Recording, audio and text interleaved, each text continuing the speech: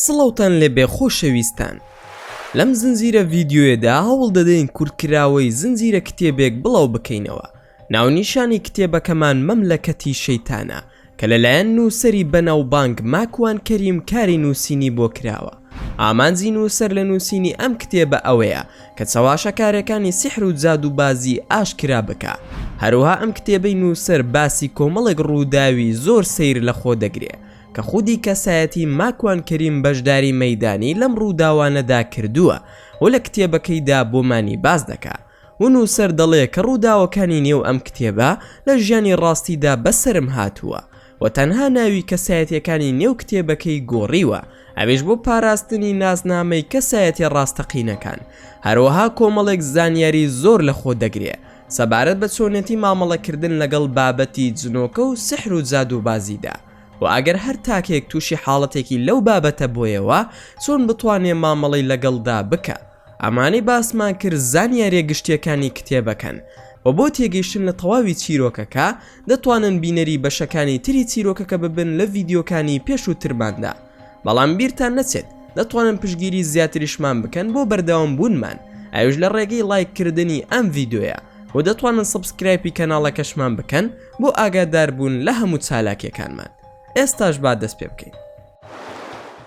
چیرۆکەکەمان بەم جۆرە دەست پێ دەکا دوای ئەوەی ماوەیەکی زۆر ئارام بوومەوە لەو بارە گرژیەی کە لەلایەن حەسقیل و سەسیل و بنەماڵی کاک عەبدوڵڵا بۆم دروست بوو، هەروەها لە مردنی هێرۆ و کاک موستەفا کە بەسرم هات، هەروەها ئازاردانی خۆم و ڕفاندنی حەسقیل کە تا ئێستاش نازانم لەکوێیە.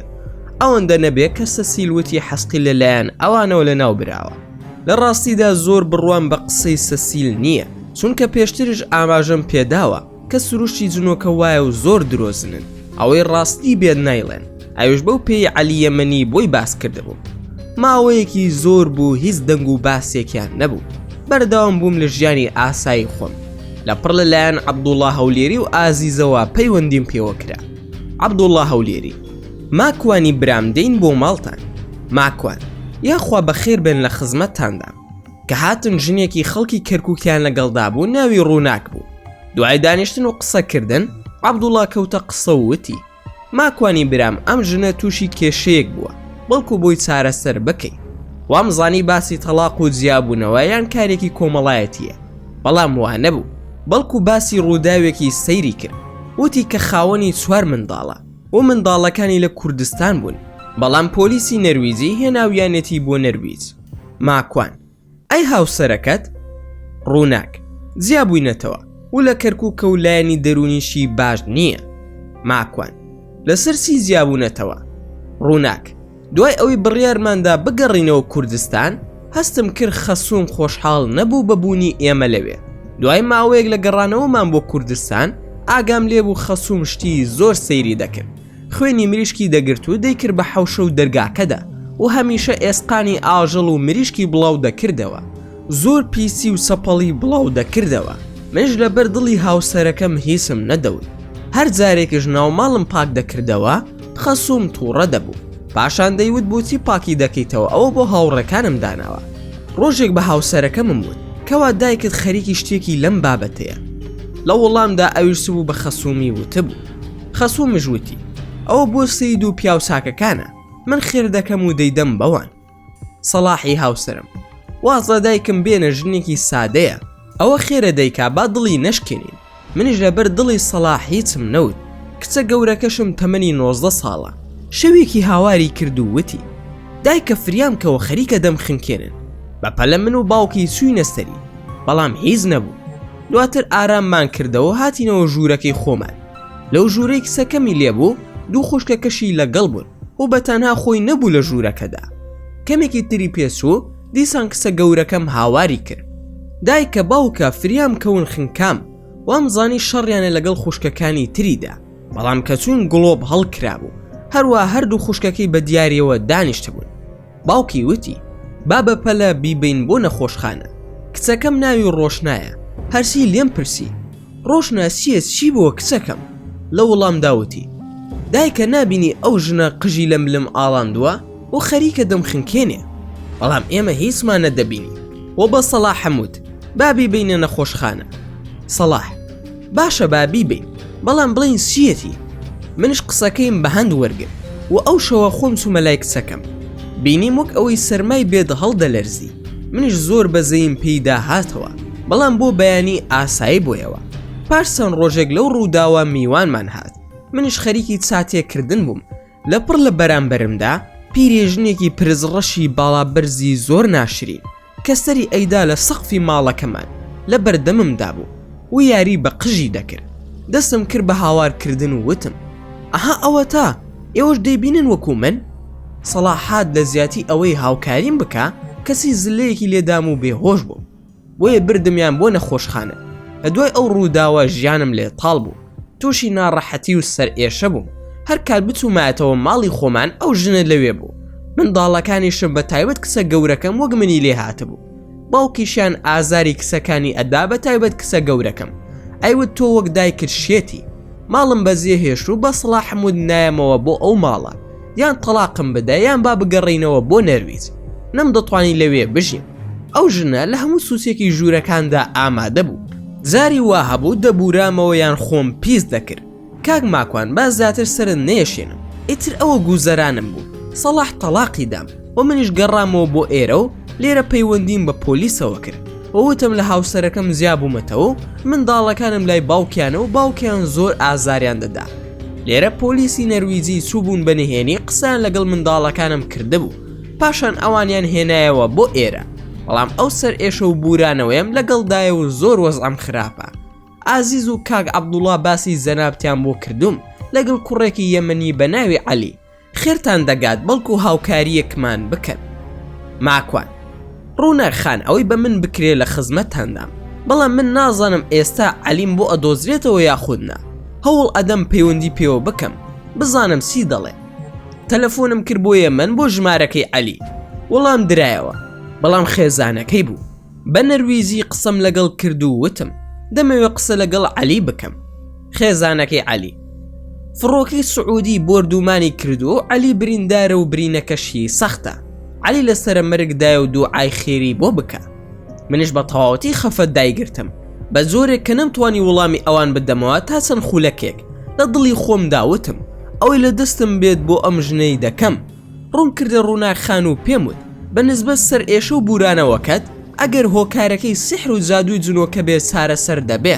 هەوڵ بدەن خۆت و کسەکەت لێرە ئامادە بن لە کاتێکدا کە نوێشتان لەسرە، واتە لە سوڕی مانگانە نەبن، بەڵام لەگەڵ مەحرەمی خۆتاندا. ئێستا بە بیستنی ئەو هەواڵە دەربارەی عەلی توانای هیچم نییە. وەک فێریان کردوم کاتی بەتاڵکردنەوەی سیحرەکە دەبێت زمانم بە ڕۆژوو بێ و 13 و 14 و 15 مانگی عەرەبی بێت زۆر باشە. ڕێککەوتین بەوەی هەفتەیەکی تر دووبارە لە خزمەتیاندا دەبم و کارەکەیان بۆ بکەم. ئەو ماوەیە لەگەڵ خێزانی عەلی یەمەنیدا هەر لە پەیوەندیدا بووم بۆ پرسینی هەواڵی عەلی، بۆ ئەوەی بزانم عەلی تەندروستی چۆنە، بەڵام ڕۆژ بە ڕۆژ خراپتر دەبوو. ئەو کاتێک کە دیاریمان کردبوو بۆ دووبارە بینینەوە بۆ بەتاڵکردنەوەی سیحرەکە تەواو ببوو. ئەوان هاتنە لام و پەیوەندیم کرد بە مامۆسایەکی ئاینی خاوەن بیر و باوەڕێکی پاک کە هاوکاریم بکە. ئەویش هات، هەرچەندە وتی لێی نازانم، بەڵام هەر خۆم حەزم دەکرد کەسێکی تریشم لەگەڵدا بێ. دەستم کرد بە خوێندنی قورئان و ئاەتەکانی سوورەتی زەجر و ئەوانی کە باسی قیامەت و ترساندن لە قیامەت دەکەن. پاشان ئەو فەرمودانەی کە سەحیحن و لەو بارەیەوە هاتوون هەموویم خوێن و دەستم کرد بە خوێندنی ئەم نزایە. خەریکی خوێندنی ئاەتەکان و ئەو فەرمودانە بووم کە لەو بارەیەوە هاتبوون. ئەوەندەم زانی ڕۆشنای کسە گەوری ڕووناک خان پەلاماریدام. ونی نۆکی زۆر تیژ بوو، دەستی لە قورگم گیر کردبوو. پاشان خوێنی لە ملمەوە هێنا، تالێم کردەوە زۆری پێسوو، بە تەواوەتی خۆی نووساندەبوو بە منەوە و بە هیچ شتێک لێم نەدەبۆیەوە، تەنانەت بە لێدان و پێداکێشانیش. هەرچۆنێک بوو دەستیم لە ملم کردەوە تاوام لێ کرد شل بوو، بە تەواوەتی ئازارم پێگەیان. ئینجا دوورکەوتەوە و خۆشم باش هیلاک بووم. پاشان بەردەوام بووم لە خوێندنی قورئان و نزاکان. ئەم جارەیان ڕووناک خان پەلاماریدام. هاوارم کرد عەبدوڵڵا فریام کەوە و عەبدوڵڵا ڕووناک خانی گرت، بەڵام کچەکەی پەلاماری دامەوە. هاوارم کرد لەو مامۆسایی کە لەگەڵمدا بوو، فریام کەوە ئافرەتەکان کوشتمیان. ڕۆشنا پەلاماری مامۆسایدا و سەرچاوی مامۆسای بە چڕنوک زامدار کرد. هەستم کرد خوێن زۆر لە قورگم دەسۆڕێ و هەموو چوار دەورم تاریک بوو. ئەو کەسانی کە لە دەور و پشتم بوون هیچیان دیار نەمان. تەنانەت خێزان و ماڵ و منداڵ و ئەو مامۆستای بانگیشم کردبوو. کەس دیار نەما. هاوارم کرد کە چیتان لێ هات. کەس وەڵامی نەدامەوە. دەمزانی من ماوم و نەمردوم. لەگەڵ ئەوەشدا ئاگام لە مێشک و هەست و بوونی خۆم بوو. بەڵام نە جێگا ئەو جێگایە بوو، نە خەڵکیش ئەو خەڵکە بوون. تەنانەت زەمەنیش ئەو زەمەنە نەبوو کە تێیدا دەژیام و هەمووی گۆڕابوو. چوار دەوریشم ڕەش ببوو. لە پڕ کەسێکم بینی بەرەو ڕووم هات. هەتا لێم نزیک دەبوویەوە هەستم دەکرد ئەو کەسە دەناسم. پاشان زیاتر نزیک بۆیەوە. تەماشام کرد ئەو کەسە خۆمم و هەتا توانی زلێکی لێدام و بورامەوە. لە دوای ئەوەی کە بورامەوە ئاگام لە خۆم نەما و کە هۆشم هاتەوە پێڵووی ساوم هەڵ نەدەهات. سرم قورس بوو. سەر ئێشەیەکم گرتبوو هەروەک ئەوەی کارەبا بدات لە سرم. ئازارەکەی ئەوەندە بە خێرایی دەهات و دەڕۆژ هاوارم دەکرد فریام کەون سرم تەقی. گوێم لە کەس نەبوو. چاویشم کەسی نەدەبینی. تەنها ئەوەندە نەبێ خێزانم هات و پەڕۆیەکی تەڕی فێنکی خستەنێ و چەوانم کە زانیم ئەوە ئارام بوومەوە و دووبارە بێهۆش کەوتمەوە. ئەم زاریان کە هۆشم هاتەوە لە نەخۆشخانە بوو و قورگم لەزگەی پێوە بوو. هەروەها کەسیش لە ژوورەکەم نەبوو. هەستان تۆزێک ئاوم خواردەوە و خەریک بوو دەخنکام. بۆیە بەرەو پەنجەرەکە ڕۆشتم تاوەکو هەناسا هەڵمژم. هەر چۆنێک بێ پەنجەرەکەم کردەوە. بەڵام دەنگێک دەهات لە مێشکمدا دەیوت: خۆت بکوژە ماکوان، ئەوە کەی ژیانە توی تێدایت؟ لەو پەنجەرەیەوە بڕۆ خۆت فرێدە خوارەوە. ئەو نەخۆشخانەی منی لێبووم 6 نهۆم بوو.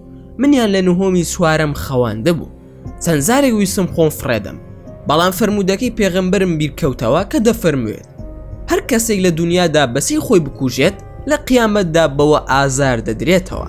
ئەم فەرمودێشم بیرهاتەوە کە دەفەرموێت لە زەمانێکی پێش ئێوەدا پیاوێک برینێکی لێ پەیدا دەبێت و لە تاو ئازاردا خۆی پێ ناگیرێ، بە چەقۆیەک دەماری دەستی خۆی دەبڕێ، ئیتر خوێنەکە ناوەسێتەوە تاوەکو دەمرێ.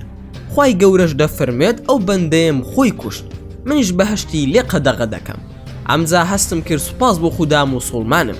سەیری دەرەوەم کرد، نەمزانی کاژمێر چەندە و دنیا شەو بوو. خەیاڵم لای نوێژەکانم بوو. چوومە دەرەوەی ئەو ژوورەی کە تێیدا بووم. کەسم نەبینی. ڕۆژمە خوارەوەی نهۆمەکان.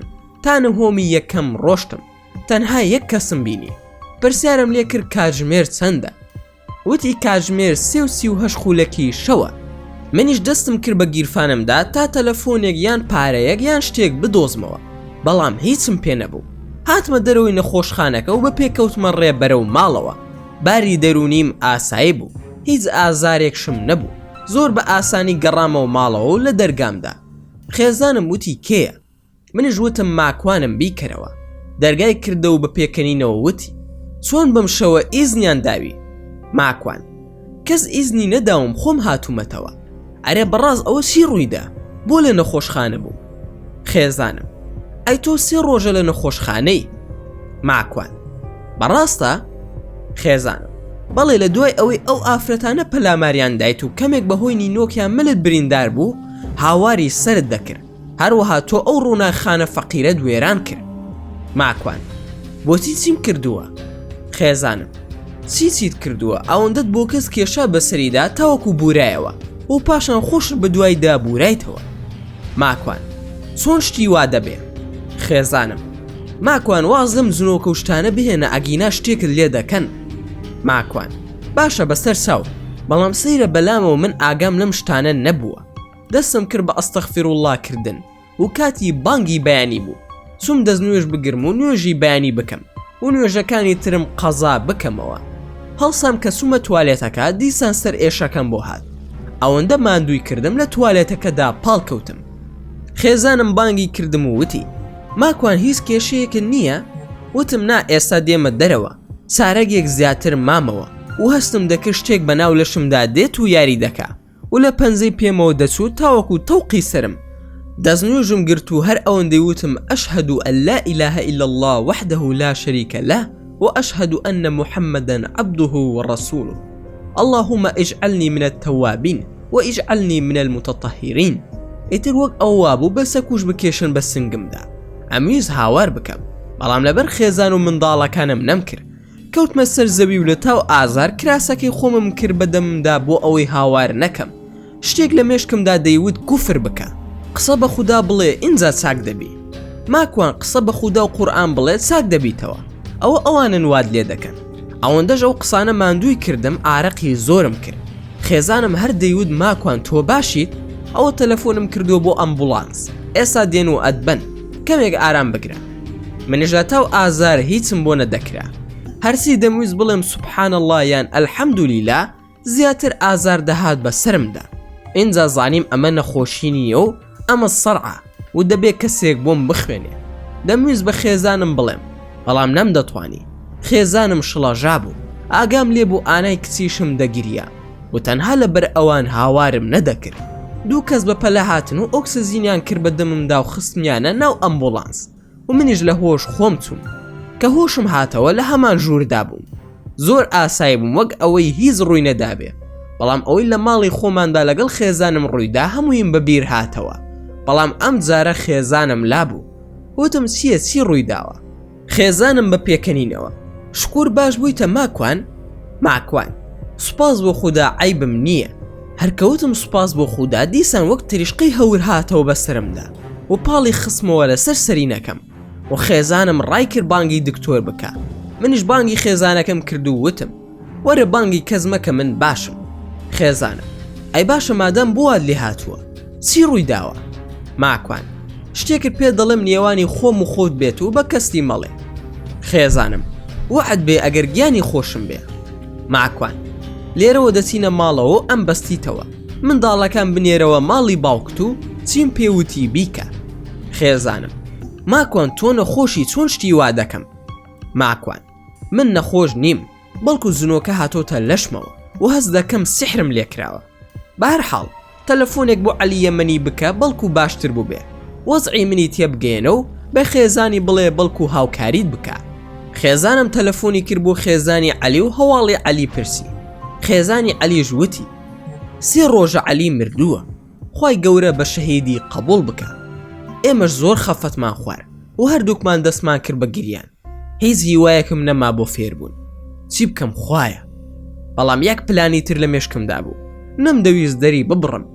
بە خێزانم وت با بچینەوە بۆ ماڵەوە، بەڵام پێش من بە دایکت بڵێ منداڵەکان بەرێ بۆ ماڵی خۆیان. لە دوای چوونەوەمان بۆ ماڵ بۆ خێزانم نووسی وا بمبەستێتەوە کە نەتوانم بزوڵێم، بەڵام بە دەنگ هیچم پێنەوت. دەترسام خێزانم بترسێت و زنۆکەکانیش بە دەرفەتی بزانن تاوەکو بچنەوە ناو لاشی خێزانم و هەردووکمان وامان لێ بێتەوە، چونکە ترس بەشێکە لەو هۆکارانە کە بەهۆیەوە جنۆکە دەچێتە لاشی مرۆڤەوە. بەڵام ترس بە تەنها نا، بەڵکو پێویستە هۆکارەکانی تریشی لەگەڵدا بێ. خێزانم بە دوای شتێکدا دەگەڕا منی پێ ببەستێتەوە، ئاگام لێبوو دڵی نەدەهات بمبەستێ. منیش بە تووڕێیەوە پێم وت ئەگەر دەتەوێت ساک ببمەوە ئەوەی کە بۆم نووسیویت بیکە. ئەویش هەندێک شتی باشی پەیدا کرد، وا منی بەستیەوە ئازارم پێگەیشت. دوای بەستنەوە وتم کتێبەکەی عەبدولواحید عەبدولسەلام بالی بخەرە سەر لاپەڕە 34 و قورئانەکەشم لە بەردەم دابنێ و بیکەرەوە بیخەرە سەر سوورەتی بەقەرە بە دەنگی غامدی و بڕۆ دەرەوە و دەرگاکە دابخە و لەم ناوەش نەوەستی. تەلەفۆنەکەشم بۆ بکە سەر ژمارەکەی خۆت و لە نزیک دەستەوە داینێ. خۆم ئەگەر پێویستم بوو تەلەفۆنت بۆ دەکەم. ئەزانم قورسە بەڵام بە قسەم بکە. بەڵام پێش ئەوەی بمبەستێتەوە دەست نوێژم گر و هیچ زیکرێکشم نەخوێن و ئەوەی بە خێزانم وت بە تەواوەتی کردی. قورئانی لەسەر بوو خۆشم بە زمانم لاپەڕی قورئانەکەم هەڵ ئەدایەوە تا ئاەتی 30. دیسان سەر ئێشم بۆ هات. ئەم زاریان وەک ئەوە بوو کە لەم بە چەکوش و بزمار داکوتن و هەستم دەکرد بە بلۆک دەکێشن بەسرمدا. هاوارم دەکرد بە دڵم داهات لەگەڵ هاوارکردنەکە یادی خوددا بکەم. هەر زریکەیەکی ئازارم بۆ دەهات هاوارم دەکرد الله ئەکبەر، سوبحان الله، ئەلحەمدولیلا. پاش کەمێک خودای گەورە خستێ دڵم هاوارم دەکرد و دەمگوت سوبحان الله والحەمدولیلا ولا إله إلا الله والله ئەکبەر. ئازارەکەم باش بوو. پاشان زۆر تینوم بوو، بیرم سوبوو داوای ئەو بکەم، بەڵام گوێم پێنەدا و بەردەوام قورئانەکە دەخوێنرا و لە پڕ پیاوێکی سپی پێسی زیلسپی هاتە بەرچاوم. لە دڵی خۆم داوتم ئەم کەسە دەناسم کە بیرم کەوتەوە زانیم سەسیلە. بە زەردەخەنەیەکە وتی ماکوان بەباشی کەوتیتە بەردەستم، بۆ کوێ دەڕۆی ئێستا؟ ماکوان مەلعون بۆ لای خودای خۆم دەڕۆم، من خودام هەیە ئەی تۆ کێت هەیە؟ سەسیل کە لە زۆر ڕقە، مەعین بە جەماعەتەکەم بڵێم 34 بەردت پێدا بکێشن. دەستم کرد بە پێکەنین و وتم کەلەیەک لە پێناو خوددا پیان نەکێشن بۆ شکان باشە. سەسیل: بۆ نایتە ناومان تاوەکو نەزاتت بێ، بۆ دەبێت تا مابێتی شێت بیت و بەو شێتیەش بتکوژم. ماکوان: حەدت چییە؟ ئەوە تۆنیر من بکوژی. شێت بوونم لە پێناو خوددا و دینەکەم سەربەرزیە بۆ من. ئارامی لەسەر دەگرم زۆر باشترە، نەوەکو ببمە کۆیلەی کافرێکی وەک تۆ. ئەی سەسیلی مەلعون، ئەوەندەم زانی ئازار هات بە گیانمدا و ئازارێکی زۆرم پێگەیشت، بەڵام لە شەرمی قورئانەکە هیچم بۆ نەدەکرا و خۆم ڕاگر. لە جوڵەی زۆریشم هەستم دەکرد ئەو حەبلانەی منی پێ بەسرابۆیەوە وردە وردە شل دەبەوە. عارەقیش بە گیانمدا دەهاتە خوارەوە، بەڵام بەدەم زیکرەوە هاوارم دەکرد. ئەو سەسیلە هیچ و پوسەش بەسرمدا دەگەڕا و جێی نەدەهێشتم. لە دڵی خۆشمدا لام سیر بوو کە خۆم زیکر دەخوێن و پاشان قورئانیشم لایە. چۆن ئەوەندە توانای خۆی بەسەر مندا سەپاندووە؟ ئەو مەتەڵم بۆ شیکار نەدەکرا. خوای گەورە بۆی ئاسان کردم و ئەوەندەم زانی ڕوخسارێکی جوانی ناسک خۆی کرد بە ژووردا. ڕێک لە باوکم دەچوو.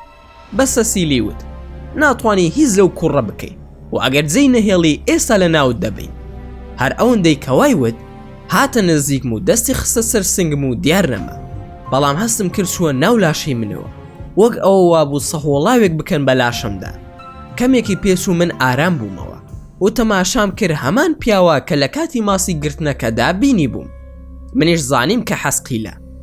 ماکوان: حەزە گیان ئەوە لەکوێی خۆت وتیان مردووی؟ عەبدوڕەحمانی حەسقیل: ماکوان گیان درۆیان کردبوو لای مامۆستاکەم بووم، خەریکی خوێندنی زانستی شەرعی بووم. ئاگاداریان کردینەوە کە سیحرت لێکراوە. بە ئارەزووی خۆیان شەیتانەکان دێن و دەسن و ماڵەکەشتان پڕ بووە لە شەیتان. ماکوان: بەس من هیچی وام نەکردووە کە ئەوان ئەو هێزەیان هەبێ. حەسقیل: ئەو ڕۆژەی کە میوانەکانت هاتوون سیحرێکیان خستۆتە ناوکەفی پێڵاوەکانت، هەتا ئەوە بەتاڵ نەکەینەوە ئەوان هەر دەتوانن بێنەوە ناو لاشت. ماکوان: حەزە گیان بەزێم مەهێڵە تا تەلەفۆنێک دەکەم بۆ خێزانم. حەسقیل: با خێزانن نەزانێت، خۆت چارەسەری بکە، بەڵام هاوڕێکانم بۆیان باس کردم کە تۆ غیرەتێکی باشت هەبووە و توانیوتە بەسەر ئەو ئازارانەی خۆتدا سەر بکەوی، ئەوەش سوپاسی خودای دەوێت. ماکوان: حەسقیلی برام، ئەو پەتی دەستم شل بکەرەوە با بەیەکەوە بەتاڵی بکەینەوە. هەرکەوام و دیار نەما، بەڵام ئاگام لە دەستم بوو وردە وردە پەتەکەی شل دەبۆیەوە و خۆم کردەوە. قورئانەکەم هەڵگرت و خسمە شوێنێکی بەرز. دواتریش چوومە توالێت و دواتریش هاتمە دەرەوە و تێر و پڕ ئاوم خواردەوە. هەستم بە سووکی لاشەم کرد. چوومە لای پێڵاوەکان و تەماشای ناو کەفەکەیم کرد. حەسقیل ڕاستی دەکرد. لە هەردوو تاکە پێڵاوەکانمدا دوو نووسینی جیاوازی تێدا بوو کە شێوەکەی لە نووسین و وێنە پێک هاتبوو.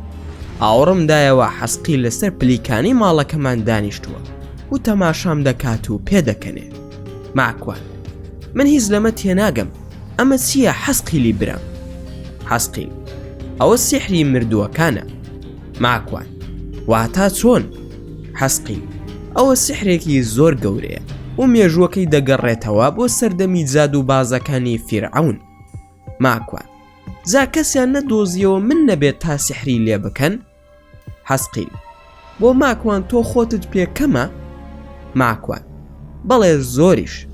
حەسقیل: سوێند بە ئەڵڵا لە کەسی وا کراوە ئەوەندە سادەیە تەنانەت لە گەڕەکەکەی خۆشیان کەس نایناسێ. ماکوان: ئایا تۆ پێدوانیە دەستنە ناولاشی کەسی بێدینیشەوە؟ ئەی ئەو خۆ بە قورئان نایەتە دەرەوە، لەوانەیە هەر نەزانێ قورئان چییە. خەڵکانێک هەیە دەڵێن بە ئینجیل چارەسەر دەکرێت. بۆ ئەمە چی دەڵێ حەسقیلی برام؟ حەسقیل: ئەگەر هەموو زۆرەکانی جنۆکە بیانەوێ بسن ناولاشەی هەر کەسێک دەتوانن بسن، چونکە ئەوە خودای پەروەردگار ئەو هێزەی بە ئێمە بەخشیوە. ماکوان: واتە هەروە بە ئاسانی دەچنە ناو لاشەی خەڵکیەوە؟ حەسقیل: بەڵێ، هەر یەکەمان دروستکراوی خوداین و تایبەتمەندی جیاوازمان هەیە. بۆ نمونە ئێوە زیرەکن و توانای ئاوەدانکردن و جێنشینکردن و بەندایەتی زیاترتان هەیە، بەڵام ئێمە توانای جێنشینکردن و ئاوەدانیمان نییە، بەڵام توانای فڕین و گەڕانی خێرا و ئاشکراکردنی هەندێک نهێنیمان هەیە. هۆکارەکەشی ئەوەیە کە ئێوە خاوەن لاشن و ئێمە خاوەن وزەین. هێزی بیرکردنەوەی ئێوە لە ئێمە بەهێزترە. ئێمە ئەوەی فێری دەبین لە بواری دین و بوارەکانی تری ژیان لە ئێوەی مرۆڤەوە فێر دەبین، سونیشمان بۆ ناو لاشی ئێوە هەروەک ئەوەیە کە من بە ناو دیوارێکدا تێدەپەڕم یان ناو ئاو یان هەر شتێکی تر. ڕوونە ئێستا ماکوانی برام؟ ماکوان: نەخێر ڕوون نییە. ئەگەر دەتوان بسنە ناو لاشەی هەموو کەس، ئەی ئیتر ئەم هەموو هات و هاوارەتان لە چییە؟ سەسیل سی لە من دەوێت و بۆ ناسێتە ناو لاشەم و ئەوەندە شەڕمان پێ نەفرۆشێ. حەسقیل: چونە ناو لاشە ئاسانە، دەتوانین بە ناو دەزولەی خوێنتاندا بڕۆین و دەمارەکانتان بە کیلۆمەتر تێبپەڕێنین، بەڵام ئەمە نە ئازاری ئێوە دەدات و نەهیس، تەنها دەتوانین وەزوەسەتان بۆ دروست بکەین لە ڕێگەی ئەو کارەبایی کە لە ناو دڵەوە ئاڕاستەی مێشک دەکرێت. هەر ئەوەندەیە. ئەویش زیاتر لە کاتی تەرکیزکردنتان بۆ نوێژ یاخود ئافرەتی جوان، بیرکردنەوەی خۆتان زیاتر دەوەڕۆژێنن بۆ حەزە جنسیەکان و بەگشتی بۆ حەزەکانی خۆتان. ماکوان: ئەی ئەوە چییە دەستنە ناو لاشەی خەڵک و قسە دەکەن لە جێی ئەو کەسە؟ حەسقیل: ماکوانگیان وەکو وتم ئەوە چونە ناو لاشە نییە، بەڵکو بە هۆکاری لاوازی ئیمان و کەسایەتی ئەو کەسەیە. ماکوان: واتە ئیتر ئەو تەحەکوم دەکا وەک کۆنتڕۆڵی تەلەڤیزیۆن؟ حەسقیلیش بە پێکردنەوە وتی: بەڵێ وەک سوکانی ئۆتۆمبیلیش. ماکوان: ئەی باشە من ئێستا چی بکەم؟ حەسقیل: دەبێت سیحرەکە بەتاڵ بکەینەوە. ماکوان: جا ئەوە ئاسانە، ئێستا بەتاڵی دەکەمەوە. عەلی یەمەنی خوا عەفوی بکە فێری کردوم. حەسقیل: نامە ئەو زۆرە زادوانە نییە، بەشێکی تریشی ماوە کە دەبێ بەتاڵی بکەینەوە، ئەو بەشش لای ساحیرەکە ماوەتەوە. ماکوان: زا من سوزانم ساحیرەکە کێیە؟ حەسقیل: ئاسانە، هەموو ساحیرێک جنۆکەیەکی شەیتان یان عیفریتێک دەیگرێتە ئەستۆی خۆی و بە بۆنەکەیدا دەدۆزرێتەوە. ماکوان: بۆ ئەم سیحرە چییە؟ ئەوەندە گرینگە؟ حەسقیل: بۆ کەسێک نەیزانێ بە دڵنیاییەوە گرینگە. ماکوان: ئەی بە قورئان بەتاڵ ناکرێتەوە؟ حەسقیل: نەخێر، تەنها بە قورئان بەتاڵ ناکرێتەوە. ماکوانیش بە تووڕەییەوە: چۆن وا دەڵێ قورئان کەلامی خودایە، قورئان هەمووی بەتاڵ دەکاتەوە؟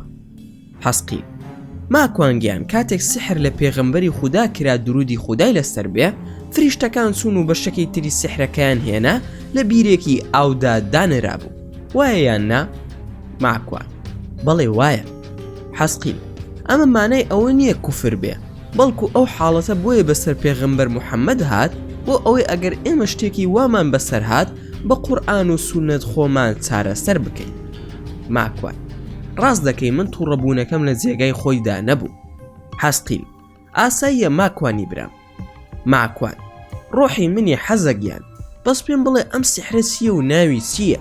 چۆن بەتاڵی بکەمەوە بۆ لە من کراوە؟ حەسقیل: چەند سە ساڵێک لەمەوبەر پیاوێکی ساحیر ئەم سیحرەی نووسیوەتەوە بە ناوی ئەلمەعازیف، دواتر کراوە بە زمانی لاتینی و زۆرێک لە ڕاهیب و قەشە مەسیحیەکان بەکاری دەهێنن. ئێستا شیعەکانی ئێران و فارسەکانیش کردویانە بە فارسی، هەروەها زەردەشتیەکانیش بەکاری دەهێنن. ئەو کەسەی سیحرەکەی لە تۆ کردووە لە کەرکووکە. ماکوان: واتە دەبێ بچم بۆ کەرکووک؟ حەسقیل: بەڵێ دەبێ بڕۆی بۆ ئەوێ. ماکوان: بەڕاستی ئیشەکە قورسە. حەسقیل: دەشێ سەسیل و هاوکارەکانی بێنەوە بۆلات، بەڵام ئەو دیاری کە یەکەم جار پێم دایت هەڵی گرە و بالات بێ، ئەو کاتە ناتوانن بێنەوە ناو لاشت، تەنها دەتوانن بتبینن و بێنەلات. لە زیکر و ویرد و قورئان خوێندنیش بەردەوام بە تا سحرەکە بەتاڵ دەکەینەوە بە پشتیوانی خودای پەروەردگار.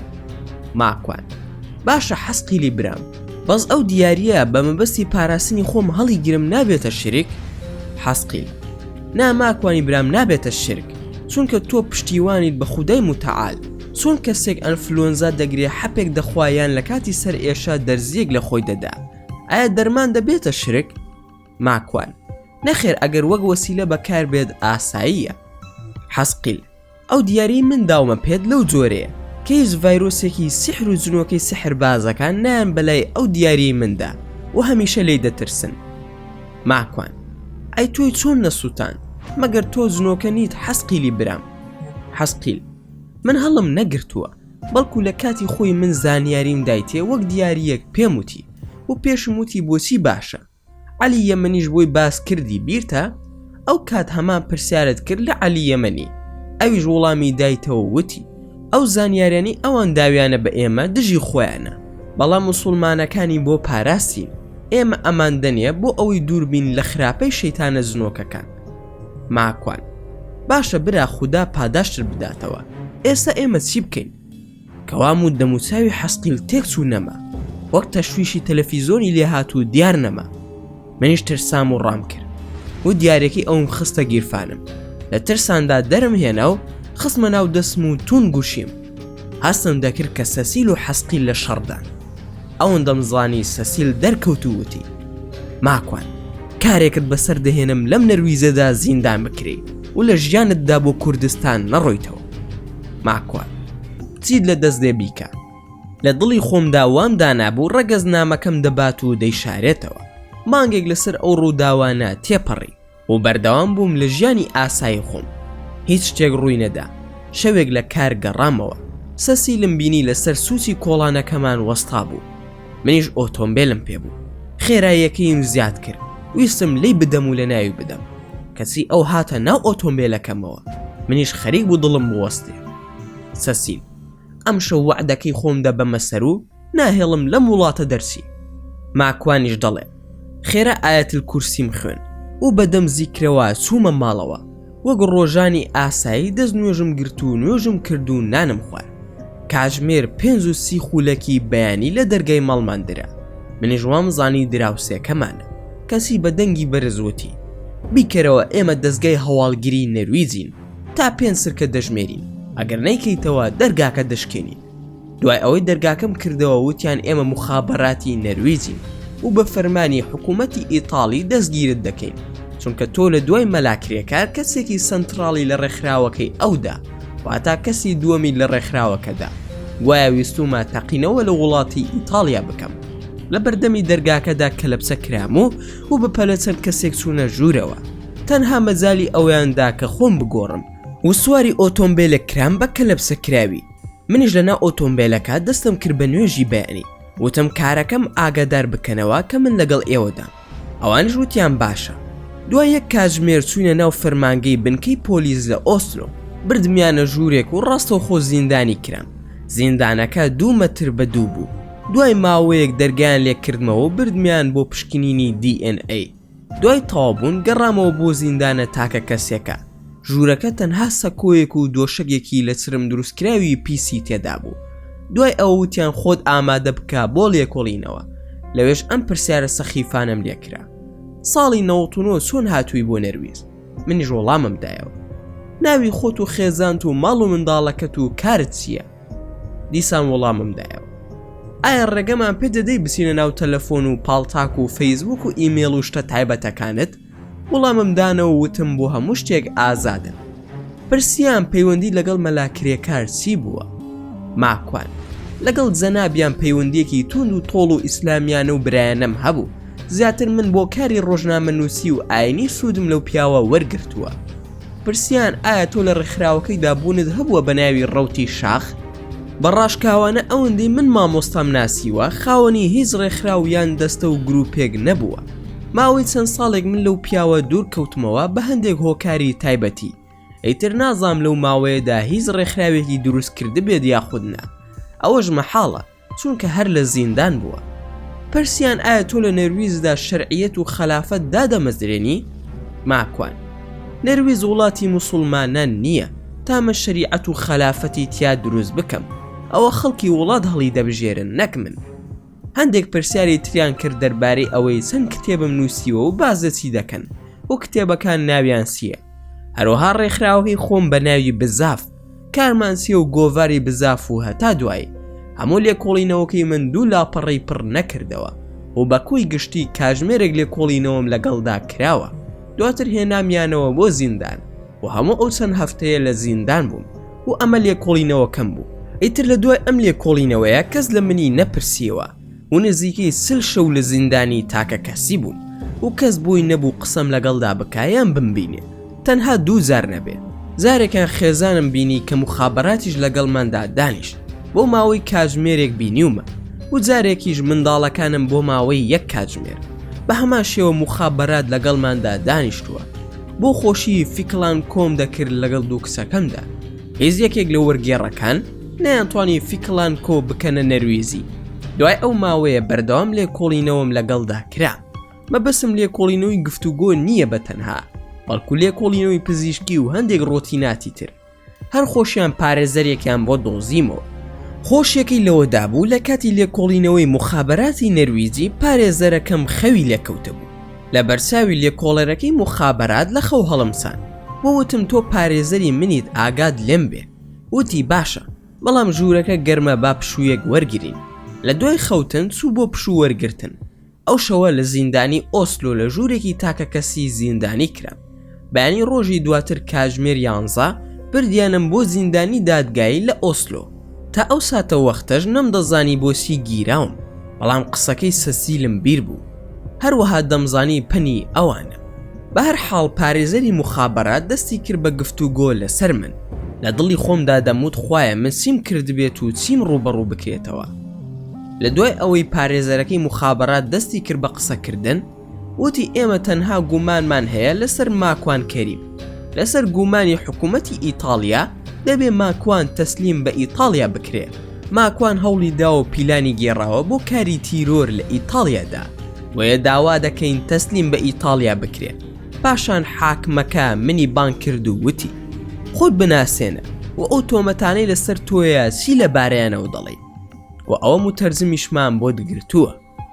ماکوان: جەنابی حاکم، من نەرویزیم، پێویستیم بە متەرجم نییە. ناوی خۆم و زانیاری تەواومدا و وتم ئەو تۆمەتانە هەمووی قسەی بێمانایە و فڕی بەڕاستیەوە نییە. حاکم: کەواتە تۆ نەرویزیت؟ ماکوان: بەڵێ. ئیتر لەوێەوە وەزعەکە گۆڕا لە 0 بۆ 100 پلەی سەدی. پرسیار کرا لەسەر من کە ئایا لە ماوەی 17 ساڵی ژیانیدا لە نەرویز هیچ کێشەی هەبووە لەگەڵ پۆلیس و مخابەرات یاخود نا. وەڵام درایەوە کە من لە وڵاتی نەرویزدا هیچ کێشەیەکم نییە و هیچ کات ڕوبەڕووی پۆلیس و دادگا نەکراومەتەوە. حاکم: نەرویزی هەرگیز ڕادەستی وڵاتێکی تر ناکرێت. ئەگەر بەڵگەتان هەیە لەسەری فەرمون لێرە لێکۆڵینەوەی لەگەڵدا بکەن یاخود بەڵگەکانتان بخەنە ڕوو. پارێزەری مخابەرات: تا ئێستا هیچ بەڵگەیەکمان بەدەست نەگەیشتووە لەسەر ماکوان، بەڵام بەڵگە هەیە و ئیتاڵیەکان بەڵێنیان داوە بۆمان بنێرن. لە دڵی خۆم داوتم دیارە ئیمەیل و فاکس و بەریدە ئەلکترۆنیەکان بەکار نایە لە کاری مخابەراتدا، یان سەسیل بۆی کۆ نەکراوەتەوە. بە هەر حاڵ هیچ بەڵگەیەک نەبوو لەسەر من کە تۆمەتەکانیان پشت ڕاست بکاتەوە. پارێزەرەکەشم هەڵسا دەستی کرد بە قسەکردن. من پێم وابوو هیچ نازانێت، بەڵام هەڵسا و ئەوەندەی قسەی جوانی کرد خەوەکەی لە بەرچاومدا سڕیەوە. پارێزەرەکەم: ئەمانە هیچ بەڵگەیەکیان لەسەر ماکوان نییە و پاشان ماکوان خاوەنی کارە و خاوەنی 2 منداڵە.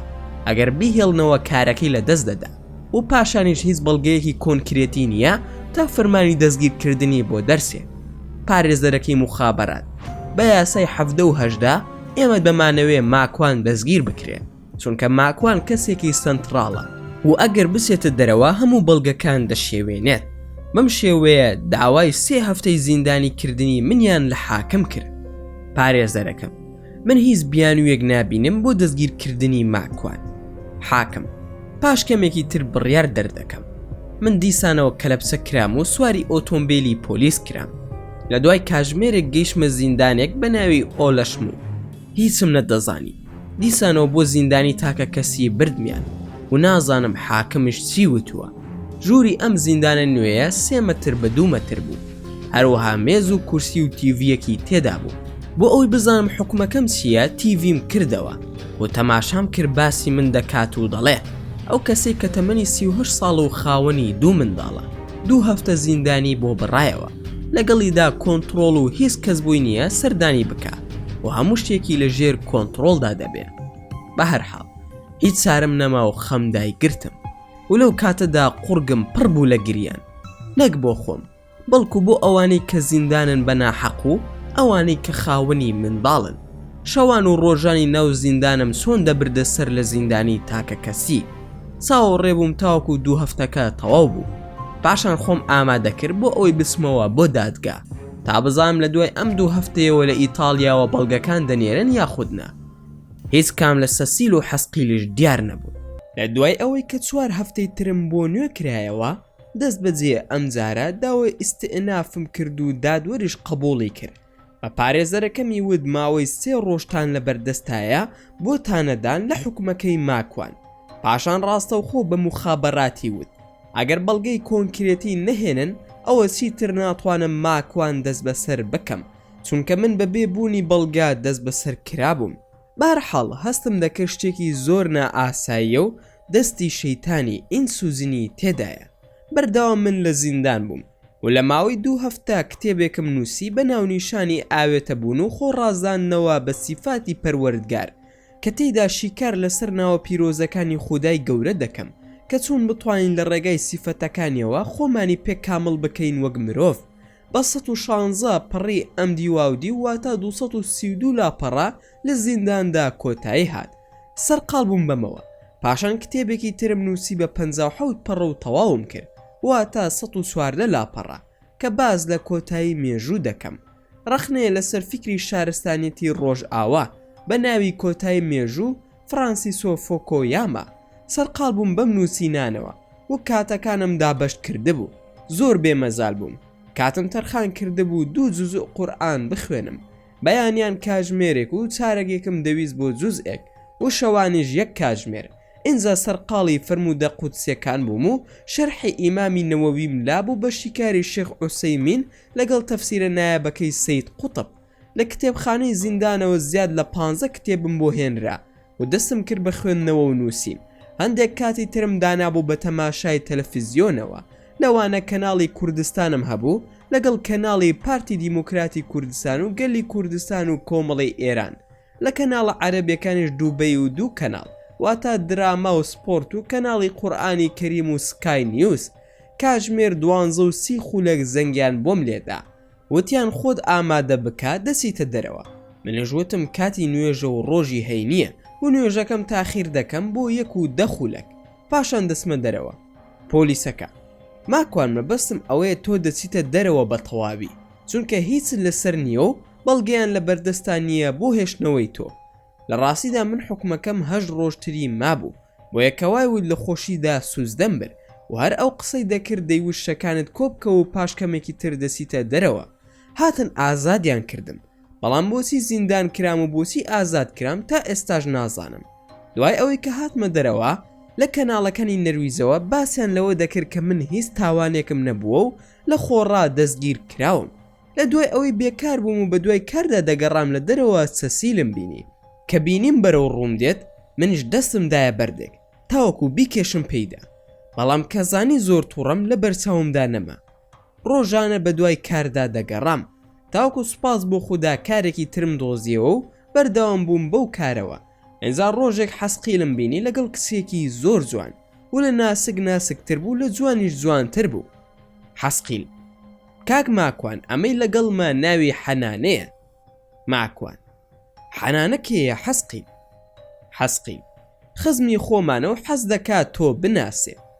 ماکوان: حەنانە تۆ خزمی حەسقیلی یان خزمی خۆمی؟ حەنانە: من تەڕەفی تۆم، تۆ چیت بوێ من ئەوەی تۆم. بەم شێوەیە تەعاروفمان لەگەڵ ئافرەتێکی جنۆکەدا کرد بە ناوی حەنانە. ماکوان: حەنانە تۆ خەڵکی کوێی؟ حەنانە: من خەڵکی وڵاتی ماکوانم. ئەرێ بەڕاز ئێوەی مرۆڤ بۆچی وە خۆتان بیر دەکەنەوە؟ سیستەمی ژیانی ئێمە وەک ئێوە نییە، بە تایبەت من و حەسقیل کە لە تایەفەی عیفریتیم. ماکوان: بۆ ئێوە وڵاتان نییە؟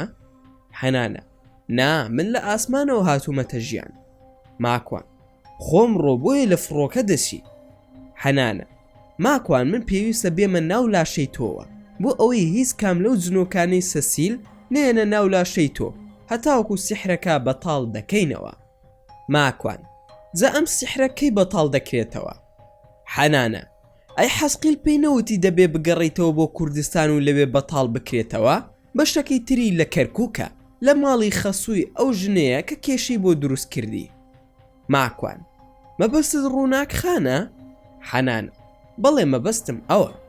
ماکوان: حەنانە بۆ من ئاساییە، بەڵام بەم هەموو جوانیەوە ئایا گوناح نییە بیتە ناو لاشەمەوە؟ تۆ ئافرەتی، منیش نازانم ئایا لە ڕووی شەرعیەوە جائیزە یاخودنا، بۆیە دەبێت پرسیار بکەم. حەنانە: شتێک لە شەرعدا هەیە بە ناوی کەمترین زەرەر، تۆ پێویستە بزانی ئەگەر من نێمەلاشەتەوە دڵنیا بە سەسیل جنۆکەی تر دەنێرێت و ئازار دەدەن، بەڵام ئەگەر بزانن من لە ناو تۆدا نیشتە جێم ئیتر ناتوانن بێن، بە تایبەت من کەمێینەم.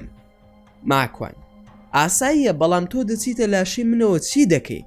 واتە ناو لاشی من ئوتێلە یاخوچی؟ ئایا خۆشی چییە دێنە ناو لاشەمە؟ حەنانە: بۆ ئێمە هیچ خۆشیەکی تێدا نییە، بەڵکو زۆر قورسەوە هەموو جنۆکەکان ئەوەیان پێخۆش نییە، تەنها شەیتانەکان پێیان خۆشە بۆ ئەوی مرۆڤەکان تووشی تاوان بکەن و لە خوددا دووریان بخەنەوە. ماکوان: لەناو ئێوەدا شەیتان هەیە کە عیفریتن؟ حەنانە: بەڵێ، شەیتان لەناو هەموو تایەفە جنۆکەکاندا هەیە. شەیتان پۆست و مەنسەبە، ئێوەی مرۆڤ ناوتان لێ ناوە شەیتان.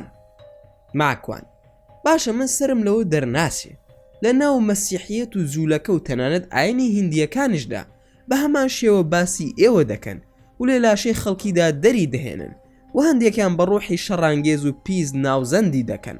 ئەی ئەمەیان چییە؟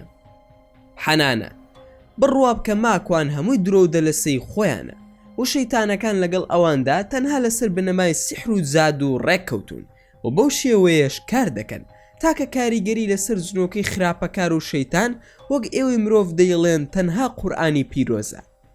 ماکوان: تێم گێنە لە ناو لاشی ئێمەدا ئێوە چ کارێک دەکەن؟ ئەگەر تۆ لە لاشمدا نەبی ئەوان چی دەکەن و تۆ چی دەکەی؟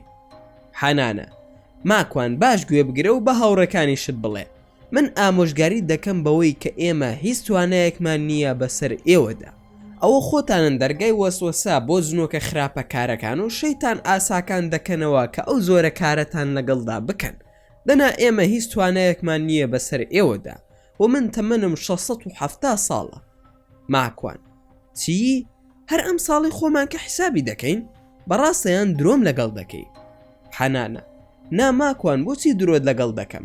سیستەمی ژیان لای ئێوە زۆر جیاوازە لە سیستەمی ژیان لای ئێمە. ماکوان: تۆ زۆر ڕۆشن بیردیاری و زانیاری باشت لایە، بە ئەسلوب و قسەکردنش تا دیارە، بەڵام بەپێی ڕوخسارت وامزانی ساڵی 95 لەدایک بوویتە. حەنانە: آخر دەبێ ئەوە بزانی ئەوەی فێری بووم لە مرۆڤ فێری بوومە، هەموو قورئانم لەبەرە و لە زۆربەی زانستە شەرعیەکان شارەزام، لە زۆربەی زانکۆکان ئامادە بووم بۆ وەرگرتنی زانیاری، چونکە لە ناو جنۆکەکان قوتابخانە و پەیمانگا و زانکۆ ئەو دازگایانە نییە، بەڵکو هەمووی لە ئێوەی مرۆڤەوە فێر بووین و وەرمانگرتووە. بڕوا بکە جاهلترین ئومەت لەسەر ئەم زەویەدا ئێمەی جنۆکەین، بەداخەوە هەندێک لە ئێوەی مرۆڤ زۆر ئێمەتان گەورە کردووە. ماکوان: چۆن ئێوەمان گەورە کردووە تێم گەیەنە؟ حەنانە: بۆ نمونە خەڵک کە تووشی فەشەل دەبن خۆی کەسێکی دۆڕا و فاشلە، بەڵام دەڵێت سیحرم لێکراوە. ماکوان: قسەکانت خۆشە، کەواتە ئەم سیحروشتانی لە منیش کراوە ڕاست نییە. حەنانە: با ڕاستە، بەڵام لە بارسایی خۆی زیاترتان کردووە، بۆ نمونە خۆی 5 کیلۆ بێ کردوتانە بە 1000 کیلۆ. ماکوان: ئەوەندە جیاوازی هەیە؟ حەنانە: جوان گوێ بگرە و تەماشا بکە، بزانە خۆت جیاوازیەکە نابینیت و هەستی پێ ناکەی؟ ماکوان: ئادەی چۆن تەماشای بکەم؟ حەنانە: خوای پەروەردگار لە قورئاندا لە باسی شەیتان چی دەفەرموێ؟ ماکوان: زۆری فەرمووە لەو بارەیەوە، نازانم مەبەستت چییە. حەنانە: دەزانم، بەڵام لەبارەی شەیتانەوە دەفەرموێت ئینە کەیدە شەیطانی کانە ضەعیفە، واتە بەڕاستی پلانی شەیتان پلانێکی زۆر لاوازە. خوای پەروەردگار بۆ ئێوەی باز دەکات، خۆ بەرامبەر بەخۆی نییە تا بڵێ پلانی شەیتان بەرامبەر بە زاتی ئەڵڵا لاواز بێ. هەمومان باش دەزانی شەیتانەکان هیچیان پێ ناکرێ بەرامبەر بە خوددا. ماکوان: بەڵێ وایە. حەنانە: دەی کە مادام وایە شەیتان هیچی پێ ناکرێ، کەواتە ئێوەی مرۆڤن شەیتانتان گەورە کردووە. خودای گەورە لە قورئاندا دەفەرموێ پلان و فێڵی مرۆڤ ئەوەندە بەهێزە شاخ دەتوێنێتەوە. دەی کەواتە عیب نییە بە قسەی خودا ناکەن و خۆتان بەشتی خوڕافیاتەوە سەرقاڵ کردووە.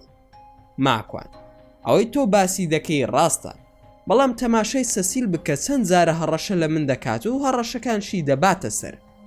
حەنانە: آخر لەبەر ئەوەیە ئەو ئاگاداری مەلەفی تۆیە، تاکە شت کە توانیوێتی بیکە ئەوەیە زانیاری پێشوەختی لەسەر تۆ دەستکەوتووە، پاشان تۆی ئاگادار کردوتەوە بۆ ئەوەی بترسی.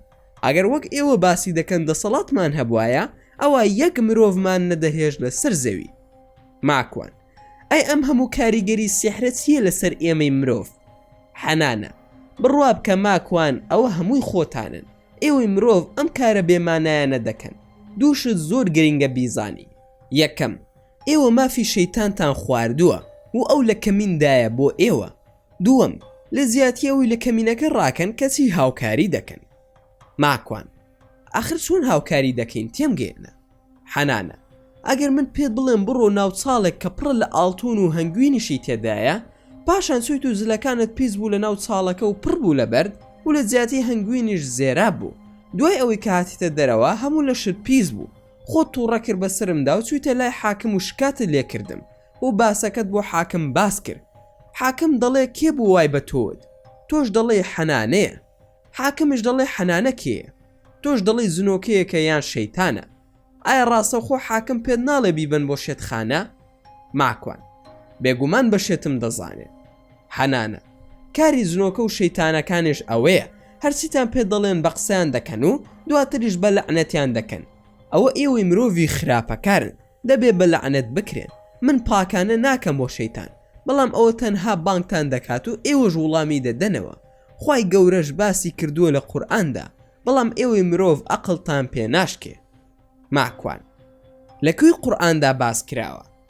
حەنانە لە سوورەتی ئیبراهیم خودای گەورە دەفەرموێ کاتێ هەموو شت تەواو دەبێ بەهەشتەکان دەخرێنە بەهەشتەوە و دۆزەخیەکانش دەخرێنە دۆزەخەوە.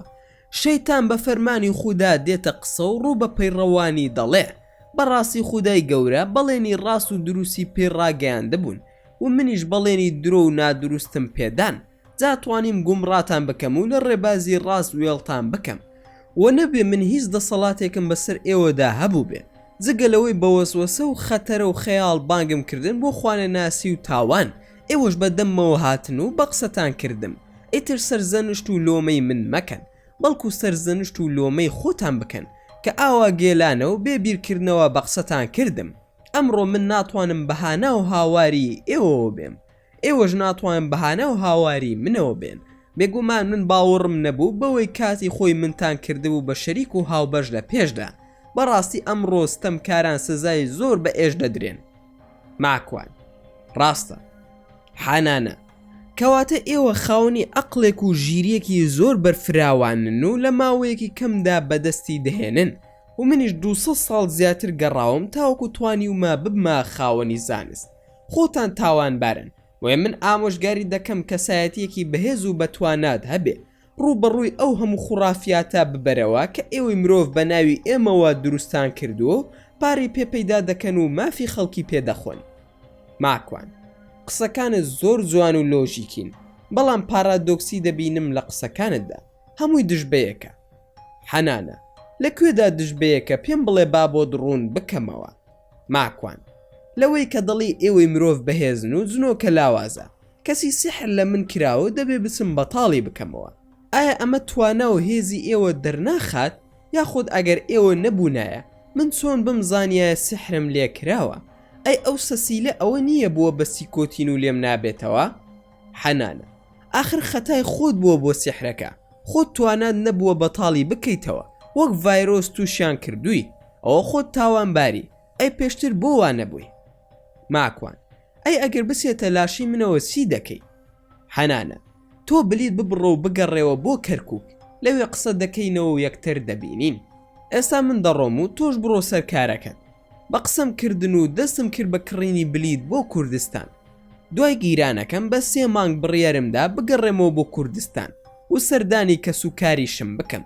بلیتم بڕی بۆ کوردستان لە ڕێگەی ستۆکهۆڵم سلێمانی. ڕۆژێک سەسیلم بینی لە دوورەوە، وتی ماکوان نایەلم بڕۆیتەوە. پاشان دیار نەما و منیش هیچ گوێم پێنەدا. لە ئۆسلۆوە سواری فڕۆکە بووم بۆ ستۆکهۆڵم و لە فڕۆکەخانەی نێودەوڵەتی ئایرلەندا سوید دابەزیم و چاوەڕێی فڕۆکەی ستۆکهۆڵم سلێمانیم دەکرد. کە چوومە ناو گێتەکەی خۆمواتە شوێنی وەستانی فڕۆکەکە پشکنین کراینەوە بۆ جاری دووەم، ئەویش تەنها بۆ پاسپۆرت. بۆ ئەو فڕۆکانەی کە دەستنە دەرەوەی ئەوروپا پێویستە جارێکی تر پاسپۆرت نیشان بدرێتەوە. نیشانماندا و کەوتنە قسەکردن لەگەڵ هاوڕێ پۆلیسەکانیاندا و هەندێک تەماشای کۆمپیوتەرەکەیان کرد و ئەوەن دەمزانی 2 پۆلیسی سویدی هاتن کە لە پچەیان کردن.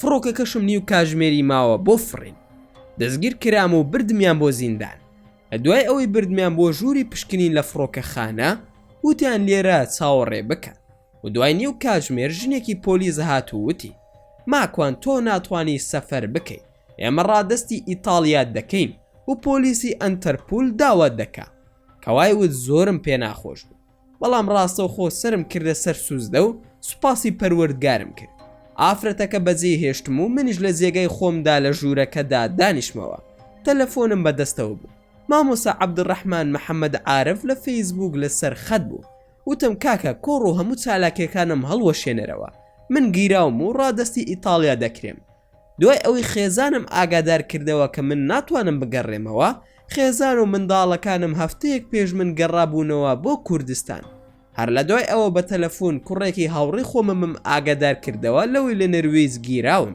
بۆ ئەوی پارێزەرەکەشم ئاگادار بکاتەوە چارم نەما خۆم ئامادە کرد بۆ ئەوەی ڕادستی ئیتاڵیا بکرێم ئەو شەوە لە زیندانی فڕۆکەخانە مامەوە و بۆ بەیانی بردمیانەوە بۆ زیندانی ستۆکهۆڵم سەر ئێشەیەکی زۆر قورسم بۆ هاتەوە داوام کرد حەپێکی سەر ئێشەم بۆ بهێنن و پۆلیسێک حەپەکەی بۆ هێنام و فڕیدایە سەر زەویەکە بووم ئەوەندە سەر ئێشەکەم توند بوو دامی بە زەویدا و تا ماوەیەک بێهۆش کەوتم ئەو شەوە لە زیندانی ستۆکهۆڵم مامەوە و بۆ بەیانی باشتر بووم نەمدەزانی کاتژمێر چەندە بانگی پۆلیسەکانم کرد و وتم دوێنێ یەکێک لە ئێوە ئەو کاری کردووە بەرامبەر من و حەپەکانی بەو شێوەیە فڕێداوە کەوامود یەکێکان گوێی لێبوو وتی داوای لێبوردن دەکەین کارێکی زۆر نەشیاوی کردووە پاشان وتم دەمەوێت کاتی نوێژەکانم بزانم من نازانم کاتژمێر چەندە کەسێکی لێبوو لە بنەڕەتدا عەرەب بوو ناوی عەلوش بوو هەروەها لەو دەستگایەشدا کاری دەکرد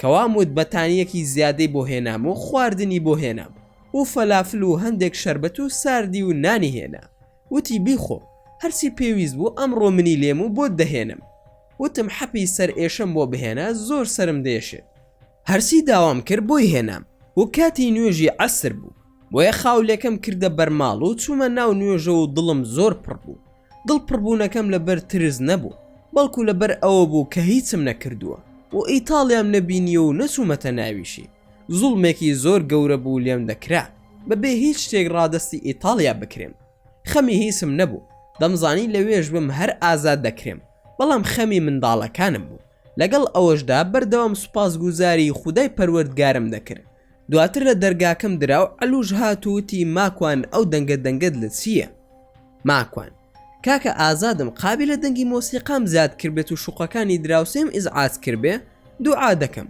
دوعاش قەدەغەیە عەلوش نەخێر قەدەغە نییە هاتم پێت بڵێم دوعا زۆر مەکە چونکە ئازاد بووی منیش وامزانی پێم ڕادەبێت وتم عەلوش من وا ئەنێرن بۆ ئیتاڵیا ئازادی چی باسی چی دەکەی ئەوە چاوەڕێم لەوێ دادگای بکرێم و پۆلیسی ئەنتەرپۆل داوام دەکا عەلوش ماکوان من هیچ نازانم و ئاگادار کراومەتەوە کە تۆ ئازادی ئەوە کاتژمێر 2:45 خولەکە فەرموو بڕۆ دەرەوە جێگای تۆمان نەماوە لەم زیندانە ماکوان باشە زلەکانم لەکوێیە و کۆ جانتا و شتەکانم عەلوش هەمووی پارێزراوە ئەو تا بڕۆ و بیان بە چوومە دەرەوەی زیندانەکە و پۆلیسێک هاتوو وتی ببوورە ماکوان دەتوانی بڕۆیت و سەفەرەکەت بکەیت کەوای وت زۆر تووڕە بووم وتم من بە فڕۆکە دەڕۆم نەک بە پاس فڕۆکەکەشم 2 ڕۆژە فڕیوە دەستی کرد بە پێکەنین و وتی ببوورە هەڵە بووم ماکوان باشە کاخەزێک شتێکم بدەنێ کە من گیراوم لای ئێوە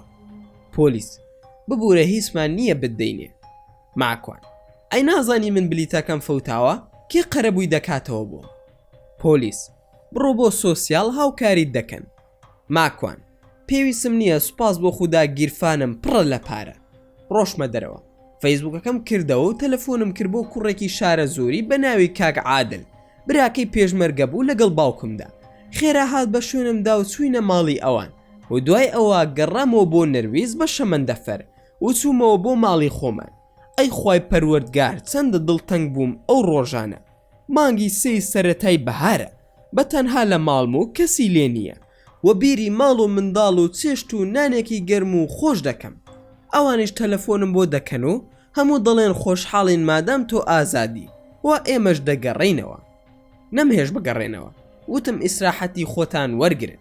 ماوەی مانگێک مۆڵەتمان وەرگرتە بوو ماڵ و منداڵ لە کوردستان مانەوە و منیش بە تەنها لە نەرویز بووم. بە تەلەفۆن لەگەڵ خێزانم قسەم دەکرد. ئەوەندەم زانی گوێم لە دەنگی خشەخشی پێی خەڵکی بوو لەسەر قادرمەکانی ماڵی خۆمان. بە خێزانم وت بێدەنگ بە بزانم ئەو دەنگە چییە لە ماڵمان. هەڵسام و ڕوو پلیکانەکان ڕۆشتم. لە پڕ حەنانم بینی. هاوارم کرد حەنانە چۆنی؟ یاخوا بەخێر بێ.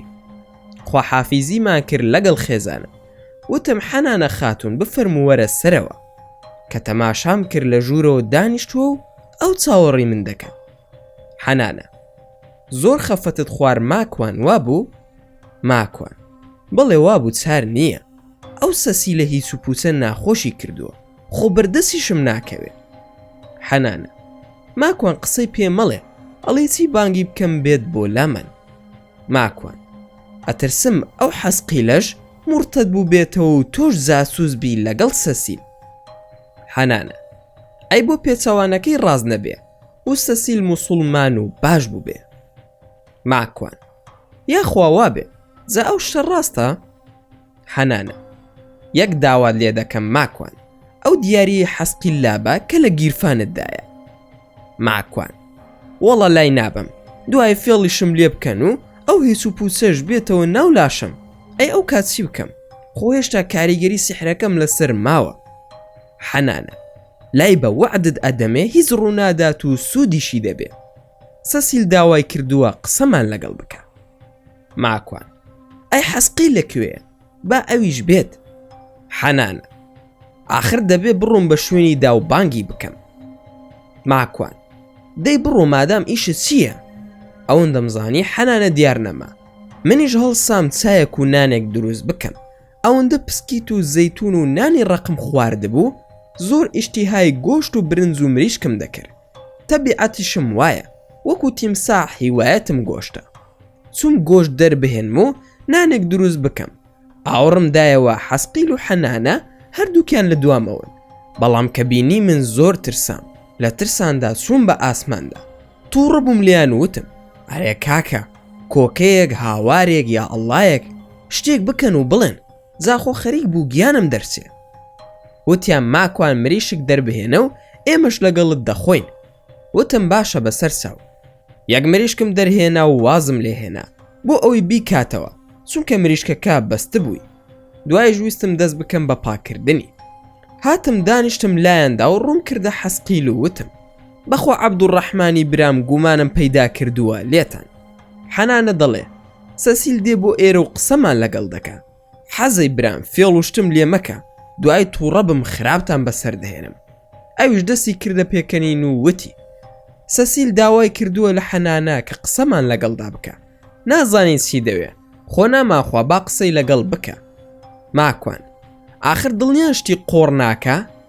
حەسقیل دڵنیا بە ماکوان. ماکوانش ئەڵێ زۆر تووڕە بوو. وتم ئەرێ کاکە ئێوە ئیش و کارتان نییە هەر بە دوای منەوەن. کاکە بڕۆن بۆ لای مەلا عەلی کەڵک ئەو ئیشی پێتانە بۆ بە کافر و موسڵمانتانەوە هەر لە منتان پێساوە. حەسقیل بە پێکەنینەوە دەی باشەوە ئێمەش ڕۆشتین ئەوان وازت لێ ناهێنن. ماکوان ڕاست دەکەی بەس کاکە ئێوەش زۆر سەیرن. حەسقیل یەکشت هەیە بیزانە ماکوان ئێمە وەک ئێوە یەکتر ناکوژین.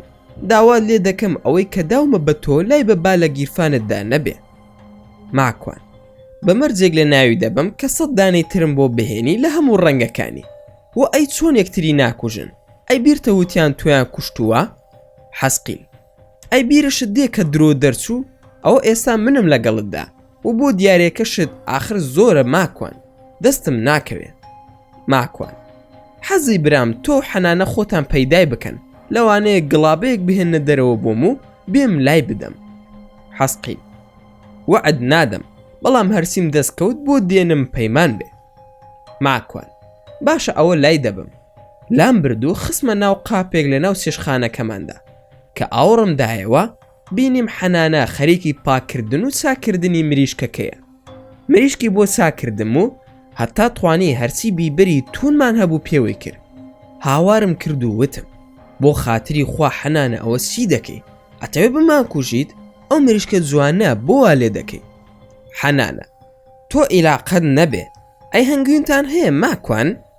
ماکوان: بەڵێ هەمانە، ئەوە لەوێدا هەیە هەنگوین.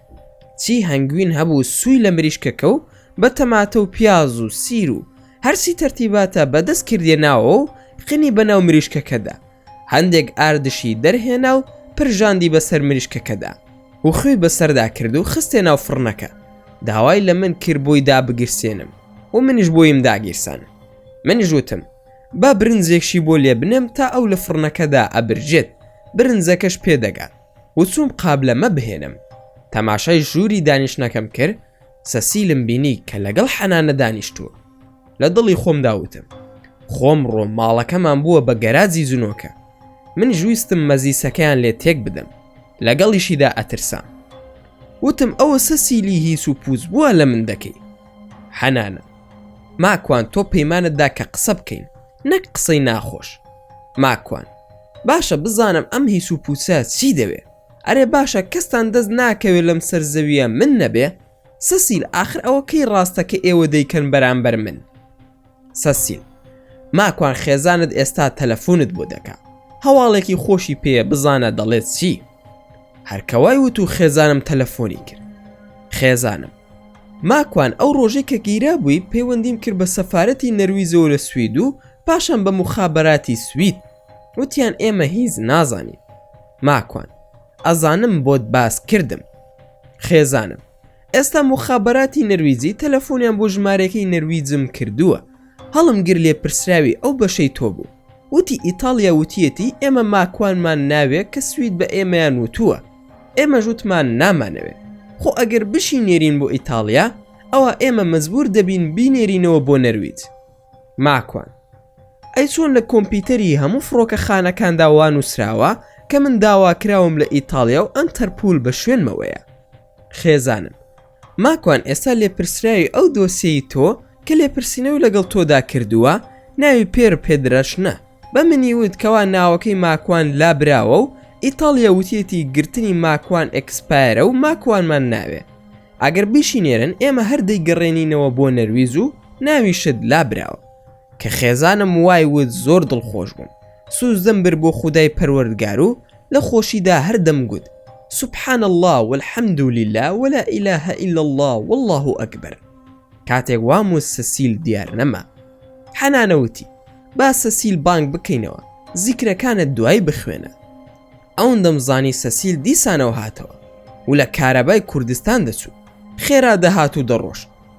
حەسقیل: سەسیل ماکوان نەیزانیوە کە ئەو کارەی کردووە، تۆ وازی لێ بهێنە و بیبەخشە بە ئێمە.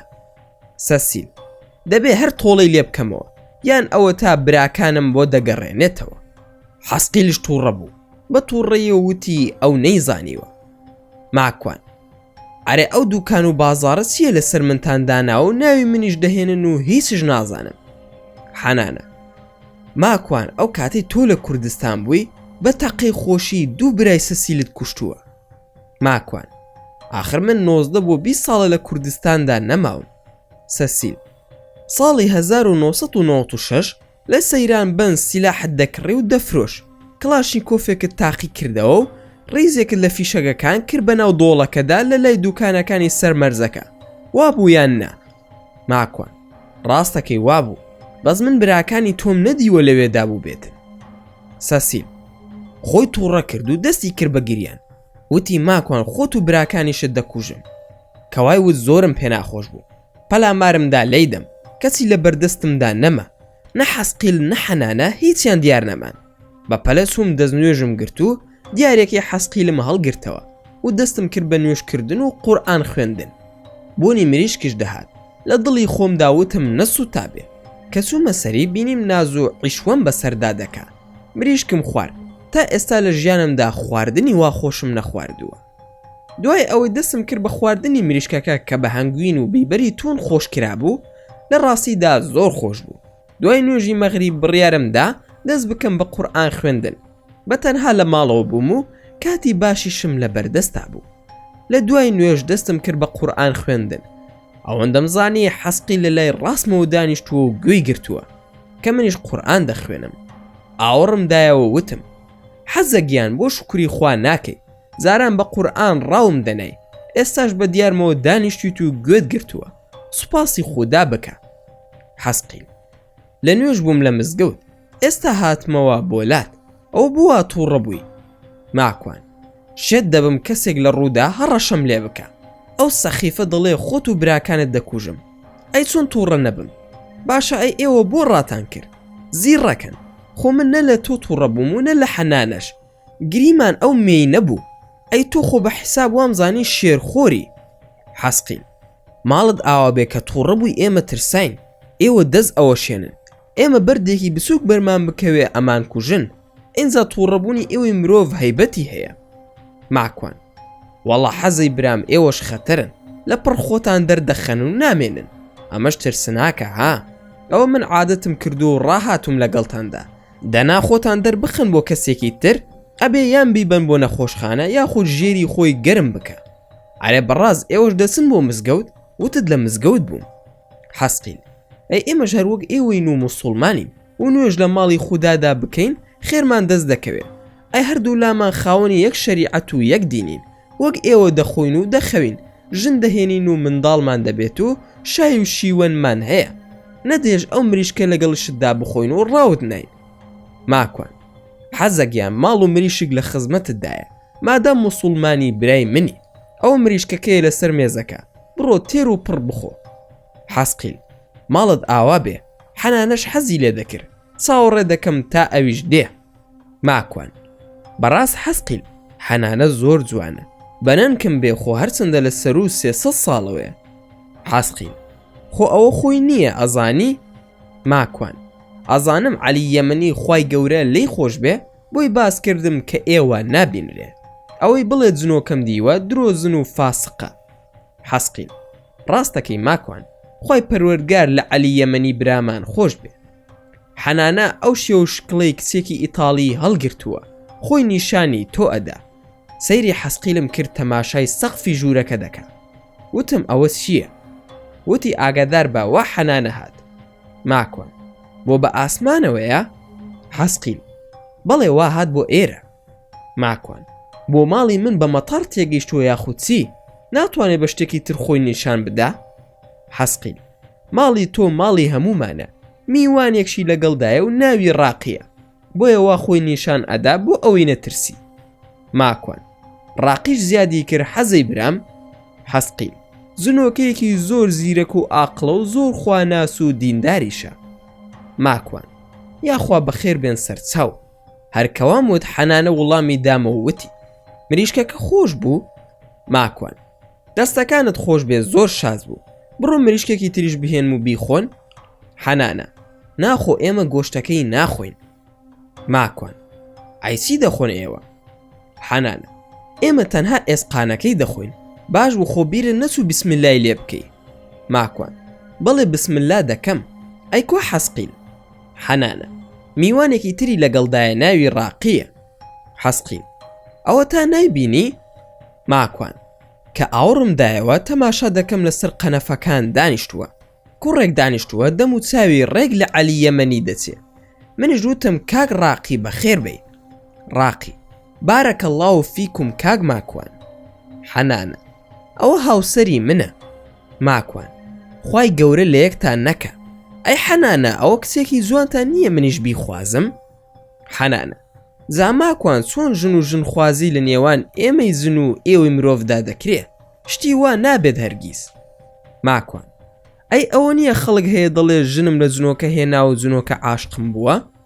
ڕاقی وەڵامی دامە وتی ئەگەر شتێکی وا ببوایە ممکن بوایە خوای گەورە لە قورئاندا باسی دەکرد یان لە شەریعەتدا بابێکی بۆ دەکرایە و لە فیقهی ئیسلامیدا یاخود پێغەمبەری خودا درودی خودای لەسەر بێ باسی دەکرد. شتی وا چۆن دەبێ کە ناتوانن ئێمە ببینن و وەک خۆمان، یاخود پیاو ئەگەر ژنەکەی جنی بێ سوزانێت چووە بۆ کوێ، ئینجا ماڵ و منداڵ لە کامیان دەردەچن؟ ئایا مرۆڤە یاخود جنۆکەیە؟ لەبەر ئەوە ئەو شتە درۆیە و هیچی وا ڕووی نەدا و ئەوەشی وا بڵێت درۆ دەکا.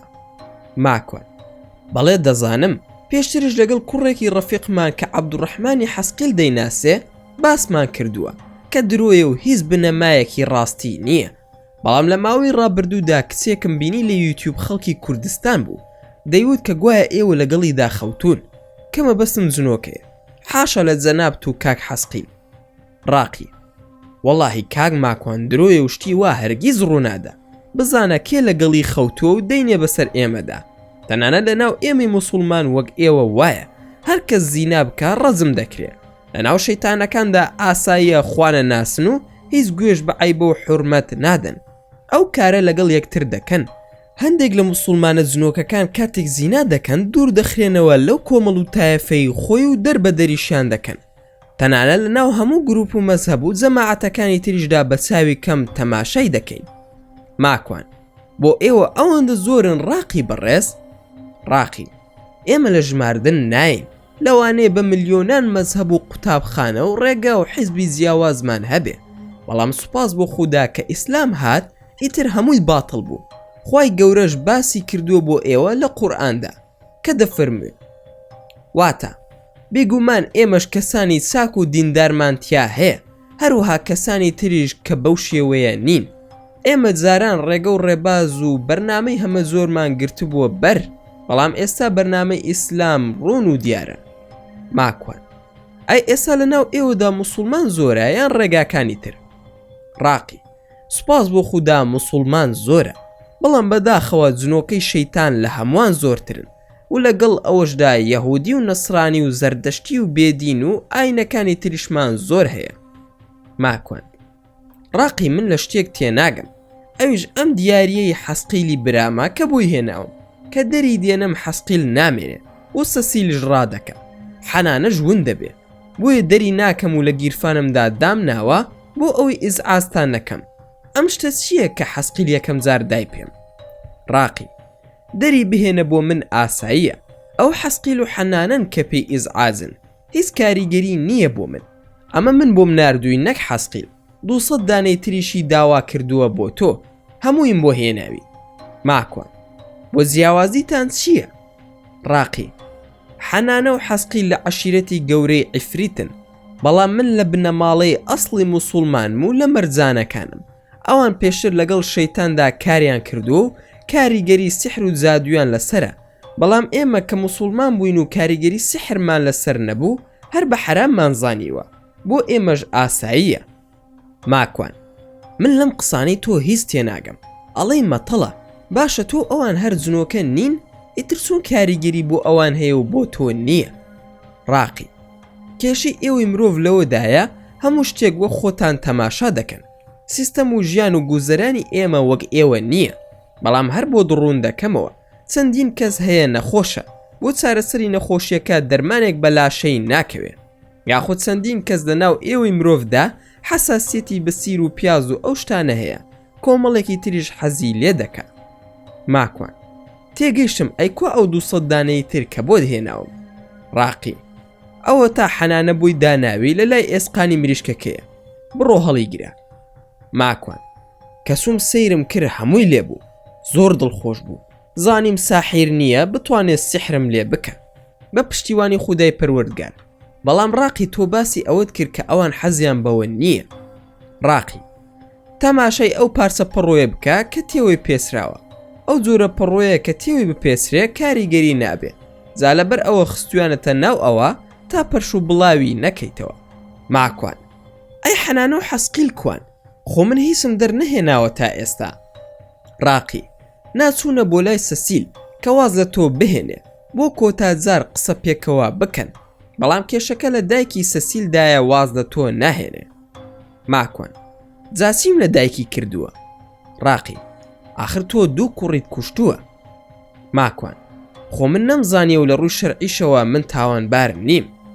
ڕاقی بەڵێ تاوانباری ئەی پێغەمبەری خوددا ئاگادارمانی نەکردوتەوە کە بەرد هەڵ نەدەین بە ئاسماندا تۆ هەر تاقەت کردووە بە ئاسماندا ئەی کردوتە یاخوندا؟ ماکوان ڕاستە من تاقەم کردووە ئەو کاتە بە خزمەتی ئەو فەرمودەیە نەگەیشتە بووم. ڕاقی کێشە نییە کە ها شتێکت فێر دەکەم پێی بڵێ و خۆی و دایکی وازت لێ دەهێنن. باشە ماکوان؟ ماکوان وەڵام مەمنونیشت دەبم ڕاقی گیان. لەگەڵ ڕاقی باسی ئەوەمان کرد کە من بە هیچ شێوەیەک تاوانبار نیم چونکە نەمزانیوە بەڵام ڕاقی پێی وابوو وتی کە تاوانبارم، بەڵام قەناعەتم بە قسەکەی کرد، وتم کەوا بێت کەفارەتم دەکەوێتە سەر، بۆیە ناچار تەلەفۆنم کرد بۆ زانایەک لە میسر بە ناوی محەممەد عەبدولمەلیک ئەلزەغبی. پێشتر پەیوەندیەکمان هەبوو لە ڕێگەی برایەکی میسریەوە لەو شارەی کە لی دەژیام. پەیوەندیم لەگەڵیدا کرد و عەرزم کرد کە ئایا کەسێک زنۆکە بکوژێ کەفارەتی دەکەوێتە سەر یاخودنا. لە ڕاستیدا هەموو باسەکەشم بۆی گێڕایەوە. ئەویش فەرمووی ڕاستەوخۆ درۆ دەکەن، ئەگەر شتی وا بکەی یەکسەر ئەتکوژنەوە، بەڵام لەوانەیە کارێکی تریان لە ژێر سەردا بێ. ماکوان جا شێخ خۆ من غەیب نازانم، چۆن بزانم چیان لە ژێر سەردایە؟ شێخ محەممەد ئەلزەغبی باشە ماکوان هیچ داوای ئەویان لێ کردووی کە ببی بە ساحیریان سیحریان لێ کردبی پاشان کاریگەری نەما بێ؟ شتێک هەیە و مەزبوط نییە و من نایزانم، هەموو شتەکانم پێ بڵێ. ماکوان ئەوەی ئەیزانم بۆم باس کردووی، زا نازانم چیان لە ژێر سەردایە. شێخ بەهەرحاڵ ماکوان ئەگەر توانی دووەرە بۆ لام بۆ پورسەعید زیاتر لە نزیکەوە قسە دەکەین، ئاگادار بە هیچ بڕوا بە زنۆکەکانی تریژ مەکە، لەوانەیە سرت لێ تێک بدەن، لەگەڵیاندا کار بکەیت و ساحرێکی مرۆڤژ ناردبنی، پاشان بۆ زانیاریت هیچ کەفارەت و شتێکت ناکەوێتە سەر، چونکە ئێمە نایان بینین و تەنانەت بە دەستی تۆش کوژرابێتن، تاوانبارنیت و حکمی قەتڵی نییە، وەکو وتم ئاگاداری خۆت بە و بڕوا بە زنۆکە مەکە. ماکوان زۆر سوپاست دەکەم و خودای گەورە پاداشی خێرت بداتەوە، ئەگەر توانیم دێمە خزمەتتان. دوای ئەوەی قسەکانم لەگەڵ شێخەکە تەواو کرد، گومانم لە ڕاقی و حەنانە و سەسیلش پەیدا کرد. چوومەوە بۆ ماڵەوە بۆ ئەوەی بیان بینم و بێن بۆ لام، کەسی تا 15 ڕۆژ کەسم نەبینی. ئەو ماوەیە خەریک بوو دڵم شەقی دەبر، جاری وابوو هاوارم دەکرد. حەنانە تۆ لەکوێی؟ سەسیلی هیچ و پووز ئەی تۆ لەکوێی؟ هیچ چارە نەبوو، کەسیش دیار نەبوو، ماڵ و منداڵیش لە ماڵ نەبوون. ئەوەندەی تر خەفەتم دەخوار، سەفەرەکەشم لێ تێکس بوو. ئیتر وەرە ماکوان ئەو دڵت شەق نەبا. دوای 15 ڕۆژ ڕاقی پەیدا بوو. ماکوان ئەرێ ڕاقی خوا بتانکا بە سابوونی ڕەقی ئەوە بۆ دیار نین. ڕاقی لە عومرە بووین لەگەڵ حەنانە و حەسقیل و هەندێک لە ڕەفیقەکانمان. ماکوان جا عومرە 15 ڕۆژی بۆ چییە؟ بە یەک کاتژمێر تەواو دەبێ، ئەوەندەش قورس نییە، ڕاست پێم بڵێن لەکوێ بوون؟ ڕاقی بەڕاستمە ماکوان درۆ ناکەم و ئەوەشمان بۆ ئاشکرا کردی کە سەسیل درۆ دەکا، نەبرات کوشتووە و نەهیچ، هەمووی فشێ و درۆ و دەلەسەیە. ماکوان بەڕاستە وەڵا ئەمە باش نەبوو، حەزم دەکرد هەموو عەشیرەتەکەشیم بکوشتایە بەداخەوە. ڕاقی ئەی خۆ تۆ دوێنێکە زۆرت پێ ناخۆش بوو. ماکوان ڕاستە وایە، ئاخر وام زانی لە شریعەتدا کەفارەتم دەکەوێتە سەر و حکمی هەیە، بەس کوشتنی ئێوە وەک ئاو خواردنەوە وایە. ئێستا ئەگەر هەر جنۆکەیەک بکوژم وەکو ئەو وایە مریشکێکم سەر بڕی بێ، ئایا مریشک سەر بڕین تاوانە یاخودنە؟ ڕاقی جا بۆ بەو شێوەیە قسە دەکەی ماکوان، ئێمە هیچ خراپەیەکمان بۆت هەبووە یاخودنە؟ ماکوان لە ڕاستیدا نازانم ئایا ڕازگۆن یان درۆزنن و جەماعەتی سەسیلن و خۆتان لە من کردووە بە جەماعەتی شەریفی مەکە، نازانم لێتان تێناگەم. ڕاقی کێشی تۆ لەوەدایە زۆر بڕوات بە خۆتە و لە خۆت ڕازیت و حساب بۆ کەسیش ناکەی. ماکوان ئەم قسەیەت ڕاستە، سوپاس بۆ خوددا زۆر لە خۆم ڕازیم، چونکە خاوەنی ئیسلامم، بڕوام بە خۆم هەیە، لەبەر ئەوەی خاوەنی کەسایەتیەکی بەهێزم و لەسەر قورئان بوونیادم ناوە، ئەوەش کە حساب بۆ کەس ناکەم نەخێوانیە، بۆ خەڵکی دیندار و خواناسی دەکەم، بەڵام بە دڵنیایەوە بۆ خەڵکی ساختەچی و بێدین و خوانە ناسی ناکەم و ئەرزشیان نییە لە لای من.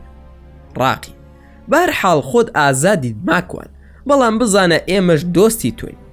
ماکوان چۆن بزانم دۆستی منن؟ گومان لە هەموو شتێک دەکەم، بە تایبەتی ئێوە کە جنۆکەن، شتێکم لێ بکەن کێ بڕوام پێدەکا کە ئێوە کردوتانە، باشە ئەی 15 ڕۆژە بۆ دیارنین. ڕاقی ماکوان بزانە کە ئێمە تۆمان خۆش دەوێت، بیش زانە خۆمان بۆ هەموو کەس ئاشکرا ناکەین. حەز دەکەم ئەوەشت پێ بڵێم زۆرێک لە ئێمە و هاوڕەکانمان کە موسڵمان بووین بە هۆکاری باس و خواستەکانت بووە، لەبەر ئەوە خۆشەویستیت لە لای ئێمە. ماکوان ئەو قسەیە قسەی خەڵکیە بەعام دەیکەنەوە، خۆ سەسیلی بێدین و هیچ و پووسیش ئەویش خۆی دەردەخا، ئەی کەواتە ئەویش منی خۆش دەوێ؟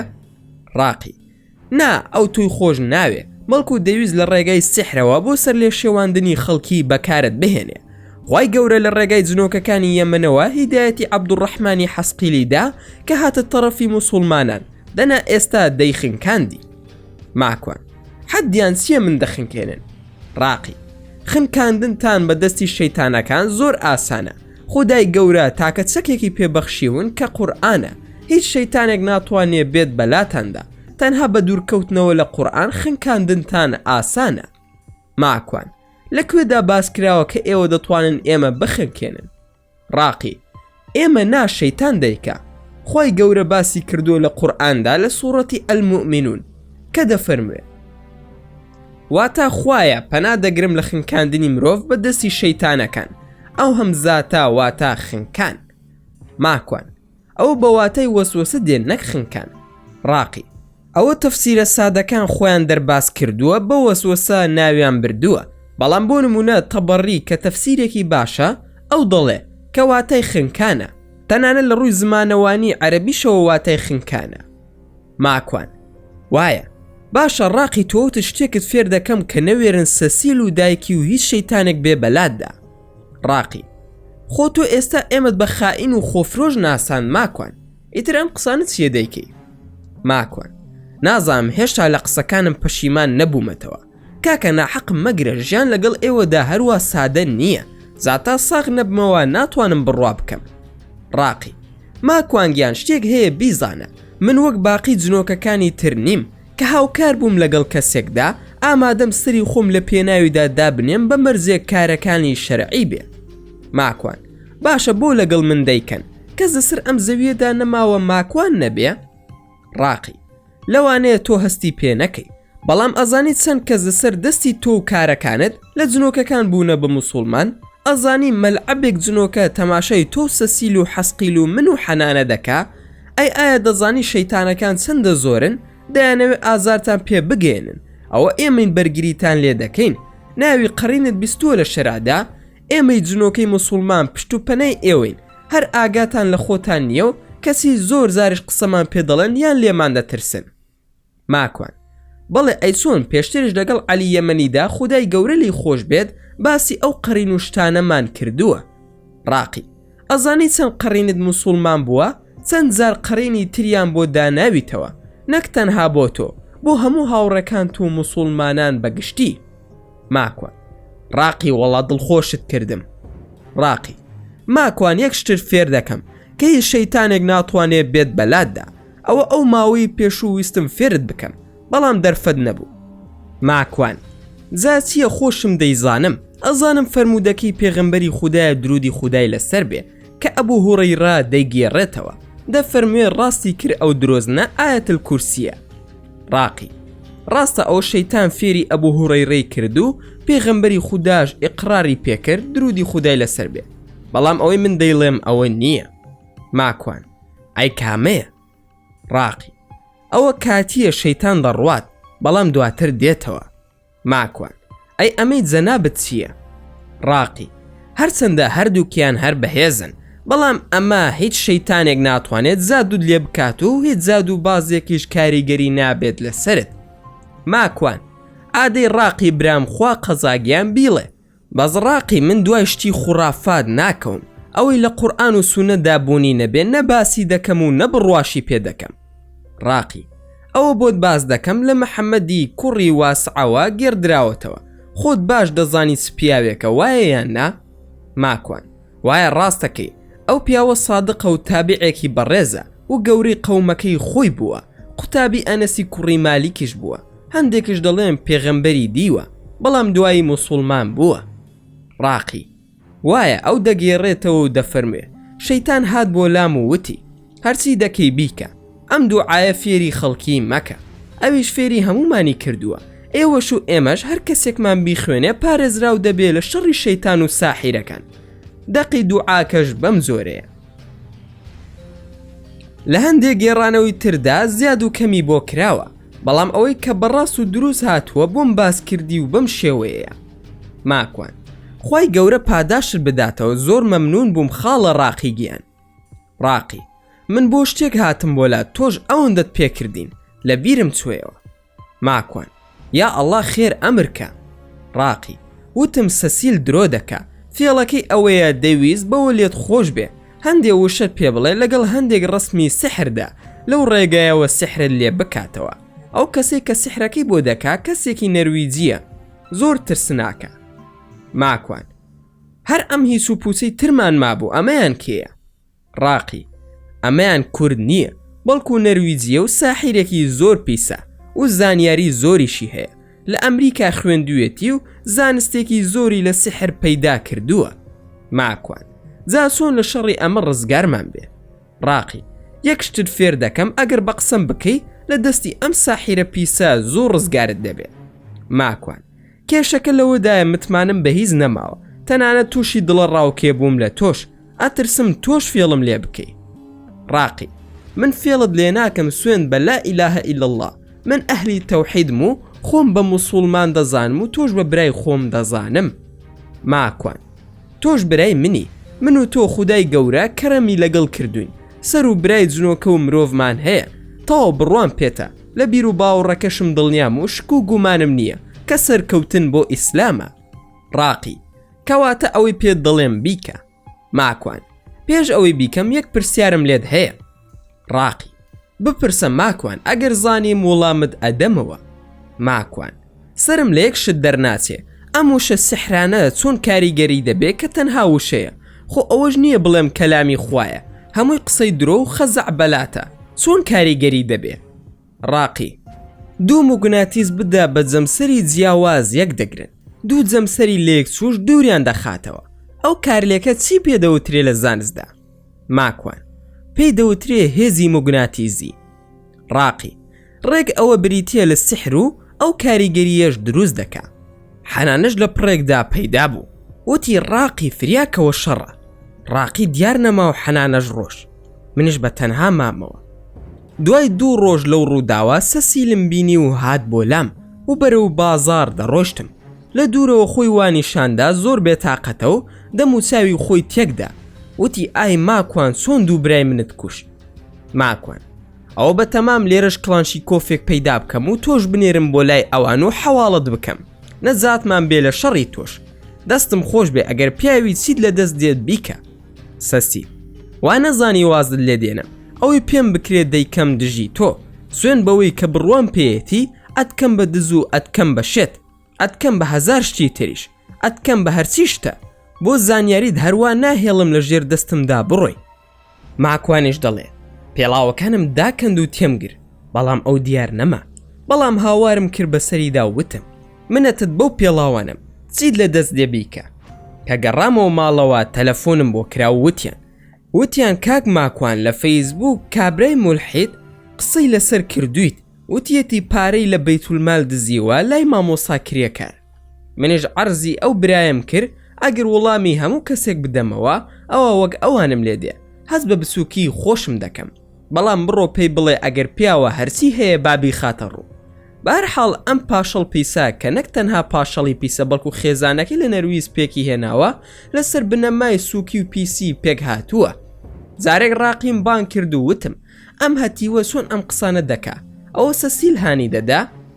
ڕاقی بۆی باس کردم هەموو مرۆڤێک فریشتەیەک و قڕینێکی جنۆکەی شەیتانی لەگەڵدایە، فریشتەکە ئاراسی دەکا بەرەو باشە و پێچەوانەکەشی ڕاستە. خۆ ئەگەر کەسەکە خراپەی زۆر کرد فریشتەکان دەڕۆن، ئەوەی دەمێنێتەوە تەنها قڕینەکەیەتی، واتە جنۆکە شەیتانەکان. جا لە ڕێگەی ئەوانەوە سەسیل ئەو کارانە دەکا، هانی ئەو کەسانە ئەدا کە درۆ و دەلەسا بڵاو بکەنەوە. ماکوان واتە ئەو مولحیدانش جنۆکە دەبینن؟ ڕاقی نا، بەڵکو کاریگەری تەواویان هەیە لەسەر مێشک و هەستیان و بە ئاشکرا ئاراسە دەکرێن، ئەوەی ئەو قڕینە جنۆکانە بیانەوێ ئەچپێنن بە گوێ و مێشک و خەیاڵیاندا کە ئەو شتە بۆ ئەو کەسە دروست بکەن. ئەوانش لا ئیرادی بە بیرکردنەوە و توانای خۆیانی دەزانن، نازان کە بوونەتە کۆیلەی دەستی ئەو قڕینانە. ماکوان تێگەشتم ئەم شەڕە بەردەوامە، گرنگ ئەوەیە موسڵمان بەتوانا بێت و لە ئاستی ئەو هەموو درۆ دەلەسانی بۆی هەڵدەبەستن کە سایەتی نەڕوخێ، بەرامبەر بە پێغەمبەری خۆشەویستمان درودی خودای لەسەر بێ کراوە، پێی وتراوە کاهین و شاعیر و شێت و هەتا دوای. منیش بەردەوام بووم لە بەدرۆ خستنەوەیان و ڕوونکردنەوەی ڕاستی بۆ هەموو لایەک و تەنانەت خودی مەلاکرێکار خوات جەزای باتەوە نامەی ڕوونکردنەوەیدا کە تێیدا فەرموو بووی ماکوان ئەوەندەی ناسیومانە بە دەستپاک ناسیومانە لەگەڵ هەندێک ڕوونکردنەوەی تردا تەنانەت زارێکیان پەیوەندیم بە مولحیدەکەوە کرد ڕاستەوخۆ لە فەیسبوک وتم وەرە با قسە بکەین لە ترسا تەلەفۆنەکەی داخستەوە ئیتر ئێستاش سەری دەرنەهێناوەتەوە لە دوای ئەوەی کە پێڵاوەکانم گرتە سەسیل و هاتمەوە بەرەو ماڵ لە ڕێگادا ڕاقیم توش بوو وتی ماکوان فریای خۆت بکەوە سحرێکی زۆر گەورەت لێکراوە لەلایەن کەسێکەوە ناوی ئۆگەیە و نەرویزیە و سەسیل ناوی تۆی داوەتێ و ئەویش ساحیرێکی بەهێزە ماکوان زامادەم لێرەیە بۆم بدۆزنەوە لەکوێدایە با بڕۆمە سەری ڕاقی ئاسانە دەتوانی بچیتە لای بەڵام شەیتانی زۆرە و کاری زۆری بۆ دەکەن و ساڵانە لە کەرنەڤاڵی ساحیران لە لۆس ئەنجلس بەشدارە زۆر بەهێزە و لێرەش زۆر دەوڵەمەندە ماکوان ئەگەر لەم کارەدا هاوکاریم بکەن ئەوە سیقەی تەواوەتیم پێتان دەبێ ناوی جێگا و شوێن و هەرسی زانیاری هەیە بۆم پەیدا بکەن و بە زووترین کات بیگەێنە دەستم بزانە هاوڕەکانی کێن و دەچێتە کوێش دادەنیشێت و نان دەخوا پرسیارێکی تریشم هەیە ڕاقی فەرموو ماکوان ئەگەر ئەو 200 جنۆکەی لەگەڵ بێ ئێمە چەندمان لەگەڵدایە ڕاقی ئەو هەتا بڵێ شەیتانی زۆری هەیە بەڵام چندت بوێ من پەیدای دەکەم لەگەڵماندا دەبن تۆ بێخەم بە ماکوان دەبڕۆن نێنەوە بۆلام تا زانیاری تەواوەتیم بۆ نەهێنن کە هاتیشنەوە یەکسەر دەڕووینە لای و شێوەی سحرەکەشم بۆ بدۆزنەوە کە چییە ڕاقی ماکوان بە تەنها نەڕۆی زۆر ترسناکە ماکوان من گومانم لە بیر و باوەڕی خۆم نییە ئەو شەیتانی هەیە من خودام هەیە تۆ ئەوەی پێم وتون بۆم بکەن هیچی ترم لێتان ناوێ من تەوەکولم بە خودای خۆمە دوای 18 کاتژمێر هەواڵم بۆ هاتەوە لای حەنانەوە شەو بۆ هەڵسام لە خەو بۆ نوێژی بەیانی خەریکی دەستنوێژگرتن بووم کە تەواو بووم هاتمە دەرەوە حەنانە لە بەردەم دەرگای حەمامەکەدا وەستا بوو خەریک بوو گیانم دەرچێت ئەوەندە ترسام وتم ئەرێ هاوارێ قسەیەک کۆکەیەک بۆ ناکەی خۆ خەریک بوو جەڵدە لێم بدا ماڵت کاول بێ حەنانە من هیچ ناڵێم وا خەریکە گیانت دەردەچێ زاوەرە ئەگەر قسە بکەم هەواڵم پێ بۆت ماکوان ساحیرەکە ئێستا خەریکی سحرە لە تۆ هەر چاومان لە سەرێتی و ناتوانین زۆر نزیک ببینەوە شەیتانەکانی پاسەوانی بۆ دەکەن ڕاقی وتی با دەست بکە بە خوێندنی سوورەتی ئەلبەقەرە و نەخەوێتەوە تا ڕۆژ هەڵدێت و بە تەواوەتی خۆر ئەداد لە زەوی ماکوان باشە وا دەکەم بەڵام دوا هەواڵ چییە حەنانە ئەوەندە بزانە ئەو جێگای ئەوی لێ دەژێ شارێکی زۆر بچووکە جێگا و شوێنی زانراوە بێخەم بە ماکوان سوپاس بۆ خوددا منیش ئەوەم دەوێ حەنانە ڕۆشت و منیش دوای نوێژی بەیانی زیکرەکانم خوێند و 100 زاریش وتم لا إله إلا الله وحده لا شريك له له الملك وله الحمد يحيي ويميت وهو على كل شيء قدير سێ جارێش سوورەتی ئەلبەقەرەم خوێن تا کاتژمێر نۆی بەیانیش بەردەوام بووم زۆر ئاسایی بووم ئیتر خەوم دەهات و خەوم لێکەوت زۆری نەمابوو بۆ نوێژی مەغریب هەڵسام و خێرا نوێژی نیوە ڕۆ عەسرم جەمع کرد خەریکی دروستکردنی نانی ئێوارە بووم بانگی مەغریبی دا و نوێژی مەغریبم کرد ئەوەندەم زانی هەموو جنۆکەکان لە ماڵی ئێمە حازر بوون واتە حەسقیل و حەنانە و ڕاقی ماکوان نانتان خواردووە یان ئێسقانەکانتان بۆ ببرژێنم چونکە خۆشترین خواردنی زنۆکە ئێسقانە ڕاقی ماکوانی برام سوێن بە خوددا گەورەترین سحری لێت کرد ئەو کابرایە ئەم شەو تۆ شێتت کردبوو نەی دەتوانی هیچت لێ بکە سوبحان الله هاواری دەکرد و دەیوت ماکوان کێیە باشە بۆچی سحرەکانم هیچ کاریگەریەکیان لەسەری نییە هەواڵیان بۆ دەهێنا و دەیانوت ماکوانیش لەوانەیە ساحیر بێ بۆیە هیچت بۆ ناکرێ لەگەڵیدا تا ڕۆژ هەڵاتن بەردەوام بوو دواتر ماندوو بوو خەوی لێکەوت بەدەم سحری شەوا دەی خواردەوە ماکوان باشە ئەم ساحیرە ناوی چییە ڕاقی ناوی ئۆگەیە ماکوان ئەو جێگایە چەند دوورە لێرەوە نازانی ماڵی لەکوێیە حەسقیل نزیکەی 3 کاتژمێر لێرەوە دوورە ماکوان حەزەی برام هەرچی پیاو چاکی لای خۆتانە کۆی بکەرەوە بەیانی پێکەوە دەڕۆین ڕاقی ماکوان زۆر خەتەرە ئاگاداری خۆت بە ماکوان من زەڕێ گومانم لە بیر و باوەڕی خۆم نییە جا ئەگەر ئیسلامەکەم ڕاست بێت لێرەدا بۆ هەموو لایەک دەردەکەوێ وایە یاخودنا حەنانە وایە ئەم شەو شێت ببوو بەدەستەوە ماکوان تۆ لەبەر ئەوەی خەریکی قورئان خوێندن بووی هیچی پێ ناکرا لەگەڵتدا. بۆ بەیانێکەشی تەلەفۆنم کرد بۆ 5 کوڕی هاوڕێم کە 3 دانیان کورد بوون و لەگەڵ بۆسنیەک و عەرەبێک. ئەم هاوڕێیانم هەمووی هاتوچۆی مزگەوت دەکەن و هەمووشیان کوڕی چاک و ئازان و سیقیان پێدەکرێ. بۆم باسکردن کە ساحیرێک دەیەوێت سحرم لێ بکات و دەچینە سەری. ئێوە تەنها چاودێری من دەکەن. ئەگەر ئەو کەسەی من قسەی لەگەڵ دەکەم بوون بە 2 کەس، ئێوەش یەکێکتان بێنە لای من. ئەگەر بوون بە 3 کەس، ئێوەش وەرنا پێشەوە. پلانێکی زۆر باش و تۆکمەمدا ڕژ بە پشتیوانی خودا و تەوەکوولمان کرد و بە 2 سیارەش کەوتینە ڕێ. بۆ ئێوارەکەی کاتژمێر 5:30 خولەک گەیشتنە ئەو ڕێستۆرانتەی ئەو نانی لێ دەخوار. پێشترش بە هاوڕێ جنۆکەکانم وتبوو کە پلانەکەمان چییە. ئەوانیش هاوکارم بوون. هەموو لایەک پلانەکەیان پێ باش بوو. جنۆکەکانیش زۆریان پێ باش بوو. بەڵام هاوڕێ مرۆڤەکانم تەنها ئامادەی شەڕکردن بوون. زۆر تێنە دەگەیشتن لە ڕەوشەکە. ئۆگە هاتە ژوورەوە. حەسقی لە دوورەوە خۆی نیشانی مندا وتی ئەوە ئۆگەیە. منیش بە جەماعەتم وت ئەو کەسەیە کە دانیش من بۆ لای ئەو دەسم. بەڵام چاوتان لەسەر من و ئەو بێ. هەرچی بوو تا من ئاگادارتان نەکەمەوە هیچ نەکەن. یەکێک لە کوردەکان هەڵسا بچێت لی بدە. وتم کوورە دانیشە خۆیشتا هیچ نەبووە. دوای ئەوەی گارسۆنەکە لە لایدا لاسوو، منیش چوومە سەر مێزەکەی وتم ئەتوانم دابنیشم لێرەدا؟ وەکو پرسیار نەموت، بەڵکو یەکسەر دانیشتم. خۆی زۆر پێگرنگ بوو. وتی ناتوانی دانیشی، من ڕێگات پێ نادەم. منیش دەستیم گرت و پەنجەیەکی بەدەستمەوە هات. وا بە توندی گوشیم تەقی بەدەستمەوە. منیش وام زانی شکاندومە. پاشان پێیم وت گوێم لە دەنگت بێت کە لەت بەو پەرداخە ئەتەقێنم. ئەزانی من کێم؟ ئۆگا. نازانم چ مریشکێکی، کە ئەمەش جنێوێکی سووکی نەرویزیە. ماکوان. منیش جنێوێکی نەرویزیم پێیدا. پێیم وت من ئەو کەسم کە دوێنێ شەو بە دیارمەوە خەوت لێکەوت. ماکوانم ئەوەی کە سحرت لێ کردم. ئۆگا. شتی وان نەبووە ئەوە تۆ باسی چی دەکەی؟ ماکوان. باش من دەناسی خۆت وانیشان مەدە کە هیچ نازانی، چونکە ناهێڵم لەم ڕێستۆرانتە هەروە بە ئاسانی دەرسیتە دەرەوە. ڕوونە یاخود نا. جا گوێم بۆ بگرە و بزانە چی دەڵێم. سروشی خەڵکی نەرویزی وایە ئەگەر پێی بڵێ گوێم بۆ بگرە دەڵێت فەرموو. ئۆگە ژووتی فەرموو چی دەڵێ؟ ماکوان.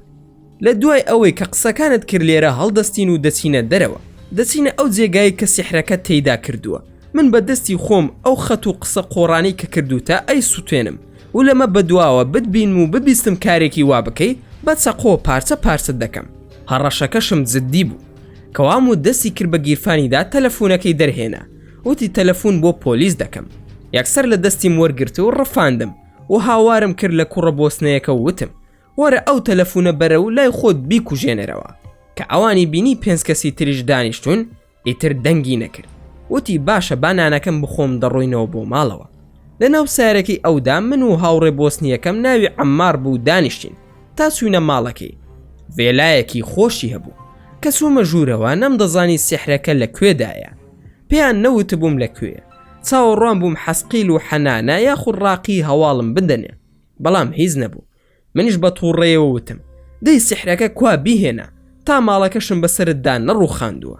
کە چوو شتەکانی هێنا فانیلەیەکی ژێرەوەی خۆمم بەدەستیەوە بینی کە پێشووتر لە بەرم دەکرد لەگەڵ چەند نووسینێک کە خەت و نووسین و ڕەسمی ناشرین بوو.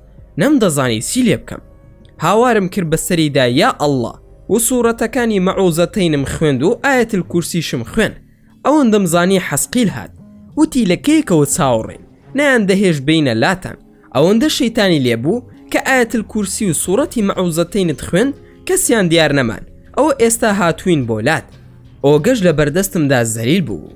منیش پێم وت کێ پێی وتیت سحر لە من بکەی؟ ئۆگا. من تۆ ناناسم. هاوڕێکانم داوایان لێ کردم کە سحرت لێ بکەم. گوایە تۆ ئازاری ئەوانت داوە. وەڵامیان بۆ هێنامەوە کە تۆش ساحیریت، بۆیە توانام نەبوو هیچ لێ بکەم. تەنها پێم بڵێ تۆ لەکوێ ئەو سحرانت خوێندووە ماکوان؟ ماکوان.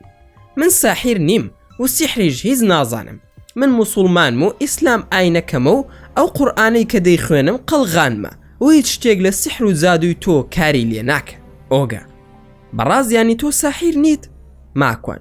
نەخێر سحر پیشەی کەسی باش و دیندار نییە. ئەوەی فاشل نەبێ لە ژیاندا خراپەکار نەبێت کاری وان ناکە. ئۆگا. واتە تۆ ساحیر نیت و ئێمە ئاوە گیریشمان خواردبوو بەدەستەوە؟ ماکوان. بەڵێ من ساحیر نیم و من موسڵمانم. ئۆگا: ئێستا من سحرێک دەکەم، تۆ دەتوانی ئاشکرای بکەی من چی دەکەم؟ ماکوان: بە پشتیوانی خودا. ڕاقی خۆی نیشان دام و وتی: مەترسە لێرەم هەرچی بکە ئاگادارت دەکەمەوە. ئەوەندەم زانی ئۆگە گوریسێکی هەڵدا بە ئاسماندا کە بە ئاسمانەوە وەستا، پەڕۆیەکی ڕەشی هێنا و 2000 بایدا و منداڵێک هاتە دەرەوە لێی و بە نەرویزی بە ئێمەی وت سڵاو. دوای هاواری کرد، سەگێکی زل هات، گوریسێکی تری هەڵدا وەک مار دەڕۆیشت، خۆی بە گوریسەکەی ترەوە بەستەوە و منداڵەکە چووە لای سەگەکە و لە لای دەمیەوە وەستا و سەگەکە منداڵەکەی خوارد و لە کۆمیەوە فڕیدایە دەرەوە. منداڵەکە بە گوریسەکەدا سەرکەوت، پەڕ و ڕەشەکەی هەڵدایە و هیچی نەما. ئەو 5 کەسەی لەگەڵمدا بوون زیڕەیان کردبوو. هاوارم کرد ڕاقی ئەو مەوزوعەت چییە فریامانکەوە، هیچی لێت هێناگەم. ڕاقیش هاتە لای گوێمەوە وتی: ئەوە گوریسی یەکەم جنۆکەیەک بۆی گرتووە، ئەوەی تریشی جنۆکەیەک بۆی هەڵواسیوە. ئەو منداڵە هەر جنۆکەیە و سەگەکەش سەگی خۆیەتی لە بەرچاوی ئێوە وای کردووە، دەنا هەمووی فرت و فێڵی شەیتانەکان بوو بۆیان کرد. ماکوان: باش ئەگەر ئاەتەکان بخوێنم دەتوانێت ئەم سیحرە دووبارە بکاتەوە؟ ڕاقی: نا، هیچی بۆ ناکرێت. ماکوان: ڕوم کردە ئۆگا، ئەتوانی زارێکی تر ئەو سیحرە دووبارە بکەیتەوە بێ زەحمەت؟ ئۆگا: ئاساییە، ئێستا دووبارەی دەکەمەوە. منیش دەستم کرد بە خوێندنی قورئان و هەر گوریسی هەڵدەدا هیچ نەبوو. ئۆگەش هەر لە بەردەم خۆیەوە وەک مێشە گیزەی دەهات، هیچی بۆ نەدەکرا. سەگەکەی چەند جارێک قورسکاندی و ڕۆشت. منیش بەردەوام بووم لە خوێندنی ئایەتل کورسی و 2 ئاکان بەگشتی.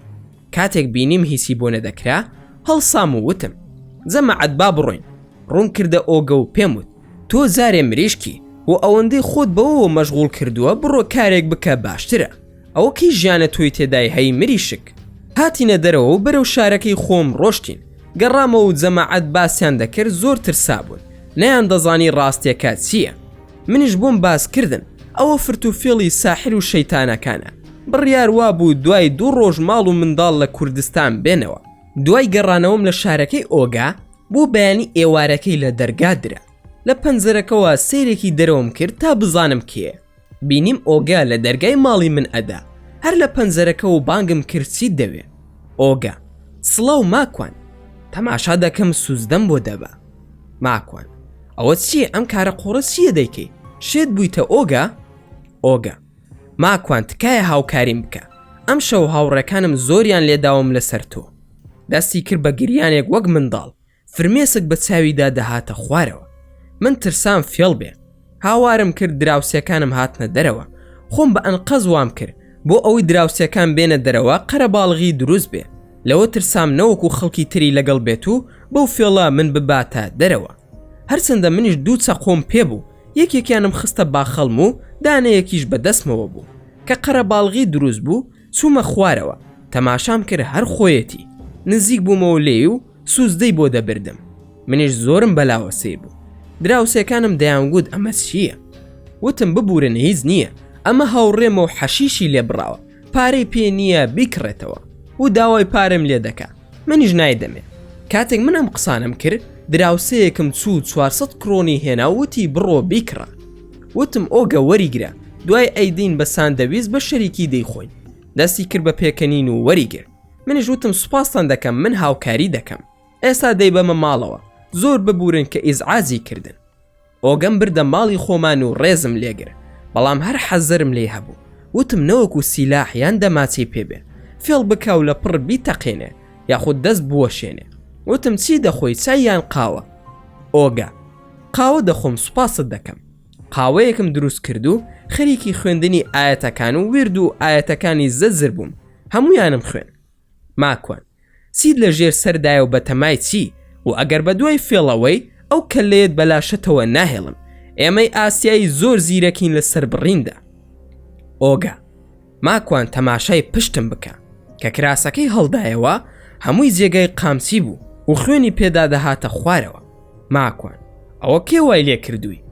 ئۆگا: جنەکان وایان لێم کرد لەبەر ئەوەی نەمتوانی لە ئاسی تۆدا بوەسمەوە. بەس پێم بڵێ تۆ چیت؟ فێری ئەو سیحرەی خۆتم بکە ماکوان. ماکوان: من ساحیر نیم، بڕوا بکە، سیحریش نازانم، بەڵام دەزانم چۆن بەتاڵی دەکەمەوە. من موسڵمانم، سیحرکردن کاری مرۆڤی باش و چاک نییە. ئۆگا منیش فێری ئەو ئیسلامە بکە ئەوە داعشەکە لە مووسڵن ماکوان نا ئیسلام هیچ مرۆڤ و حیزب و کۆمەڵ و گروپێک خاوەنی نییە بەڵکو خودای پەروەردگار خاوەنی ئەو ئاینەیە و بۆ ناسینی ئاینەکەی پەیامبەرێکی ناردووە و ناوی موحەممەدا درودی خودای لەسەر بێ مرۆڤەکان خۆیان بەو ئاینەوە هەڵدەواسن بۆ ئەوەی سوودی لێوەربگرن هەیە بە نەزانی و هەشە وەک دوکان و بازار دایناوە هەیە بۆ دەسەڵات و سیاست و پاوەر بەکاری دەهێنێت ئەوە کەوتۆتە سەر چۆنێتی مرۆڤەکان و بەکارهێنانی ئاینەکە لەلایەن ئەوانەوە ڕوونە ئێستا ئۆگا ئەو کاتەی لای من بووی چیت خوێن من کەسم لەلا نەما لە جنەکان هەمویان ڕۆشت بوون لە ترسی تۆ ماکوان ئەوە لە ترسی من نەبوو بەڵکو لە ترسی قورئان و ئیسلام و کەلامی خودای گەورە بوو ئۆگا قورئان چییە ئەوە نەبێ کە داعش دەڵێت شەریعەت و خەڵک سەر دەبڕێ ماکوان نا بەڵکو قورئان ئەوەیە کە خەڵکی نەجات ئەدا لە هەموو ناڕەحەتی و تەنگەژەیەکی ژیان ئەوەی قورئان بەکار بهێنێ ئاسوودەی ئەم ژین و ئەو دنیای ترش دەبێ ئۆگا ئەو دنیای تر کە پرێستەکان باسی دەکەن مەبەستی قەشە مەسیحیەکان بوو ماکوان بەڵێ بەڵام ئەو باسی ئەوان تەزویرە و ڕاست نییە ئۆگا ئەی کامە ڕاستە ماکوان ئەوەی خۆی متعال لە قورئانی پیرۆزدا باسی کردووە ئۆگا چۆن قورئان فێر ببم ماکوان من لامە بە زمانی نەرویزی و ئینگلیزی و لە سایتەکانیشدا بوونی هەیە حەز دەکەی گوێی لێ بگریت و بیخوێنیتەوە ئۆگا بۆ نابا بزانم چییە ماکوان بەسەر ساو دەنگی غامدیم خستە سەر و قورئانەکەم دایە دەستی بە زمانی نەرویزی 6 دقیقە سوورەتی ئالی عومرانم خستە سەر تەماشام کرد ئۆگە دەگریا ماکوان ئەوە چییە ئۆگە ئۆگە هەز دەکەم باوکم قسم بۆ دەکا دڵم زۆر ئارامە ماکوان باوکی چی ئەوە فەرمودەی خۆی متعالە خۆی پەروەردگار قسەت بۆ دەکا ئۆگە من نازانم زۆر خۆشحاڵم با بەردەوام بێ ئەگەر تەواو بوو بیخەوە سەری ماکوان خەمن نەبێ زۆر گوێ بگرە تا دڵت تێر دەبێ وازم لێ هێنا و چوون دەسم کرد بە سوورکردنەوەی گۆشتی بەرغ لە فڕندا و سرکە و پیاز و تەرتیباتم بۆ پەیدا کرد و دوو عام دەکرد خودا هیدایەتی بدا بانگی کوڕێکی ڕەفیقمم کرد کە فەڵەستینی بوو وتم وەرە بۆ ماڵمان خودای گەورە نێچیرێکی ناردووە با بە ئارەزووی دڵی خۆمان قسەی بۆ بکەین و بەڵکو موسڵمانیشی بکەین ڕاکە وەرە گۆش سوور دەکەمەوە ئەویش وەکو من تیمساح ئاسا حەزی لە گۆش بوو نێو کاژمێر دیقەتی ئۆگەمدا ئەگریا ئەمود ئەوە بۆ ئەگری هیچ وڵامی نەدامەوە بەقەدەر هەموو دنیاش پێویستم بە حەسقیلە و بەڕاقی و بە حەنانەشە یەک کەسشیان دیار نەبوون مازید هات بۆ ماڵمان کە کوڕێکی فەڵەستینیە بەڵام لە عێراق گەورە بووە کوڕێکی زیرەک و ئاقڵ و دیندار بوو تەعاروفم پێکردن لەگەڵ ئۆگەدا و بەیەکەوە دانیشتن پاش ماوەیەک خەریکی ڕازاندنەوەی سفرە بووم ئۆگە وتی من دەڕۆم ماکوان نایڵم بڕۆیت تا نان نەخۆی ئەو کات بڕۆ ئۆگە من ڤێجیتارم تەنها سەوزە دەخۆم ماکوان ئەی گۆشت بۆ ناخۆی ئۆگە ئاخر من ڕێز لە ئاژەڵ دەگرم و نایخۆم ئەوانش حەزیان بەجیانە ماکوان تۆ ڕێزی ئاژەڵ دەگری بەڵام ڕێزی مرۆڤ ناگری قسەی بێمەعنا دەکەی دەزانی نانەکەت بخۆ لەگەڵماندا دەمزانی ساحیرەکان زیاتر گۆژ ناخۆنن و گیاین ئۆگە ئەی تۆ بۆ گیا ناخۆی ماکوان ماکوان لە ژیان تا شێرت بینیوە گیا بخوا ئۆگە نا نەمبینیوە ماکوان ئێمە شێرین شێریش گۆژ نەبێ نایخوا ولاکەی تۆپیویش ناخۆین گۆشتی ئێمە حەڵاڵە دەی موسڵمان بە و لەگەڵماندا بسمیلا بکە و بخۆ من تەنها بۆ موزامە لە وامود چاوەڕێ ئەوە نەبووم هەربیر لە موسڵمان بوونیش بکاتەوە ئۆگە باشە دەمەوێت موسڵمان بم بەڵام چی بکەم ماکوان مازید قسەی بۆ بکە من تۆم بۆیە هێناوە تا ئێرە بۆ ئەوەی قسەی لەگەڵ بکەی دامەنیشە بە دیار تەلەفیزۆنەکەەوە دەی خێرا تەلەفیزۆنم کوژاندەوە مازی دەستی کرد بە قسە بۆی و ناردی بۆ حەمام و خۆی شۆرد و دەستێ جلی خۆمم بۆ هێنا هەموو زلەکانی خۆی فڕێدا زلەکانیم تەماشا کرد هەمووی تەلیسمی سیحر بوو هەموو شتی لێ نووسرا بوو بە شێوەی نووسینی عیبری جوولەکە هەموویم سوتان بەو شەوە شایە تومانی هێنا و دەستی کرد بە نوێشکردن لەگەڵ مازید وتی باشە من دەڕۆم هەرسی وتمان مڕۆ وتی بەخوا زۆر مرتاحم حەز دەکەم هەوای پاک هەڵمژم ئەوە ماوەی چەند ساڵێکە هەر بە شەو بەخەبەرم و بە ڕۆژیش نووسم دەمەوێت وەک مرۆڤ بژیم دەمەوێت زوو بخەوم و بەیانی هەڵسم لە خەو خۆر ببینم لە کاتی خواحافیزی وتم تەلەفۆنەکەتم بدەرێ، ئەگەر شتێک پێویست بوو پرسیار بکا لە خزمەتت دام، ژمارەی تەلەفۆنەکەم لێ وەرگر. ئۆگا: ماکوان با پارەی جلەکانت بدەمێ. منیش بە پێکەنینەوە وتم خۆ من نەرویزی نیم تا پارەی نان خواردنەکەشت لێ وەربگرمەوە. ئۆگا: دەی باشە براکەم، ئەسەلام عەلەیکوم. ماکوان: وعەلەیکوم ئەسەلام وەڕەحمەت اللهی وەبەرەکاتوه. هاتمەوە بۆ لای مازید، تەماشا دەکەم وەک پیا و قاپەکان دەشوا. قاپەکان تەواو بوو، وتی دەڕۆم، خێزانم بە تەنهایە، خوا حافیزیشم لەو کرد. دەست نوێژم گرت و بۆ نوێژی عیشا هاتمە ژووری دانیشتن و ڕاقی و حەسقیلش دانیشتە بوون. ماکوان: ئەرێ ئێوە بۆ هەمیشە وەک فیلمی هندی دەبێت لە کۆتاییەکەیدا ئامادە بن، چەندە پێویستم پێتان بوو هەر نەهاتن. ئۆگە لێرە بوو، موسڵمان بوو. حەسقیل: بەڵێ ئاگادار بووین، بەڵام ماکوان هەر بەچوونەوەی بۆ ماڵەکەی خۆی دەیکوژن، بزانن موسڵمان بووە پارچە پارچەی دەکەن. ئەوە زۆر تێکەڵە لەگەڵ جنۆکە و شەیتانەکاندا. ماکوان: ئایچی لێ بکەم؟ ڕاقی: نەدەبوو بهێڵی بڕوا بکە، ئەم شەو دەیکوژن. ماکوان: ئەوە کاژمێرێک نابێ کەوتۆتە ڕێ، تەلەفۆنەکەی لامە، خێرا تەلەفۆنم بۆ کرد. چەند جارێک لێیدا هەڵی نەگر، لە دڵی خۆم داوتم سیارە لێ دەخوڕێ، بە جنۆکەکانیشم وت بۆیە هەڵی ناگرێت چونکە سیارە لێ دەخوڕێ. حەسقیلش وتی بەخوا ماکوان سیارەکەیان وەرگەڕاندووە. کە حەسقیل وای وت من دڵم زۆر ناخۆش بوو، دیسان تەلەفۆنم کردەوە هەر دەنگ نەبوو. جارێکی تریش کردمەوە، ئەم جاریان وەڵام درایەوە. ئەو کەسی کە وەڵامی دایەوە خۆی ناسان، وتی من پۆلیسم، ئەو کەسەی تەلەفۆنت بۆ کردووە تووشی ڕووداوی هاتوو چۆ بووە، تۆ چی ئەویت؟ یەکسەر وتم هاوڕێمە و لای من بووە و ڕۆشتەوە بۆ شارەکەی خۆی. پۆلیس: دەتوانیت بیتە لای و هاوکاری بکەیت و حاڵی زۆر ترسناکە، دەیبەنە ئەو نەخۆشخانەی کە لە نزیک شارەکەی منیش بوو، واتا گەڕاندە بیانەوە بۆ ئەو نەخۆشخانەیە، چونکە نەخۆشخانەیەکی گەورە بوو. منیش وتم ئێستا دەردەسم، بەڵام ئەدرەسەکەتانم بدەنێ وا هاتمە لاتان، چەندێک دوورم لە ڕووداوەکەوە. پۆلیس: نزیکەی کاژمێرێک، بەڵام دەیبینە ئەو نەخۆشخانەی نیو کاژمێر دوورە لە تۆوە، تۆش وەرە ئەوێ. ماکوان: زۆر باشەوە هاتم، کە ئاوڕم دایەوە نە حەسقیل هەیە و نەڕاقی، هەرچەندە زۆریش گوێم پێ نەدان. کاتێک گەیشتمە لایەن بینیم وێران ببوو. پرسیم ڕووداوەکە چۆن بووە، وتیان نازانین، زۆر سەیرە، نەخۆی بە هیچدا کێشاوە و نەی شتێکش خۆی بە سیارەکەیدا کێشاوە، بەڵکو جامی سیارەکەی شکاوە و هەرسی سیارەکە شێتی وێران بووە. خۆشی برینەکەی زۆر ترسناکە، ئەگەر بمێنێت ئەوە زۆر باش. هیچم پێ نەکرا، بێهۆش بوو، بەڵام شوێنەکەی مزانی.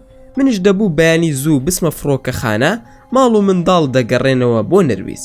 ناچار بەجێم هێشت و گەڕامەوە بۆ ماڵەوە، لەوێش بوومایە هیچم پێ نەدەکرا. بە هەر حاڵ دوای 2 ڕۆژ گەڕامەوە بۆ نەخۆشخانە و هەواڵم پرسی، وتیان بێهۆشە. چوومە سەری، دەستم کرد بە قورئان خوێندن تا چارەگەی قورئانم خوێن بە سەریدا. لە پڕ ژن و پیاوێ خۆیان کرد بە ژووردا و کە منیان بینی وتیان تۆکەیت. منیش وتم ئەی ئێوە کێن؟ وتیان ئەوە کوڕی ئێمەیە و ناوی ئۆگەیە. هەڵسامەوە لە بەریان و تەوقم کرد لەگەڵ باوکی. وتم من ناوم ماکوانە و هاوڕێی ئۆگەم، ئەم شەو لای من بووە کە گەڕاوەتەوە تووشی ئەو ڕووداوە بووە. باوکی زۆر ڕێزی لێگرتم، ناوی کنیوت بوو، دایکیشی ناوی بیۆرک بوو. دایکی زۆر هیس و پیس بوو، وای دەزانی من سیارەکەم لێ خوڕیەوە و وام لێ کردووە، بەڵام باوکی پیاوێکی زۆر نەجیب بوو.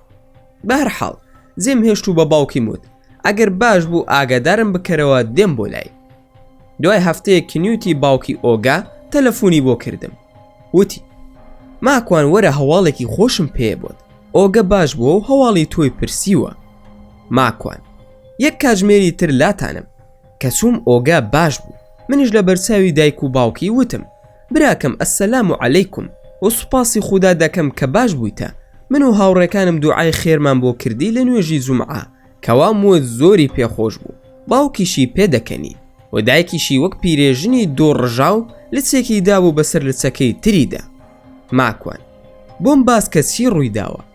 ئۆگا: ماکوان حەز دەکەم ئەو شتە بکەم کە فێرتان کردم، کەمە بەستی دەستنوێژ بوو. ماکوان: باشە وەرە بچینە حەمام. دایکی هات تا یارمەتی بدا. وتی نا، با ماکوان بێت، ئاگام لێ بوو دایکی خەریک بوو ئەتەقی. وتی ئەم کوڕی من چەند سەیرە. ماکوان: ئەو سەیر نییە، کێشە لە تۆدایە لی تێناگەی، لە بەرچاویدا دەستنوێژم گرت و فێرم کردەوە. هاتمە دەرەوە لە پشت دەرگای توالێتەکەەوە وەستام و وتم نەوەکو پێداویستی هەبێت و یاخود بکەوێ. باوکی وتی ماکوان زۆر سەیرە ئەم کوڕی ئێمە هاوڕێیەتی کەسی نەکردووە، زۆرمان بەلاوە سەیرە کە بووە بە هاوڕێی تۆ. ڕوون کردە دایکی وتم بەشک و جەڵدە لێ بدە. وتم دەزانی ئۆگە موسڵمان بووە و بووە بە برای ئێمە، قسەکەم تەواو نەکردبوو. ئۆگە وتی ماکوان با نوێژ بکەیت. ماکوان هادەوە کێشە نییە با بیکەیت. کات نێوانی نوێژی مەغریب و عەسر بوو، من نوێژی عەسرم کردبوو، بەڵام جارێکی تر کردمەوە بۆ ئەوەی ئۆگەش بیکە. دوعام بۆ کرد بە زمانی نەرویزی و هەستم کرد وردە وردە بەرەو باشی دەڕۆژ. ماکوان با بڕۆینە جێگایەک دانیشین لە کافتریای نەخۆشخانەکە بەیەکەوە قسە دەکەین، دوور لە دایک و باوکیشێت. ڕازید یاخودنا؟ ئۆگە من ڕازیم. دایکی هاتووتی ئێمەش لەگەڵ باوکت دەچین سەردانێکی ناو بازار دەکەین. زۆر بەناشرینی بە دایکی وت بڕۆن. ماکوان نابێ بەو شێوەی قسە لەگەڵ دایکت بکەیت. لە ئیسلامدا بەهەش لە ژێر پێی دایکاندایە ئەگەر موسڵمان بێ، بەڵام ئەگەر کافر بوو دەبێت هەر ڕێزی بگری و بە ئەدەبشەوە قسەی لەگەڵ بکەیت و احتیرامی بگری و هەستە دەستی ماز بکە. کەوامۆ دە هەڵسا دەستی دایکی ماز کردو. دایکی وتی بەڕاستی سەیرە. چوونە کافتریاکە لەوێ دەستمان کرد بە قسە. وتم ئەم شەو سی ڕوویداوە بۆم باز بکە. هەمووی بۆ گێڕامەوە کە سوکانی سیارەکەی لە دەست وەرگیراوە، هەروەها شوشی سیارەکەشی شکاوە و نەیتوانیوە سیارەکەی ڕاگرێت و ستۆپ بکە، توانای بەسەر سیارەکەدا نەمابوو. ماکوان خەتای من بوو براکەم ببوورە، نەدەبوو بم هێشتایە بڕۆیتەوە بۆ و ماڵە، چونکە ئەو کەسانەی کە هاوکارت بوون پێشتر بۆ سحر ئێستا وازە لێ ناهێنن، دەبێت چارەسەرێک بدۆزینەوە. ئۆگە چی دەڵێی بە قسەت دەکەم؟ ماکوان من دەڵێم بڕۆ بۆ عومرە نزیکی ڕەمەزانە، کەسێکت لەگەڵدا دەنێرم فێرت بکە و لەوێژ ئارام دەبی، ناوێرم بێن بەلاتدا. بڕۆ بۆ مەکە و مانگی ڕەمەزان لەوێ بە، هەر فیزەکەشت کۆن بوو نوێی کەرەوە لە ڕێگای ئەو شەریکەوە، بەڵام نوێی کەیتەوە لە مەکە و مەدینە ئەگەر بە قاچاق بگیری 5 ساڵ حکمە ئاگادار بە، ئەگەر پارەشت پێ نییە من هاوکاری دەکەم.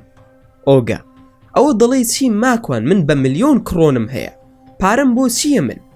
ماکوان دە لەو ملیۆنانە 100 هەتی و بگرە خۆت لە کوردستان، ئامادەی ئەو شتە بکەی؟ ئۆگە تۆ چی دەڵێ ماکوان؟ وعد من دەیکەم ئەوە 100 هەتی و بدۆزەرەوە من پارەکەیت پێ ئەدەم. ماکوان بڕۆ بۆ حەج و بێرەوە دوای قسە دەکەی. مەلایەکی ڕەفیقم هەیە سۆماڵیە، هەتا بڵی دیندارە لەگەڵ ئەو ئەتنێرم، بەس زمانی باش نییە. ئۆگە ماکوان بەخوا من پێویستیم بە زانیاریە، کەسێکم بۆ بدۆزەرەوە با زمان بزانێ. ماکوان تەلەفۆنم کرد بۆ کوڕێکی پاکستانی، وتم ئەو کارم بۆ دەکەی؟ وەڵامی دامەوە وتی نەخێر. دوای ئەو لە نەخۆشخانەکە دەرچوو ماوەیەکی زۆری بەسەردا ڕۆژ. تەلەفۆنی بۆ کردم وتی دەسمە ماڵی باوکم، ئەگەر کەسم بۆ پەیدا نەکەی خۆم دەڕۆم و هەراسانیان کردوم. هەرچەندە نەمزانی چی ڕوویداوە بە هۆکاری سەرقاڵیمەوە، بەڵام خوای گەورە ئاسانی کرد. لەگەڵ مزگەوتێک لە ئۆسلۆ ناردم بۆ عومرە، کوڕێکی خەڵکی فەڵەستینم لەگەڵی دادانا، نەرویجیەکەی لە عەرەبیەکەی باشتر بوو. نارد من بۆ حەج، پارەی 100 هەتی وشی دانابوو کە بۆیان بنێرم.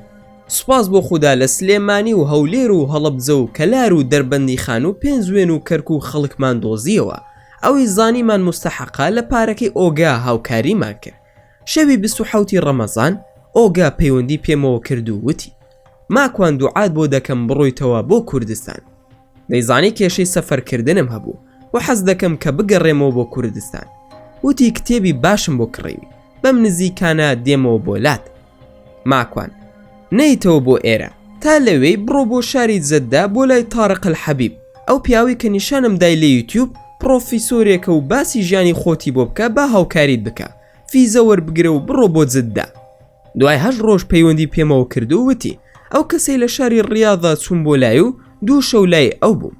ماکوان زۆر باشە، مادام چووی بۆ لای ئەو ئێستا دەتوانی بگەڕێیتەوە بۆ نەرویج. ئۆگە هاتەوە، پشتی توێتایە کشتی بۆ هێنابووم، 12 دزداشەی بۆ هێنابووم، بێزگە لە کتێب و سیواک و عەتر و خوڕمای عەجوە و ئاوی زەمزەم. ماکوان ئەی باشە ئۆگە ئێستا وەزعەت چۆنە؟ ئۆگە زۆر باشم ماکوان. ماکوان ئەی ئێستا ناترسی لە شەیتانەکان؟ ئۆگە حەدیان نییە بێن بەلامدا، خانۆکەی خۆی فرۆشت و پارەکەشی نارد بۆ خەڵکی فەڵەستین. ئێستا کۆمپانیای تەکسی هەیە لە شارەکەی بەندە، حەزی بە هاوڕێیەتیمان کردو نەگەڕاوەتەوە بۆ شارەکەی خۆی. ئێستا ناوی خۆشی گۆڕیوە بۆ ئوسامە، کۆمپانیاکەشی 8 تەکسی تێکردووە. لەگەڵ ئۆگا ئوسامە نێوانمان زۆر خۆش بوو، چەند جار هاتوچۆ یەکترمان کردو، پاشان جارێکیش بەیەکەوە سەفەری باخسی ئاژەڵانمان کرد و چەند سات و کاتێکی خۆشمان بەیەکەوە بردەسەر. زۆر جارێش باسی سیحرەکانی خۆی بۆ دەکردم کە چۆن جنۆکەکان هاوکاریان کردووە و ئەمیش نەیزانیوە کە جنۆکەن، بەڵکو ئۆگا هەر بڕوای بەخواش نەبووە. ڕۆژێک لێم پرسی چۆن ئەم کارە ناپوختەیە فێر بووی. ئۆگا: زۆر تەماشای فیلمەکانی هاری پۆتەرم دەکرد، زۆر حەزم بە کاری سیحر بوو. سەرچاوەکەشی ئەو کۆمەڵە فلیمە بوو کە بە چەند بەشێک دەرچوو.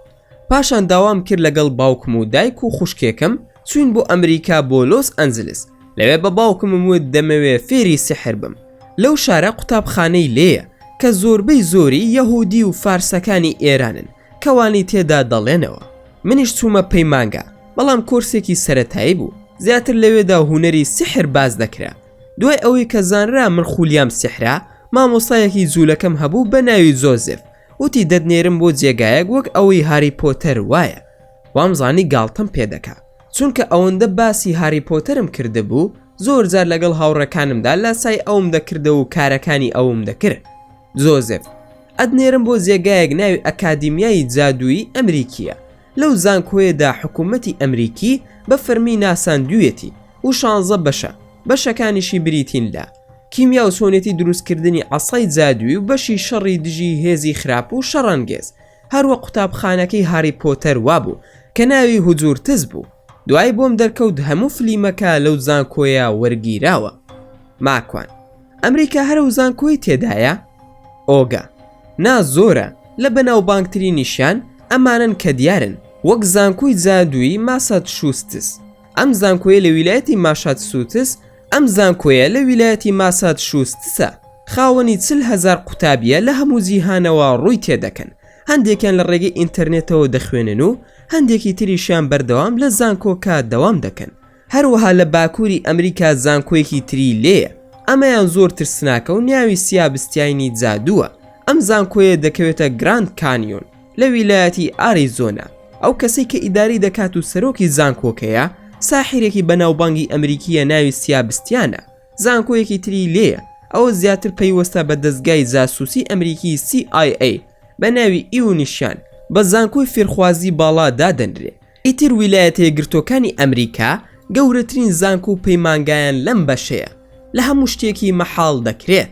ئەو شتانە دەکرێت تەنانەت لە توانای ئێمە و مانانیشدا نەبووە. زۆر لە ئێمە گەورەتر دەسونە ناوی وەردەگیران. ماکوان: تەنها لە ئەمریکا بوونی هەیە؟ ئای لە جێگای تری دنیادا نییە؟ بۆ نمونە ئەوروپا و ئاسیا و ئەفریقیا؟ ئۆگا: چۆن نییە؟ زانکۆی نێودەوڵەتی سیحر هەیە لە سکۆتلەندا، ناوی ئەکادیمی ماکتافیشە بۆ زانستەکانی زادوو، یەکێکە لە زانکۆ بەناوبانگەکانی جیهان بۆ ئەو بوارە. من چوومە بۆی لە ناوچەیەکی زۆر خۆشدایە لەسەر کەنارەکانی لۆژ نیسە، گەورەترین زانکۆی سەر زەویە. لە کەرنەڤاڵی زاد و بازەکاندا لەوێ بووم و دیاریم وەرگرتووە. ماکوان: دیارەکەت چی بوو؟ ئۆگا: هەندێک دەرمانی سیحر کە زۆر گران بەها بوو، خۆڵی فرعەونیشە. ماکوان: پەنا دەگرم بە خودا لەم کارە قۆڕانە. ئەی جێگای تر هەیە لە وڵاتە ئیسلامیەکان زانکۆی وای تێدا هەبێ؟ ئۆگا: ئەی چۆن نییە؟ زانکۆی هەڕەمەکانی میسر گەورەترین زانکۆیە لە هەموو ئەفریقیادا کە لە 2 بەش پێک هاتووە. بەشێکی لە ناو گیزەیە لای ئەهرامەکان و بەشێکی تریشی لە ژێر زەویدایە لە ناو کتێبخانەی ئەسکەندەریە. ئەوەی کە جادوباز نەبێ بۆی نییە بسێتە ئەو بەشە. بۆ زانیاریت ماکوان، زیاد لە 200,000 کڕۆنم داوە بڕۆمە ئەو کتێبخانەیە و نیان هێشتووە. کتێبی زۆر گرنگی تێدایە لەسەر جادوبازی کە دەگەڕێتەوە بۆ شارستانیەتی فرعەونەکان، واتە نزیکەی 15 سەدا پێش لە دایکبوونی پێغەمبەر عیسای کوڕی مەریەم سەلامی خوای لێبێ. با بیرم نەسێ. ماکوان شتێکی تریش هەیە بیزانە. چیایەک هەیە لە ئەفریقیا ناوی بیروەیە، کۆمەڵێک ساحیری گەورەی لێیە کە پەیمانگایەکیان کردوتەوە بە پارە خەڵکی فێر دەکەن. ئەوانش گرنگترین زاد و بازەکانی جیهانن، لەو شاخەدا دەژین و تەنانەت فڕۆکەیان هەیە و چەکی قورسی تایبەت بە خۆیان هەیە. دەوڵەمەندترین خەڵکن و بازرگانی بە ئەڵماسەوە دەکەن. ماکوان: ئەی لە ئاسیا بوونی نییە بۆ نمونە لە عێراق یان ئێران یان تورکیا یان پاکستان لە وڵاتانە تەویلەخانەی وا هەیە ئەوەی کە پێی دەڵێن زانکۆ؟ ئۆگا بە پێکەنینەوەوتی تەنها لە دوو وڵاتی زلهێزدا هەیە، ئەویش چین و ڕووسیایە.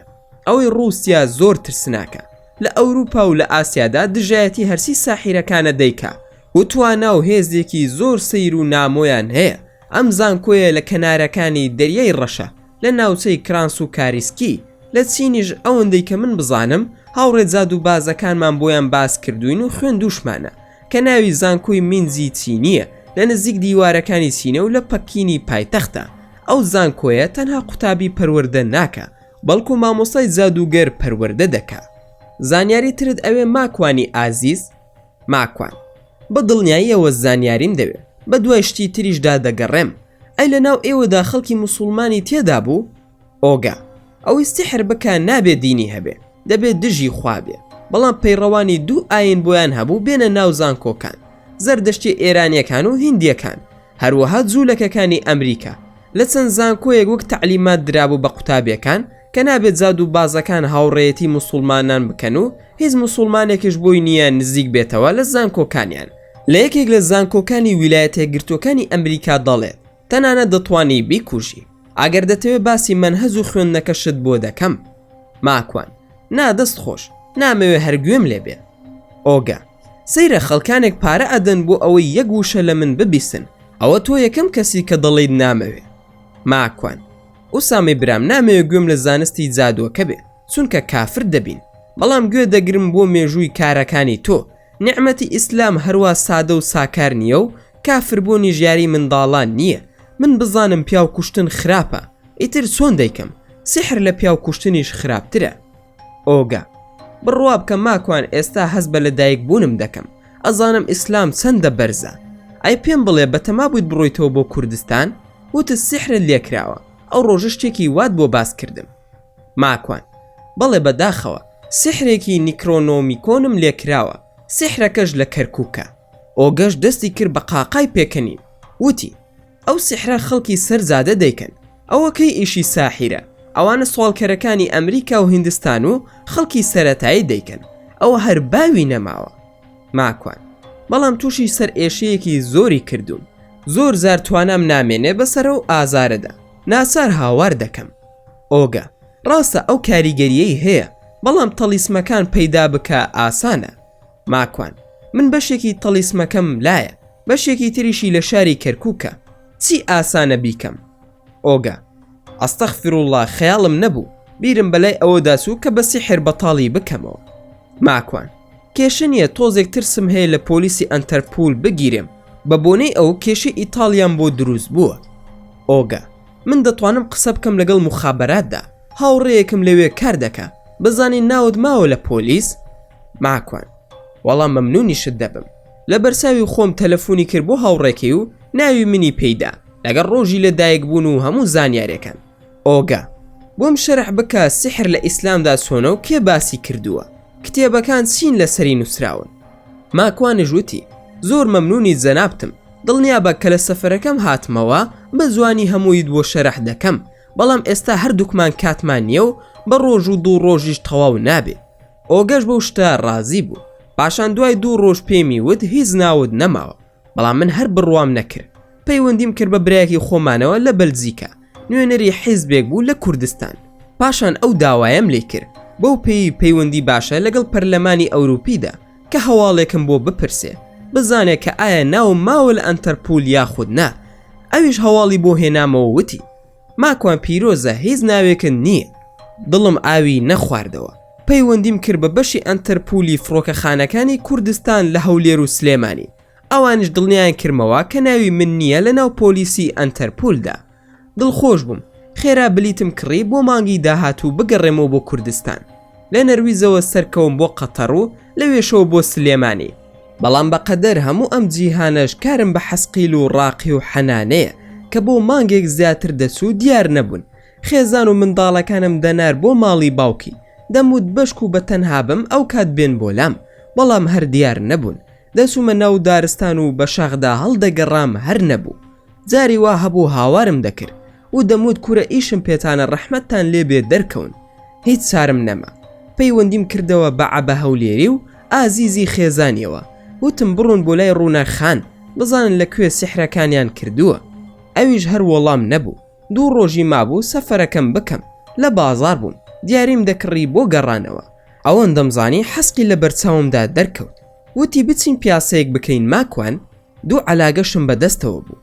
لە خۆشیدا دامنا لەناو ئەو مۆڵەدا و هاوارم کرد. حەزە گیان ئەوە تۆ لەکوێ بووی؟ هەرچی خەڵک بوو لە مۆڵەکەدا تەماشایان دەکردم. وایان زانی شێت بوومە. قسە دەکەم و کەسیش دیار نییە. باوەشم کردوتەوە کە حەسقی لە باوەش بگرم و ئەم لاولای ماچ بکەم. ئەوەندە ئیشم پێی بوو. حەسقیل ماکوان بی کە بە خاتری خوا کۆنتڕۆڵی خۆت لە دەزمەدە. ئەو خەڵکە تەماشای تۆ دەکا. خۆ کەس من نابینێ.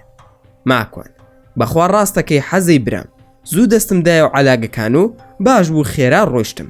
برادێکی کوردیش هاتووتی کاک ماکوان ئەوە چی بووە؟ وتم کاکە ببوورە ئەوە بلوتوزی تەلەفونەکەم لە گوێدا بوو. تووڕیان کردم و ئاگام لە خۆم نەما. سوپاس بۆ خوددا زۆر باشم. عیبم نییە زۆر سوپاست دەکەم. چونکە زۆر جار کە خەڵکم دەبینی لەناو بازاردا لە ڕێگەی بلوتوزەوە بە تەلەفۆن قسەی دەکرد. وام دەزانی لەگەڵ جن قسە دەکەن. حەسقیل تۆ 2 ڕۆژی کە سەفەر دەکەی. ئەو سیحری لێت کراوە ئەوە تا لە قەبرستانێکی مەسیحیەکانە لە گەڕەکی ئەڵماز لە شاری کەرکووک. ماکوان ئەی حەزە گیان هاوکاری ترم ناکەن؟ حەسقیل تۆ جارێ بڕۆ خوا گەورەیە و لە خزمەتی برای خۆماندا دەبین. ماکوان ئەی ڕەحمەت لە باوکت ئینجا لە دایکت لەوەشی بڕیویەتەوە ناوکت. حەسقیل ناوکی چی ماکوان باسی چی دەکەی؟ ماکوان حەزە گیان ئەوە مەسەلەیەکی فۆلکلۆری کوردی لادی عەشایریە. تۆ وازی لێ بێنە خەتاکە لە من بوو. ئەو سیستەمە لە مەخلوقی ئێوەدا نییە. حەسقیل ماکوان لە کوردستان ئاگاد لە خۆت بێ. سەسیل لە کەمیندایە بووت. لە فڕۆکەخانەی نێودەوڵەتی ئۆسلۆوە سەرکەوتم بەرەو فڕۆکەخانەی قەتەر. لەوێشەوە ڕۆشتم بەرەو فڕۆکەخانەی نێودەوڵەتی سلێمانی دابەزم. زۆر دەترسام لە قەتەر بگیرێم. بەڵام سوپاس بۆ خوددا هیچ ڕووی نەدا و زۆر ئاسایی بوو. بەڵام گەیشتمە فڕۆکەخانەی سلێمانی هەرسی ئاسایش و پۆلیسەکان بوو تەماشایان دەکردم. کوڕێکی منداڵکار هات بۆ لام و وتی جەنابەت کاک ماکوانی؟ ماکوان بەڵێ من ئەوم. کوڕەکە تۆ سکرتێری مامۆستاکریەکار نەبووی؟ ماکوان دەستم کرد بە پێکەنین و وتم کاکە جارێ مامۆستاکریەکار سکرتاریەتی نییە و پاشان گریمان هەیبوو. بەڵام من هەرگیز نابمە سکرتێر. نەبوو ئەو نەبوو هیچ کەسێکی تریش. من خاوەنی کەسایەتی خۆمم. بەڵام بە دڵنیایەوە مامۆستاکریەکار دەناسم و ئەویش باش من دەناسێ. ئەوەی زانیاری داوە بە جەنابەت هەڵەیە و ئەگەر زانیاریت لە خۆم دەوێ ئەوە قسەیەکی درۆیە و هەڵبەستراوە. کوڕەکە باشە فەرموو بڕۆ. دوای ئەوەی جانتاکانم وەرگرتەوە هاتمە دەرەوە سواری پاس بوون. دیسان کوڕە گەنجەکە هات بۆ لام و وتی کاک ماکوان دەتوانم پاسەپۆرتەکەت بەرم کۆپی بکەم؟ بەڵام زۆر بەڕێز و حورمەتەوە وایوت. منش پاسپۆرتەکەم داپێ و دابەزیمەوە. هەموو دەخولەکی نەبر. هاتەوە پاسەپۆرتەکەی دایەوە دەستم. منیش بە ئاسایی وەرم گرت و دەرچوومە دەرەوە لە فڕۆکەخانەکە. و کەس و کار هەمویان مقۆیان بوو کە ئەوە چی بووە. منیش وتم هیچ ڕووی نەداوە. هەرچەندە هەستم کرد کە ئەو چەند خولەکە فەرمی نەبوو. تەنها شتێک بوو وەک لە فڕۆکەخانە پێم بڵێن ها ماکوان ئێمە تۆ دەناسین و چاومان لەسەرتە. یاخۆ بادانی مولحیدێکی فشەکەر بوو بێ لە فڕۆکەخانە کار بەدەست بووە و هەر ویست بێتی خۆی با بدە. چونکە من بەڕێوبەرەکەیان هاوڕێم بوو. هەرچیان بکردایە دوای تەریق دەکرانەوە. چوومە سلێمانی و دوای چەند ڕۆژێک لەگەڵ پێشڕەوی برام بیرم لەوە دەکردەوە کە بەیەکەوە بچین بۆ کەرکووک. بەڵام کاتەکان بە زۆرێک بوون ڕێک نەدەکەوت. بەیانیەکیان دەچوون بۆ لای ئارامی بلە بەهار بۆ سابوونکەران بۆ جگەر خواردن. لای ئارام نانم دەخوار. تەماشام کرد یەکێک هاتە تەنیشمەوە وتی بە زاتی خوا هەڵناسی بەس ئەم لاولاد ماز دەکەم. کە سەرم بەرز کردەوە برایمی هاوڕێمە. یەکێکە لە هاوڕێکانی منداڵیم تا بڵێ نەخوێندەوارە لە ژیانیدا 2 کتێبی نەخوێندوتەوە. بەڵام یەکێکە لە کوڕە ئازا و قسە خۆشەکانی سەردەمی منداڵیم. دینداریشی تەواو نییە بەڵام هەتا بڵێ کوڕی چاک بوو. کە تەماشام کردوتم ئاخر چۆن دەبێ؟ ئەوە چەند ساڵە تۆم نەدیوە. باشە بەس هەڵدەستم ئەم لاولاد ماس دەکەم. کاکە نابێ ئەوە من ماست دەکەم. هات و ئەم لاولای یەکترمان ماس کرد و بەوەستا ئارامم وت چی دەخوات بۆی دابنێ. برای مژوتی بابە عیبە تۆ میوانی منیت ماکوان. بە هەردووکمان 11 شیش جگەرمان خوار. ئەوەندە دەنگی بەرز بوو حیای بردم. هاواری دەکرد شازی ڕەفیقم هاتۆتەوە. وەستا ئارام شیشەکان جوان دابنێ. وای دەزانی ئارامی بلە بەهار من ناناسێ. دوای بۆم دەرکەوت کە ئارام لەبەر خاتری من شیشی بۆ لێ ئەدا، وەستە ئارامیش پارە لە من و میوانەکانم هەرگیز وەرناگرێ. دوای ئەوەی نانمان خوارد بەیەکەوە چوونە سای خانەیەک بۆ چاخ خواردنەوە.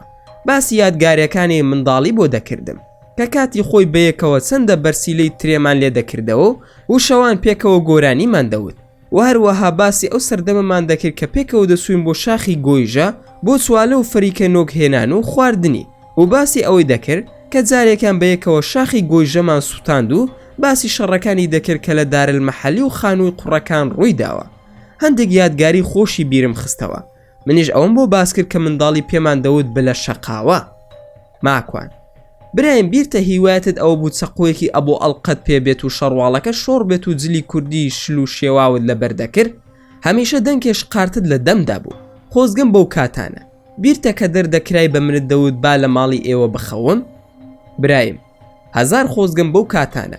ئەزانی خەسرەو کە من لە ئەسڵدا ناوم ماکوان نییە، بەڵکو ناوم خەسرەوە. ئەویش بانگی دەکردم بە خەسرەوە. وتی ئەزانی خەسرە و گیان بۆچی تۆم خۆش دەوێ؟ ماکوان نەوەڵا بلە گیان نازانم. برایم بیرتە بەیەکەوە چوین بۆ پیرە منسوور بۆ لێدانی کەسێک پارەی تۆی خواردەبوو کە چوین تەقەماندا لە دەرگای ماڵەکە ژنەکەی هاتە دەرەوە. وتت کوا فڵان کە هات منداڵەکەی نەخۆش بوو. ژنەکەی دەگیریا و پیاوەکەش پارەی پێ نەبوو. 300 دیناری سویسری لابوو. لە جیاتیەوەی لی وەربگریتەوە 200 دیناری تریشت داپێ و وعدت دابوو بە من کە بەیەکەوە بچین و شەڕ بکەین، هەروەها پارەکەشت وەربگریتەوە 25 دینارش بدەیتە من. کەسی 25 دینارەکەشت هەردامێ و پارەکەشت وەرنەگرتەوە. ماکوان ڕاست دەکەی بلە گیان. ئەی ئەزانی من بۆچی تۆم خۆش دەوێ برایم؟ برایم وەڵام ماکوان گیان بڵێم چی بڕوان ناکەم منت زۆر خۆش بوێ. بە پێکەنینەوە وتی بیرتە ماکوان جارێکیان دەماسەت لە دەرهێنام خەریک بوو بمکوژی؟ ماکوان نابلە گیان بیرتە چوون بۆ گەڕەکی ماڵی بازی پاکیز حەزم لە کچەکەی مامۆستا ئەنوەر بوو. کوڕی ئەو گەڕەکە هاتن شەڕم پێ بفرۆشن. قسەشت نەبوو لەگەڵم، بەڵام هاتی و دەرنەفیزێکت دامێ و خۆشت ئەبوو ئەڵقەیەکت دەرهێنا و پشتت نا بە پشتمەوە. وتت خەسرەوە سوور وەک خۆ سووریان بکەوە بە خوێن. تاخوا ڕەحمی پێکردین کاک ئاواتی حاجی عەبدوڵڵا هاتوو من و تۆش دەرسوین یان لە شەڕەکەی ئەیوبدا کە لوتیم شکاند و ئەوانیش بۆ من دانیشتن لێم بدەنەوە. هەر تۆ فریام کەوتی نەدهێش کەرامەتم بشکێنن. ئەوان زۆر بوون، من هەر خۆم بووم، هیچم لەبیر ناسێتەوە. برایم بەخوا خۆش بوو. جگەرەیەکی دەرهێنا لە چیلکە دەسوو ئەوەندە باریک بوو پێمی وت دایگیرسێنە بە یادی جاران. ماکوان ببوورە بلەگیان من جگەرە ناکێشم. برایم بە تەلاقم ئەی کێشی جگەرە ناخەمەوە ناو ئەو پاکەتم. ماکوان ڕۆ لە خۆگەزۆم نادەیتێ جگەرەیەکە. برایم دەبی کێژە تازە تەلاقم خواردووە. ماکوان برایم خەریکی چیت ئێستا کارت چییە؟ برایم وەڵا ئەو تەکسیە شەق و شڕم پێ و شەڕە تەقەیەکی پێ دەکەم، بەڵام بەخوا قەیرانە خەسەوی برام هیچ ئیشێک نییە. ماکوان چەند منداڵت هەیە بلەگیان؟ برایم 6 منداڵم هەیە. ماکوان خوا لێت نەسەنێ. لەم قسانەدا بووین پێشڕەوی برام تەلەفۆنی کرد وتی کاکە سیارەکەی دڵشا شکاوە، ئەم ڕۆژ ناتوانین بچین بۆ کەرکووک، با بیخەینە ڕۆژێکی تر. منیش پێم ناخۆش بوو، دەموچاومدا بەیەکدا و تەماشام کرد کاژمێر نۆی بەیانی بوو. برایم ئەوە چییە سوورە بووە بێتاقەت بووی؟ ماکوان دەمەوێت بچم بۆ کەرکووک ئیشم هەیە، ئەو چەند ڕۆژە ڕێک ناکەوێ. برایم جا ئەوەی بۆ چییە من ئەدبم، هەستە با بڕۆین. ماکوان آخر پێویستم بە پێشڕەوی برام و یەک دوانێکی تر هەیە لەگەڵم بن. برایم دەی با بڕۆین ئەوانیش هەڵدەگرین. ماکوان آخر نازام ئەمڕۆ پێیان دەکرێت یا خودنە، با تەلەفۆنیان بۆ بکەم. تەلەفۆنم کرد تەنها یەکێک لە ئامۆزاکانم بۆی دەکرا، وتی دێم لەگەڵت. کەسی برایم وتی وەڵام من قسەم نییە لەگەڵ ئەو ئامۆزایەتدا. ماکوان بە هەر حاڵ بلەگیان تو سیلاحت هەیە یا خودنە؟ هێشتا قسەکە لە دەمم تەواو نەبوو. برایم وتی بە قوربانی ئەو خوایەت بم شەڕە یا خودنە، ئەی بۆ لە بەیانیەوە قسە ناکەی. بەخوا 6 مانگە شەڕم نەکردووە گیانم دەخورێ بۆ شەڕ. ئەرێ وەڵا کلاشینکۆفێکم هەیە، دەمانچەشم هەیە، چیت دەوێ پەیدای دەکەم، هیچ خەمێکشن نەبێ، معتەمیدی ئاسایشم. ماکوان نەوەڵا شەڕ نییە خەڵک ترساندنە. برایم بەخوا دوو بە دوو دەڕۆین لای بە بازۆر نەبین، دوای کۆنتڕۆڵ ناکرین، خۆم و خۆت بەیەکەوە دنیا وێران دەکەین، با کەس نەیەت باشە سوورەگیان. ماکوان باشە با بچم تۆزێک پارە لای وەستا ئارام بهێنم و بەیەکەوە دەڕۆین چەکەکان بهێنە و بیخەرە ناو سیارەکەت و ئیتر دەڕۆین. برایم مەڕۆ پارەم پێ خەمی پارەت نەبێ، چەکە ئامادەیە لەسەر ڕێگاماندایە، ماڵم لە گەڕەکی ڕاپەڕینە. ماکوان ئاخر خۆم پارەم پێویستە، چون بۆ لای وەستا ئارامی بلە بەهار ملیۆنێک دینارم لێ وەرگر. وەستا ئارام وتی پارە نەدەی بە بلە شەقاوە، چونکە ئەیخوات و پارەشی نییە تا بداتەوە. پارەی 2 نەفەری منی لایە و پارەی پێ نییە بیدە، ئەو لە بەرساوی تۆدا فشەفش دەکا، دەنا فلسی پێ نییە، سیارەکەشی غەزووری بۆی کڕیوە. کە ئارام وایوە زۆر بەزەیم پێدا هاتەوە، زانیم نەبوونی نەبێ هەرگیز بلە تەنازول ناکە، بەڵام دیارە کە نەبووە و پارەی پێ نییە. گەڕامەوە بۆ لای 200,000 دینارم زیا کردەوە. خێراوتم تۆ مەسرف بکە، ئەوەندە بدە بە مەسرف و دوای قسە دەکەینەوە، هەرسی سوێندی خوار نابێت و هەمووی ئایدی خۆمە. ماکوان با ئەوەت پێبێ کە گەڕاینەوە حساب دەکەینەوە و لێ دووەردەگرمەوە، زارە تۆ مەسرف بکە باشە؟ هەرسۆم بۆ ڕازیم کرد، دەشم زانی درۆ دەکە. لە ڕێگادا تەلەفۆنم کرد بۆ عەبە هەولێری ڕەفیقم و ئازیزی خێزانی، پێیانم وت هەرچیتان کردووە ناوی ساحیرەکەم بۆ بهێنن لای ڕووناخان و ڕۆشنای کچی. باش بوو ناو نیشانەکەیان وەرگرت بوو بۆم. لە ڕێگادا هەموو شتێکم بۆ برایم باس کرد. چوونە مەطعەم عەبدوڵڵا لە کەرکووک، لەوێ نانێکی ترمان خوارد. دیسانەوە بۆم باس کرد کە دەچینە سەر ساحیرێک و خۆی ناو بە شێخ و سیحری لە من کردووە. هەستم پێ دەکرد ئیبراهیم دەترسا، بەڵام هیچی نەوت. گەیشتینە بەردەرگای ماڵی ساحیرەکە. کە چوومە ژوورەوە چەند وێنەیەکی ئاەتی قورئانی هەڵواسی بوو، هەندێکیانی سەر و خوار هەڵواسی بوو یاخود بەلاری دانی نابوو. پلانەکەشمان بەو جۆرە دانابوو کە هەردووکمان تەلەفۆنەکانمان کراوە بێ، کە من چوومە ژوورەوە تەلەفۆنەکە لە گیرفانمدا بێت و ئەویش لەسەر خەت بێت و گوێی لێمان بێ. کە پێم وت وەرە ژوورەوە، ئەویش کڵاشینکۆفەکەی بهێنێت و بێتە ژوورەوە. منیش دەمانچەکەم لابوو، خۆم ئامادە کردبوو بۆ ئەوی بسمە ژوورەوە و بۆ لای مامە شێخی ساختەچی ساحیر بڕۆم. دوای ئەوەی خۆم و ئیبراهیم بەڕێکەوتین بەرەو کەرکووک، پلانمان دانابوو بدەینە سەر ماڵی ئەو ساحیرەی کە بە ناوی شێخایەتیەوە خەریکی ساختەچێتی و سحر بووە. ئێمەش هەموو شتێکمان پێبوو لە چەک و دەمانچە و بابەتەکانی تر.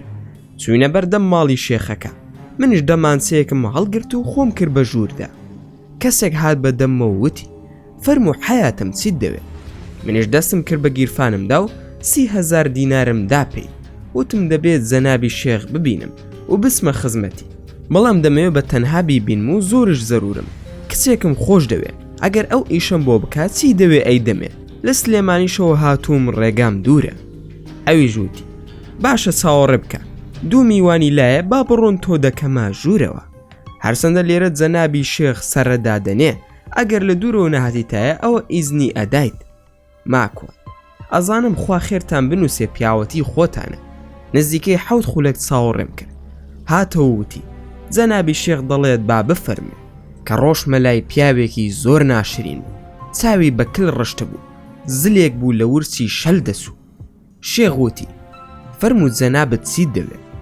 ماکوان جەنابی شێخ دەمەوێت 2 بە 2 قسە بکەین، ئەو برادەرە با بڕوە. کەسەکە خۆی چۆ دەرەوە. دووبارە وتم من ناوم ڕێبازی حازی فەتاحە، خەڵکی شارۆچکەی بازیانم، حەزم لە کچێکە ناوی پڕشنگە، باوکی نایدا بە من، دەڵێت تۆ پیاوکوژی، من کەس نایم بە پیاوکوژ. جا قوربان چۆن دەتوانی ئەو باوکو کچەم بۆ ڕازی بکەیت؟ شێخ ڕێبازگیان دایکت ناوی چییە؟ ماکوان دایکم ناوی حەلاوە. شێخ ڕێبازی کوڕی حەلاو ئەو کارە زۆری تێدەچێت، بەڵام دڵنیا با 100% بۆت دەکەم. ماکوان یا شێخ گیان مەمنونت دەبم و چەند دەڵێی دەیخەمە سەر چاوم. شێخ 10 وەرەقم دەوێت. ماکوان جا 10 وەرەقەسیێت تۆ بۆم بکە، من دەفتەرێکت ئەدەمێ. شێخ بڕۆ پاش 2 کاژمێری تر وەرەوە بۆت دەکەم. ماکوان چیم بۆ دەکەی؟ تۆ پەلەم مەکە، ننکی ئەو کچی من خۆشم دەوێ موشتری خۆتە، ئەو منی ناردووە بۆ لای تۆ، ئەزانی کێ دەڵێم؟ شێخ نازانم باسی کێ دەکەی. ماکوان شەمسەخانی دایکی کاک سەڵاح. شێخ ئەها دەزانم ئەوە موشتری هەمیشەیی خۆمە. ماکوان ئەو کەسەی کە ماڵی منی کاول کردووە کەسێکە بە ناوی ماکوان، لە نەرویز دەژی، هاوڕێی سەڵاحی کوڕی شەمسەخانە. وتیان تۆ سیحرێکت لێ کردووە، سیحرەکە کاریگەری نەماوە. منیش بۆیە ئەم قسانم ئەکرد چونکە هەموو ساحیرێک ساختەچی و درۆزنە زوو شتیان بیر دەچێتەوە. نەیزانی بوو چۆن سیحر لە من کراوە، بەڵام بیرم خستەوە. نەیپرسی چۆنت زانیوە، هەرچەندە ئەگەر بیپرسیایە وەڵامم بۆ ئەوشدا نابوو. دەموت کچەکەی سڵاح وتیەتی سیحرمان لێ کردووە. شێخ: ئەو کوڕە ناوی چییە؟ ماکوان: ناوی ماکوانە. شێخ: ئەی دایکی ناوی چییە؟ هەمیشە ساحیرەکان ناوی دایک دەپرسن، چونکە سیحرەکان لە ڕێگەی ناوی دایکەوە دەکەن نەک ناوی باوک. ماکوان: ماکوانی کوڕی ئامینەیە. شێخ: ئەوە سیحری لێکراوە کاک ڕێباز؟ ماکوان: دەزانم شێخ گیان، بۆیە باسی سیحرم لەگەڵدا کردەوە. دەمزانی ئاگای لە خۆی نەماوە لە تاو پارە، تەمسیلکردنی لەبیر سۆتەوە. لەگەڵیشیدا زۆر بەخۆشی دەیوت سیحرم لێی کردووە. ئینجا ماکوان پێیوت: جەنابی شێخ، من دەمەوێت ڕاستیت پێ بڵێم. لای جەنابی شێخ بۆشایی لە سلێمانیەوە هاتووم. ئەو فەرمووی تۆ سیحرت لێ کردووە، بەڵام کاریگەری نییە. ئەگەر بتوانین سیحرەکە بهێنیت و بەتاڵی بکەیتەوە سەر لە نوێ سیحرێکی ڕەشی لێ بکەی، ئەوە زۆر باش دەبێ. چونکە ئەو سیحرەی کە شێخ بۆشایی بەتەمایە بیکە کاریگەری نابێ تا ئەم سیحری تۆ بەتاڵ نەکرێتەوە. جەنابەت هەرسی بڵێ من دەی خەمە خزمەتتان، ئەگەر شوێنی سیحرەکەمان پێ بڵێ. شێخ: ئەوەتانێ سیحرەکە لە قەبرستانێکی مەسیحیەکانە لە گەڕەکی ئەڵماس بە ئێسقانی حەیوان سیحرەکەم لێ کردووە. ماکوان: یا شێخ، ئەتوانیت بچیت بیهێنی؟ شێخ: نا، من ناتوانم بچم، چونکە قەبرستانەکە گیراوە بە تەلبەند و جارێک کە چوومە ناوەوە لە ڕێگای کڵێسایەکەوە چوومە ناوی. ئەنجا سیحرەکەم لەوێ کردووە. ئەویش بۆ شەمسەخانم کرد لەبەر ئەوەی موشتری خۆمە. بەلامەوە سەیرە کە ئەو شێخە دەڵێ ناتوانم سیحری لێ بکەم چونکە سیحری تری لێ کراوە. ماکوان: دەی ئاساییە جەنابی شێخ، ئەگەر بکرێت تۆ ناونیشانی قەبرەکەمان پێ بڵێ دەیهێنین. شێخ: قەبرەکان ئەوەندە زۆر نین، لە دەرەوەی کڵێساکەدایە کە دەچیتە ناو حەوشەی کڵێساکە لە پشتەوە 8ەم قەبرە لای چەپەوەیە. شاردوومەتەوە لە ناو کۆمەڵێک دەزوو ئێسقان و لە قوتوویەکی بچووکدا دوعام تێیدا نووسیوە ئەگەر توانیتان بیهێنن، کە شوێنەکەی ود ئیتر زۆر گوێم پێ نەدا. دەمانچەکەم زۆر بە سادەیی دەرهێنا. وتم: دەزانی من کێم؟ شێخ وتی: خۆت ماکوانی؟ ماکوان: زنۆکەکان پێیان وتی یاخود کێ؟ شێخ: ئەی چۆن دەمانچە لە من دەردەهێنی؟ ئێستا ئەگەر پێیان بڵێم لێت بدەن گۆز و ئیفلیجت دەکەن. منیش کلکە دەمانچەیەکمدا بەسەر شانیدا و 2 فیشەکم تەقان لە ژوورەکەیدا. کە بلە هاتە ژوورەوە 3 ئافرەت و 2 پیاوی بە کڵانشی کۆفەکەی هێنایە ژوورەوە. دەمانچەکەم لەسەر کەلەی سەریدا نابوو. ئایەتل کورسی و دوعام دەخوێن. ئەویش هیچی پێ نەکرا. زاد و بازەکە کە خۆی ناوناوە بە شێخ وتی: پارەت دەوێ یاخود چی؟ ماکوان: نا، پارەی حرامی خۆت بۆ خۆت هەڵگیرە، من نامەوێ، بەڵام سوێن بە خودا درۆ بکەی وەکو سەگ ئەتۆپێنم. 30,000م داوە بە کابرایەک تا هاتوومەتە ژوورەوە، پێی بڵێ ئەو پارەیەمان بداتەوە. ئەویانم دەوێتەوە. دەچین بۆ ئەو جێگایە بۆ زانیاریشت. ئەو 3 ئافرەتەی لێرەن هەرسێکیان لەش فرۆشن. ئەزانم بۆچی هاتوون و بۆچیش بەکاریان دەهێنی. یەکێکش لەو پیاوانە دەیوتە. خاڵە ڕاقیش ئەیچپاند بە گوێمدا و ئەو زانیاری ئەدامێ. زاد و بازەکە هەڵسات دەستم ماچ بکە. وتی: ئەبمە کۆیلەت، چیت دەوێ بۆتی دەکەم بە زوازم لێبێنە. ئەنجا هەمیشە لە دەم خۆشیەوە دەیوت: بەجێیان هێشتم، هەمویان بەجێیان هێشتم، کە مەبەستی جنۆکەکان بوو. ماکوان: ئەزانی بۆچی بە ئاسایشم نەوتووە؟ ئەگەر بزانم درۆ دەکەی خۆم ئەم جارە پێست بەلاشەوە ناهێڵمەوە. بەس ڕاستم لەگەڵ بکەی ئەتبەخشم، بە مەرجێک واز لەم کارە قۆڕە بهێنی. باشە یاخود نا؟ زاد و بازەکەش وتی: تۆسی دەڵێی بە قسەت دەکەم. پارەی سیارە و بەنزین و بلیتی فڕۆکە و هەموو مەسروفێکت لێ وەردەگرمەوە ئەگەر درۆ بکەیت زاد و بازی ساختەچی. لە دوای ئەوەی لای شێخی ساختەچی هاتینە دەرەوە بە برایمی هاوڕێم وت: باشە ئەوە ئاسایش و پۆلیس بۆ ئەمانە ناگرێت. برایم، بڕوا مەکە، کێ حەقی هەیە بەسەر ئەمانەوە؟ ماکوان: بەخوا ئەمانە لە تیرۆر و خراپترن، ماڵ و سەروەت و سامانی خەڵکی دەخۆن. دەبوو وەزارەتی ناوخۆ ڕەچاوی ئەم جۆرە ماڵانەی بکردایە. ئێرەش وەک ماڵی لەش فرۆشەکان وایە. برایم، زاکاکە تۆ لە کوردستان نیت، لێرە ماڵی لەش فرۆش و دوکانی مەشروب زۆر بەڕێزن و حرمەتیان لێ دەگیرێت و کار ئاسانی دنیایان بۆ دەکرێت، بە تایبەت لە سلێمانی و هەولێر. ئەو دوو شوێنە جێگەی ڕێزی دەسەڵاتدارانن بە پێشکەوتنی دەزانن. ماکوان ڕاست دەکەی بۆیە حاڵمان زۆر جوانە، ئەو خەڵکەشیان بەخۆیانەوە سەرگەردان کردووە. چون بەرەو کڵێساکەی گەڕەکی ئەڵماس ئەوەی کە قەبری مەسیحیەکانی لێیە، کڵێسایەکی بچووکە بە پشتیەوە قەبرسانێکی تری لێیە. نەمزانی هەر مەسیحیەکان خاوەنی ئەو قەبرسانن یاخود موسڵمانن. لەگەڵ برایم چوینە کڵێساکە وتمان سەردانی قەبرێک دەکەین کە هاوڕێمان بووە. کاتێک زانیان وانیە وتیان ببورن، ئێمە لێرە دانراوین بۆ ئەوەی کەس نەسێتە ژوورەوە و ناهێڵین ئێوەش بڕۆن. برایم دەستی کرد بە دەنگە دەنگ، نەمهێش زۆر لەسەری بڕوە، باڵم گرت و وتم با بڕۆین. برایم هیچ فکرەیەکی ترت لایە ماکوان؟ ماکوان نەبەخوا مێشکم هیچی تێدا نییە، بەڵام نامەوێت تێکی بدەم جارێ. بڕۆ با بڕۆین، کات درەنگە، با بگەڕینەوە بۆ سلێمانی.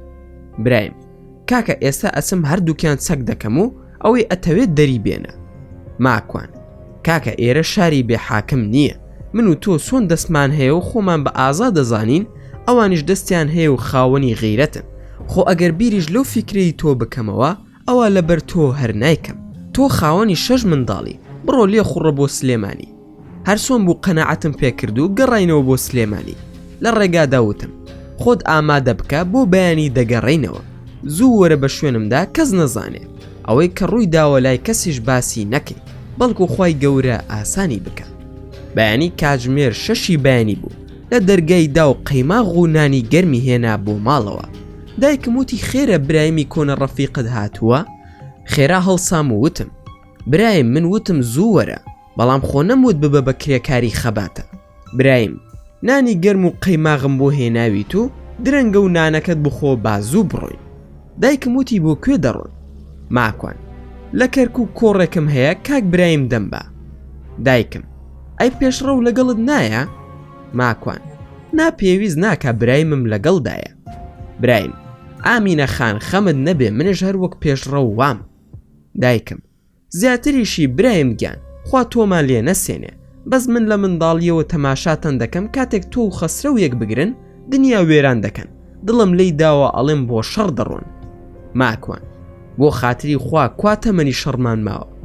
برایم دادە ئامین گیان خەمت نەبێ، خۆم ئەدەم بە کوشت لەسەری و کێ حەدی هەیە شەڕی لەگەڵ بکە. دایکم چای لێ ناو چووە ئەو دیو. ماکوان باشە خۆ من وتم با کەس نەزانێ. برایم دەچی بکە ماڵت ئاوا بێت سوزانم دایکت نەیزانیوە. خەسرە وەڵاهی دایکت بە چاوی منداڵی تەماشامان دەکا، وا دەزانێ شەڕە گەڕەکەکەی زارانە، ئەش زانێ هەردووکمان چۆنی. ماکوان دایک منداڵەکەی برسی بێت دەزانێ، جاسە جا ئەوەی کێشەی هەبێ. پاشان بەرەو کەرکووک دەرچوین. لە سەمسەماڵ برایم وتی چی بکەین؟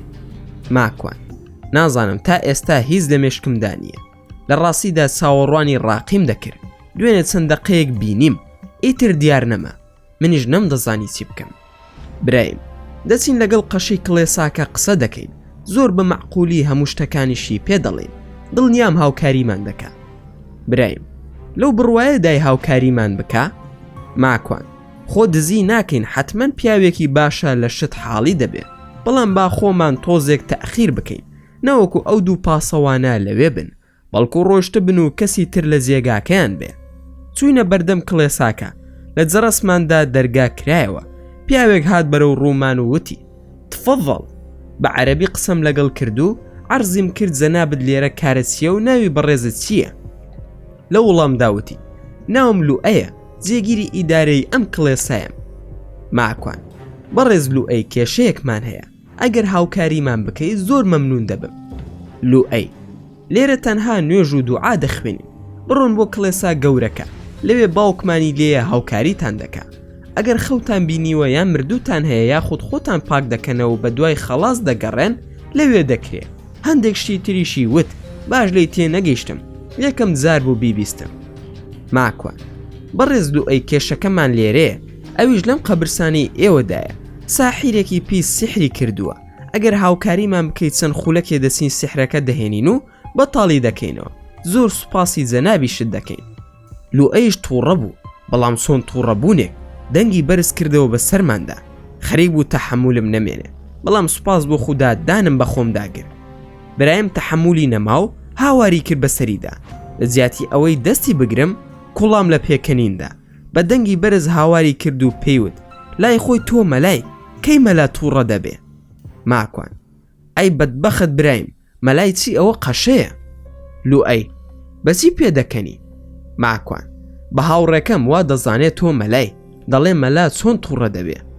لوئەی کورە دەبڕۆن لە خۆتان و مەلاکانیشتان بەم کەی کاتی ڕابواردنە دەی بڕۆن ملتان بشکێنن.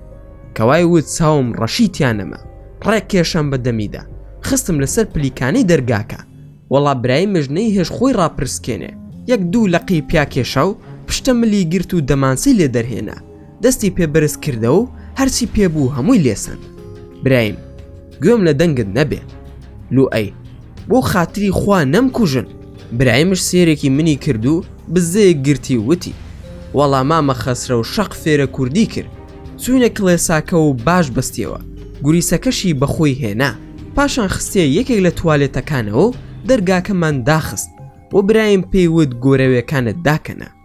ماکوان گۆرەوی ئەوت بۆ چییە؟ برایم ئەی خەمە دەمی نەکو هاوار بکە. ماکوان نە ئاقڵە ئێمە هەمووی نیو کاژمێرێکمان پێدەچێ دەنگە دەنگیش ناکە گۆرەویشی ناوێ بۆ ئەوەی بیترسێنم وتم ئەگەر دەنگی لێوە هات فیشەکێک بخەن بە دەمیدا. برایم بیکوژم خێرم دەگا؟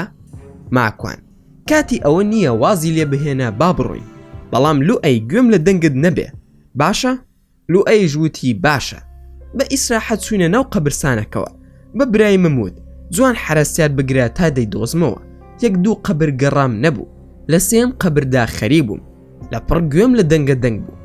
ماکوان برایم بەخوا قوڕ کرا بە سەرماندا دیارە ئەو هیچ و پوچە تەلەفۆنی بۆ پۆلیس کردووە. برایم نامۆبایلەکەی لای منە ناتوانێت تەلەفۆن بکە. ماکوان ئەو قەرە باڵغیە چییە لە دەرەوە؟ برایم نازانم چییە. ماکوان وەرە ئێرە هەڵکەنە هەر ئێسقانێکت دۆزیەوە خێرا هەڵی گرە ئەگەر لێرەش نەبێ گومانم لەو قەبرەی بەرامبەری هەیە منیش دەسم بزانم ئەو دەنگە دەنگە چییە لە دەرەوە دەمانچەکەشم بدەرێ ئەگەر منیش گیرام توانات بوو ڕاکە تواناشر نەبوو خۆ نامان کوژن ئەو پەڕی دەگیرین دوای ئازادمان دەکەنەوە. برایم بڕۆ ماکوان بێخەم بە بزانە چیان دەوێ. چوم دەرگام کردەوە جەنازەیەکیان پێبوو هێنا بوویان بۆ ئەوەی بینێژن. پرسییم ئەمە چییە؟ وایان زانی من قەشەم. وتیان باوکە ئەو مردووەمان لێ مردووە وەرە نزاکان بخوێنە بەڵکو عیسای مەسیح لێی خۆش بێ. عەرزم کردن من پاسەوانم لێرە ئێستا جەنابی قەشەکە دەگەڕێتەوە بفەرمون جەنازەکەتان بهێنە ژوورەوە. هاتنە ژوورەوە پێش ئەوان چوو مەوزوعەکەم بۆ برایم باس کرد وتم جەنازەیان پێیە هیچ نییە بەس بڕۆ تەماشایەکی قەشەکە بکە نەوەکو هاوار بکە ئەو کاتیش پێمان بزان و شەق بە شەق بڵێت بڕۆ ئەو لاوە بڕۆ تووڕە بەلێ و بە تەلەفۆنەکەی تەلەفۆنێکش بۆ من بکە با بزانم ژمارەکەی چەندە. هەروام وت خێرا بە ژمارەکەی قەشەکە تەلەفۆنی بۆ کردم و چووە ژوورەوە بۆ لای ئەو خانەوادەیە کە مردوەکەیان پێبوو دەگریان و سەرقاڵی مردوەکەیان بوون. لەو قەبرستانەدا چەند قەبرێکی ئامادەکراوی لێبوو بە دوای قەبرێکی باشی ڕووکندا دەگەڕان دیار بوو ڕێک نەدەکەوتن لەکوێدا بینێژن. منیش دەستم کرد بە هەڵکەندنی جێگاکەی تر و سحرەکەم دۆزیەوە لە خۆشیدا هاوارم دەکرد و پێدەکەنیم کاتێک دۆزیمەوە. هەموو خەڵکەکەش تەماشای منیان دەکرد. منیش خۆم تێک نەداوتم باشە بۆسی خۆتان و مردووەکەشتان هیلاک دەکەن دە لە جێگایەکدا بینێژن با ئارام بگرێ. هاوارم کرد برایم ئەوە چیت لێ هات؟ هاتەوە بۆ لام و وتی خەمت نەبێ ماکوان ئەوەندە ترساندومە خۆی پیس کردووە. ماکوان با بڕۆین ژمارەکەی من بکوژێنەرەوە لە مۆبایلەکەیدا و بم دەرێ. چوون بۆ لای خەڵکەکە و بە برایمم وت سەرخۆشیەکیان لێ دەکەین و دەڕۆین زۆریش ئاسایی بەو خۆت تێک مەدە. کەسی هەڕۆشتینە پێشەوە برایم وتی ڕەحیم الله لمن ئەعاد الفاتحە. منیش کوڵهەم لە پێکەنینە هەرسۆن بوو دانم بە خۆم داگر بەڵام هەرسی مەسیحی بوو بەوانی کە لەسەر قەبرەکانیش بوون تەماشایان دەکردین.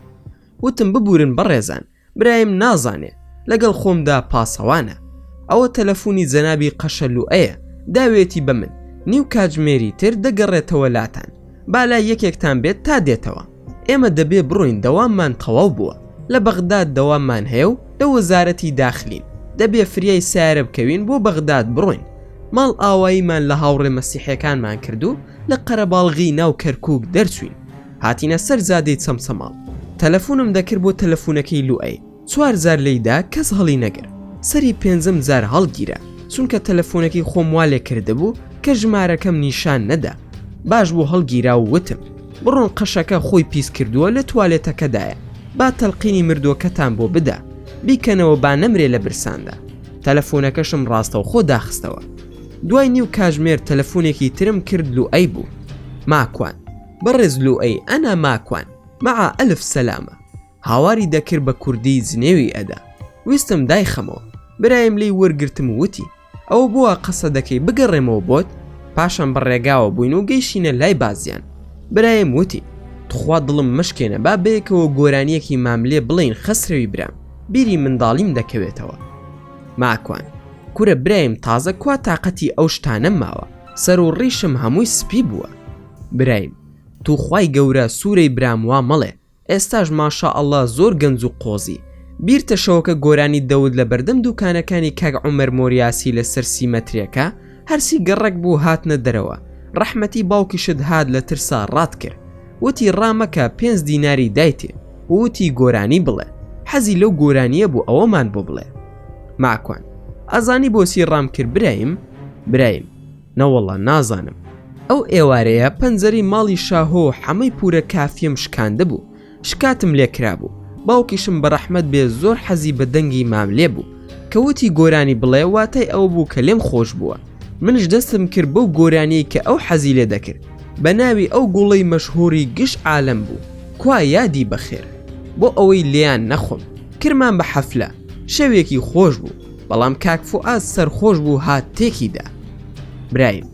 تخوا خەسرە و تا دەگەینەوە سلێمانی تۆزێک بەیەکەوە دەڵێن باوکتم زۆر خۆش دەویست ئەویش لە ڕەفیقەکانی تۆ بیرمە بەزمن و دلاوەری خۆش دەویست وا بوویان نا ماکوان ڕاست دەکەی برایم ئەزانی ئێستاش دلاوەر هەر وەکو جاران دێت بۆ لای دایکم و منیش هەرسی کاتێک بێمەوە بۆ کوردستان دێت بۆ لام برایم دەستی کرد بە گۆرانی وتن بە دەنگێکی خۆش و منیش وەڵاممدایەوە تا سلێمانی گەیشتینەوە سلێمانی و کاتی نوێژی شێوان بوو چوون بۆ مزگەوتی عەلی کەمال و نوێژمان کرد و گەڕامەوە ماڵەوە ئیتر برایمش بەجێی هێشتم و ڕۆشتم بۆ مەخزەنەکەم لە سلێمانی هەرسی کتێبێکم چاپ دەکرد دەڕۆشتەوە بۆ ئەو مەخزەنە لەوێ تەماشای ئەو کتێب و گۆڤارانم دەکرد کە ماونەتەوە لە پڕ حەسقیل پەیدا بوو ماکوان ئەوە لەکوێی پای زەبرا خۆشحاڵم لە کوردستان ئەتبینم ئەوە ڕاقیچی بەسەر هات هیچ وەڵامێکی نەدامەوە هەر وەک منداڵێک پێم بڵێت قسەت لەگەڵ ناکەم ماکوان ئەوە چییە حەزەگیان ناز دەکەی بەسرمدا وەرە پێم بڵێ ئەو سحرە چۆن بەتاڵ بکەمەوە حەسقیل ماکوان زۆر تووڕەم لێت ماکوان بۆ حەزەگیان چی بووە حەسقیل ئەو بۆ لەم کتێبەی کە چاپت کردووە دەڵێیت حەسقیل مردووە ماکوان حەزەگیان بۆ توش کتێب دەخوێنیتەوە تەمەن درێژ بیاخوا بەڵام ئەو هیچ و پوچە مەبەستم سەسیلا وتی حەسقیل مردووە خۆت باش دەزانی منیش لە بەشی یەکەمدا باسی زەنابتم کرد کە مردووی ئەزانی ئەو خەڵکە چەندی پێ ناخۆش بوو دوای دڵنیا بە زیندوو دەبیتەوە دەتکەمە پاڵەوانی ئەم چیرۆکە وعد بێ منداڵ بەم ناوە ناو بنێن ڕازی دیا خودنا حەسقیل بەخوا من تۆم زۆر خۆش دەوێ ماکوان تەنها من یان هەموو مرۆڤەکانت خۆش دەوێت حەسقیل بەخوای پەروەردگار ئەوەی چاکە خواز بێ لە ناو ئێوەدا ئێمەی جنۆکەی موسڵمان خۆشمان دەوێت کاکە ئێمەش براتانین ماکوان بەخوا ڕۆحی منی حەزەگیان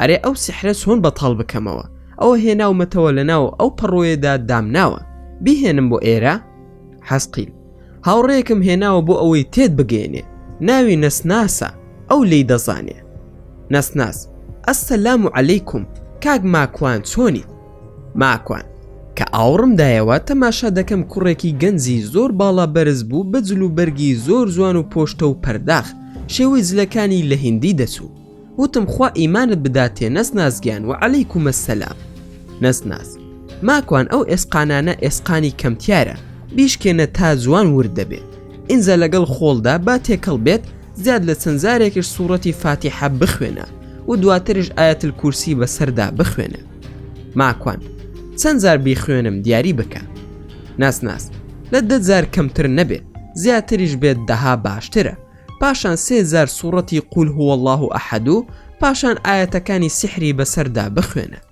ماکوان ئایەتەکانی سحر کامانن ناس من لەبەرم نییە تەماشای حەسقیلم کرد و وتم ئەی تۆ دەیزانیت؟ حەسقیل نەوەڵا ماکوان نایزانم. ماکوان ئەی چارە چییە؟ ناس ئەسم زوولە بانگ دەکەم بزانم ئەو نایزانێ؟ ماکوان دەبڕۆ چی دەکەی لێرە ڕاکە بەساقت بم دەی ڕەحمەت لە خۆت و دایک و باوکت لە پڕ دیار نەمان. بەردەوام بووم لە تەماشاکردن و چاکردنی کتێبەکانم. گیزەگیزێک هات زانیم کە ئەوانن. حەسقیل و ڕاقی و حەنانە فێر ببوون وەک ئاگاداریەک گیزەگیزێکی وەک ڕەشە بە ئاساییان دەکرد و خۆیان نیشان ئەدام بۆ ئەوەی دانەسڵەکێم و نەترسم. ئەوەن دەمزانی پاسێک زنۆکە هاتن و پەیدا بوون لە مەخزەنەکەمدا. لەوانی دەمناسین ڕاقی و حەسقیل و حەنانە و نەسناس بوون.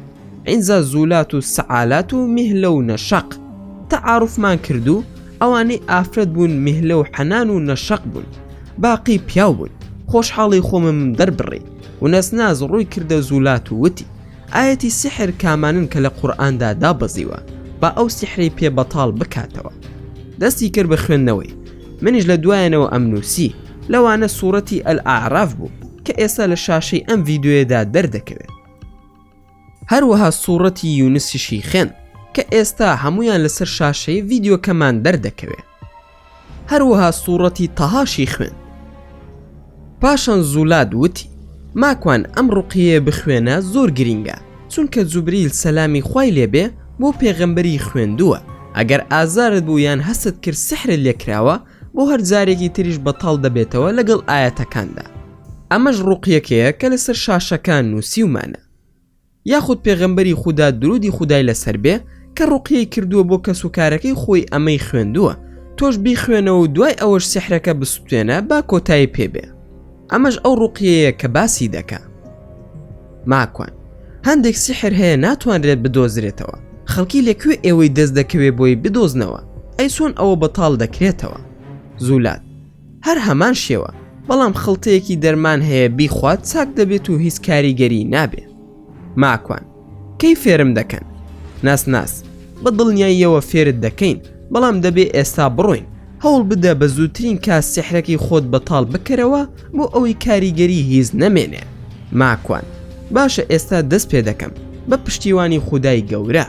چاوم تروکان کەسیان دیار نەمان بۆ خۆشی لە بەرخۆمەوە وتم تەماشایان کە دەڵی جنۆکەن خۆ کەسیان دیار نەمان. ئەوەی ئەوان وتیان هەمویانم کرد. سوپاس بۆ خودا هەمووی تەواو بوو. لەو کاتەوە تا ئێستا سەر ئێشی وام نەگرتووە و هیچ ئایبێکشم نەماوە. لەگەڵ ماڵەوە دانیشت بووم لە سلێمانی خەریکی خوێندنەوەی کتێب بووم. لە پڕ لە جەڕەسی ماڵەکەمان درا. هەڵسام بڕۆم بیکەمەوە. پێشڕۆ ڕۆشت و هاتەوە وتی کاک ماکوان ژنێک دەگری لەبەر دەرگا و داوای تۆ دەکا. ماکوان کێیە نایناسی؟ پێشڕەو یەکەم جارە بیبینم. ماکوان بڵێ با بێتە ماڵەوە. پێشڕەو لە دەرگا دیار نەماوە دیارە ڕۆشتۆتەوە. ماکوان بزانە دیارە هەژار بووە. پێشڕەو ئەی چۆن ناوی تۆ دەزانێ؟ ماکوان ئاخر لەوانەیە بە هۆکاری فەیسبوک و شتەوە زانی بێتی هاتوومەتەوە و لەوانەیە هاتبێت داوای هاوکاری بکە. پێشڕەو ئەی باشە چی لێ هات؟ ماکوان جا سوزانم لای تۆ نیم منیش لەوانەیە سواری تەکسی بوو بێ. پاشان دیسان لە دەرگا درایەوە. دایکم وتی دوو پیاو لە ماڵەکەدان من بڕۆم دەرگا بکەمەوە؟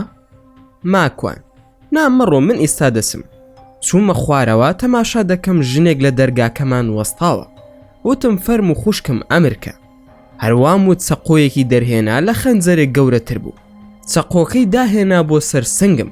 ڕام کردە دواوە بۆ ئەوەی بەرم نەکەوێ. پاشان هاوارم کرد. پێشڕۆ فریام کەوە دەمانچەکەم بۆ بێنە. هەروام وت ژنەکە دیار نەما. ڕام کرد بە شوێنیدا ئەم سەر و ئەو سەرگەڕام هیچ دیار نەبوو. بەپەلە هاتمە سەرەوە. دایکم وتی ڕۆڵە بۆ سوور هەڵگەڕاوی چی بووە؟ منیش بە تووڕێەوە وتم پێشڕەو ئەوە هاوارم لێ کردی بۆ وەڵامت نەدامەوە. پێشڕەو بەخوا گوێم لە دەنگی تۆ نەبووە. چی بووە بۆ ڕەنگت تێک چووە؟ ماکوان هیچ ئەو ژنە داوای پارەی کرد ویستم پارەی بۆ بهێنی ئیتر خۆم دام پێی. ڕۆڵە دیارە ناوی تۆ بە دەوڵەمەند ڕۆشتووە ئەوەندە دەست مەکە بە گیرفاندا بۆ ئەم و ئەو هەندێک کەسیش هەندرۆ دەکەن بە ناوی فەقیرەوە. ماکوان باشە بەسەر چاو. پاشان دیسان لە دەرگا درایەوە. دەستم دایە دەمانچەکەم و ئینجا چوومە دەرەوە. تەماشام کرد مامەم بوو. وتی کاکە لە ماڵیت میوانت نییە؟ ماکوان نەخێر قوربان تەشریف بهێنە ژوورەوە. هاتە سەرەوە و دوای دەخولێک لە جەڕەس درایەوە بە پەلە ڕام کرد و وتم نەوەکو پێشڕەو بسێت و چەقۆیەک بدا لە پێشڕەوی برام یان دایکم بڕوە. خۆم ڕۆشتم و دیسان میوانی ترم هاتەبوون، ماڵی کچێکی پورم بوون بۆ بەخێر هاتنەوەم هاتەبوون. دوای چارەگەیەک دیسانەوە لە دەرگامان درایەوە، تەماشام کرد هەمان ژن بوو. بەڵام کاتێک ڕۆشتم دەرگاکە بکەمەوە دایکم بە دوامدا هاتەبوو. دایکم هەستی پێکردبوو کە تەواو نیم بۆیە بە دوامدا هاتبوو. منیش نەمزانی لە دوامەوەیە. میلی دەمانچەکەم هێنایەوە و وردە وردە بەرەو ڕووی بڕۆم و تەقەی لێ بکەم. کەسی دایکم وتی ڕۆڵە ئەوە چی دەکەی؟ سەبری خان فەرموو وەرە ماڵەوە. ماکوان سەبری خان کێیە دایە؟ کامە سەبری خانە؟ سوبحان الله کەوای ود ئاوان بوومەوە و زۆرش قەلەق بووم. دایکم ڕۆڵە ئەوە سەبری خانی دراو سێمانە، ماڵیان لە سەروی ماڵی خۆمانەوەیە، ژنی حاجی حوسێنە. ماکوان سەبری خان ئێستا جەنابت نەبووی هاتی بۆ ئێرە؟ خەد ڕەزعیم دانا نەوەکو شەو بوو بێت و لێم تێکسوو بێ. سەبری خانش وتی نەوەڵا باوکم من نەبووم، ئامینە خان ئەمە کوڕەکەتە کە لە خاریز هاتۆتەوە؟ دایکم ئەرە وەڵا سەبری خان ئەمە خۆیەتی خەسرەوی کوڕمە. ماکوان دەڵێ دایکم ئەڵی وەسفی سەلاحەددینی ئەیوبی بۆ دەکرد. چوونە سەرەوە تەماشای پێشڕەوم کرد، زۆر ئاسایی بوو. تەماشام کرد و وتی سەبری خان بەخێر بێ، ئەی بۆچی کاک حاجی حوسێن نەهات؟ سەبری خان وەڵام منیش بۆ میوانی نەهاتوم، هاتم بزانم تەعزیەکەی برایمی مامە عەزە لەکوێیە. تەلەفۆنم زۆر کردبوو بۆ ئامینە خان هەڵی نەگر. دایکم ئۆی وەڵای ڕاست دەکەی بە خەسرە و گیان شەحنی تێدا نەمابوو چونکە زۆر تەلەفۆنم بۆی کرد کاتێک لە سەفەر بوو. ماکوانیش دەڵێ منیش هەموو گیانم ڕقە بۆ سەبری خان، کەسی لە ماڵی ئێمەدا سەبری خان زۆر ڕێزی لێ دەگیرێ. تۆزێک پێش ئێستا خەریک بوو بمکوژێ، نەمدەوێرە لەبەر دایکم و جەماعەت هیز بڵێن، دەترسام دوای بڵێن شێت بووە. ئەوەندەش تووڕە بووم خەریک بوو فیشەگی پێوەنێم، تا لە ترساندا فیشەگی دەماسەکەم لە پێشەوە لابر. مامم هەستی کرد کە ماندوو دیارم، زوو هەڵسا و ڕۆشت و ماڵی کچەکەی پوریشم زوو ڕۆشتن.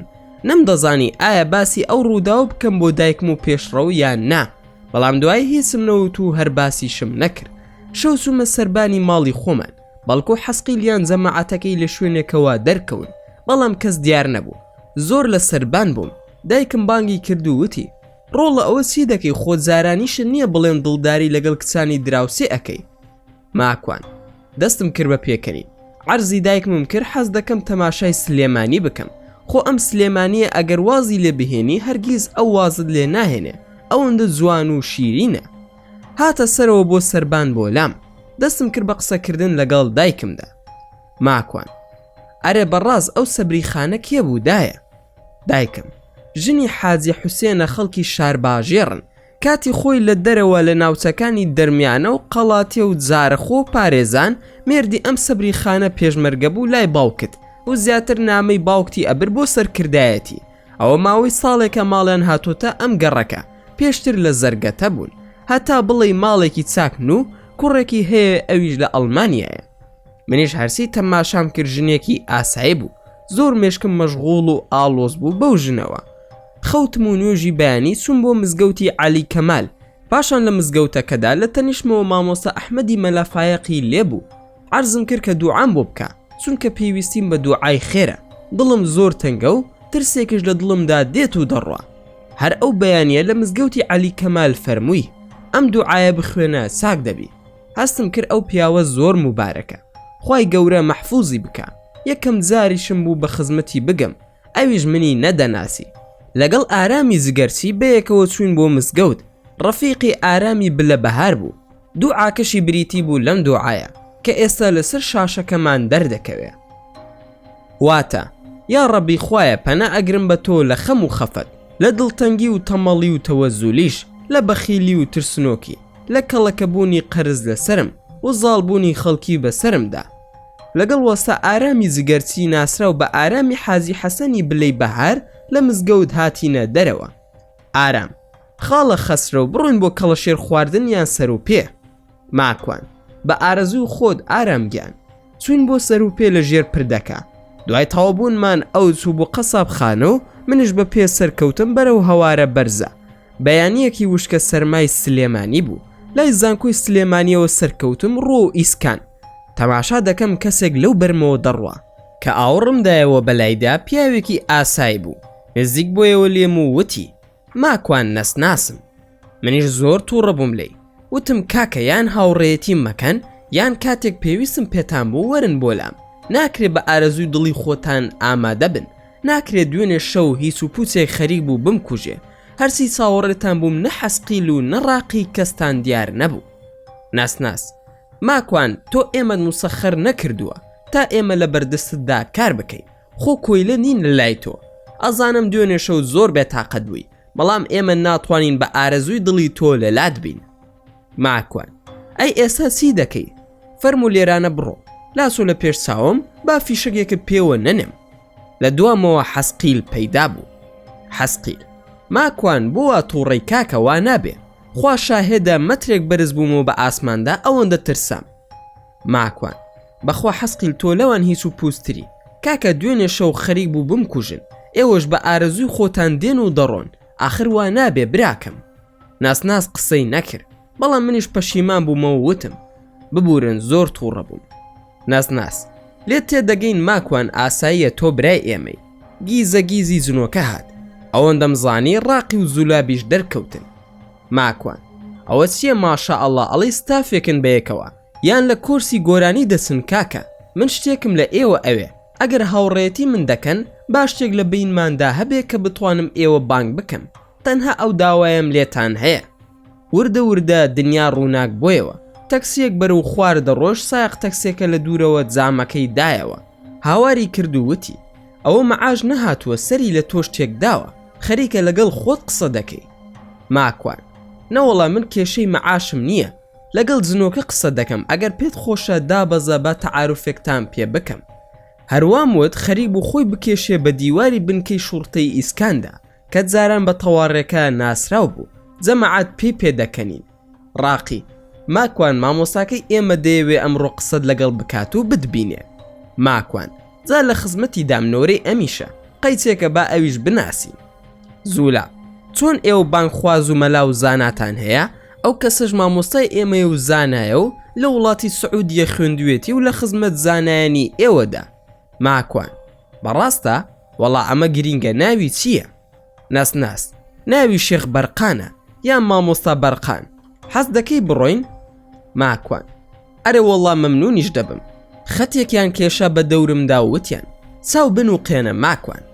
تاکانێکمدا وەک تەکانی مەسعەد وا بوو. لە ترساندا چاوم کردەوە تەماشام کرد ئیسکانی چی و سلێمانی چی. لە نێوانی دوو شاغدام و چوار دەورم هەموو دارە و کەسم لە تەنیژ نییە. جەماعەتیش لام نەماون.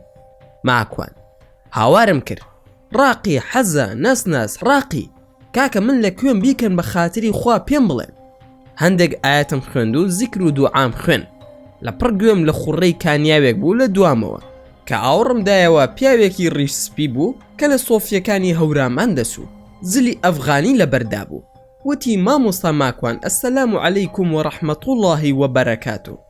ماکوان وعەلەیکوم ئەسەلام وەڕەحمەت اللهی وبەرەکاتو. جەنابتان مامۆستا بەرقانن؟ بەرقان بەڵێ مامۆستا ماکوان من ئەوم. براکانمان نانمان بۆ ئامادە دەکەن. ماکوان لە دڵی خۆم داوتم ئێستا ئێسقانی دنیامان دەرخوارد ئەدەن. سوپاس من نانم خواردووە. بەرقان برسی دەبێتەوە تا ئامادەی دەکەن. کاکە ماکوان من ناردوومە بە شوێن تۆدا بۆ ئەوەی هەندێک شت هەیە بیزانی. بەشی یەکەمی مەملەکەتی شەیتانم خوێندۆتەوە. لەگەڵ ئەو برای ئێمەدا کاری باشتان کردووە و شتێکی باشن نووسیوە بەڵام نوخستانی زۆرە. بۆیە بانگم کردی تا بتوانی ئەم نوقسانیانە پڕ بکەیتەوە چونکە لە ناو وڵات و مەملەکەتی ئێوەدا ئەو زانیاریانە نییە. با خەڵکیش ببوونی تۆ ببوونی ئێمەشەوە تووشی فیتنا نەبێ. هاوکاریان بکە و ئێمەش هاوکاری دەکەین. ماکوان بارەکە الله فیکم. قوربان وەڵاهی ئەم قسەیەم زۆر بەدڵە بەڵام کێشە لەوەدایە پیاو کەمە بەستم ئێمەی مرۆڤە بە تایبەت خۆم دەڵێم بڕوام بە هیچ نەماوە. زۆر زار ئەڵێم تۆ بڵێ شێت بوو بم و حاڵەتی نەفسیم تەواو نەبێ. بەرقان نا مامۆستا ماکوان خێرێکی باشت دەست دەکەوێت و ئێمەش و ئێوەش لە دەست یەکتر نەجاتمان دەبێ. ماکوان زات چۆن؟ ئەزانی من دوێنێ شەو شتێکی زۆر سەیرم بەسەردا هات جەنابی شێخ بەرقان. زەنابی نەسناسیش دەڵێ ئاگادار بووین دوێنێ شەو خەریک بوو بمکوژن کەسی ئەو برایەمان دەڵێ ئاگادار بووین آخر برایەک ئەگەر ئاگاداری شتی وا بێت ئەوە برایە بەرقان ڕاست دەکا ئاگادار بووین دوای ڕووداوەکە خۆ ئێمەش علمی غەیبمان پێ نییە وایە یان نا ماکوان بەڵێ وایە من باسی علمی غەیب ناکەم بەڵکو ئێوە جیهانێکی تایبەتن و لە ئێمەی مرۆڤ زووتر زانیاریتان دەست دەکەوێت بەرقان ئەوەی دوێنێ شەو هیز نەبوو ترساندنی سەسیل بوو بۆ تۆ و بەس ئەو چەقۆیە هیز نییە بەڕیشت بکەوتایە لەوانەیە ببورایتایەتەوە لە ترسە بەڵام هیز نەبوو چەقۆش نەبوو لە بەرساوی تۆدا کرابوو بە چەقۆ ئێمە ناتوانین ئالەتی خۆتان بەکار بهێنین بەس دەتوانین بتان ڕفێنین و بتان خنکێنین ئەویش ئەو کارە ئێمەی موسڵمان نایکەین بەڵکو بەشێک لە شەیتانەکان دەیکەن ئەوانەی کە پەیمان و کۆنتاکتیان هەیە لەگەڵ ئەو خەڵکانەدا کە دوورن لە خودای پەروەردگارمانەوە یان کۆمەڵێکی زۆر لە ئێمەی جنی بەیەکەوە بین و لێمان بکوژن ئەو کات ئازارتان پێدەگەێنینەوە دەنا چەقۆ و ڕوبەڕووی ئێوە زۆر ئاستەمە و بیریشی لێ مەکەرەوە ئەوە فرت و فێڵی سەسیلە پێشتر دەبوو بتزانی بە لەگەڵ شاهینە قەڵە و ئەو کاریان نیشان دابوویت وایە یان نا ماکوان ئاها ڕاست دەکەی وابوو شێخ شاهین کە هات بۆ لام دوو چەقۆی دا لە خۆی لە قاوەخانەکەدا و هیچشی لێ بەسەر نەهات ئەو کچی لە قاوەخانەکە کاری دەکرد بینی بۆیە تەلەفۆنی کردبوو بۆ پۆلیس وەڵای ڕاستت فەرموو بەرقان کاکە ماکوان ئەزانی بۆچی تۆم هەڵبژارد و قسە بکەین بەیەکەوە ماکوان نەوەڵا شێخگیان بەرقان ئەم هەموو زنۆکەیت لە بەردەستا بووە داوای هیچت نەکردووە بۆ خۆت هەز ناکەی ئەو شتێکی زۆر سەیرە لە ئێوەی مرۆڤدا ماکوان ڕاستە هەموو جارێک ویستومە داوای شتێک بکەم لە ڕاستیدا بەڵام بە هۆکاری کێشە و سەرقاڵی خۆم بیرم چۆتەوە خۆ ماڵی ئەو برایانی لای تۆشم ئاوا کرد بە ئارەزوی خۆیان پەیدا دەبن و دێن و دەڕۆن ئەمڕۆ گلەی ئەوەم لێکردن بەرقان ئاخر وانە بێ ئەو کات تۆش دەبی بە ساحیر و لە ساحیرەکان ئاماژت بۆ دەکرێت ماکوان پەنا دەگرم بە خودا خوای گەورە بمان پارێزێ لە سیحر و جادو چۆن شتی وا دەکەم بەرقان دەزانم تۆ شتی وا ناکەی شێخ عوسەیمین و شێخ بن باز لە فتواکانیاندا دەفەرمون دەشێت زنی وەک ئێمە هاوڕێتی لەگەڵ مرۆڤدا بکەن بەڵام مسڵمان نابێت داوای هیچ شتێک لە براجنۆکەکانی بکە چونکە دەبێتە شەریک بۆ خوادانان و بابی جادو بازی و سحرەوە زۆر زار لە پیاوچاکانی ئێوە کەسی باشی ئێمە هاوڕێی بووە تاکە کارێکە کردوێتی لەگەڵیدا بۆ شەو نوێژ خەبەری کردوتەوە یان بۆ نوێژی بەیانیان ماکوان زازە ناوی بەرقان من زیاد لە 200 بەردی گران بەهای چاکم لە حەسقیل و ڕاقی داوا کردووە کەواتە ئەوە سحرە پاشان سەرچاوەکانی شێخ عوسەیمین و بن بازم پێ بڵێ بێ زەحمەت بەرقان بە دڵنیایەوە پێت دەڵێم لە کتێبی ئەلمەجموع الفتاوی لە هەردووکیاندا هەیە لە بابی سحر و جن و مەلائیکەت ئەو بەردانش کە ورد گرتووە ئەوە جائیز نییە کە بە منیشیان ود لیان تووڕە بووم هەروەها لە مەجموع فتاوی شێخ بن بازدا هاتووە بە هیچ شێوەیەک مرۆڤ نابێت داوا لە جنی بکا کە هاوکاری بکە بۆ بەدەزێنانی گەنجینەی کۆن و نوێ لە ژێر خاک یاخود دۆزینەوەی ئەو تاوانانەی کە مرۆڤ لە نێوان خۆیاندا دەیکەن با ئێمەش بیزانین دەبێتە شەریک بۆ خوادانان ئەگەر بە ئێوەی موسڵمانیشی بڵێن تەنانە شێخ عوسەیمین دەفەرمێ ئەگەر بێت و دوو موسڵمان پارەی یەکێکیانی دزی بێت زنی بۆی نییە ئاگاداریان بکاتەوە چونکە شەرعی ئیسلام ئەگەر بێت و ئەو ڕێگای بدایە ئەوە فیتنەی زۆری لێ دروست دەبوو بۆ سەری دەکێشا بۆ شتی تریش تاکە کارێک کە لە تۆمان بینیوە داوای پارە و سەروەت و سامان و گەنجینە و ئەو شتانت نەکردووە ئەو بەردانی عەبدوڕەحمانی حەسقیلیش ئامۆژگاری دەکەم بیگەڕێنیتەوە بۆ ئەویش و ڕاقیش ماکوان بە خۆشحاڵیەوە هەرچوومەوە نەرویز هەمویان ئەدەمەوە لێرە چەندانەیەکم بۆ دایکم و ئەوان هێناوەتەوە دوای ئەیدەمە دەست یەکێک لەو بەڕێزانەی لای جەنابتان عەبدوڕەحمانی حەسقیل و ڕاقی لە لاماندا پەیدا بوون و وتیان جەنابی بەرقان ناکرێ بە دیاری ئێمە پێشکەشی ماکوانی بکەین بەرقان بە مەرجێک داوای شتی تر نەکات و ئێوەش هیچی بە قسان نەکەن ماکوان نا دەستان خۆش لە من دینەکەم لا گرینگە و هیچم ناوێ ئەوانەشیان ئەدەمەوە سوپاسی حەسقیل و ڕاقی گیان دەکەم بۆ سیمە خۆنای کەمە ملم بەرقان ئاساییە بۆ دین و قیامەتی خۆتان دەڵێم مادام ئێوە هەموو ئەهلی ئیمانن خوای گەورە پشت و پەناتان بێ چونکە ئەو دیاریەی کە دراوە بۆ خۆشەویستی نێوانمانە پێغەمبەری خودا درودی خودای لەسەر بێت دەفەرموێ دیاری پێشکەشی یەکتری بکەن بۆ ئەوەی خۆشەویستی زیاد بێت لە نێوانتاندا. ماکوان: باشە، سوپاسان دەکەم. ئەی جەنابی شێخ بەرقان، ئەو ئافرەتم بۆ باز بکە. دوای کە بوو بە ناسیاوی دایکم و سەبری خان و سەبری خان شوێنی کەوتە بوون. بەرقان: هەرچەندە بۆم باس کردی کە ئەو ژنە نەبووە، بەڵکو دەیانزانی ئەو ژنە بەرەو ماڵی ئێوە کەوتۆتە ڕێو، ئەوانیش ویستیان فیتنەیەک دروست بکەن لەو ڕێگایەوە، بۆ ئەوەی دوای کە هاتە بەردەرگاکە تۆ فیشەکێکی پێوە بنێ یان چەقۆیەکی لێدەیت و لەو بینەدا فیتنەیەک دروست ببێ. دەنا ئەو ئافرەتە ئاگای لە هیچ شتێک نییە، تەنها فیتنەی سەسیل و کۆمەڵەکەیەتی کە ویستیان بۆ توی دروست بکەن، بەڵام خۆی پەروەردگار پاراسیتی. ماکوان: ئەی چۆن دەتوان خۆیان وا لێ بکەن؟ چۆن ئەو ڕێخستنیان بۆ دروست دەبێت؟ بەرقان: بە هۆکاری تاوانی خۆتانە. ئەو بەیانێ لە تاو سەر و پێ خواردن لە بیرت و زیکرەکانی شت بخوێنی. ئەو زانایە دوعایەکی فێر کردی، هەر ئەوە دەخوێند و زیکرەکان تری شت لە بیرسو. بزانە هەر کات ویردەکانی بەیانی و ئێوارت لە بیر بچێ، سەسیل دێبۆلات. تێبینیت کردووە یاننا؟ ماکوان: بە زاتی خوا ڕاست دەکەی، زۆر وایە. منش دیقەتی ئەو شتم داوە، هەر کات زیکرەکانی بەیانیان و ئێواران نەخێنم سەسیلم توش دەبێ. بەرقان: جا بزانە قەرینی ئەوان هەوڵی داوە و زانیوێتی کە دێت بۆ ماڵی ئێوە، ئەویش وتوێتی دەچین بۆ ماڵی ئامینە خان.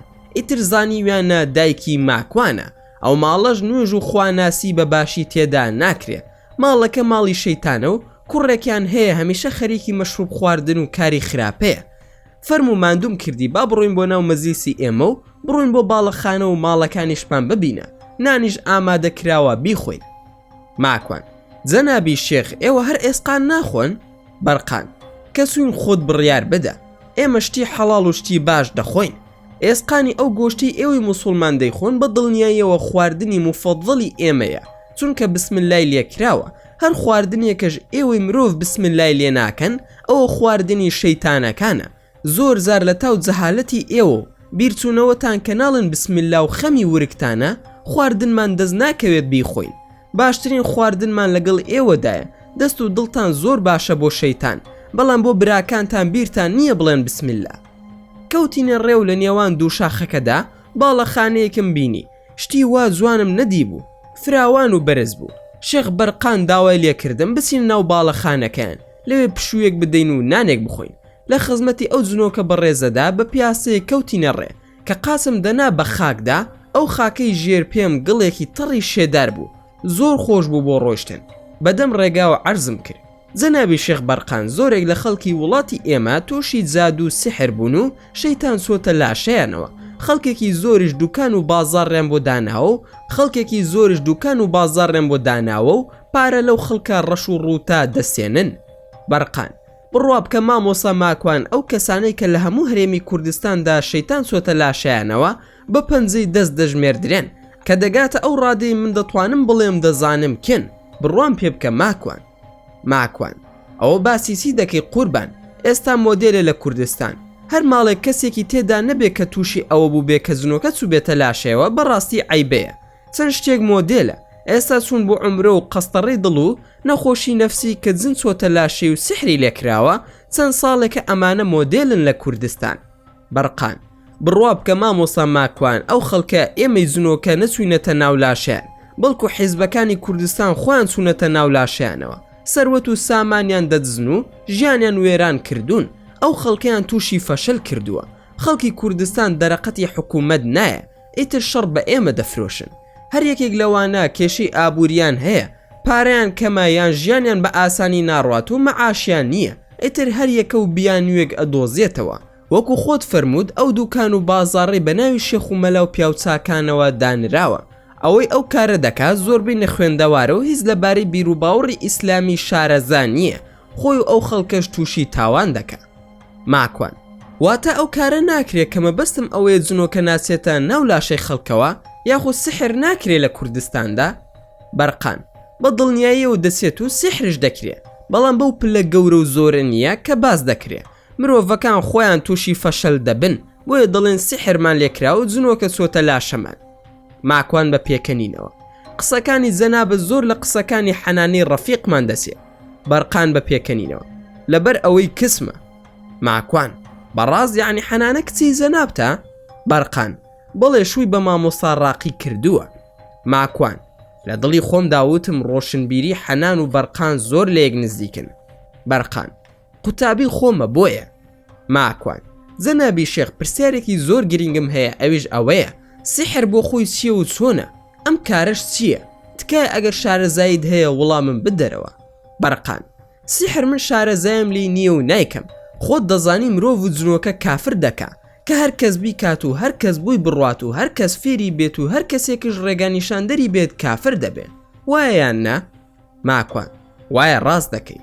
بەرقان کەواتە سیحر مەخلووقێکی ناسکی شاراوەیە کە ئێوە نایبینن یاخود ئێمەش نایبینین و هۆکارەکەشی واتە سەبەبەکەی دیار نییە. هەرسی وابوو ئەوە سیحرە. ماکوان واتە ئەگەر کەسێک بە فێڵش بیکات دەسێتە بابی سیحرەوە کە سەبەبەکەی دیار نەبوو؟ خۆ ئەوە ناوێن لێ ناوە فەن و هونەر و سێرک. بەرقان زانایانی ئیسلام ئەوەشیان ناو سیحر. ماکوان کام زانە؟ بەرقان زانایانی ئەهلی ئەم ئیسلامە لە مرۆڤەکان. بۆ زانیاریت زانا لە ناو جنۆکەدا بۆ زانستی شەرعی قسەی لێ وەرناگیرێ، تەنها لە مرۆڤ قسە وەردەگیرێ. زاناکانی ئەم ئیسلامە زۆر بە جوانی ڕوونیان کردوتەوە، بەڵگەشیان ساحیرەکانی فیرعەونە. خودای گەورە دەفەرموێ لە بەرساوی خەڵکی گوریس و عەسا و دارەکانیان دەکرد بە مار و دڕۆژ. خۆڕاستی نەبوو، فێڵ بوو. ئەوەی کە ئێستا مرۆڤ ناوی ناوە فەن و هونەر، کەواتە فرت و فێڵی هەر شتێک بە چاوی خەڵکی هۆکاری دیار نەبێت ئەوە سحرە. ئاەتەکەش دەفەرموێ واتە پاشان لە ڕۆژ و کاتی دیاری کراودا موسا بە جادوگەرانی وت سیتان پێ فڕی بدەن و سیتان لە دەست دێت درێغی مەکەن. پاشان ئەم ئاەتە هات واتە جادوگەران هەرسی پەت و گوریس و دار و گۆچانیان هەیە فڕیاندا و وتیان بە یارمەتی و دەسەڵاتی فیرعەون هەر ئێمە سەردەکەوین و هەر ئێمە دەیبینەوە. پاشان ئەم ئاەتە هات واتە موسا گۆچانەکەی فڕێدا هەرسی درۆ دەلەسە و گوریس و داریان هەبوو هەر هەمووی هەڵوەشاو لە ناویدا. پاشان ئەم ئاەتە هات واتە ئیتر دەست بەجێ جادوگەران خۆیان پێنەگیرا لە بەرامبەر حەقیقەتەوە، سوزدەیان بر بۆ پەروەردگاری باڵا دەست. پاشان ئەم ئاەتەش هات وتیان ئێمە باوەڕمان هێناوە بە پەروەردگاری جیهانەکان. ماکوان جەنابی شێخ سحر چەند بەشی هەیە؟ بەرقان دوو بەشی هەیە، بەشێکیان دەرمان و پرژاندنە، نوشتەکردنە لە شێوەی دوعا. هەرچەندە ناویان ناوە دەرمان، دەنا هیچ دەردێک چارە ناکە بەڵکو خەڵکی دەردەدار دەکا. بەشێکی تری بەستن و فوتێکردن و عەقدە، قوربانیکردنە بۆ شەیتان. بەشی یەکەمیان خەڵتەی سحرەکان دەگیرێتەوە و دەرخواردی ئەو کەسە ئەدرێ کە سحری لێ دەکرێ یان دەپرژێنرێ بە ماڵدا و بە سایارەکەیدا، یاخۆ لە شێوەی نووسین و تەڵیسم و دوعاکردندا دەکرێت لەگەڵ ئێسقان و مو و هەندێک شتی تریش. بەشی دووەمیان تایبەتە زیاتر بە ساحر و شەیتانەکان، وەک ئەوەی بەستنی خەڵکی و نزیکردنەوەی دوو کەس لە یەکتر و قوربانیکردن بۆ شەیتان و بەندایەتیکردن بۆ شەیتان، یاخۆ شەریک دروستکردن بۆ خودا. ساحر و شەیتانەکان ئەوەیان زۆر پێخۆشە. ماکوان باسی بەشەکانمان کردو، پێناسەی سحری شمزانی. ئەی زۆرەکانی سحر سین و چەند بەشە؟ بەرقان سحر حەوت زۆری هەیە. یەکەم سحری درۆزنەکان و کشدانیەکان یان کلدانیەکان. ئەم جۆرە زادووە لە خاکی بابلەوە هاتووە کە ئەستێرە و بورزەکانیان دەپەرست، وا هەستیان دەکرد گۆڕانکاریان بۆ دەکات تا خودای گەورە پێغەمبەر ئیبراهیم عەلەیهی سەلامی بۆ ناردن. ئەمەش ئیبن کەثیر باسی کردووە ڕەحمەتی خوای لێبێ. دووەم زادووی وەهم و ڕوح و کەسایەتیە بەهێزەکانە. ئەم جۆریان لە ڕێگەی جنەکانەوە ساحر خۆی فەرز دەکات بەسەر مورید و ئەو خەڵکانی دێنە بەردەستی، تاوایان لێ دەکا هەموو بە پیرۆز تەماشای بکەن. کاریگەری لە ڕێگەی شەیتان و جنۆکە خراپەکارەکانەوە دروست دەکات لەسەر خەڵکی بەردەستی. سێم جادووی جنی زەوی. ئەم جۆرە جادووە جادو بازەکە هەرسی زۆری شەیتان هەیە بەکاری دەهێنێت لە جادو سحرەکانیدا، واتە دەبێتە کۆیلەی شەیتانەکان و قوربانیان بۆ دەکات تا سحرەکەی سەر بگرێت. چوارەم وا بەستەبوونی دڵ. ئەم جادووە بانگەشە بۆ ئەوە دەکا کە گوایە ئیسمی ئەعەظەمی لایە و بە دڵنیایەوە بەس بانگەشەی درۆیە. ئەم جۆرە بۆ ئەوەیە کە گوایە ناوی هەرە گەوری خوای لایە و بەو ناوەوە داوا دەکا، ئیتر هەرسی بوێ خوا ئەیداتێ. ئەمەش زۆرێک لە شێخ و ئەوانی بە ناوی تەریقەتەوە ئەو ساختە سێتیە دەکەن. پێنجەم تێکەڵکردنی دەرمان و مادە کیمیایەکان بۆ سەر لێ شێواندنی خەڵکی و تێکەڵکردنی ئەو مادان و دروستکردنی تەقینە و دووکەڵ و ئەو جۆرە شتانە. ئەمەش هەرە زۆرێکی ترە کە زانانی ئیسلام باسییان کردووە. شەشەم زادووی ڕێخستنی ئەندازەی ئەمەش لە ڕێگەی تەلیسمەکانەوەیە کە هەمووی نووسینی شەیتانە و بە گەورە ڕاگررتنی شەیتانە و قسە وتنە بە خودای پەروەردگار و جاری واهەیە لە ڕێگەی وشە قورئانیەکانەوە دەنووسرێ بەڵام پێسەوانە دەکرێتەوە بۆ شەیتان خوای گەورە بەکەم ئەناسێنێت پەنا بە خودا. حوتەم زادووی نەمیمەی و فیتنەی نێوانی خەڵکی کە لە ڕێگەی جنۆکەکانەوە دەکرێت دڵێ خەسوود ڕقی لێتە یان کێ فڵانە کەسی کوشتووە و هەتا دوای هەموو ئەمانی باسم کرد زانایانی ئەهلی ئیسلام ئیبن کەسیر و ئیبن حەزم و ئیبن قەیم و ئیبن تەیمیە و تەنانەت زانایانی موعتەزیلە و ئەشعەریش هەمان ڕایان هەیە. هەندێکی تر لە زانایان سحرێکی تریان دۆزیوەتەوە بە ناوی سحری سوفلی کە بە زۆری هەشتەم حسابی بۆ دەکرێت. ئەویش ئەوەیە کە خەڵکانێک لە دیندار و بێدین و مولحید و خوانە ناس بە عەمدەن و بێ ئاگاداربوونیان شەیتانەکان تووشیان دەکەن و ئەوە دەبێتە هۆکاری ئەو سحرە سوفلیانە. ئەم زۆری سحرە کە تا ئێستا زۆر بڵاو لە جیهاندا بە تەواوەتی دەچێتە بەردەستی شەیتانەکان و دەبێ ئیبلیس بە خودای خۆت بزانیت و کوفر بە هەرسی دینەکانی تر هەیە بیکەی لە پێش هەمویانەوە ئیسلام و دوای مەسیحی و ئینجاش جوولەکە. ماکوان جەنابی شێخ ئەمانی کە باست کرد هەمووی لە سەرچاوەکانی ئەهلی ئیسلامدا هەیە واتە دڵنیای لەو ناوانەی کە فەرمووت. بەرقان بە دڵنیایەوە مامۆستا ماکوان هەمووی هەیە دەتوانی بگەڕێیتەوە بۆ ئەو سەرچاوانی باسم کردووە لە باسی سحر و هاڕوت و ماروت و دروستبوونی ئێمەی جنۆکە و ئەو باسانی کە لە بیر و باوەڕدا کراوە. ماکوان بە دڵنیایەوە منیش سیقەم بە جەنابتە خۆشت باش دەزانی ئێمەی ئەهلی سونەت و جەماعە لەسەر بنەمای بەڵگە قسە وەردەگرین وایە یان نا؟ بەرقان بەڵێ هەر دەبێ وابێ. ماکوان ئەرێ شێخ بەرقان ئێمە هەر دەڕوین و ناگەینە ئەو باڵەخانەیە یان ئێمە وەستاوین و لە جێگای خۆمانین هەز دەکەم ئەو باڵەخانەیە هەنگاوێکیش لێی نزیک نەبووینەتەوە.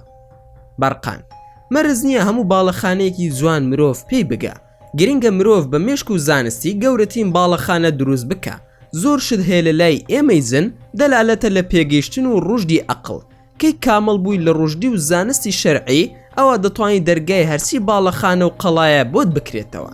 تەماشای ئاسمان بکەوت چاو بن و قێنە بزانە لە کردنەوەیدا چەندە مەل و چۆلەگا دەبینی.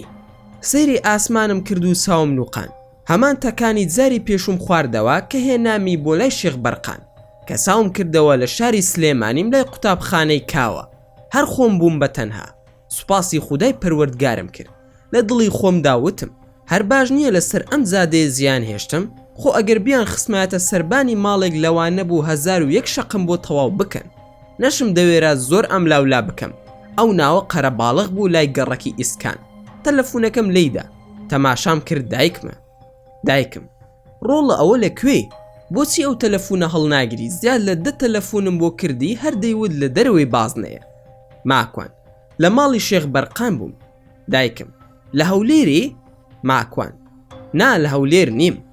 دایکم ئەی ئەم شێخ بەرقانە کێیە؟ ماکوان خەڵکی ئەو لایە واز لەوە بێنە ئێستا دێمەوە بۆ ماڵەوە ئەویش بۆیە واموت تا مۆزوعەکەی لە بیر بەرمەوە. دایکم میوانت هاتووە وەرەوە بۆ ماڵەوە چاوەڕێی توین. ماکوان وا هاتمەوە بە پشتیوانی خودا چەند خولەکێکی تر دەگەڕێمەوە ماڵەوە ئێستا لە نزیک توی مەلیکم. گەیشتمەوە ماڵەوە پێشڕەو لەسەر قادرمەکان بوو جگەرەی دەکێشا لێم پرسی کاکە کێیە میوانەکانمان؟ وڵامی دامە وتی بەخوا لە خەڵکی شارە زۆر دەچن لەوانەیە داوای یارمەتی بکەن. لەگەڵ پێشڕەو وەستا بووم دایکم هاتە لام و وتی ئەو ژن و پیاوە دەمێکە چاوەڕێتۆن بڕۆ بۆ لایەن بزانە چیان دەوێ. ماکوان نایانوت کەین و لەکوێوە هاتوین؟ دایکم باوتیان لە کەرکووکەوە هاتوین. تەماشایەکی پێشڕەوم کرد و وتی وا هەستم کردووە شارە زووری بن. کە چوومە ژوورەوە تەماشام کرد سەسیل دانیشتووە لە تەنی ژنێکی بەتەمەن. سڵاوم کرد و دایکشم بە دوامدا هاتە ژوورەوە لەبەر دایکم هیچم نەوت. بەخێر هاتنی ژنەکەم کرد و زۆر گوێم نەدا بە سەسیل ئەویش بە گەرمی مەرحەبای کردم. دانیشتم و بێدەنگی ژوورەکەی گرتە بوو. دایکیشم هەڵسا چوچای و شیرینی بهێنێ. ماکوان فەرموو ئەمەی لەگەڵ تایە سەسیل نییە؟ ناوی تۆ چییە خاتون؟ ژنەکە وتی من ناوم خورشیدە و ئەمە شێخ ئەسعەدە خەڵکی قۆریەشکاوە هاتوینەتە خزمەتی جەنابەت بۆ ئەوەی بەڵکو و سەلاحی کوڕم و ژنەکەی ئاش بکەیتەوە. کێشای بەسەر دڵی خۆیدا خوا بیباتەوە بۆ خۆی چۆن غەدری کردووە لە کوڕم منداڵەکانی لێ سندۆتەوە لە نەرویجش کاتی لێ کردووە بەڵکو ڕێکیان بخەیتەوە خێرت دەگاتێ کاکە ماکوانگیان بەڵکو نوشتەیەک و دوعایەکیش بۆ سەلاحی کوڕم بکەیت دەڵێن تۆش دەم و نوفزت باشە بەڵکو ئەو ژنە لەگەڵ ئەو کوڕم ڕێک بکەنەوە شێخ ئەسعەدیش هاتووە لەگەڵمدا خوا ماڵەکەی ئاوا بکە زۆر هاوکاریم دەکات و پیاوێکی موبارەکە لە کەرکووکەوە هاتووە بۆلات بۆ ئەوەی بە خزمەتی جەنابەت بگا ماکوان ڕوون کردە سەسیل و وتم شێخ ئەسعەد تۆ دڵی چی خورشید خان بەو باشیە باسی تۆ دەکا ئەوە دوعایەک شتێکی بۆ ناکەی شێخ ئەسعەد کاک ماکوان منیش ناردویانم بۆ لای جەنابەت وتیان بەڕێستان هاوکاری خەڵکی زۆر دەکەن دوێنێ لە ڕادیۆی ڕوودا و نەوا باسی جەنابتیان کرد کە هاوکاری ئافرەتێکت کردووە ماکوان لە بەرچاومدا شێوەی دەموچاوی شێخ ئەسعەد دەگۆڕا ڕوخساری لە سەسیل دەگۆڕا بۆ دەموچاوی کەسێکی تر بەڵام نزیک بوو لە شێوەی سەسیل منیش وتم لە خزمەتتاندام قوربان ئیجازەم بدەن ئێستا دێمەوە خزمەتت هەڵسام چوون دەست و دەموچاوم بە سابوون شۆردوو دەست نوێژم گرت و وتم نەکو ماندوو بم ئایەتل کورسین و مەعوزەتەین و زۆرێکی تر لە دوعاکانم خوێن شێخ ئەسعەد دانیشتە بوو قسەی زلی دەکرد لەگەڵ دایکم و خورشید خاندا لەو ژوورەدا نوێژم کرد کە ئەوانی لێبوون دایکم ڕۆڵە خۆ هێشتا نیوەڕۆ نەبووە ماکوان نوێژی چێشتەنگاو بوودایە لە بیرم سوبوو بیکەم بۆیە بە قەزا گێڕامەوە شێخ ئەسعەد ئەی باوکەکەی باوکم ئەم ئیسلامیانە دڵێن نوێژ ناگەڕێتەوە تۆ کارێکی باش دەکەی دەیگێڕیتەوە نەی دەزانی کە من نوێژی سونەتم گێڕاوەتەوە ماکوان منیش زانیم ئەم شێخە فڕی بە هیچەوە نییە بۆیە لێم پرسی ئەی شێخ ئەسعەد تۆ نوێژ دەگێڕیتەوە یان نا زانیم فڕی بە نوێژەوە نییە و ئاگای لە نوێژش هەر نییە شێخ ئەسعەد ئەی سۆ نایگەڕمەوە باوکی من ماکوان ئەی باشە جەنابی شێخ ئێوە لە بنەماڵەوە شێخنیان لە بەرماڵەوە شێخ ئەسعەد کاکە ماکوان ئێمە شێخی ئەسڵین ئەولادی پێغەمبەرین درودی خودای لەسەر بێ ماکوان زاکاک شێخ کوا پێغەمبەر درودی خودای لەسەر بێ منداڵی هەبووە تا ئێوە لەنەوەی ئەو زاتە بن شێخ ئەسعەد ناکاکە ماکوان ئێمە دەچینەوە سەر حەسەن و حوسەین ماکوان جا ئەوانە کوا دەستنەوە سەر پشتی پێغەمبەری خودا ئەو دوو کچە زا بەڕێزەی پێغەمبەری خودا دەستنەوە سەر ئەبوو تاڵیب و ئەویش کافرە ئیتر ئەو شێخایەتی لەکوێوە سەرچاوی گرتووە ماکوان ئەڵێ من هەر زوو زانیم جاهیلە زۆر بە ناشرینیش قسەم لەگەڵ دەکرد چونکە من گومانم هەبوو ١٩٠ کە سەسیل بێ هەرچیشم دەکرد لەو مەتەڵە تێنە دەگەیشتم خەریب و تووشی ئەعساب دەبووم شەرم و ترسم لە دایکم بوو ئەگەر ئەو نەبوایە هەر کە چوومە ژوورەوە بەنیازی ئەوە بووم پەلاماری بدەم بەڵام دەمزانی کە دوایی دایکم دڵی لێم زویر دەبێت ئەگەر لە میوان تووڕە بم دایکم بانگی کردم لە ژوورەکە هەڵسام و ڕۆشمە دەرەوە بە تووڕێیەوە وتی ڕۆڵە ئەوە کێ فێری کردووی ئابە و شێوەیە قسە لەگەڵ میوان بکەیت ئەوانە ئەگەر دوژمنیش بن لە ماڵی باوکتدا دانیشتون احتیرامی باوکت و منیش بگرە بۆ بەو شێوەیە قسە دەکەی دەیان ناسید یاخود نا ماکوان نەوەڵا بەس هەست دەکەم ساختە چین دایکم بە هەستی تۆ نابێ داوای هیچیان نەکردووە لە ماڵی دنیا داوای یارمەتی دەکەن لێت یان بەڵێ یان نەخێر جوابیان بدەوە تۆ حەقسیە بەسەر شێخ و ئەم پرسیارانی تر کەل و پیاوەی دەکەی ئەی بەڕۆڵە لە ماڵەکەماندان ماکوان باشە چوومە ژوورەوە لەبەر خاتری دایکم دەستم کرد بە پێکەنین و ڕوون کردە خورشە خان چی بە من بکرێت لە خزمەتتاندام کاک شێخێش خۆشەویستی هەمووانە دایکم هاتە ژوورە و وتی ئەو بۆ عەزیێتان کێشاوە ئەو هەموو هەنگوینەتان هێناوە پێویستی بەو عەزیێتان نەبوو کە دایکم وایوت هەڵسام چوومە دەرەوە زانیم ئەو هەنگوینە سحری تێدایە و هەنگوین نییە و چەواشەکاریە دوای ماوەیەکی کەم دایکم قسەی لەگەڵ خورشید خان دەکرد بانگم کرد و وتم وەرە تەلەفونە دایکە دایکم هات و پرسییم کوا ئەو شتانی کە هێناویانە ئەویش وتی خستومەتە ناو چاوێکی کەوانتەرەکە ئەگەر ئەی خۆی بۆت بکەمە ناو قاپێک ماکوان دایکە بیکە بە خاتری خوا کەس لەو شتانە نەخوا زۆر خەتەرە دایکم چی بۆ ڕۆڵە ئەمانە کێن ماکوان نازانم بەڵام هەموو شتەکان لە لایەکەوە دابنێت تا ئەوان دەڕۆن نەهێڵی کەسش بیخوا باشە دایکم باشە بێخەم بە هاتمە بۆ لای میوانەکان و پرسییم خورشە خانم من چی بکەم بۆ کاک سڵاح و ڕووناکخانی هاوسەری چۆن زانی من پەیوەندیم لەگەڵ ئەوان هەیە خورشە خانم ڕۆڵە وەڵا ڕۆشنای کچی پێیوتم کۆڕ و کۆبوونەوەکانتانیان لە شاری هەڵەبجە بینی بوو باسی تۆی بۆ کردم وتی کاک ماکوان دەتوانێت هاوکاری دایکم و باوکم بکە بۆ ئەوی بسنەوە لای یەکتر. ماکوان بەسەر ساو بەیەک مەرز ئەو شتە دەکەم ئەوەی من دەمەوێت لە جەنابەت بیکەیت و بە قسەم بکەیت. خورشە خانم بەسەر ساوەکەم کاک ماکوانگیان تۆ چی بڵێ من وا دەکەم. ماکوان هەرسی نوشتە و دوعات بۆ کراوە بۆم بهێنی ولای کێ کردوتە و کێ بۆی کردویت هەموویم بەڕاستی پێ بڵێ باشە؟ منیش دێم بۆ کەرکووک بۆ خزمەتان قبولتە یا خودنا. خورشە خان وەڵا کوڕەکەی خۆم تۆ چی بڵێ من بە قسەت دەکەم. شێخ ئەسعەدیش وتی کاک ماکۆن تۆ وەرە بۆ تەکیەکەی ئێمەش لەوێ لە حەلەقەیەکی زیکردا بەشدار بە زۆر سوودی دەبێ گەورەمان دەکەی بیتە تەکیەکەمان لە کەرکووک. ماکوان خۆتان گەورە و بەڕێزن کاکە شێخگیان سنگم خەریک بوو ئەتەقی لەگەڵیاندا دانیشتە بوو ئەوەندە دانیشتنێکی ناخۆش و بێزارکەر بوو. سروشی خۆم وایە کە مەزیسم پێخۆش نەبێت زۆر بێتاقەت دەبم کە قسەشم پێ بکەن وەکو ئەو وایە بە شەق قسەم پێ بکەن. باش بوو ڕۆشتن هەرچەندە دایکم زۆر خوڵقی گەرمی کردن کە بمێننەوە. دایکم ماڵی ئاوا بێ هەرنەی دەهێش بڕون هەستم بەوە کردبوو کە ئەوانە شەیتانی دنیایان پێوەیە. مێشکم ماندوو بوو خۆم کردە ناو جێگا خەوم لێکەوت. پاش تێپەڕبوونی چەند ڕۆژێک لە هاتنی ئەوان چوون بۆ کتێبخانەکەی سەرمەد بۆ لای کاک عەبدوسەلام بۆ ئەو سەرچاوانی کە شێخ بەرقان باسی کرد. لەوێ هەندێکیم دەستکەوت و هەندێکیش لە ئینتەرنێت تەماشام کرد. هەمووی ڕاست بوو بەڵام ئەوەی بۆم شیتڵ نەدەکرا شێخ ئەسعەد و ڕوخساری سەسیل بوو. بەقەدەر هەموو ئەم جیهانە پێویستیم بە عەلی یەمەنیە و ئەویش لە جێگای حەقی خۆیدایە. ماندووم و زۆریش ماندووم لەو هەموو ڕووداوە سیر و سەمەرانەی کە دەیبینم.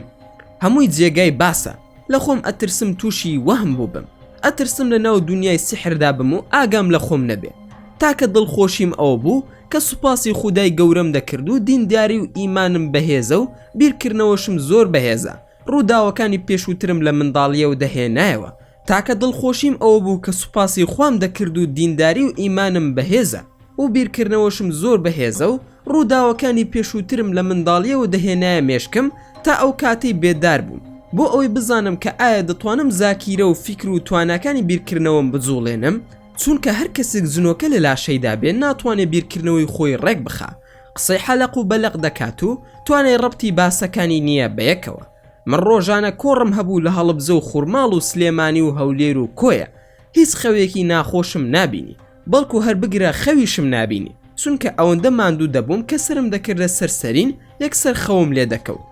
دەشم زانی ئەو کەسانی کە سحریان لێکراوە خەوی ناخۆش زۆر دەبینن و تەنانەت لە کاتی خەودا چەندین جار ڕادەپەڕن. من کاژمێرێک و تەلەفۆنێکم لەسەر زەنگدا دەنا بۆ نوێژی بانی ئینجاش خەبەرم نەدەبەوە و تا دایکم لە خەو هەڵی دەساندم. بە هەموو شێوەیەک لە نیشانەکانی سحر و جنۆکە دوور بووم. خواردنیشم باش بوو بەیانیان بەقەدەر دوو کەس نان و چایم دەخوارد چونکە من خۆم لادێیم زۆرم حەز لە کەبابە ڕۆژانە دەسوم بۆ کەباب خواردن و ئیتر لە ماڵیشەوە هەردەم خوارد. هیچ شوێنێکم ئازاری نەبوو و لە بەندایەتیدا تەمبەڵیش نەبوو. حەزم بە دینداری بوو کاتی ئەوەم نەبوو گوێ لە گۆرانی و مۆسیقا و ئەو شتانە بگرم و ئولفەتی پێوە بگرم. ئاسایی بوو لە لام گوێ لە مۆسیقا و دەنگە خۆشەکانی وەک هێمن پێنجوێنی و بیلال کەیوانی و شەهرام منسووری و هەتا دوایی بگرم بەڵام زۆر بە کەمی گوێم بۆ دەگرتن. لەو لایشەوە مێشکم پڕ ببوو لە قسەکانی شێخ بەرقان. قسەکانی زۆر جوان و لۆژیکی بوون زوو دەسوونە دڵەوە لە هەمان کاتدا ئیمانی و شەرعی بوو. دوای ئەوەش بیرم لەوە دەکردەوە ئەمەوێ بسمەوە لایەن و دنیایە کارم پێیانە. هەمووی هەفتەیەکم ماوە لە کوردستاندا دەبێ بگەڕێمەوە بۆ نەرویز. فکرم لەوە دەکردەوە کە ئەو جێگای لەگەڵ شێخ بەرقان بۆی چووم کوێ بوو ئەی بۆچی منیان نەبردە باڵەخانەکە. دنیایەک پرسیار لە مێشکمدایە لە هەمووی سیرتری قسەی ناڕاستم لە حەسقیل و حەنانە و ڕاقیەوە بیستووە. ئێوارەیەک لە بازارەوە دەگەڕامەوە چەند کوڕێکی بەڕێزم لەگەڵدا بوون بەرەو زادەی پیرەمێر دەڕۆشتین. جێگایەکیان نیشان ئەدام کە گوایە چاپی زۆر هەرزانە. لە ڕێگادا حەسقیل و ڕاقیم بینی تەماشا دەکەم بەو بەری زادەکەوە پیاسە دەکەن. منیش ئۆتۆماتیکی ئاگام لە خۆم نەما و هاوارم کرد و وتم حەسقیل ڕاقی. ئەو کوڕانی کە لەگەڵمدا بوون دەستیان کرد بە پێکەنین و وتیان کاک ماکوان مەگەر حەسقیل نەمردووە خۆتۆ لە مەملەکەتی شەیتان دەڵێ حەسقیل مردووە و کوشتویانە. منیش هاتمەوە سەر خۆم و دەستم کرد بە پێکەنین و وتم بەو کوڕی ڕەفیقم دەڵێم حەسقیل ئەویش ئاگای لێمان نەبوو ڕۆژ ئاوڕێکشیان لێ نەدامەوە بەڵام چاوم لە سەریان بوو. داوای ئیزنم کرد لەو کوڕانەی هاوڕێم و وتم ئێوە بڕۆن وردە من پێویستم بەو هاوڕێمە و دواتر دەگەڕێمەوە لاتان. یەکێک لە کوڕەکان ناوی کاک ئالان بوو. بە پێکەنینەوە وتی دەچیت بۆ لای حەسقیل کاک ماکوان؟ منیش بە پێکەنینەوە وەڵامیمدایەوە وتم بەڵێ مامە ئالانگیان ئێستا دێمەوە خزمەتتان. منیش چوومە جادەی ئەو بەر. ئێوارانی سلێمانیش قەرەباڵغە بە تایبەت ئەو جادەیە. هەرچەندە بە پەلەش ڕۆشتم بەڵام لێم ون بوون و بۆشم نەدۆزرانەوە. ئیتر زۆر بێزار بووم. چوومەوە بۆ لای هاوڕەکانم. چوینە چاپخانەکە و دوای ئەوەی کارەکانمان تەواو کرد زیا بووینەوە. منیش تەکسیەکم گرت بەرەو ماڵەوە لە ترافیکی پەیکەرە کۆنەکەی کاوەی ئاسنگەر بە بەری ئیبراهیم پاشاوە. دیسان حەزە و ڕاقیم بینیەوە. بە سایق تەکسیەکەم وت ببوورە من لەو بەردا دەبەزم. خێرا دابەزیم و چوون بۆ لای حەسقیل و ڕاقی. ماکوان ئارێ بەڕاست ئێوە بۆ لە بازاڕ وا دەکەن بۆچی خۆتان ون کرد؟ ڕاقی ئێماڵت ئاوا بێ لە سلێمانی لەناو ئەو خەڵکەدا ئێمەت لەگەڵ بووینایە بۆ ئێمە قسەت بکردایە؟ خۆ هەرچی خەڵکی لەویا بوو دەکەوتنە شوێن و دەیانوت ماکوان کەریم شێت بوو بۆ خۆی قسە دەکا. لێرەوە وەرە بە ئارەزوی خۆت قسە بکەین و بە پیاسە لەم کۆڵانە سەر دەکەوین. بەڵام با تەلەفونەکەت بەدەستەوە بێ. هەر کۆڵانێ خەڵکی زۆری تێدا بوو قسە بۆ تەلەفونەکەت بکە. ئیتر کەس هەستت پێ ناکە. حەسقی لژوتی ماکوان چۆنی؟ شێخ بەرقان بەلاتەوە چۆن بوو؟ ماکوان بیرم کەوتەوە. حەنانە کچی شێخ بەرقانە؟ ڕاقی ناوەکو کچی وایە چونکە دایکی حەنانەی موسڵمان کردووە ئەوی هێناوە. حەنانە کچی کەسێکی ترە بەڵام دایکی حەنانە خێزانی شێخ بەرقانە ئەویش فێری زانستی شەرعی کردووە. ماکوان پێویستەکە بگەڕێمەوە بۆ لای شێخ بەرقان. کاری زۆرم پێیەتی. چۆن بگەڕینەوە بۆ لای؟ حەسقیل ئەوە بەدەست ئێمە نییە. تا شێخ خۆی ڕێگەمان پێنەدا ناتوانین بەڵام بۆ شتێک هاتوون بۆلات بۆ ئەوی بۆ دڕون بکەمەوە. ماکوان خێرە حەزە گیان چی بووە؟ حەسقیل کە خۆت کرد بە ماڵی خۆتاندا شێخ ئەسعەدت بینی ڕوخساری لە کێ دەچوو؟ ماکوان وەڵا دەموچاوی لە سەسیل دەچوو. حەسقیل جوان بیر بکەرەوە کاتێک کە لە ماڵی مامۆستەفا بووین لە نەرویز کە تۆ لەگەڵ هێرۆ و ئازیز و دواتر عەلی یەمەنی دانیشت بووی. خوا لە هەمویان خۆش بێت کە مردوون. تەمەنی ئازیزش درێژ بێت کە باوکی هاتە ژوورەوە ڕوخساری لە کێ دەچوو؟ ماکوان ڕوخساری لە تۆ دەچوو. حەسقیل ئەی ئافرین کەواتە کاریگەری شەیتانەکانی لەسەرە و شەیتان بە ئارەزوی خۆی یاری پێدەکا. تێگەیشتی یاخودنا؟ ماکوان ئەی ڕەحمەتت لێبێ وەڵڵاهی ڕاست دەکەی ئێستا تێگەیشتم. ڕاقی زاماکوانگیان ئێستا بۆ ئەوە هاتین لە پڕ حەنانە هاتوو وتی سارێک دێت ماکوان هەڵدەگرێ کە ئاوڕمدایەوە کوڕێکی ئامۆزان بوو. وتی کاکە سەرکەوە بۆ بە تەنها ئاوا دەگەڕێ. سڵاوم لێ کرد و سواری سیارەکەی بووم. جەماعەتیش دیار نەما. هاتمەوە ماڵەوە 3 ڕۆژم ماوە بۆ گەڕانەوە. دایکیشم دەڵێ ئەی ناسی بۆ ماڵی ئەو ژنە بۆ کەرکووک؟ لە ڕاستیدا حەزم بە ڕۆیشتن نییە و دەڵێم ئیشەکەی ئەوان لە نەرویز هەل دەکرێ. دایکم ئەرێ ڕۆڵە ئەو هەنگوی نوشتانی هێناویانە چی لێ بکەم؟ ماکوان بێزگە لە هەنگوین شتی تر چییە؟ دایکم تۆزێک بنێشتی کوردی و گەزۆی سەوزەی خواییە. ماکوان دایە گیان بێ زەحمەت لەکوێدایە؟ شوێنەکەی نیشاندام و هەموویم فڕێدا. دایکم بەخوا لە تۆ تێناگەم نازانم بۆ ئەو شتانت فڕێدا. لەم قسانەدا بووین خوڕشە خانم پەیوەندی کرد و وتی ماکوان گیان کەی دەی بۆ ماڵمان؟ عەرزم کرد و وتم بەخوا کاتم نەماوە ئینشاڵڵا بۆ کاتێکی تر دێمە خزمەتەم. 3 ڕۆژی تر دەگەڕێمەوە بۆ نەرویز و بەخوا سیارەشم نییە بێم. وتی جا ڕۆڵە گیان سەلاحی کوڕم دەنێرم بێتە خزمەتت بدهێنێت و بشت باتەوە. ڕۆڵە هەر پێم خۆشە نانێک لە ماڵەکەماندا بخۆیت و دایکی جەنابشتان بهێنن بۆ ماڵمان. بەخوا بەقەدەر خوشکێکی خۆم خۆشم دەوێت و دڵم پێی دەکرێتەوە. ماکوان بەسەر ساو دێمە خزمەتتان. بانی دێم لەگەڵ کاک پێشڕەوی برام لە خزمەتتاندا دەبم. پێویست ناکا کاک سڵاح بێت خۆمان بە سارەی کرێدەین. ماکوان نادایە تۆ مەیە ماندوو دەبیت و کەرک و خەتەرە نەک و تەقینەوە ڕوو بدە. دایکم جاکە وایە ئێوەش مەڕۆن. ماکوان ناسارم بڕم چونکە ئەوەندەی ودوەرە لە بەردڵی ئەو دەڕۆم. هەر چۆن بوو قەناعەتم کرد بە دایکم کەنێت چونکە نامەوێت دایکم هاوڕێتی ئەو ژنە بکە. دەزانم خراپە و خەریکی زاد و سحرا بەبێ ئەوەی بەخۆی بزانێ. دوای تەلەفونەکەی خورشید خان تەلەفۆنم کرد بۆ برایمی ڕەفیقم و وتم تاقەتت هەیە بەیەکەوە بۆ کەرکووک بڕۆین؟ برایم لە خزمەتت دام بەیانی نانی گەرمیش دێنم و بەیەکەوە نان دەخۆین. یان وەرە بۆ لای ئارام بەیەکەوە لەوێ نان دەخۆین. ماکوان: بەیانی مەلا بانگدان ناڕۆین، خۆ کەرکووک پاریز نییە دوور بێ، بە کاتژمێرێک دەگەین و 10:30 بەیانی دەچین، وەرە نیوەڕۆ داوەتین لە ماڵێک، زۆر مەخۆ بەیەکەوە دەچین نانێک دەخۆین و دەینەوە. باشە براکەم؟ برایم: باشە بەیانی دێم بە شوێنتدا. پێش ڕەوی ژووتی: ئەی کاکە من نەیەم. ماکوان: نا پێویست ناکا لە دوکان بە، برایمم لەگەڵدایە، دایکیشم حەزی دەکرد بێت، وتم دایکیشم نابم، ئەمە یەکەم جارێتر کە هاتمەوە دەچین، ئێستا بزانم ئەم ماڵە چین و چۆنن. تەلەفۆنم کردەوە بۆ ماڵی خورشەخان و عەرزیم کرد کە کاک سڵاح نەنێرێ، بەیانی خۆم دەسمە خزمەتیان و هەر بە تەلەفۆن تەعارفێکشمان کرد لەگەڵ کاک سڵاح و ناونیشانی گەڕەکەکەیانم وەرگر لێ. ئەوەشم پێی ڕاگەیاند کەوا بەیانی دەوروبەری کاژمێر 12:1 بە پشتیوانی خوددا دەگەینە خزمەتان، ئەوانیش خۆشحاڵی خۆیان دەربڕێ. من و برایم بڕیارماندا بچین بۆ کەرکووک. بەیانی برایم هات بە شوێنمدا و دایکم هەندێک دیاری بۆ پێچامەوە بۆ ماڵی خورشەخان و خستمە پشتی سیارەکەی برایم. تەماشا دەکەم بیکەیستێک و کڵانشیکۆفێکی لێیە و پڕە لە فیشک. ماکوان: برا خۆ ناچین بۆ جەبهە، دەچین بۆ میوانی. برایم: ئەی ئەگەر تووشی شەڕ بووین با هەر شتێکمان پێبێ.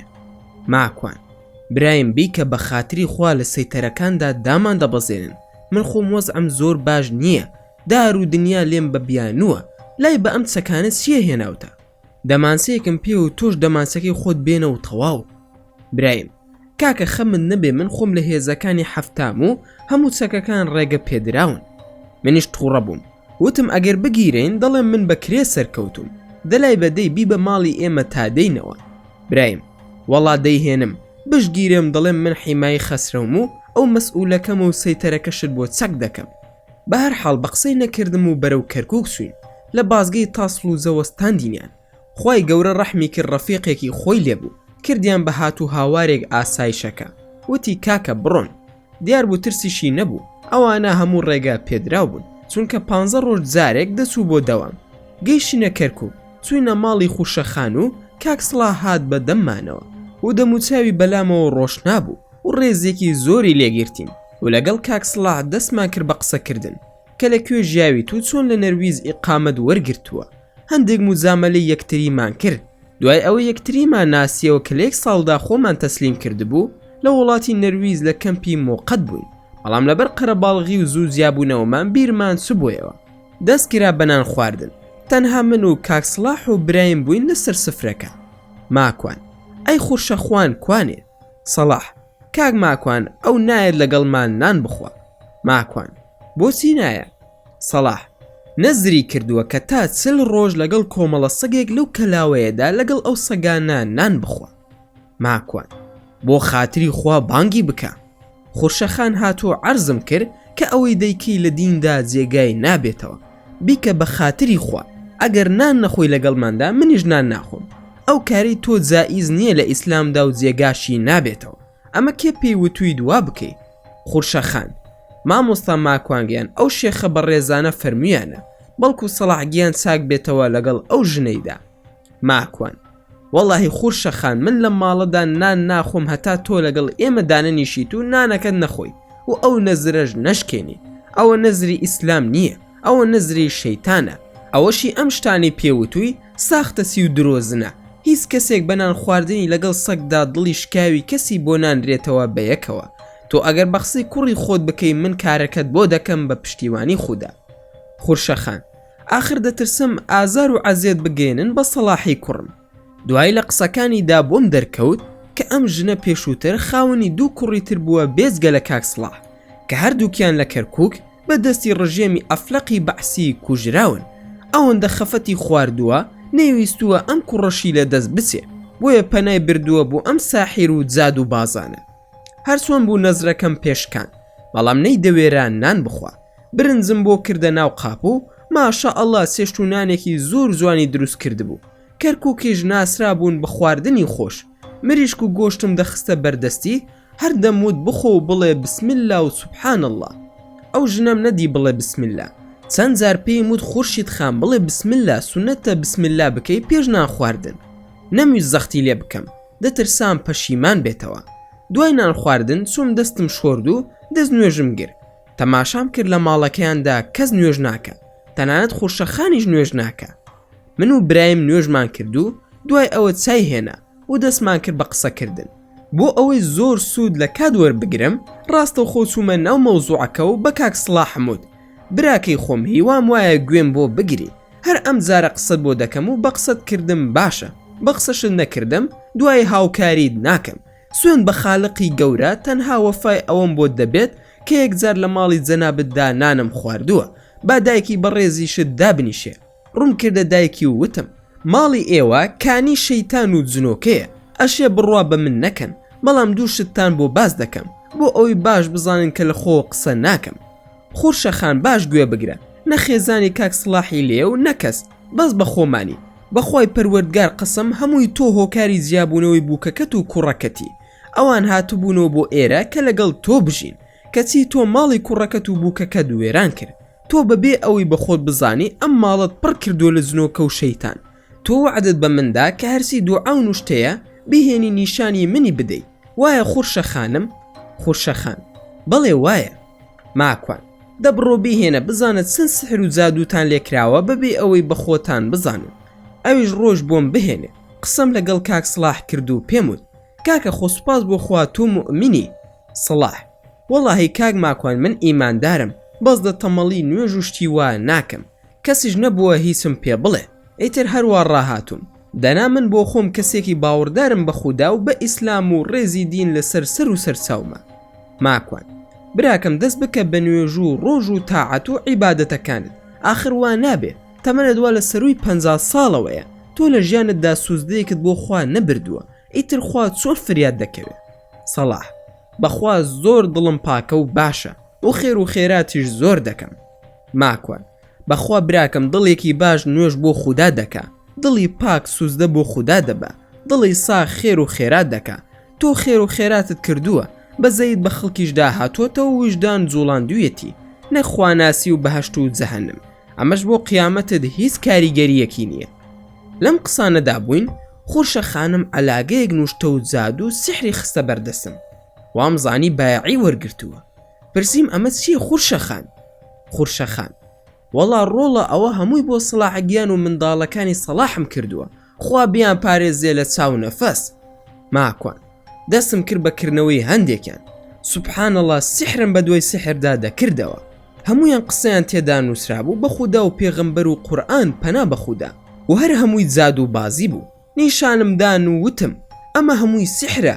لە حەوشەکەیاندا دەیان سحر و جادووی ترمان دەرهێنا کە هەمووی لە ڕێگەی شەیتان و جنۆکەکانەوە کرابوو. هەرسۆن بوو دەمویست ئەوە بگەینمە خورشید خان، ئەمانەی کە کراوە هیچی بۆ خوا نەبووە، هەمووی کارکردن بووە بۆ شەیتان. نەمدەزانی چۆن ئەو باسە بکەمەوە، چونکە زۆر قوروز بوو بۆ من لەو کاتەدا. نەمدەزانی بە چ شێوازدەی خورشەخان تێبگەێنم، ئەمە کوفرە و زۆر ترسناکە. ئەو ماوەیەکی زۆر بوو لەگەڵ ئەم ساحیرانەدا تێکەڵ ببوو، بە پیاو چاکی دەزانین. نمونەی گوێ درێژەکەی شێخ خواجە جوحام هێنایەوە لەگەڵ شێخەکەیدا. خواجە جوحام ماوەی چەند ساڵێک بوو لە مەرقەدی شێخێکدا خزمەتی دەکرد. کوڕی شێخەکە ناوی جەبار بوو، ناسراو بوو بە شێخ نەزمەدین. دەستم کرد بە گێڕانەوەی ئەو چیرۆکە بۆ خورشەخان و کاک سڵاح و برایم. عەرزم کردن کە خواجە جوحا داوای ئەو گوێ درێژە دەکات لە شێخەکەی کە ڕۆژانە ئاو دێنێ بۆ مەرقەدی باوکی شێخ نەزمەدین. دەڵێت سەفەرێکی کورتم لە پێشە بە ئەو گوێ درێژە بەرم لەگەڵ خۆمدا و بە قەرز دەی بەم و دەیهێنمەوە. شێخ ڕازی دەبێ بۆ پێی خواجە جوحا دەمێکە خزمەتکاری خۆی و مەرقەدەکەی باوکێتی. خواجە دەکەوێتە ڕێ لە ڕێگادا، قەدەری خۆی پەروەردگار وا دەبێ گوێ درێژەکەی دەتۆپێت. خواجە زۆری پێناخۆش دەبێ، چونکە گوێ درێژەکە هیچ شێخەکەیە و هێناوێتی بە قەرز. احتیرامەن بۆ گوێ درێژی شێخەکەی قەبرێکی بۆ هەڵدەکەنێت و گوێ درێژەکەی تێدەخا. خەڵکیش خواجە جوحا دەناسن کە لەو مەرقەدا خزمەتکار بووە. بە دیار ئەم قەبری گوێ درێژەوە دەمێنێتەوە، خەڵکی دێن بۆ لای و پارەی زۆر لەسەر قەبری گوێ درێژەکە دادەنێن و تاوای لێ دێ خواجە زۆر دەوڵەمەند دەبێ و دەبێتە خاوەن پارە و کەپر و چواردەوری قەبری گوێ درێژەکە دەکات بە مەرقەد و ئیتر ئیشی خۆیەتی و باشی لێ دەزانێت. شێخە کۆنەکەی پێی دەزانێت و بانگی دەکات، دەڵێ من گوێ درێژێکم دای تێ بڕۆیت و بیتەوە. ئێستا ئەم شێخە کێ ئاوا بوویتەتە خزمەتکاری؟ خوازەش دەڵێ قوربان ئەگەر لێم خۆش بیت و لێم ڕازی بی ئەوە ڕاستیەکەت پێ دەڵێم. ئەویش ئەوەیە کە ئەو مەرقەدا گوێ درێژەکەیە کە تۆپیوە لەوێدا ناشتومە و خەڵکی دێن بۆ زیارەتی. ئەوە هەموو چیرۆکەکەیە لە ترسی جەنابت نەمتوانی بێمەوە بۆ ئێرە و لەوێدا مامەوە. شێخ نەزمەدینیش دەڵێت زۆر باشە بڕۆوە بۆ جێگاکەی خۆت و لەوێ خەریکی ئەو کارە بە، بەس با کەس نەزانێت و پارەکەشی بە شەریکی هەڵدەگرین، چونکە شێخ دەیزانی سوود و قازانجی چۆنە و دەیکات بە شەریکی خۆی. خواجە جوحا پرسیاری لێ دەکات و دەڵێ ئاخر باوکی جەنابت لە قەبرەکە لێمان تووڕە نابێ؟ شێخ نەزمەدین دەڵێ ئەوەی کە لە قەبرەکەدا مردووە باوکی گوێ درێژەکەی لای تۆیە. جا دیارە ئەو گوێ درێژانە بە خانەوادە خێر و بەرەکەت بوون بۆ شێخ نەزمەدین و خواجە جوحا. ئەوەشی بۆم باسکردن بەداخەوە زۆر ڕاستیە و لە مێژووی موسڵمانان تۆمار کراوە لە وڵاتی تورکیاش ڕووی داوە. جا خورشە خانم ئەو کەسانی کارەکانیان بۆ تۆ کردووە هەندێکی لەو جۆرە شێخانە بوونە، هەندێکی تریشیان فڕیان بە ئیسلام و خواناسی و دینداریەوە نییە و کافری مطلقن. ماڵی خۆت و کوڕەکەت و بووکەکەشت وێران کردووە، سیحر و جادود لەوانیش و لە خۆشت و لە ماڵ و منداڵی کردووە. جا ئیجازەم بدا هەموو سحرەکان بەتاڵ بکەمەوە و هەموو شتەکان کۆتایی دێت و فێریشت دەکەم چۆن ماڵەکەت پاک بکەیتەوە لەو سحر و جادوانەی کە کردوتە.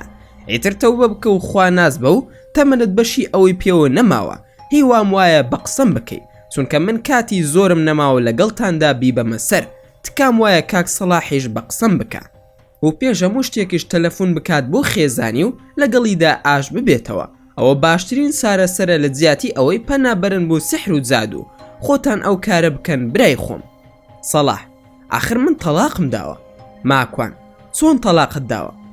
سەلاح وتم ئەگەر بڕۆیتەوە بۆ نەرویج ژنی من نی، ئەویش بە دزی منەوە چووە بۆ نەرویج و منداڵەکانشی لە ڕێگەی پۆلیسی نەرویجیەوە لێ بردووم. ماکوان بەڵێ ئاگادارم، بێجگە لەو قسەیە هیچی ترت وتووە؟ سەلاح نەخێر هیچی ترم نەوتووە. ماکوان دەتوانی بچیتەوە لایە و ژیان پێک بهێنیتەوە ئاساییە.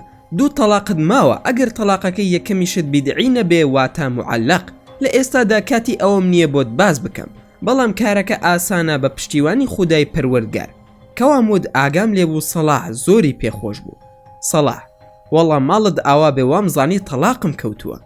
ماکوان تەلاقێکت کەوتووە جارێت دوانت ماوە. سەلاح هەر باشە. ماکوان من ماڵێک لە نەرویز دەناسم، ئاشنایەتیان هەیە لەگەڵ خێزانت، لە ڕێگەی ئەوانەوە بزانم قسەیەک ناکەم لەگەڵ خێزانتدا؟ سەلاح کاک ماکوان ئەو پیاوەتیە تا ماوەم لە بیرم ناسێتەوە. ماکوان لە بەرچاوی خوشەخان و کاک سەلاحدا تەلەفۆنم کرد بۆ عەبدوڵڵا و ئازیز، هۆکاری پەیوەندیکردنەکەم بەوانەوە بۆ دوو مەبەست بوو. یەکەم دەمویست بیسەلمێنم کاری چاک بە موسڵمان دەکرێت کە دوورە لە کاری سحر و جادو. دووەم کاری شەیتان ئەوەیە کە هەمیشە ژن و مێرد لە یەکتری جیا بکاتەوە، ئەو خێرەشمان دەست بکەوێت و خانەوادەیەک نەهێڵین سەریان لێ تێک بچێ بە هۆکاری سحر و جادو بازی و پارەخۆرەکان کە وەک دوکانی لاکۆڵان خەریکی ئەو کارە ناشەرعی و کوفرانن. لەگەڵ عەبدوڵڵادا قسەم کرد و پێم وت هەرچیت کردووە تا دەگەڕێمەوە دڵی ڕوونای خان چاک بکە و پێشی بڵێ ماکوان هەموو سحرەکانی بەتاڵ کردوتەوە، با دڵی خۆش بێت و دڵنیاشی بکەرەوە بە پشتیوان و ئیزنی خودای پەروەردگار لە ئازار و ناڕەحەتیەکانی چاک دەبێتەوە. ئەوەشی پێ بڵێ کە من بە هیچ شێوەیەک دڵم نەئێشاوە و هەروەکو خوشک و کەسوکاری خۆم تەماشای دەکەم و هەست بە معاناتیشی دەکەم. عەبدوڵڵا هەمووی وە خۆی دەگەێنم بێخەم بە برە، خوا حافیزیشمان لە یەک کرد. ماکوان زۆر بەڕاشکاوانە دوای داخستنەوەی تەلەفۆنەکەم لەگەڵ عەبدوڵڵادا ڕوون کردە خوشەخان و پێم وت کە ماڵەکەت پڕە لە جنۆکە و شەیتان، جا ئەگەر دڵی بۆ دەردەکەم وعدم بدەیتێ کە جارێکی تر بە هیچ شێوەیە کاری وا ئەنجام نەدەیتەوە تا خوای گەورە چارەسەری هەموو کێشەکانت بۆ بکە. ئاگام لێبوو وەکو دایک پێی ناخۆش بوو. ئەیود ئاخر سەلاح ئەم جارش زێم دێڵی ڕوون کردە کاک سڵاح و عەرزیم کرد کە دایکت پێویستی بە پارە نییە، پێویستی بە تۆیە. پێش ئەوەی بیر لەوە بکەیتەوە پارەی بۆ بنێریتەوە تۆی گەورە کردووە، با لە سایەتدا بەحەسێتەوە. جا ئەگەر خوای گەورە ئاسانی کرد و لەگەڵ ڕووناخان پێک هاتنەوە ئەوە دەبێت دایکت لەگەڵ خۆتبەری بۆ نەرویز یاخۆ لێرە ژیان دروست بکەیتەوە جارێکی تر. سەلاح کێشەی گەورەم ئەوەیە بە هیچ شێوەیەک ناتوانم دەست لە دایکم هەڵبگرم، چونکە دایکمە و دەژمەوێ لەگەڵ خێزانم ئاش ببمەوە، بەڵام بەڕاستی کێشەکە من نیم بەڵکو دایکم و خێزانەکەمە. کاک ماکوان تۆ ڕێگە چارەیەکم بۆ دا بنێ. ماکوان بازارە بزانم دایکی بەڕێزت دەڵێت چی؟ وعدمان ئەداتێ نوێژەکانی بە جوانی بکات و ئیتر نەچێ بۆ لای بەناو شێخ و درۆزنەکانی کە خەریکی سیحر و جادوون. خورشەخان: باشە بەسەر ساو تۆ چی بڵێ ئەوە دەکەم، تۆ وەکو سەلاحی کوڕم وای. ماکوان: خورشەخانم ئەزانم بە نابەدڵی وا دەڵێ، بەڵام سوێن بە خودای گەورە ئەو کاری تۆ دەیکەی هەمووی کوفر و خراپەکاریە. ئەزانم دوودڵی لە من لە دەجال و شێخ و جادو بازەکان دەترسی. نوێژەکانت بۆ خودای پروەردگار بکە و سوزدە بۆ ئەو بەرە، خێر و خێرات لە پێناوی خودادا بکە، با خێر و قوربانی و سەربڕینت تەنها بۆ خوا بێ، هەموو ئەوانی تریش محتازی خودان. ڕوومەکە هیچ شێخ و دەجال و جادو بازێک سەر شۆڕ بکە و دەست هەڵبڕە بۆ خوای متعال کە تۆش و ئەوانیشی دروست کردووە. سەلاح: بێخەم بە ئیتر ناهێڵم بڕوە. ماکوان: واللهی کاک سڵاح هەرسی ئاژاوی ماڵی ئێوە هەیە ناڵێم دایکتا، بەڵام ئەو شێخ و قۆڵ بڕ و زاد و بازانن کە ئاوایان کردووە لە ماڵی ئێوە، دایکت و هاوسەرت لەگەڵ یەک هەڵ ناکەن، ئەمە هەمووی کاری شەیتان و جنۆکەکانە. تۆش کاک سڵاح هەوڵ بدە خۆت فێری دینداری بکە، هەرسیت هەیە فریاد ناکەوێت. سوێن بە خودای گەورە لە قیامەت لەسەر پارە و سەروەت و سامان پرسیارمان لێ دەکرێت، کەسی هیچمان لەگەڵ خۆمان نەبردووە، گیرفانمان بەتاڵ و دەست بەتاڵین.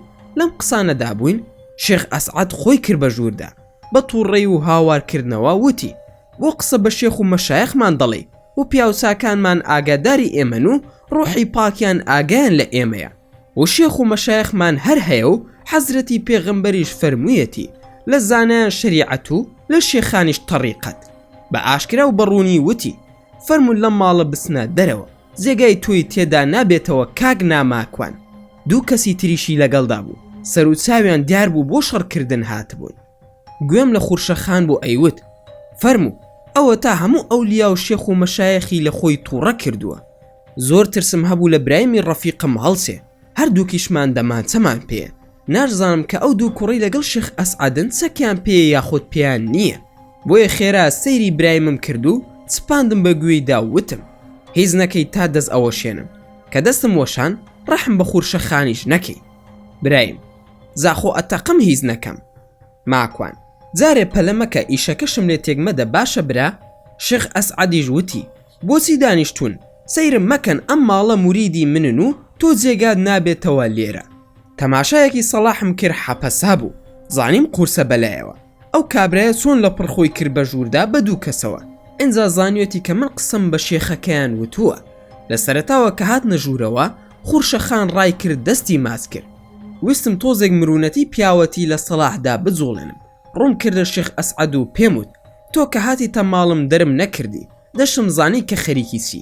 من ئێستا لە ماڵی پیاوێکی پیاوانەدام، ئەو منی داوەت کردووە و لە ئیسلامیشدا ڕێگە پێدراو نییە کە میوان دەربکرێ، نە لە ناو عەشایر و کوردیش ئەو کارە ڕووی نەداوە. دیارە تۆ نە موسڵمانیت و نە عەشایریت و نە کوردیشیت. من قسەی جەنابت وەرناگرم، لە ماڵی سەلاحدام و ئەو خاوەن ماڵەکەیە، ئەتوانێت دەرمان بکات و ئەتوانێت بشمان هێڵێتەوە. زۆر دەترسام سەلاح زەعیف بێت و کەسایەتێکی لاواز بنوێنێ. خوای گەورە کردی کە زۆر بە ئەدەبەوە ڕووی کردە شێخ ئەسعەد و وتی: یا شێخ ئەمانە میوانن لای من، تۆ چۆن ماڵی خۆتە؟ ئەوانیش من بانگم کردوون لەبەر ئەوە میوانی منن. خورشەخان دەستی کرد بە پاڕانەوە لە شێخ ئەسعەد، لی دەپاڕایە و دەیوت: بیکە بە خاتری خوا لێیان خۆش بە، میوانی ئێمن و گوناحن و جوانن، نازانن و لیان مەگرە. برایم خۆی پێنەگیرا وتی: وەڵا من لە خوا نەبێت داوای لێبوردن لە کەس ناکەم و هیچشمان نەکردووە تا ئەم کابرایە لێمان خۆش بێ، من هەر حسابشی بۆ ناکەم. دوو گەنجەکەش بەرەو ڕوومان هاتن. برایمم خستە پشتی خۆم و شێخ ئەسعەدیش دوو گەنجەکە.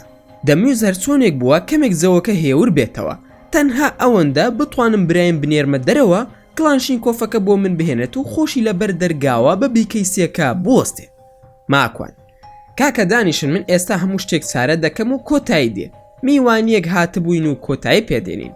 زۆر بەلاوازیش ئەو قسانم کرد، وتم تا برایم بکەمە دەرەوە و سپەیەکی بۆ بکەم، و چوونە حەوشە و بە پاڵ بردم.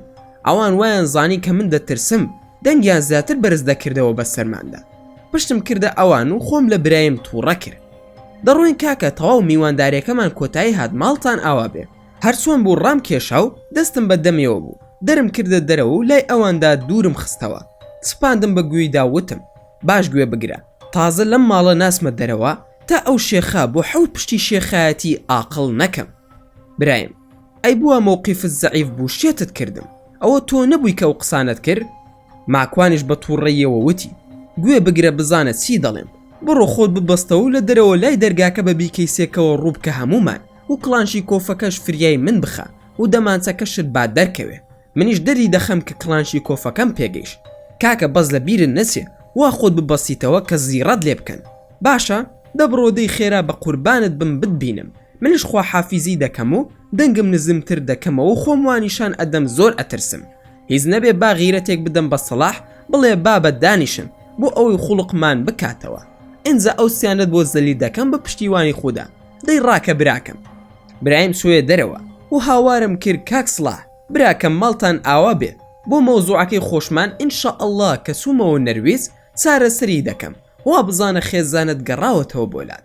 کە باسی چاکبوونەوەی نێوانی سڵاح و خێزانیم کرد دیسان بۆ ختووکەیمدا و هاتەوە بیری کە ئیشی لە دەسمدایە بۆی خوڵقەکەی گەرمتر بوو. سوێندی خوار کە دەبێت دابنیشم دەنا قبوڵی ناکە، منیش چاوەڕێم کاکە بلا بەچەکەوە بێتەوە و بە عیزەتەوە دانیشم. قسەم لەگەڵ کاک سڵاح دەکرد، ئەوانش لە ژوورەوە بوون، دەمویست وەزعەکە هێمن ببێتەوە تا برایم دێتەوە. دەخولەکی پێنەچوو، دوێم لە شڵپەی دەرگای حەوشەی ماڵیان بوو. تەماشام کرد مامە بلە بیکەیسەکەی بەدەستی ڕاستی هەڵگرتووە و دوو شریتی داوە لە خۆی و کڵانشی کۆفەکشی وەک ڕامبۆ خستۆتە سەرشانی کە تەماشام کرد ڤاندام و ڕامبۆم بیرکەوتەوە. ڤاندام و ڕامبۆش لە چاویدا هیچ نەبوون، بەخوا کڵانشی کۆفەکەی دایە دەستم و خۆشی چووە پەش منەوە. هاواری کرد خۆتان لادن با ئاوڕشێنێکی ئەو شێخە بکەم. زۆر جنێویدا، منیش هیچم نەوت، بەڵام خەریک بوو لە جنێوەکانی ئەو تووڕە بم، ئەوەندە دەمی پیس بوو. سەلاح سوو بۆ لای ئەو مەشغوڵم کردبەوە، خۆشم دەمانچەیەکی تاریقم پێبوو، خسمە بەردەم پانتۆڵەکەم و لە بەرچاویاندا میلم هێنایەوە و چوومە ژوورەوە و مەبەستم نەبوو فیشەک بتەقێنم، بەڵام دوو بۆ چوار فیشەک لە دەستم دەرچوو. برایمش ڕای کردە ژوورەوە وای زانی بوو بریندار بووم. منیش تووڕە بووم و ئاگام لە دەمی خۆم نەما بوو، بە ئارەزووی دڵی خۆم بە جەنابی شێخدا هاتبوومە خوارەوە، تەف لە دەمیاندا وشک ببوو. ئاگام لە یەکێکیان بوو دەستی بر بۆ پشتی، وتم برایم ئەو هیچ و پوچە چەکی پێ ئەگەر دەستی جوڵان یەکسەر بیتۆپێنە. ئەویش هاواری کردووتی بەخوا کاکە چەکم پێ نییە، ئەو قاپە چووە بە پشتمدا برینداری کردووە. ماکوان ئەی چەکتان پێیە؟ وەڵامیاندایەوە کە نەبەخوا چەکمان پێ نییە. ڕوون کردە کاک سڵاح براکەم ئەگەر ئەتەوێ شتەکە هێمن بێتەوە بڕۆ دەرەوە لە کۆڵان و خۆشت تەماشای ئەم لاولا بکە بۆ ئەوی وا بزانن تۆش بە دەنگ تەقەکانەوە هاتووی، لە ئێمەی دوور خەرەوە. تکاشت لێ دەکەم ئاقلانە بیکە با هەمومان بە سەلامەت دەرسین. باشە براگیان؟ سەلاحی ژووتی باشە بەس ئەو کەسانە مەکوژن. ماکوان ئەگەر تۆ ئیشەکە بە جوانی بکەی ئێمە دوای تۆزێکی تر دەڕۆینەوە کۆتایی پێدێ. ئێمە میوانی تۆ بووین، نەدەبوو بدێشتایە ئاوا بێحورمەتی بە میوانەکانت بکەن. ئێمەش مافی خۆمانە ڕەت ئیعتیبار بگەڕینینەوە بۆ خۆمان. دەبڕۆ ئیشەکە بە جوانی بکە و گومان دوور خەرەوە لە ماڵی خۆتان. تەماشا دەکەم برایم قاسی خستۆتە سەر ملی یەکێک لە کوڕەکان و بە لە قەش دەکێشێ بە ئەوی تریاندا. بەپە لە فریای کەوتم و وتم بۆ دەکێشی بۆ دوو کوڕە فەقیرەدا، کێشەکە ئەم شێخە ساختە سیە هیچ و پوچەیە. برایم ئەگەر حەز دەکەی ئەی کوژم خۆچیە، گریمان بزنێکمان کوشتووە، هیچم نەوت، دەماسەکەی دەرهێنا خەریک بوو بیکوژێ. بەپە لە فریای کەوتم، شێخش حەپەساوە، ئیتر نەمزانی خۆی پیس کردووە یاخودنا. دەستم گرت و وتم برایم گیان ئەم بزنە هیچ نییە، زەلیلە لە بەردەسمان، گوناحە 3 مانگ بە ڕۆژوو بیت و کەفارەتەکەشی زۆرە. هەر خۆم ئێستا قاس و دەستێکی دەشکێنم. خوورشەخان بیکەن بە خاتری خوا، خۆلای خۆی تۆ موسڵمانی، بیکە بە خاتری خوا، دە ئیتر واز بێنن ئەو پیاوە نەخۆشە بۆ چی وای لێ دەکەن. هەرچەند تەماشام دەکرد خوورشەخان دڵی بۆی دەسووتە. ماکوان خوورشەخان ناوی خواد هێنا، ئەم هیچ و پوچە لەبەر خاتری خوا لە غاوەکەی دەکەمەوە ئەی بەخشم بە جەنابەت، چونکە نانێکمان لە ماڵەکەتدا خواردووە. بەڵام ئەگەر شێخە و ڕاز دەکات و زەڕێ خاوەنی کەرامەتە با خۆی ڕزگار بکات بەو جنۆکە و شەیتانانەی کە هەیەی. کەوامود یەکسەر ئایەت الکورسی و مەعوزەتەینم خوێن و بە هۆکاری ئەو قورئان خوێندنە بێدەنگیەک ڕووی کردە هەمومان و سڵاحیش گەڕایەوە. سەلاح کەس ئاگای لە هیچ نییە، کەرکووکە ڕۆژی 10 تەقەی تێدا دەکرێت. تەقە لێرانە زۆر ئاساییە. سپاندم بەگوێی برایم و وتم چاود لە سەریان بێ، تازە کە هەر ئیشەکەمان کردووە با ڕسوایان کەین بەڵکو واز لە کاری زادو و سحر بهێنن. ڕوون کردە خوورشەخان و دەستی ماس کرد. عەرزم کرد دایکی کاک سڵاح و منیش ئەوە شێخەکەتە، فەرموو کە سەرەتا ها فشەفشی دەکرد، بزانم ئێستا دەتوانێت خۆی ڕزگار بکە، بڕوا بکە ناتوانێ هیچ بکە. ئەوەی ئەمە دەیکا لە بەرچاوی خۆی و تۆش و ئەو کوڕانە دەڵێم کە دیفاعیان لێ دەکرد و خۆشی وەک خوو لە بووس هیچی پێ نەکرا. ئەوەشی پێ دەڵێم کەوا کەسێکی ساختە سی و جاد و بازە، نەشێخە و نەخوان عەسە و نەهیچە، بەڵکو شەیتان دەپەرستێ، بەندایەتی بۆ جنۆکە و شەیتانەکان دەکا، لە بەردنیا قیامەتی خۆی فەوتاندووە. تخوا پێم بڵێن ڕۆژێک بە کامتانی وتووە نوێژێک بکەن یاخود خواناسی بکەن، هەندێک زیکر و توقساتی فێرکردوون، ئەوش بۆ خۆی پەروەردگار نییە بەڵکو بۆ شەیتان و جنۆکەکانە. ئێستا سەقۆیەکی لێ بدەم هەموو گیانی پڕ دەکەم لە خوێن، هیچی پێ ناکرێ، نابینن زەلیلە و لە بەردەسماندایە دەمی وشک بووە. ئەگەر شێخە و دیعایی کەڕامەت دەکا دەیکوا با من و بلەی برام گۆز بکە. فەرموو شێخ تەڕەماش ئەتوانی هیچ بکەی؟ ئەویش هیچ دەنگی نەبوو. وەرە بزانم لە کام فەرموودەدا لە کام کتێبدا پێغەمبەر درودی خودای لەسەر بێ فەرموویەتی زانایان بە زانست و ئێوەش بە تەریقەت. ئەمە قسەی گیرفانی خۆتە، بۆچی درۆ بە دەمی پێغەمبەری خوداوە دەکەی درودی خودای لەسەر بێ؟ خوای گەورە سۆک و ڕسوات بکا کە ڕسواش بوویتە. واز لەو خەڵکە بهێنە و ئەم سحر و زادووە چییە کردوتە لە ماڵەدا؟ نیوەی پارەی ئەم ماڵت بردووە بۆ خۆت، ئەی تێرت نەخوار؟ ئەگەر لەخوا ناترسی و ترسی قیامەتت نییە، ئەی وجدانت خەوتووە هەی پاتاڵ؟ ئینجا بۆ سوکردنی زیاتری وتم هیچت قورئان لەبەرە؟ شێخ ئەسعەدیش وتی ئەی چۆن لەبەرم نییە؟ ماکوان ئادەی چیت لەبەرە؟ ئایەتل کورسی، سوورەتی بەقەرە، هەرچی لەبەرە بیخوێنە بزانم چی دەزانی. خوا شاهیدە سوورەتی فاتیحە و ئیخلاص نەبێ لەبەری بوو، ئەویش بە هەڵە خوێندێەوە کە خۆشی بە ئەولادی پێغەمبەر دەناسان درودی خوای لەسەر بێ. دەرم خست بوویان کە ئەمە ئەولادی شەیتانە، ئاگام لێ بوو خوورشەخان چاوی لەسەر ئەوانە، هەر بە قوربان و بە ساقیان دەبوو. خوای گەورە هاوکاری کردین و ئەوەندەم زانی حەسقیل لە حەوشەکە بانگی کردم. حەسقیل ماکوان فریای خۆتان بکەون، برایەکی هەیە ئەم شێخە، ئێستا لەگەڵ هەندێک کەسی خۆیاندا و خەڵکێکی زۆریشی خستۆتە دوای خۆی بۆ ئێرانە دێ، کات مەکوژە خێرا دەرسۆ بەرەو سلێمانی. منیش بێدەنگی ڕووی تێکردبووم، تەماشای حەوشەکەم دەکرد، ئاگام لە حەسقیل بوو. برایم وتی ماکوان ئەوە بیر لە چی دەکەیتەوە بۆ حەپەساوی؟ منیش وتم هیچ با بڕۆین.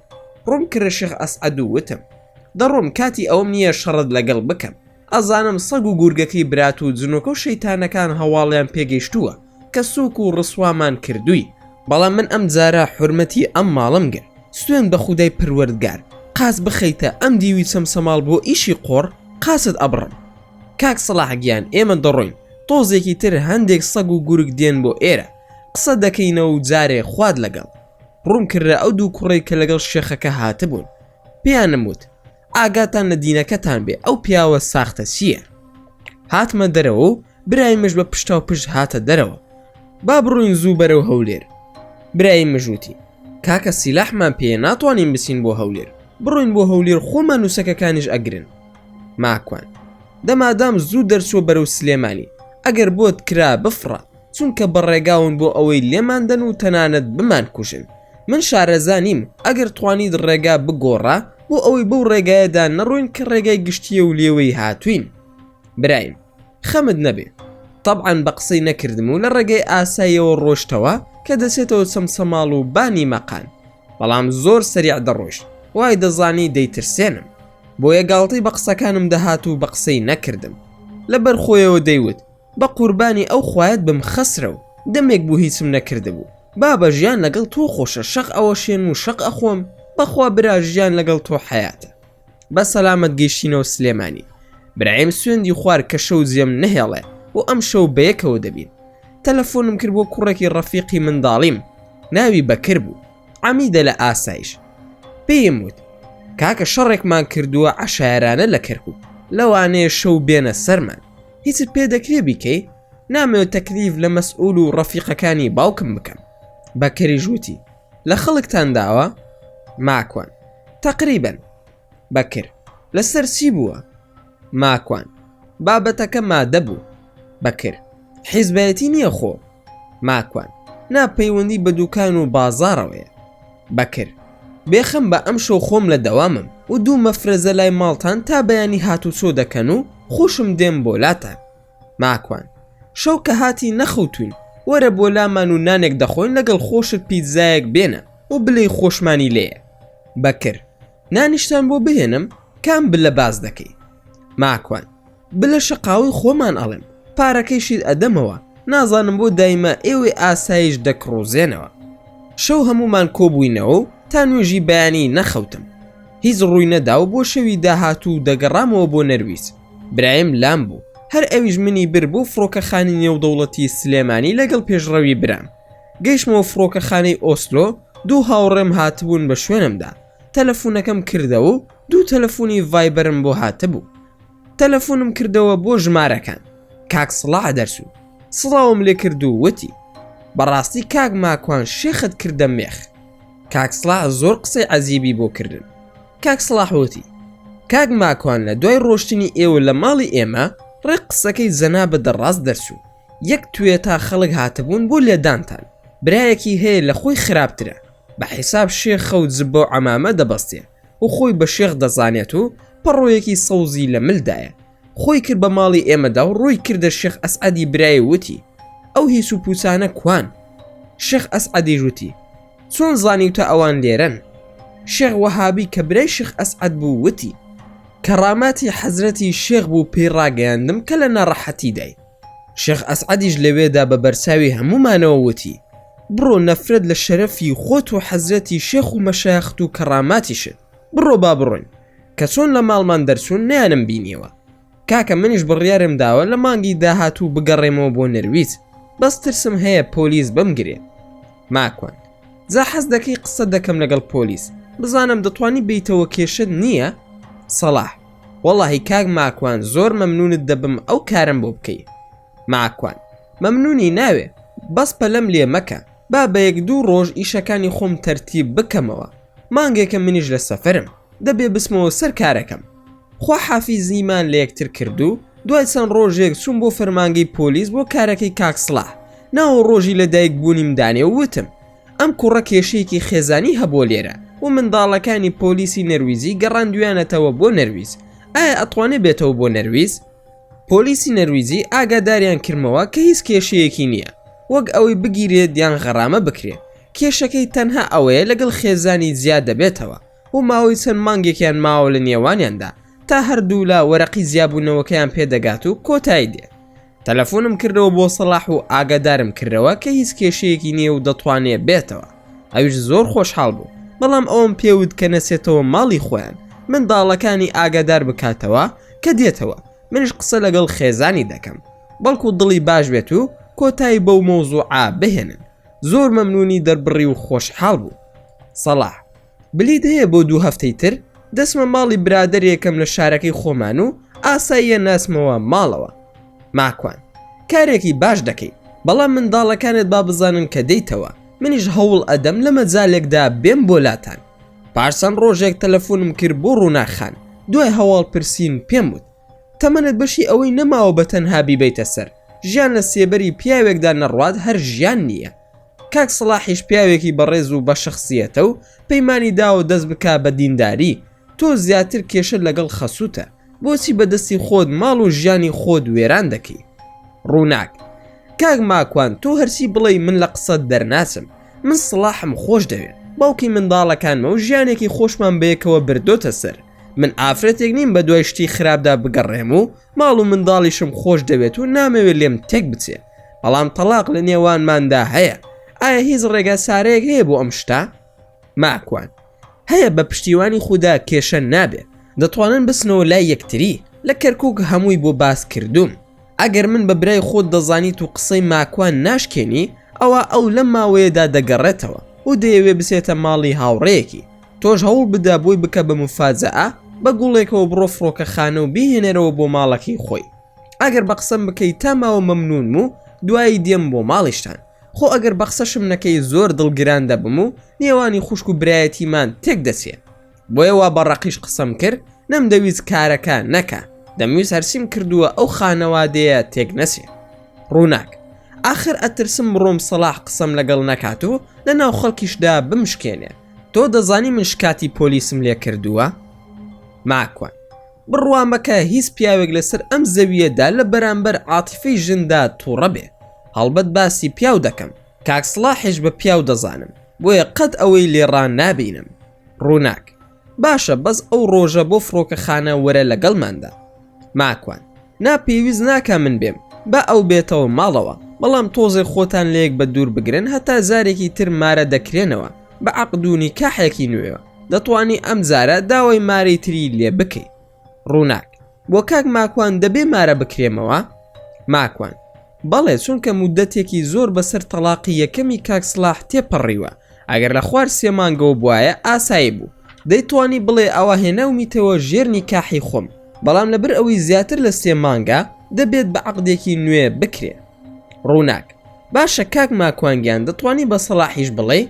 کەوای وت دڵم زۆر خۆش بوو، چونکە دیارە ڕازی بووە و ئیشەکە لە دەستی خۆمدایە. ماکوان: ڕووناکی خوشکم، ڕازی بڵێ مارەیەکەت نوێژکردنی سەلاحی هاوسەرتە و لەگەڵ خوێندنی قورئانە تا مردن؟ ڕووناک: تۆ برای منی کاک ماکوان، سی دڵی من بە قسەت دەکەم، زۆر مەمنونیم بۆ دەربڕێ و خوا حافیزیمان کرد. پاشان تەلەفۆنم کرد بۆ سەلاح، دوای چاک و چۆنی لێم پرسی وەزعەت چۆنە. سەلاح: کاک ماکوان، زۆر ئەترسم بگەڕێمەوە و ڕووناک لەگەڵمدا ئاژ نەبێتەوە. ماکوان: کاک سڵاح، ئەگەر من ئیشێکت بۆ بکەم، وعدی ئەوەم ئەدەیتێک کە تا مردن لەگەڵی باش بیت و زوڵمی لێ نەکەی، چونکە بەڕاستی هاوسەرەکە شای ژنانە. سەلاح: بەخوا برا، من ڕووناکم زۆر خۆش دەوێ و هەرگیز زوڵمیشی لێ ناکەم. ماکوان: قسەم لەگەڵ کردووە ڕازیە بێتەوەلات، بەڵام مەرجی هەیە. سەلاح: مەرجەکەی چییە کاک ماکوان؟ ماکوان: تۆ دەبێ ئەو شتە بزانی، چونکە لە ماڵی خۆتان باسم کرد لە کەرکووک، چۆن دەیهێنیتەوە؟ سەلاح: بەڵێ دەزانم. ماکوان: دەوەڵا داوای مارەی نوێ دەکا. سەلاح: چی دەوێ بۆی دەکەم؟ ماکوان: وعدم پێدەدەی؟ سەلاح: بەڵێ، وعدت پێدەدەم، بەڵام بەواتەی ئەوەی کە لە توانای مندا بێ، شتێک بێ کە من بتوانم. ماکوان: وەڵا ئەتوانیت و زۆریش ئاسانە. سەلاح: چییە شتەکە کاک ماکوان؟ ماکوان: نوێژ و ڕۆژ و قورئان خوێندنە تا مردن. سەلاح: کاک ماکوان، بەخوای گەورە قەسەم لەو ڕۆژەی کە تۆ لە ماڵمان دەرچوویتە، نوێژەکانم بە جوانی دەکەم و تەحیاتیشم نەدەزانی، ئەویشم نووسیوەتەوە و لەسەر وەرەقە و لە گیرفانمدایە، بە 1-2 ڕۆژ لە بەرم کردووە، بەس هەر پێمە ئەو بڵێت و نەڵێ من هەر نوێژ دەکەم. ماکوان: ئەی بارەکەڵڵاو فیکم براکەم، مادام وایە بڕۆمە لایەک پەیدا بکە و بچۆرەوە بۆ لای وەلی ئەمرەکەی ڕووناکی هاوسەرت و سەر لە نوێ مارەی بکەرەوە. ڕووناکیش لە فڕۆکەخانەی ئۆسلۆ چاوەڕێت دەکا، بچۆرەوە بۆ ناو ماڵ و منداڵی خۆت. سەلاح: تخوا بەڕاستەیان گاڵتەم لەگەڵ دەکەی. ماکوان: کەی وەختی گاڵتەیە، بڕۆ کارەکانت ئەنجام بدە و کە چوویتەوە دیارێکی جوانیش بەرە بووی، با لە ئاڵتون کەمتر نەبێ. باشە برا؟ سەلاح: بەسەر چاو کاک ماکوانگیان، خوا حافیزیمان کرد و وتم سڵاوم بگەێنە بە دایکت و ئەم ماوەیە هیچ خواردنی دەستیشی نەخۆی، نەکو سحرت لێ بکە. وتی نایخۆم خەمت نەبێ. ماوەیەکی زۆر ئاگام لێیان نەما، نزیکەی 2 مانگی پێچوو، ڕۆژێک لە سوید ئەوانم بینی کە چ بووین بۆ کڕینی پێداویستی ماڵی خۆمان. ئەوەن دەمزانی یەکێک لە دواوە باوشی پێدا کردم و وتی من بێوەفاترین کەسم و تۆش وەک منی. ئاوڕم دایەوە سڵاح.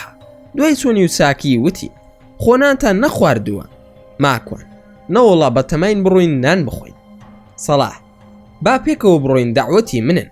کاتی گەڕانەوە بوو، داوام لێکردن بچین بۆ ماڵی ئێمە و دوای بڕۆنەوە بۆ شارەکەی خۆیان.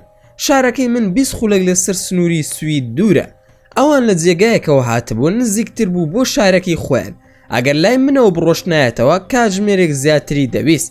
داواکاریەکەیان قبول کردم و چوینەوە بۆ ماڵەوە. شەو دانیشتین و سڵاح وتی بەخوا کاک ماکوان، ڤیدیۆی تۆ و مامۆستایانی تر نەماوە کە گوێی لێ نەگرم. هەمیشە لە یوتیوبم و لەم زانە بۆ لای ئەو زانا دەچم، گوێ تەنها لە قورئانیش دەگرم. ڕووناخانیش لەولاوە بە پێکەنینەوە وتی کاک ماکوان، ناهێڵێ تەماشای هیز بکەین، زنجیرە تورکیەکانی لێ مەنع کردوین. ماکوان: کارێکی باشی کردووە، خوا جەزای بداتەوە، بە قسەی بکەن.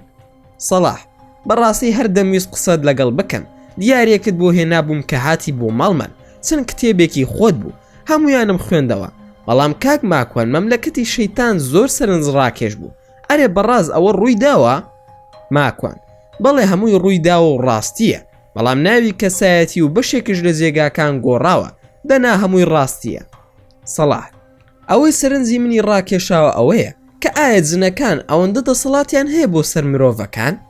ماکوان: نەوەڵا دەسەڵاتیان نییە، بەڵام زۆر زار ئێمە خۆمان دەسەڵاتیان ئەدەینە دەست کە ببنە کوێخاو سەرسەری بەسەرمانەوە، هەروەک چۆن دەسەڵاتمان داوەتە حیزبە کوردیەکان سەروەت و سامانی ئەو خەڵکە دەخۆن. لە کۆتاییشدا کە چوونە سەر سنووقی دەنگدان، خەڵکی هەموو ڕەنگەکان هەڵدەبژێرن و دەنگیان پێدەدەن، لە کۆتاییدا دەبنە سۆپی و لە سێ پێیەوە تا چوار پێی بۆیان هەڵدەپەڕن. ئێدە پێم بڵێ خەتای کێیە؟ سەلاح: وەڵا خەتای ئەو میلەتەیە. ماکوان: دەسوێن بە خودای گەورە سەلاحی برام، جنۆکە و شەیتانەکانش وەکو ئەو حیزبە عیلمانیانن بەگشتی. ئەزانی بۆچی؟ لەبەر ئەوەی خۆمان بە جنۆکەکان و شەیتانەکان دەڵێن وەرنە لامان و وەرنە ناو لاشەمان. سەلاح: چۆن کاک ماکوان زیاتر ڕوونی بکەوە؟ ماکوان: ئەزانی جنۆکە چۆن دێتە ناو لاشەی خەڵکیەوە، هەیمەنەتی خۆی بەسەردا دەکات و ئەوەی ئەو بیەوێ دەیکا. سەلاح: ناوەڵڵا. ماکوان: چەند هۆکارێکی هەیە، لەوانە ئەگەر مرۆڤەکە زۆر بترسێت و ترسنۆک بێ، یاخود مرۆڤ کە زۆر تووڕە بێت بەبێ هۆکار، واتە بە تایبەت ئافرەت و گەنجەکان بەبێ هیچ هۆکارێک هەڵ ئەبەزنەوە و تووڕە ئەبن، هەروەها دوورکەوتنەوە لە زیکری خودا و بەندایەتی و نوێژ و ڕۆژوەکان، بە هەمان شێوە لە کاتی تاوانکردن و بەردەوامی لە تاواندا. سەلاح: باشە کاک ماکوان، خۆ ئەم ئەوروپیانە خوانە ناسن و بڕوایان بەم شتانەش هەر نییە، ئەی جنۆکە بۆ ناسێتە ناو لاشەی ئەمان و وەک ئەو باسی کە هەیە لای خۆمان. ماکوان: جا جنۆکە بۆ بسێتە لاشەی ئەمانە، خۆ ئەمانە ئەوەی شەیتان دەیەوێ دەیکەن، مەبەستم لە ڕووی دینداری و خواپەرستیەوەیە، ئیتر جنۆکە و شەیتان ئیشی بەمان چییە؟ ئەمان خۆیان هاوکارن لە کۆمپانیاکانی ئەواندا، ئەوان هەمیشە خەریکی چالاکی و کارکردنن، ئامان مەگەر سحر لە یەکتر بکەن یاخود شەیتانێ خۆی بیەوێ کەسێک ئیزعاج بکات و بسێتە ناو لاشەیان لە ڕێگەی سەرکێشی خۆیەوە. هەندێکیان لە عیفریتەکان زۆر سەخیفن، دەیانەوێ مرۆڤەکان وا لێ بکەن کە بیان پەرستن و بەندایەتی بۆ ئەوان بکەن، هەروەک ئەبینین لێرە و لەوێ خەڵکانێک هەن بە ناوی ساتانیستەکان، واتە شەیتان پەرستەکان. سەلاح: وایە ئەی کاک ماکوان، مرۆڤ ئەتوانێت جنۆکە بگرێ؟ ماکوان: بەڵێ ئەتوانێ بیگرێ، ئەگەر زانیت ئێوێ ئازارت پێ بگەێنێ بۆت کرا بیکوژە، ویان ئەگەر سوێندی خوار وازت لێ دێنێت و مسڵمان بوو ئەو کات ئازادی بکە. سەلاح: جا چۆن مرۆڤ دەتوانێت بیگرێ؟ ئەویش نیشانەی هەیە، لەسەر شێوەیەک لەم شێوانە دێتە لات، مار یاخود پشیلە یاخود سەگ، مرۆڤ یاخود تارمای، ئەترسێنێت و شتی پێتا دەکێشێت. تۆ ئەگەر توانیت و بۆت کرات دەست بەرە بۆ قورگی بیگرە بە قایمی و تا ساردی لیکی بەدەستتدا دێتە خوارەوە هەستی پێنەکەی بڕەڵای نەکەی، هەروەک چۆن پێغەمبەری خودا درودی خودای لەسەر بێ لە کاتی نوێژدا بۆ عفریتێک ویستی کڵۆیەک بەردی ئاگرین بکێشێ پیایدا، پێغەمبەر درودی خودای لەسەر بێ قورگی گرت تا ساردی لیکی هەست پێ کرد و پاشان فەرمووی لەبەر دوعاکەی سولەیمانی برام نەبوایە ئەوە ئەم دایتە دەست منداڵانی مەدینە یاریت پێ بکەن و دەم بەستیتەوە. بێزگە لە پێغەمبەری خودا درودی خودای لەسەر بێ لە هیچ کتێب و سەرساوەیەکدا نەمبینیوە ئەو شتە دووبارە بوو بێتەوە، یان ئەگەر دووبارەش بوو بێتەوە باز نەکراوە.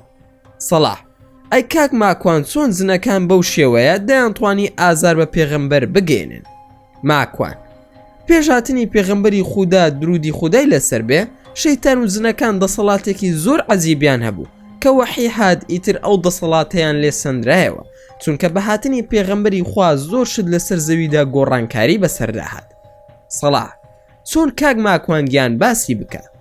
ماکوان: براکەم، هەرچۆن پێغەمبەری خودا درودی خودای لەسەر بێ شۆڕشی کرد لەسەر زەوی، بەو شێوەیە شۆڕشی کرد لە ئاسماندا، پێشتر شەیتانەکان دەچوون هەواڵی مردن و لە دایکبوونی خەڵکیان لە ئاسمانەوە دەهێنا و خوای گەورە ئەو دەسەڵاتی پێبەخشی بوون و کاریان دەکرد لەگەڵ ساحیرەکاندا بۆ ئەوەی خەڵکی گومڕا بکەن و سەر لێ شێواویان بکەن، کە وەحی هات هیچ دەرگایەک بۆ جنەکان نەمایەوە، شەیتانیش زیڕەی کرد و زانی کە شتێک ڕوویداوە، بۆچی بۆ خۆی و هاوڕێ شەیتانەکانی تری ناتوانێت زانیاری لە ئاسمان وەربگرێت.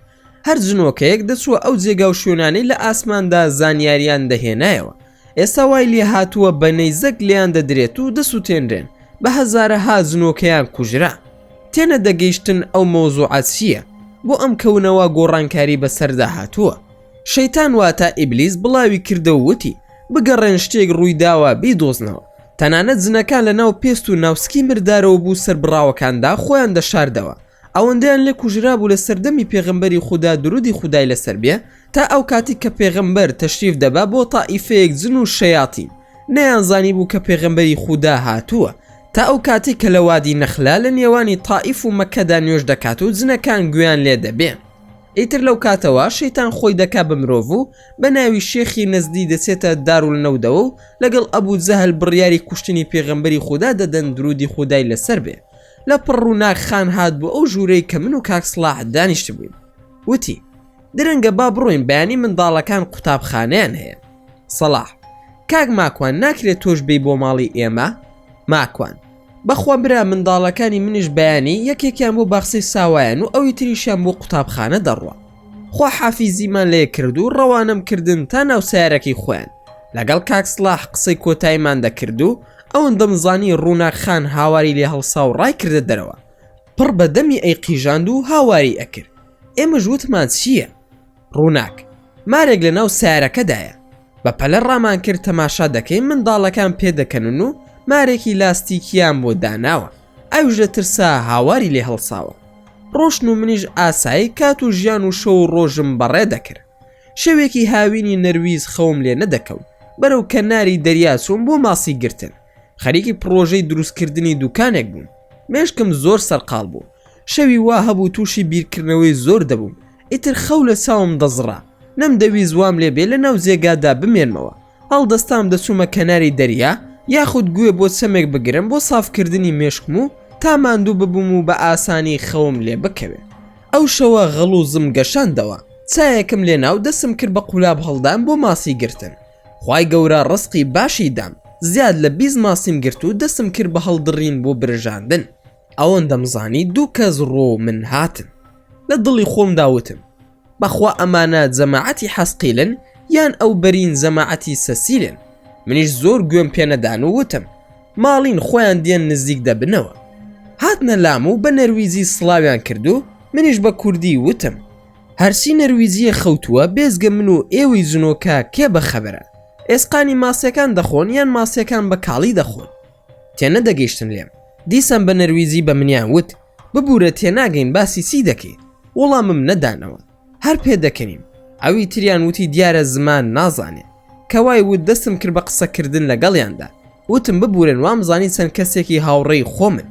نەرویزیەکان وتی بۆ هاوڕێکانی خۆت ناناسیتەوە؟ پرسیارەکەشی معقول بوو بەڵام نەمدەزانی چۆن وەڵامیان بدەمەوە. ڕاستە خۆوتم ئەزانن جنسیە؟ وتیان بەڵێ دەزانین. ماکوان هاوڕێکانی من جنۆکەن زۆر زاردێن لەسەر شێوەی مرۆڤ. جا ئەوە چاوەڕی ئەوانم دەکرد بەیەکەوە نانێک بخۆین. هەردوو نەرویزیەکە تەماشای یەکیان کرد و بە پەلا ڕۆشتن. هیچیان نەوت. تەنانەت ماڵ ئاواییشیان نەکرد. منیش دەستم کرد بە برژاندنی ماسی. گوێم لە دەنگی هاوار و نرکە بوو. لە دەنگی منداڵ دەچوو. منیش لەسەر دەریا سەدا و دەنگێکی خۆش هەبوو. قیژەی نەوڕەسەکان و دەنگی شەپۆلی ئاو زار و بارش فوویەکم پیادە کرد. گۆرانیەک یان سرودێکم دەوت. دەنگەکە دوور بوو. بەڵام هەستم دەکرد گوێم لە شتێکی ئاسایی نییە. ئەو دەنگە هاوار و ناڵەیە. ئەو چەقۆی کە ماسیم پێ پاک دەکرد و دانەیەکی تری زیادەشم پێ بوو خسمە گیرفان و بەرەو دەنگەکە ڕۆشتم.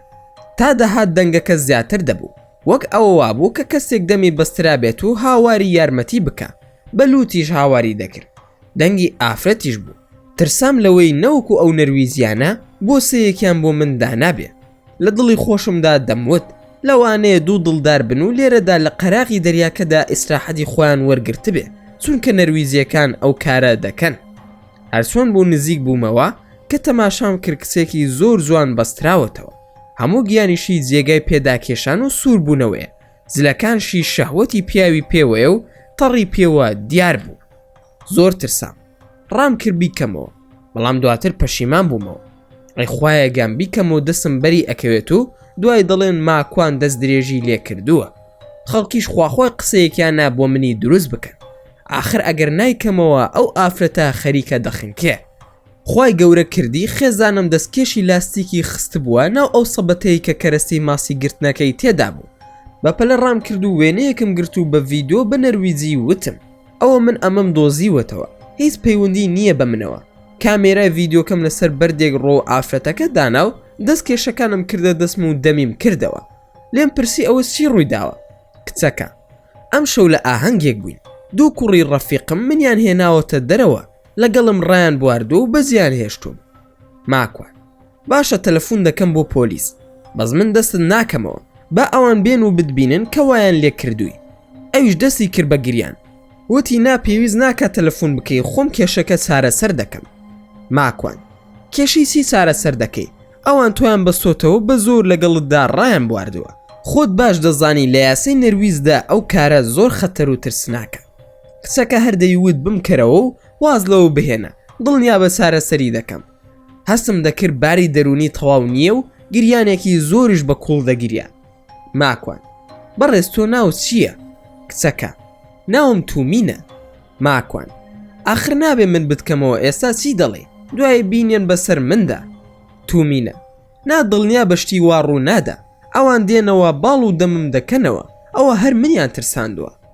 سرم بەرز کردەوە لە ناو بەردی کەنار دەریاکاندا، تەماشا دەکەم دوو کوڕەکە ڕوو لای ئێمە دێن. ماکوان: ڕاست دەکەی ئەوە ڕوو ئێمە دێن چی بکەم؟ تومینە: بمکەرەوە باڕا بکەم، چونکە دیسان دەست درێژیم لێ دەکەنەوە. ماکوان: ڕێگام پێ بدە پەیوەندی بکەم بە پۆلیسەوە. تومینە: ناپێویست ناکە. ماکوان: باشە قسە بکە تا ئەوان نزیک نەبوونێتەوە، با دەنگەکەت و وێنەکەت تۆمار بکەم، دوای دەیخەمە سەر ئەوان و من خۆم دەشارمەوە، ئەگەر وایان کرد ئەوان بوون.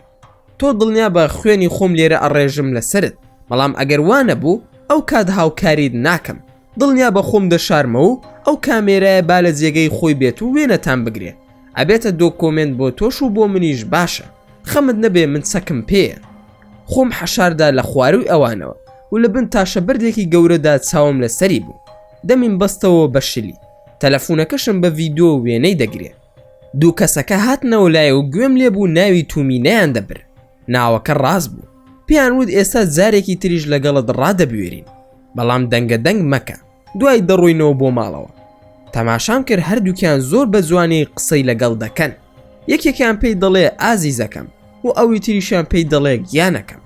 خەریک بوو مێشکم ئەتەقی، کەسی تومینە پێی وتن کەسێک کامێرای داناوە بۆتان، ئاگاتان لە خۆتان بێ. لەبەر تەلەفۆنەکەم ڕام کردە دەرەوە بۆیان بە دوو چەقۆوە، یەکێکان نیوەی پانتۆڵەکەی داکەنرابوو کە منیشی بینی بە دوو چەقۆوە بۆی هاتم، ڕاستەوخۆ ڕای کرد، هەر نەمزانی چی بەسەر هات. ئەوی تریشیان ئەژنۆی شکا، وای زانی دێ و درنج و ئەفریتم لە بەردەممدا دانیشت و خێرا دەستی کچەکەی کردە و وتی ئێمە هیچی خراپمان نەکردووە. دەستی کردە ملی کچەکە و زۆر بە ئاسانی ڕۆیشتن. کچەکەش ماسێکی کرد، خەریک بوو لە داخا دوو چەقۆ لە خۆم بدەم.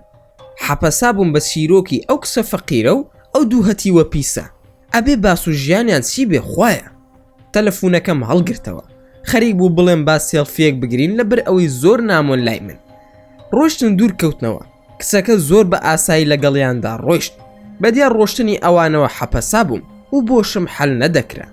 هاتبووم کەمێک ئیسراحەت بکەم، کەسی ئاڵۆستر بوو مێشکم. هاوارم دەکرد ڕاقی حەسقی لە حەنانە، خۆ ئەمە فلیم نییە دووبارە ئێوە لەگەڵ من دەری بکەن، دوای عاجز دەبم لێتان. کەچی نەرویزیەکە لەگەڵ کچەکە تەماشای کردم و وەستان، وتی قسە لەگەڵ ئێمە دەکەی؟ وتم نا، لەگەڵ جنۆکەکانی ڕەفیقم قسە دەکەم. کەوام وت هەردووکیان باڵیان گر لە ترساندا، زۆر خێرا دەڕۆشتن. بیرم لەوە کردەوە بڕۆم بۆ لای سیارەکەم، نەکو لە داخا شتێکی لێ بکەن. منیش بە دوایاندا ڕۆشتم کە تەماشام کردوا خەریکن لە تەنیش سیارەکی خۆیاندا جارێکی تر کچەکە دەبەستنەوە.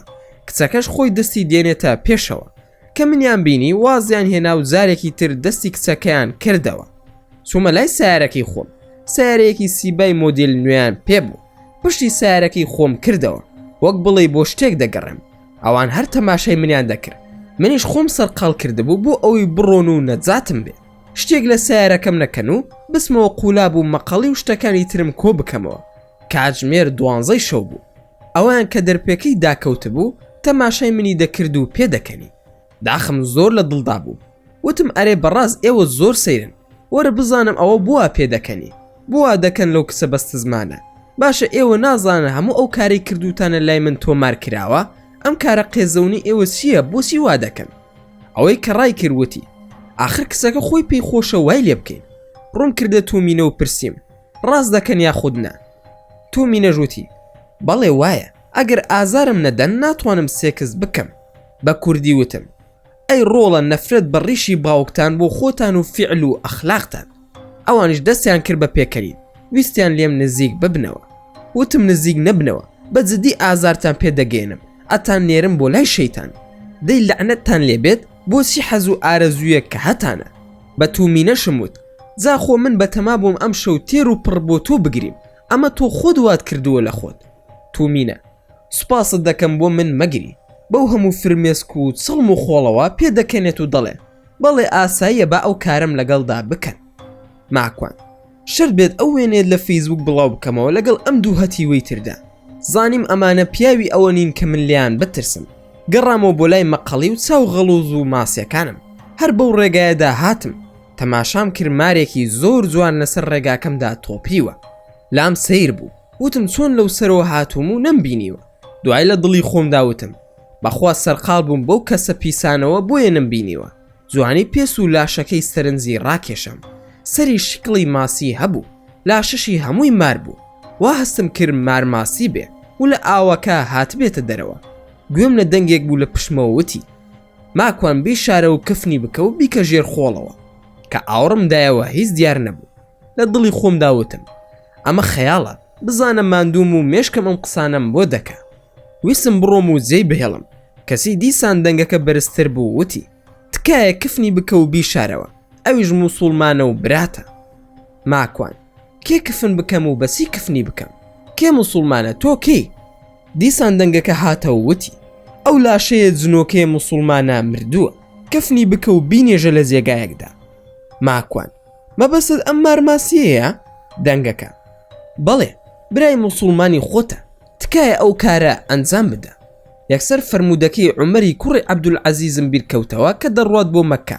لە ڕێگادا لە بیابانێکدا دەبینێ مارێک تۆپیوە. عومەریش خوای گەورە دەیخاتە دڵیەوە کە ئەو مارە بشارێتەوە و کفنی بکە. لە دواییدا دەنگێک دێ بە عومەری کوڕی عەبدولعەزیز دەڵێ خوای گەورە پاداش بداتەوە کە سەرقە شاردەوە. سەرقیش یەکێک بووە لە جنۆکەکانی هاوڕێی پێغەمبەری خودا درودی خودای لەسەر بێ. دەنگەکە دەڵێ پێغەمبەری خودا بەم سەرقەی فەرمووە کە یەکێک لە باشترین و ساڵحترین بەندەکانی ئومەتەکەم کفنە دەکات و دەشارێتەوە. ئەو فەرمودەیەم بیرکەوتەوە.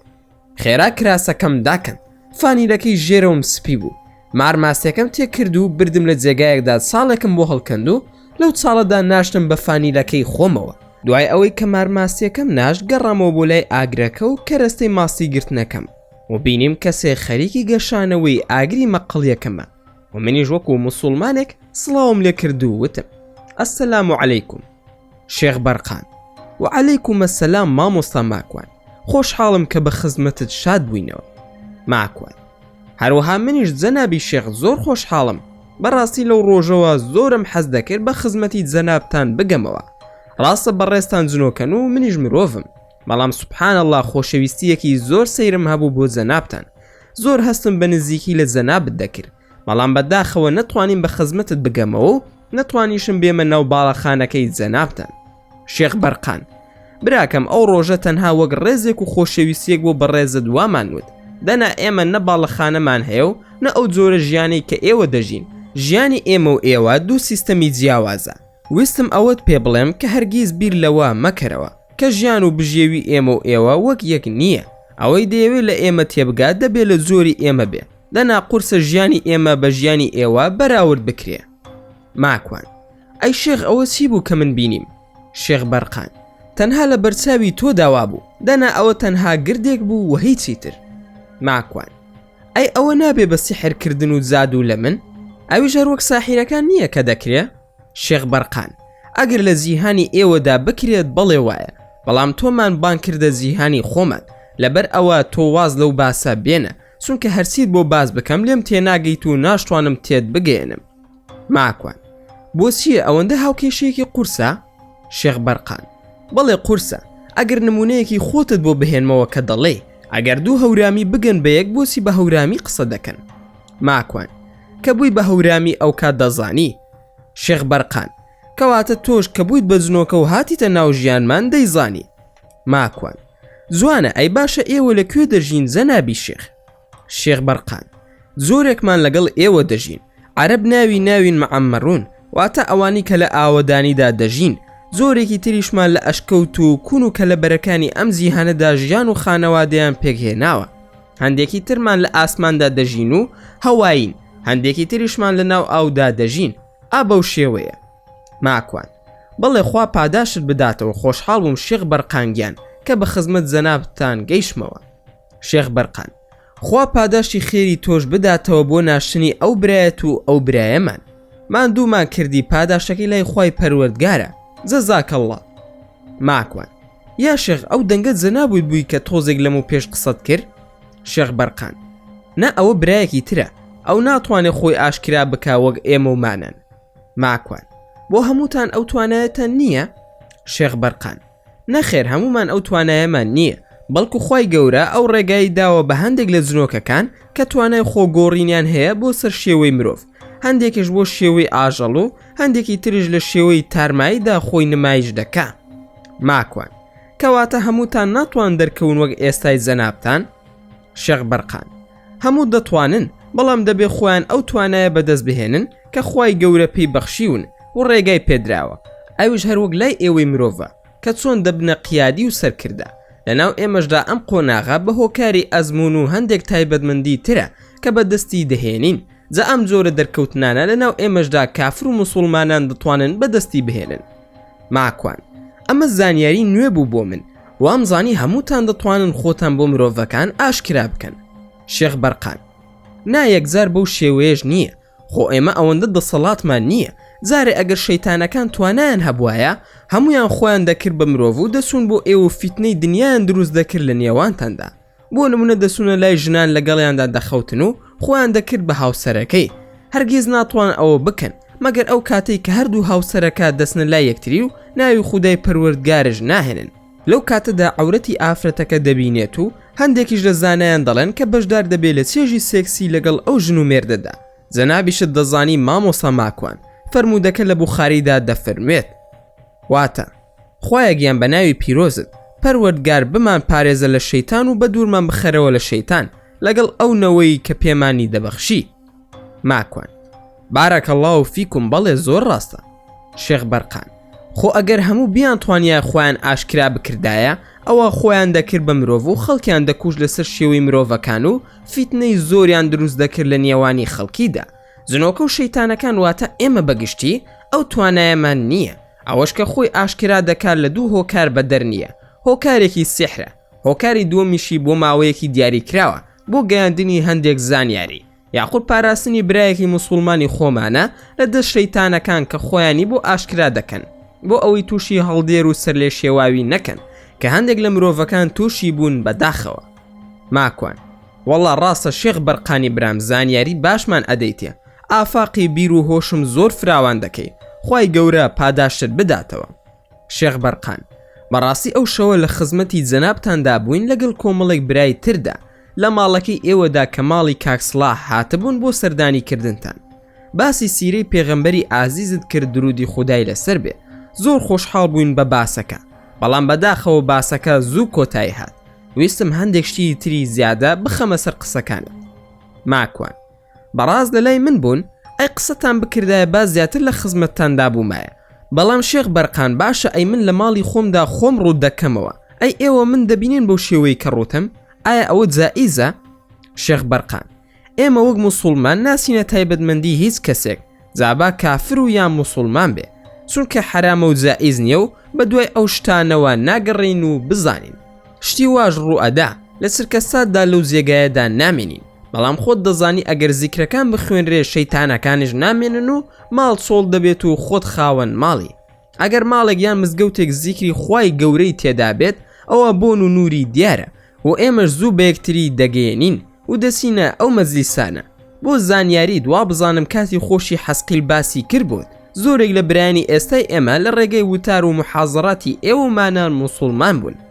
ماکوان: بەڵێ ڕاست دەفەرمووی باسی کرد، خوای گەورە لێمانی قبول بکە، ئەوەش فەزلی خوای پەروەردگارە بەسەرمانەوە. لە قیامەتدا بەبێ ئەوەی بەخۆمان بزانین سەدان خێر و پاداش دێتە سەر حسابمان کە بەخۆمانمان نەزانیوە، زنۆکەمان موسڵمان کردووە. بەڕاستی ئیسلام نیعمەتە. شێخ بەرقان: ڕاستە، بەڵام لە ڕاستیدا خەڵک زۆربەی موسڵمانن و ئیسلامیان هەڵبژاردووە، بەڵام ڕاستی دەوێ ماکوانی برام بانگەوازکردن نیعمەتە کە خەڵکی بەو نیعمەتە گەورەیە نازانێت و تەمەڵی دەکەن. ماکوان: زۆر ڕاستە شێخ بەرقانگیان، کاتی نوێژی بەیانیە، با نوێژەکانمان بکەین. شێخ بەرقان: بەڵێ بەدڵنیاییەوە فەرموو دەستنوێژت هەیە، با نوێژ ئەنجام بدەین. ماکوان: نەخێر، من دەستنوێژم نییە و بە یارمەتیت خۆم دەخەمە ناو ئەو ئاوە و دێمە دەرەوە و نوێژەکانمان دەکەین. ویستم بڵێم شێخ بەرقان تۆ پێشکەوە. کەسی شێخ بەرقان وتی ئێوە خەلیفەن لەسەر زەویدا و دەبێ ئیمامەت لە ئێوەی ئومەتی محەممەد بێت، درودی خودای لەسەر بێ. لە ڕووی شەرعیەوە نەمبیست بوو هەرگیز جنۆکە ئیمامەتی کردبێ، بۆیە نوێژی سونەتم کرد و دوایش نوێژی بەیانیم دابەست، بە جەهری خوێندم و دوای تەواوبوون کە ئاوڕم داوە کەسم نەبینی، وردەکانم خوێن. کەمێکی پێس و شێخ بەرقان پەیدا بوو لە جێگای خۆیدا، من پشتم لەو بوو، ڕووم لە قیبلەش بوو. شێخ بەرقان: خوا قبولی بکە، نوێژ و جەماعەتێکی خۆش بوو، لە ڕاستیدا ئارام بەخش بوو. خەوت نایە کاک ماکوان؟ ماکوان: لە خزمەت جەنابتاندام، خەوی چی؟ ئەزانی چی یا شێخ؟ تۆ خۆ دەزانی من دەستی نووسینم هەیە، جا ئەم ڕووداوانە هەمووی دەنووسمەوە، هەمووشی دەبێتە مێژوو. لەبەر ئەوە هەتاوکو ئێوە من جێنەهێڵن، من چۆن ئەم هەلانە لە دەست خۆم ئەدەم. شێخ بەرقان: بە قسەی من دەکەی مەینووسە، چونکە دوای خەڵکی بڕوات پێناکە، زەمەنەکە زەمەنی شتیوانیە، دەنا بۆ ئێمە ئاساییە. ماکوان: پێدەسێت لە مایاندا لە خەڵکی تر جیاوازتر بم، ئەوەی کە خۆم بڕوا و قەنەعەتم پێبێت و ڕاست بێت و دادپەروەری خوای لەگەڵدا بێت و تێپڕ نەکا لە قورئان و سونەت، بڕوا بکە حیساب بۆ یەک تاکە بەشەر ناکەم لەسەر ئەم گۆی زەویەدا، چونکە بە هاوڕێکانی خۆشمم وتووە نە بەتەمای ئەوەم کە پارە بە ئیسلام پەیدا بکەم، نە دەسمە ناو حیزب و پەرلەمان و وەزارەت و نە بە دوای ئەوەشم خەڵکی شوێنم بکەوێ. ئینجا خۆ من سێشخانم نییە تا خەڵکی بۆ بانگ بکەم، ئەمەوێت زانست فێری ئەو خەڵکە بکەم کە پەیوەندی هەیە بەسەر بیر و باوەڕەوە، وەریگر قازانزی خۆیەتی، وەریشی نەگەر خۆی بەرپرسە لە دنیا و قیامەت. شێخ بەرقان: دەمادام وایە هەمووی دەست دەکەوێت و خەڵکیش سوودمەند دەبێ، ئامۆژگاری دەکەم هەوڵ مەدە خەڵکی ڕازی بکەیت، هەوڵ بدە خوددا ڕازی بکە، هەموو جن و ئینست بۆ ڕازی دەبێ. ماکوان: ئەرێ بەڕاز ئەوە چی بوو کە ویست زیاتر سوودمان پێ بگەینی لە ڕووی سیری پێغەمبەری خودداوە، درودی خودای لەسەر بێ. شێخ بەرقان: دەمێ ئەوەت پێ بڵێم کە جیهانی ئێمە هەرگیز لاواز نەبووە بە گوێری ئەو کاتەی پێغەمبەری ئیسلام درودی خودای لەسەر بێ هاتووە، زۆر شتمان لێ وەرگیراوەتەوە لەو توانە و هێزانەی کە پێشتر هەمان بووە. بۆ نمونە پێشتر وە خۆت فەرمووت کە جنۆکە و شەیتانەکان دەیانتوانی شتێک لە غەیب بزانن بە هۆکاری فریشتەکانەوە. ماکوان: بۆ ئێوە فریشتەش دەبینن؟ شێخ بەرقان: هەندێک لە شەیتانەکان دەیبینن بە هۆکاری ئیبلیسەوە، خوای گەورە توانایەکی داونەتێ، ئیبلیس دەتوانێت فریشتا ببینێ، هەندێکی لە شوێنکەوتوانی خۆیان فێری ئەوە کردووە کە چۆن دەبینرێن، ئەویش هەر خوای پەروەردگار ئەو هێز و توانای بەخشیوە بە خۆی و دار و دەستەکەی. ماکوان: شێخی برام بەڕاست تۆ ئیبلیست دیوە؟ شێخ بەرقان: نەم دیوە تا ئێستا، ئەگەر بیشی بینم ئەوە من دەکوژێت و منیش هیچم بۆ ناکرێت. ماکوان: ئەی ناتوانن یەکێک لە ئێوە لە ناوی بەرێ. شێخ بەرقان: دەستی کرد بە پێکەنین، ئەوە وعدی خودایە، شەیتان مرۆڤێک دەیکوژێت کە تا ئێستا لەسەر زەویدا نییە. ماکوان: تێنەگەیشتم کێ شەیتان دەکوژێ؟ شێخ بەرقان: ئەبێت مرۆڤێک بیکوژێ، خوای گەورە بەدەستی ئێوەی مرۆڤ لە ناوی دەبا. ماکوان: ئەم شەیتانی خۆمان مرۆڤ دەبێ بیکوژێ؟ زازوو قسە بکردایە، ئەگەر وایە من دەسم دەیکوژم، ئەگەر بە کوشتنی خۆشم تەواو بێت بە ئەو خەڵکە لە شەڕی شەیتان نەجاتی بێ، مەز ئەمە لە ڕووی شەرعیەوە جێگای دەبێتەوە یاخود نا. شێخ بەرقان: تۆزێک لەمەوبەر تۆ لە تەحیاتدا دەتخوێن لە نوێژی بەیانیدا، گوێم لێبوو لە تەحیاتەکەتدا دەنگت بەرز کردە وتت ومن شەڕی فتنەتی المەسیح الدەجال، وابوو یان نا؟ واتا پەنا دەگرم لە مەسیحی دەجال، ئەزانی ئەو مەسیحی دەجالە کێیە؟ ماکوان: بەڵێ دەزانم، ئەوە دەجالە و بەدەیان فەرمودەم لەسەری خوێندۆتەوە. شێخ بەرقان: ئاخر ئێوە وا دەزانن مرۆڤە، وایە یان نا؟ ماکوان: بەڵێ وایە، ئەو مرۆڤە و لە خۆراسان لە ئەسفەهان لە ناو گەڕەکی جوولەکەکانەوە دەردەسێ و 7,000 جوولەکەی لەگەڵدایە لە ئێرانەوە دێن. شێخ بەرقان: بەشێکی زۆر لە قسەکەی بەڕێزت ڕاستە، بەڵام لە ڕاستیدا ئەو دەجالە شەیتانە، واتە ئیبلیسە دەبێت بە دەجال. ماکوان: بەڵێ گوێم لە شتێکی وابووە کە زانایەکی فەڵەستینی بە ناوی بەسام زەرار باسی دەکا، ئەویش دەڵێ کە گوایە مەسیحی دەجال ئیبلیسە و بەدەستی مەسیحێکی تر لەناو دەچێ. شێخ بەرقان: ئەی بارەکە الله فیکم، کەواتە مەسیحی دەجال بە مەسیحی عیسای کوڕی مەریەم لەناو دەچێ، بۆیە نە ئێمە و نە ئێوەش ناتوانێت شەیتان لەناو بەرین بێزگە عیسای کوڕی مەریەم سەلامی خوای لێبێ، چونکە جارێ ئەو ئەرکەکەی تەواو نەبووە لە سەر زەوی، دەبێ بگەڕێتەوە لە ئاسمانەوە، کەواتە دەگەڕێتەوە سەر زەوی و لە دیمەشق دەیگرێت و بە هەناسەی دەیتوێنێتەوە. ماکوان: کەواتە ئێوەش ئەو ڕای شێخ بەسام جەرارتان پێ قبوڵ و بە تەواوەتی دەیزانن؟ شێخ بەرقان: بەڵێ زۆر دەلیل و نەسی تر هەن کە پشتگیری ئەوە دەکەن لە قورئان و لە سونەتیش. هیچ کام لە نەسەکان ناڵێ مرۆڤە و باز لە مرۆڤبوونی دەجالیش ناکە. ماکوان: مادام وایە ئەم شەو لە فەیسبوک باسی دەکەم و بە ئەو خەڵکەش بیزانێ. شێخ بەرقان: ئەگەر بەڵگەکان بخەیتە ڕوو خەڵکی بڕوا دەکەن، تەماشای بەسەم جەرار و فەرمودەکانیش بکەرەوە، زۆر باش دەبێ و کاتت درەنگە بۆ تۆ، ماڵ و منداڵ چاوەڕێتن و ماندوویت و بڕۆ بخەوە. قسەکەی تەواو کرد، خێزانم تەلەفۆنی کرد و وتی: ماکوان ئەوە خێرە نەهاتوویتەتەوە؟ ماکوان: وا هاتمەوە، ئێستا بەڕێ دەکەوم. شەو لە ماڵەوە دەستم کرد بە لایڤەکە، خەڵکی زۆر بەلایەوە سیر بوو، هەموو پرسیاریان دەکرد خوای گەورە دەفەرموێ شەیتان تا ڕۆژی قیامەت دەمێنێتەوە. دیار بوو زۆرێک لە خەڵکی زۆر بە سادەی لە ئاەتەکان تێگەیشتە بوون، وایان دەزانی کاتێک شەیتان دەڵێ بە خوای پەروەردگار بمهێڵێرەوە تا ڕۆژی زیندوو بوونەوە، بەڵام خوای گەورە بە قسەی ناکە، دەفەرمێ بڕۆ چاوەڕێ بکە تا ئەو ڕۆژەی کە بۆ دیاری کراوە، چونکە ئەگەر ڕۆژی زیندوو بوونەوە بێت، ئەوە واتە شەیتان بە حیسابی خۆی ویستی فێڵ بکە لە خودای پەروەردگار و مردنی خۆی تێبپەڕێنێ و بە زیندوی تا ڕۆژی زیندوو بوونەوە یاخود قیامەت بمێنێتەوە، بەڵام خوای گەورە پێی فەرموو بڕۆ بمێنەرەوە تا ڕۆژی دیاری کراو، نەک قیامەت. هیچ زانایەک لە ناو ئیسلامدا نەیفەرموو و نەینووسیوە کە شەیتان تا قیامەت دەمێنێتەوە. خوای پەروەردگاریش لە قورئاندا بەم شێوەیە باسی کردووە و قسەکانیش ڕوونە. واتە شەیتان وتی پەروەردگار مۆڵەتم بدە هەتا ئەو ڕۆژەی هەمووان زیندوو دەکرێنەوە. واتە خوداش فەرمووی دە تۆ لە مۆڵەت دراوان دای، نەک تا قیامەت، بەڵکو ئەوەی کە خوای متعال دەیەوێ. واتە تا ڕۆژی کاتە دیاری کراوە و زانراوەکە، ئەوەشی دەڵێ لای خودا دیاری کراوە، لە ڕاستیدا هەموو ڕۆژەکان لای خوا دیاری کراوە.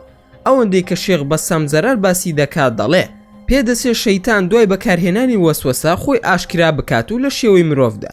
خوای گەورە مۆڵەتی پێداوە لە ماوەی 40 ڕۆژدا بێتە سەر زەوی، لە ڕۆژی کۆتایی 20 ڕۆژەکەیدا بە دەستی عیسای کوڕی مەریەم لەناو دەچێت. لە لایڤەکەمدا خەڵکێکی زۆر دەیان پرسی کاکە خۆ دوای ئەوە خراپە دەست پێ دەکاتەوە. ئەوەشم بەو خەڵکە بەڕێزە ڕاگەیان کە مرۆڤ بێزگە لە شەیتان چەند شتێکی تر دوژمنێتی، یەکێک لەوانە نەفسی خۆیەتی، یەکێکی ترش شەهوەتە، هەروەها شوبوهاتە. خۆ ئەو کاتەشی کە ئیبلیسی شەیتان لەناو دەچێ بە دەستی عیسا عەلەیه السەلام بە ملیۆنەها شەیتانی تر لە دوای خۆی بەجێ دەهێڵێ. پاشان خەڵکی وامان هەیە لە شەیتان زۆر خراپترە، زاری وا هەیە شەیتان پێی دەڵێ لەخوا بترسە. پرسیار لەوە کرا لە باسی چیرۆکی جەساسە و ئیبن سەیاد، باسم کرد کە هەردوو فەرمودەکە پشتڕاستی ئەوە دەکەنەوە کە دەجال شەیتانە، چونکە ماوە و بەردەوامە لە ژیاندا هیچ مرۆڤێک نییە لە سەر زەویدا ئەوەندە بژی تەنها شەیتانە لە جنۆکەیە کە خوای پەروەردگار ئەو تەمەنە زۆرەی پێداوە. بۆیە پێغەمبەری خودا درودی خودای لەسەر بێ لە سوێند خواردنەکەی عومەری کوڕی خەتاب ڕەزامەندی خوای لەسەر بێ بێدەنگ بوو کە فەرمووی دەجال ئیبن سەیادە. لە جێگایەکی تریشدا بە فەرموودا هاتەوە کە سامری لە سەردەمی موسادا دەجالە، سامریش هەر شەیتانە. قسەکانی شێخ بەرقان لە مێشکی مندا دەهات و دەڕۆشت. گەیشتمە ئەو دەرئەنجامی کە قسەکانی بەرقان و بەسام و دەیان زانای تریش تەواوە. شەیتان ڕقی لە مرۆڤە، خوای پەروەردگاریش بۆ بغوزاندنی شەیتان دەبێ بە دەستی مرۆڤ لە ناوی بەرێ. ئەو خۆی زۆر بەلوود بەرز و زلزانی لە ئاستی قسەی پەروەردگاریدا کە خۆی زۆر پێگرنگتر بوو لە مرۆڤ. ڕقەکەشی ئەوە بوو کە ئاوەدانی زەوی بەخشرا بە مرۆڤەکان و تەنها بەندایەتی کردنی ئازاد بەخشرایە جنۆکەکان. خوای گەورە لە قورئاندا باسی دەکا بۆمان لە باسی دروستکردنی ئادەم و سەرپێسی شەیتاندا دەفەرموێ.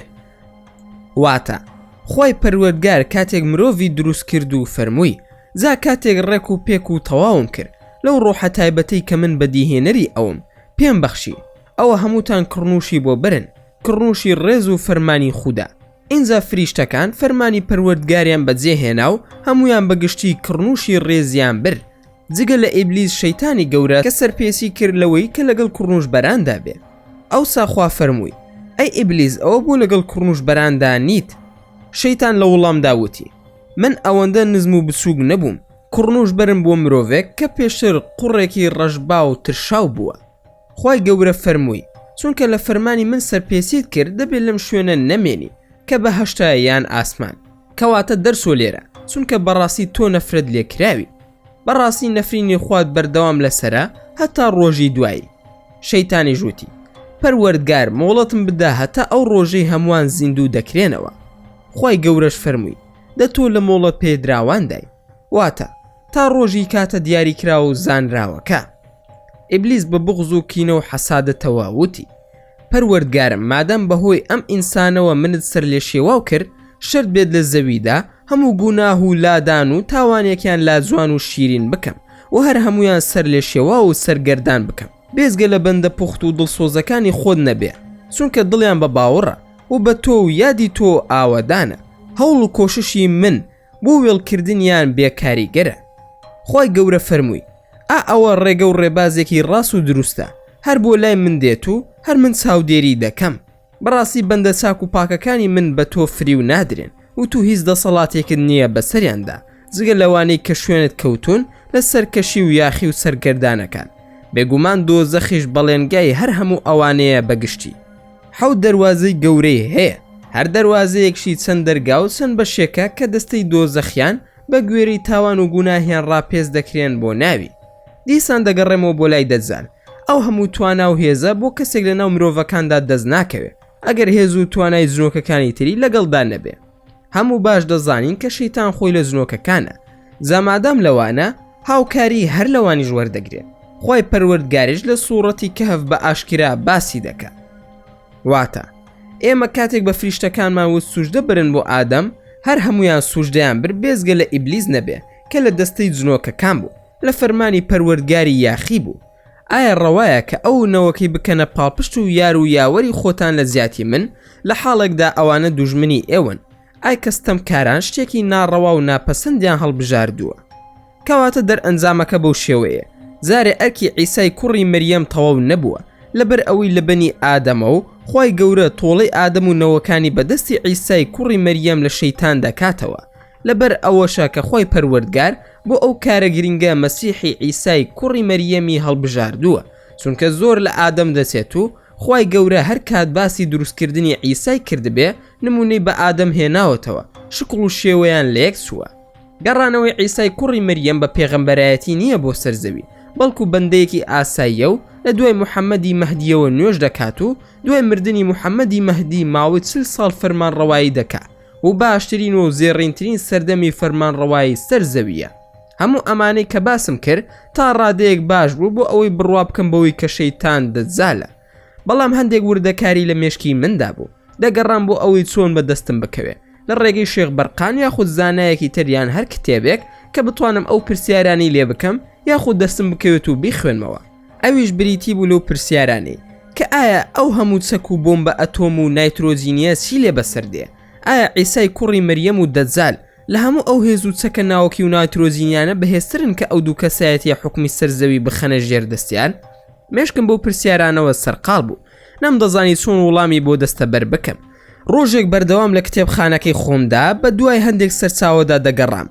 لە دوامەوە دەنگێک هاتووتی: بەس پێم بڵێ بۆچی دروست بووین؟ بۆچی هاتوینە ئێمە؟ دەنگی لە دەنگی سەسیل دەچوو.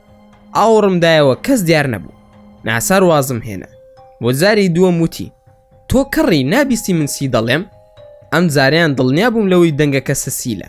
ویستم بەهێمنی وەڵامی پرسیارەکەی بدەمەوە. دیسان پرسیارەکەم دووبارە کردەوە بە دەنگی بەرز: بۆچی ئێمەی مرۆڤ خوا دروستی کردوین؟ بۆ پرسمان پێنەکراوە کە هاتین بۆ ئەم ژیانە. زۆرێک لە خەڵکی لە سەرەتای ژیانیەوە تا کۆتایی ژیانی بە دوای ئەم پرسیارەوەیە، یان با بڵێن زۆربەی داشمەند و فەیلسوف و بیرمەندەکان هەتا دوای بە دوای وەڵامی ئەم پرسیارەدا وێڵ بوون و گوزەریان کردووە بە ناوی مەعریفەدا. هەر قوتابخانەیەک لە قوتابخانەکانی فکر و فەلسەفە زۆرە وەڵامێکی دەستەبەر کردووە، لە فەلسەفەی سروشتەوە بیگرە تا پراگماتیکی و مادی و وجودی میسالی و سوفستایی. هەتا دوای لە ڕاستیدا دەرفەتی ساغکردنەوەی ئەوەم نییە هەمووی لێرەدا بۆ ساغ بکەمەوە، بەڵام بەردەوام بی لەگەڵمدا هەموویت بۆ ساغ دەکەمەوە بە دەرس و دەور. زۆر درێژم نەکردەوە. بۆم باس کرد کە لە ڕاستیدا فەلسەفەی سروشی لێ دەرچێت کەواتای مرۆڤگەراییە هەموو بیر و فەلسەفەکانی تر بڕوایان وایە مرۆڤ بێهودەیە، نەک بە تەنها مرۆڤ بەڵکو جنۆکەکانیش سەرگردانن بێهودە کار دەکەن و ئەخۆن و ئەخۆنەوە وەک ئاژەڵیش دەژین. بەڵام ئاینەکانیش قسەی گەوریان هەیە لەسەر هاتنی مرۆڤ، بە تایبەت ئیسلام و یەهودی و مەسیحیەکان. ئاینەکانی تری وەکو زەردەشتی و هیندۆسی و هەتا دوایی لای ئەوانش لە زۆهد و ژیانێکی ناواقعدایە. مرۆڤ تەنها قسەی جوانە و هیچ ئەرزشی نییە لە کۆتاییدا. جا ئەو کەسی کە پرسیارت کردووە لێرەدان من باسی ئیسلام دەکەم، چونکە وتەم لەسەر مرۆڤی وەرگری ئیسلامە، واتە موسڵمان. کەواتە موسڵمان کاری چییە و بۆچی هاتووە؟ ئایا مخەیەرە یان موسەیەرە؟ واتە ئەمری پێکراوە یان ئازادە؟ لە هەمان کاتدا ئەوەی بۆ مرۆڤە بۆ جنۆکەکانیشە، چونکە خۆی پەروەردگار باسی هەردوو لامان بەیەکەوە بۆ دەکات بۆ بەندایەتی. بەڵام ئەرکێکی قورسی تری داوە بە ئێمە کە ئاوەدانکردنەوەیە. بەداخەوە زۆر زار جنۆکەکان دەستنە لای شەیتانی ئیبلیس و بۆ ئەو کار دەکەن و دەبنە بێهودا، ژیانی دنیا و قیامەتیان دەدۆڕێنن. ئەوەی مرۆڤ لە سەرشانی فرسکراوە بۆ ئاوەدانی کەچی ئەوان وێرانی دەکەن. مادام هەردووکیان هەیە ئازادی و ئەمر پێکراوە، کەواتە مرۆڤ و جنۆکە لە هەردوو بەشەکە پێک هاتووە. بۆ نمونە ئەگەر کەسێک بڵێت چای دەخۆیان قاوە، کەواتە هەردووکیان بوونیان هەیە، بۆیە اختیارت ئەداتێن. ئەم نمونەیە باشترین ڕوونکەرەوەی ئەو بابەتەیە کە بە درێژایی 10 ساڵی ڕابردوو من ئەم پرسیارم لێکراوە لە ڕێگەی مولحیدەکانەوە.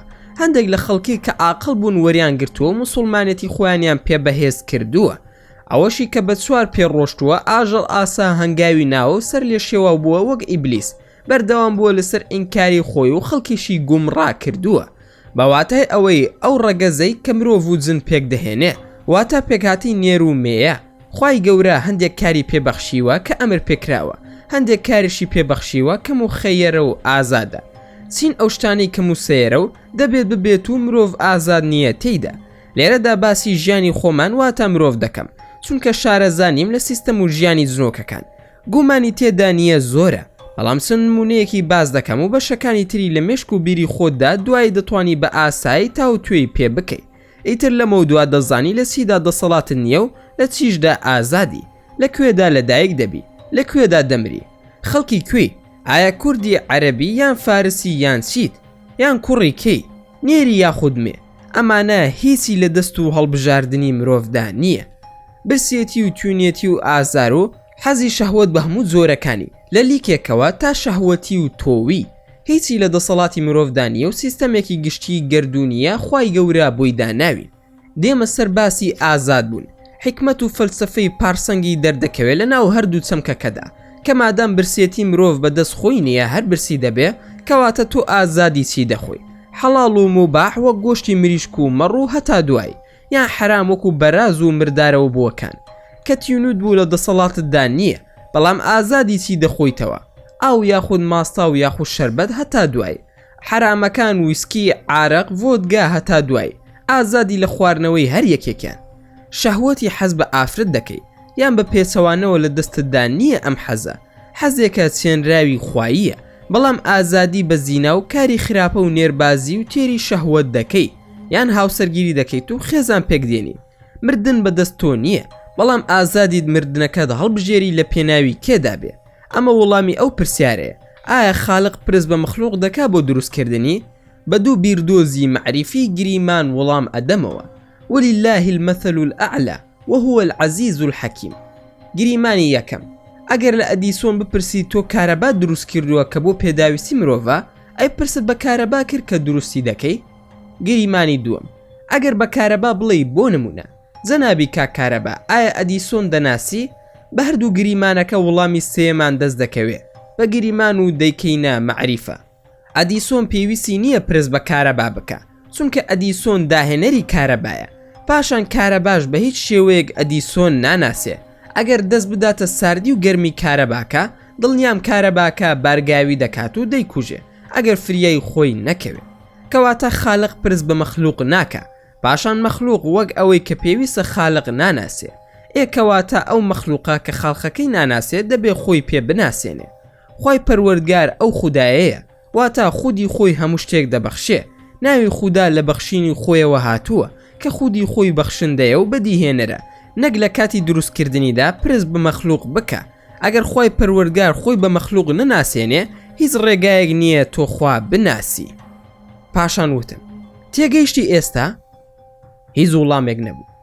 منیش وتم چییە بۆ لاڵ بووی؟ سەسیل: ماکوان ئەگەر پێت بڵێم وەرە بۆ جێگایەک لەگەڵمدا و هاوکاریم بکە و لە دوای ئەوەوە من موسڵمان دەبم، هاوکاریم دەکەی یاخود نا؟ ماکوان: ئاخر تۆ زۆر درۆزنی، لەوەتی تۆم ناسیوە ڕاستی لە دەمت نەهاتۆتە دەرەوە.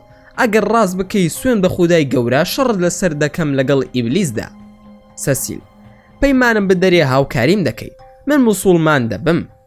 ماکوان: بە مەرجێک ڕاقی و حەسقیل و حەنانە و جەماعەتی خۆمان ئاگادار بن. سەسیل: نابا تەنها نێوانی خۆمان بێ. ماکوان: بڕوا ناکەم لە سەرەتاوە وعد بدەم، بەڵام پێم بڵێ بزانم چییە و دەتوانم یارمەتیت بدەم.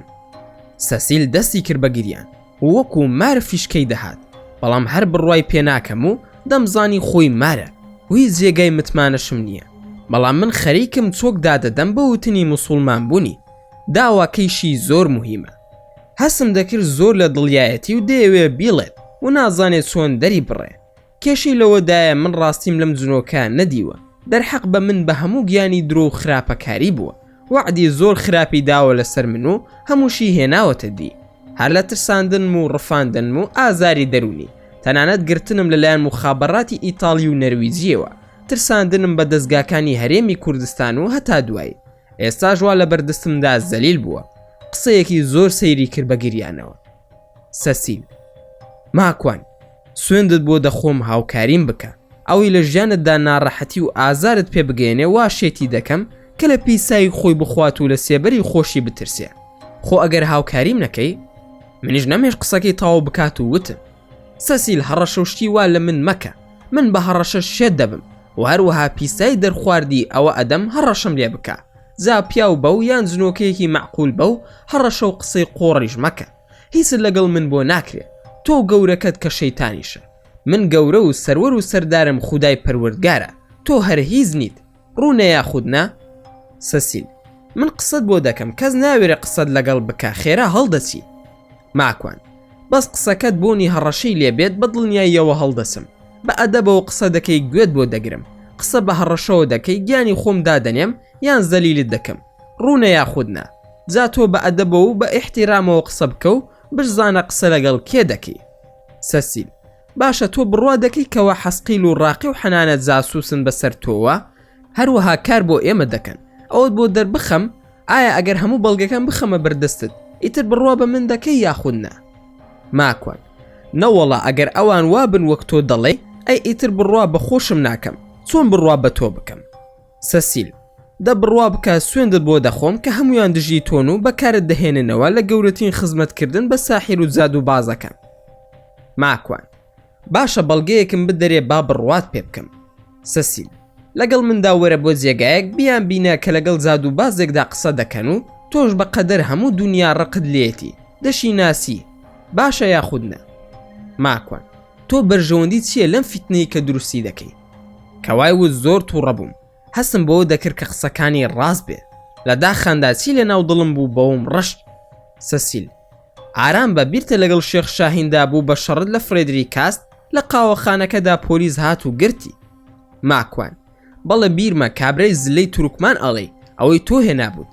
سەسیل: بەڵێ خۆیەتی، بەچی دەڵێ سوێندت بۆ دەخۆم، هەر هەمومان لەگەڵ ئەودا کار دەکەین، منیشان وا داناوە کە سەر لە تۆ تێک بدەین کە گوایە ئەوان هاوکاری تۆ دەکەن. ماکوان: ئەرێ سەسیل، کەس نەماوە لەسەر ئەم زەویەدا خۆتانی پێوە سەرقاڵ بکەن تەنها ماکوان نەبێ، کاکە ئێوە لە کام خاک و خۆڵن؟ سەسیل: ئێمە لە خاک و خۆڵ نین، بەڵکو لە ئاگر و بڵێسین، بەڵام وەرە با بڕوا بکەی کە ئەوان بۆ ئەو کار دەکەن. ماکوان: ئێ بێم بۆ کوێ؟ شاهین لە ئەوروپای شەرقیە، بەچی ئەمبەی؟ ئینجا ڕاقی و حەنانە و حەسقیل، من لەکوێ بیان بینم؟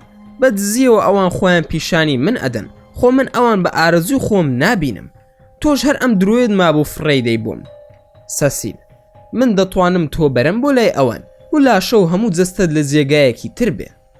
ماکوان: دایکێ ناڵێ سیحر نییە سەسیلە فەنی. سەسیل: ڕاستە ئەوە سیحرە، من بە سیحر ئەدبەم و ئەوان دەبینی کە چی دەکەن. ماکوان: ئینجا تۆ چەند وەختە وەکو هیچ و پووسێک دوای من کەوتووی بۆ ئەوەی سیحر و جادو بکەم، ئێستا ئەتەوێ هەروە بە ئاسانی بمخەیتە ناو ئەو کارە و کافرم بکەی و لەم دینی خۆم دەرم بکەی؟ کورە بڕۆ هەی هیچ و پووس بە ئایەتل کورسێک بخوێنم وەکو ڕەشەبا بتبم بە ئاسماندا، نەیهێش قسەکەم تەواو بکەم. ماکوان: سوێندت ئەدەم بەوەی بڕوات پێێتی، قسەم زۆر ماوەڕاوم منێ، با هەندێک قسەی تر هەیە بیکەین. ماکوان: قسەی چی بکەین؟ هەر کەس سیحر بکە ئەوە کافر دەبێ، یاخود بچێ بۆ لای ساحیر یان ڕێگانیشان بدات هەمویان کافر دەبن. دەتەوێت منیش وەکو خۆت بێدین بم؟ باشە بێئەقڵ، تۆ کە ئەوەندە لەم قورئانە ئەترسیت و ئەزانیت کە ڕاستە، ئەی چۆن بڕوای پێ ناهێنی؟ ئاخر لای ئێمە هەر شتێک بێئەقڵ بێ پێی دەڵێن گوێ درێژ یان سوار پێ یان وڵاخ. باز ئەم جارە حەقە بڵێن سەسیل، بەڵام بەداخەوە بێزگە منیش کەس نادناسێ. سەسیل: توانایەکت ئەدەمێ پێی دەبیتە جەمپەر، دەتوانی لە ماوەیەکی کەمدا ئەوەی ئەتەوێ بەیەکەوە بڕۆین و بیبینین ئەگەر ئەم سەراوسەری ئەم وڵاتەش بێ. ماکوان: ئینجا ئەم ساختە چێتیە چییە؟ حتمەن ئەویش سیحرە. جەمپەر چییە؟ سەسیل: وشەیەکی ئینگلیزیە، واتە بازدانی فراوان. ماکوان: وەڵا موسەقەفیشی بە ئینگلیزی قسەم لەگەڵ دەکەی؟ نەوەڵا کاکە من باز نادەم، و بڕواشم پێد نییە. سەسیل: بڕوا بکە زانستە، پەیوەندی نییە بە سیحر و جادووەوە، و لە جیهاندا ئەو زانستە دەخوێنرێت و زانکۆ و سەدان کۆمپانیا هەیە کە ئەو کارانە دەکەن. ماکوان: بەڕاست کامەیە ئەم زانستە کە من تا ئێستا ئەقلم پێنەشکاوە؟ جەنابەت ئەوەندە مهمی دەیزانی تۆ بۆ وەڵامی پرسیارەکەم نادەیتەوە، دڵێم کە ئەم قورئانە ئاوا حەقە و لێی دەترسی وەکو پوش و پەلاژ ئەدبا بە ئاسماندا بۆ بڕوای پێناهێنیت و موسڵمان بی و نەجاتت بێ لەم دەردە سەریە و خۆت لە دۆزەخی ئەبەدی ڕزگار بکەیت.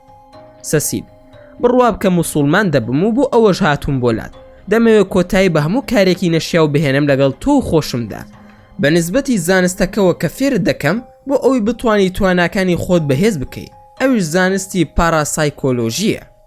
ماکوان: جا ئەمە کام ئەکادیمیان ناوی ناوە زانست و لە کام زانکۆی جیهاندا دەخوێنرێ؟ سەسیل: چۆن؟ لە هەموو زانکۆکانی دنیادا دەخوێنرێ. ماکوان: درۆ دەکەیت و هیچ وانیە، تا ئێستا لەلایەن زانستەوە دانی پێدا نەنراوە کە زانستە وەر حسابی فاڵ و قاوەگرتنەوە و بورجەکان و ئێوەی بۆ دەکرێت و هیچی تر نییە. قسەی بێمەعنایە و هیچ پەیوەندیەکی بە زانستەوە نییە و زانست ئیعترافی پێ ناکە.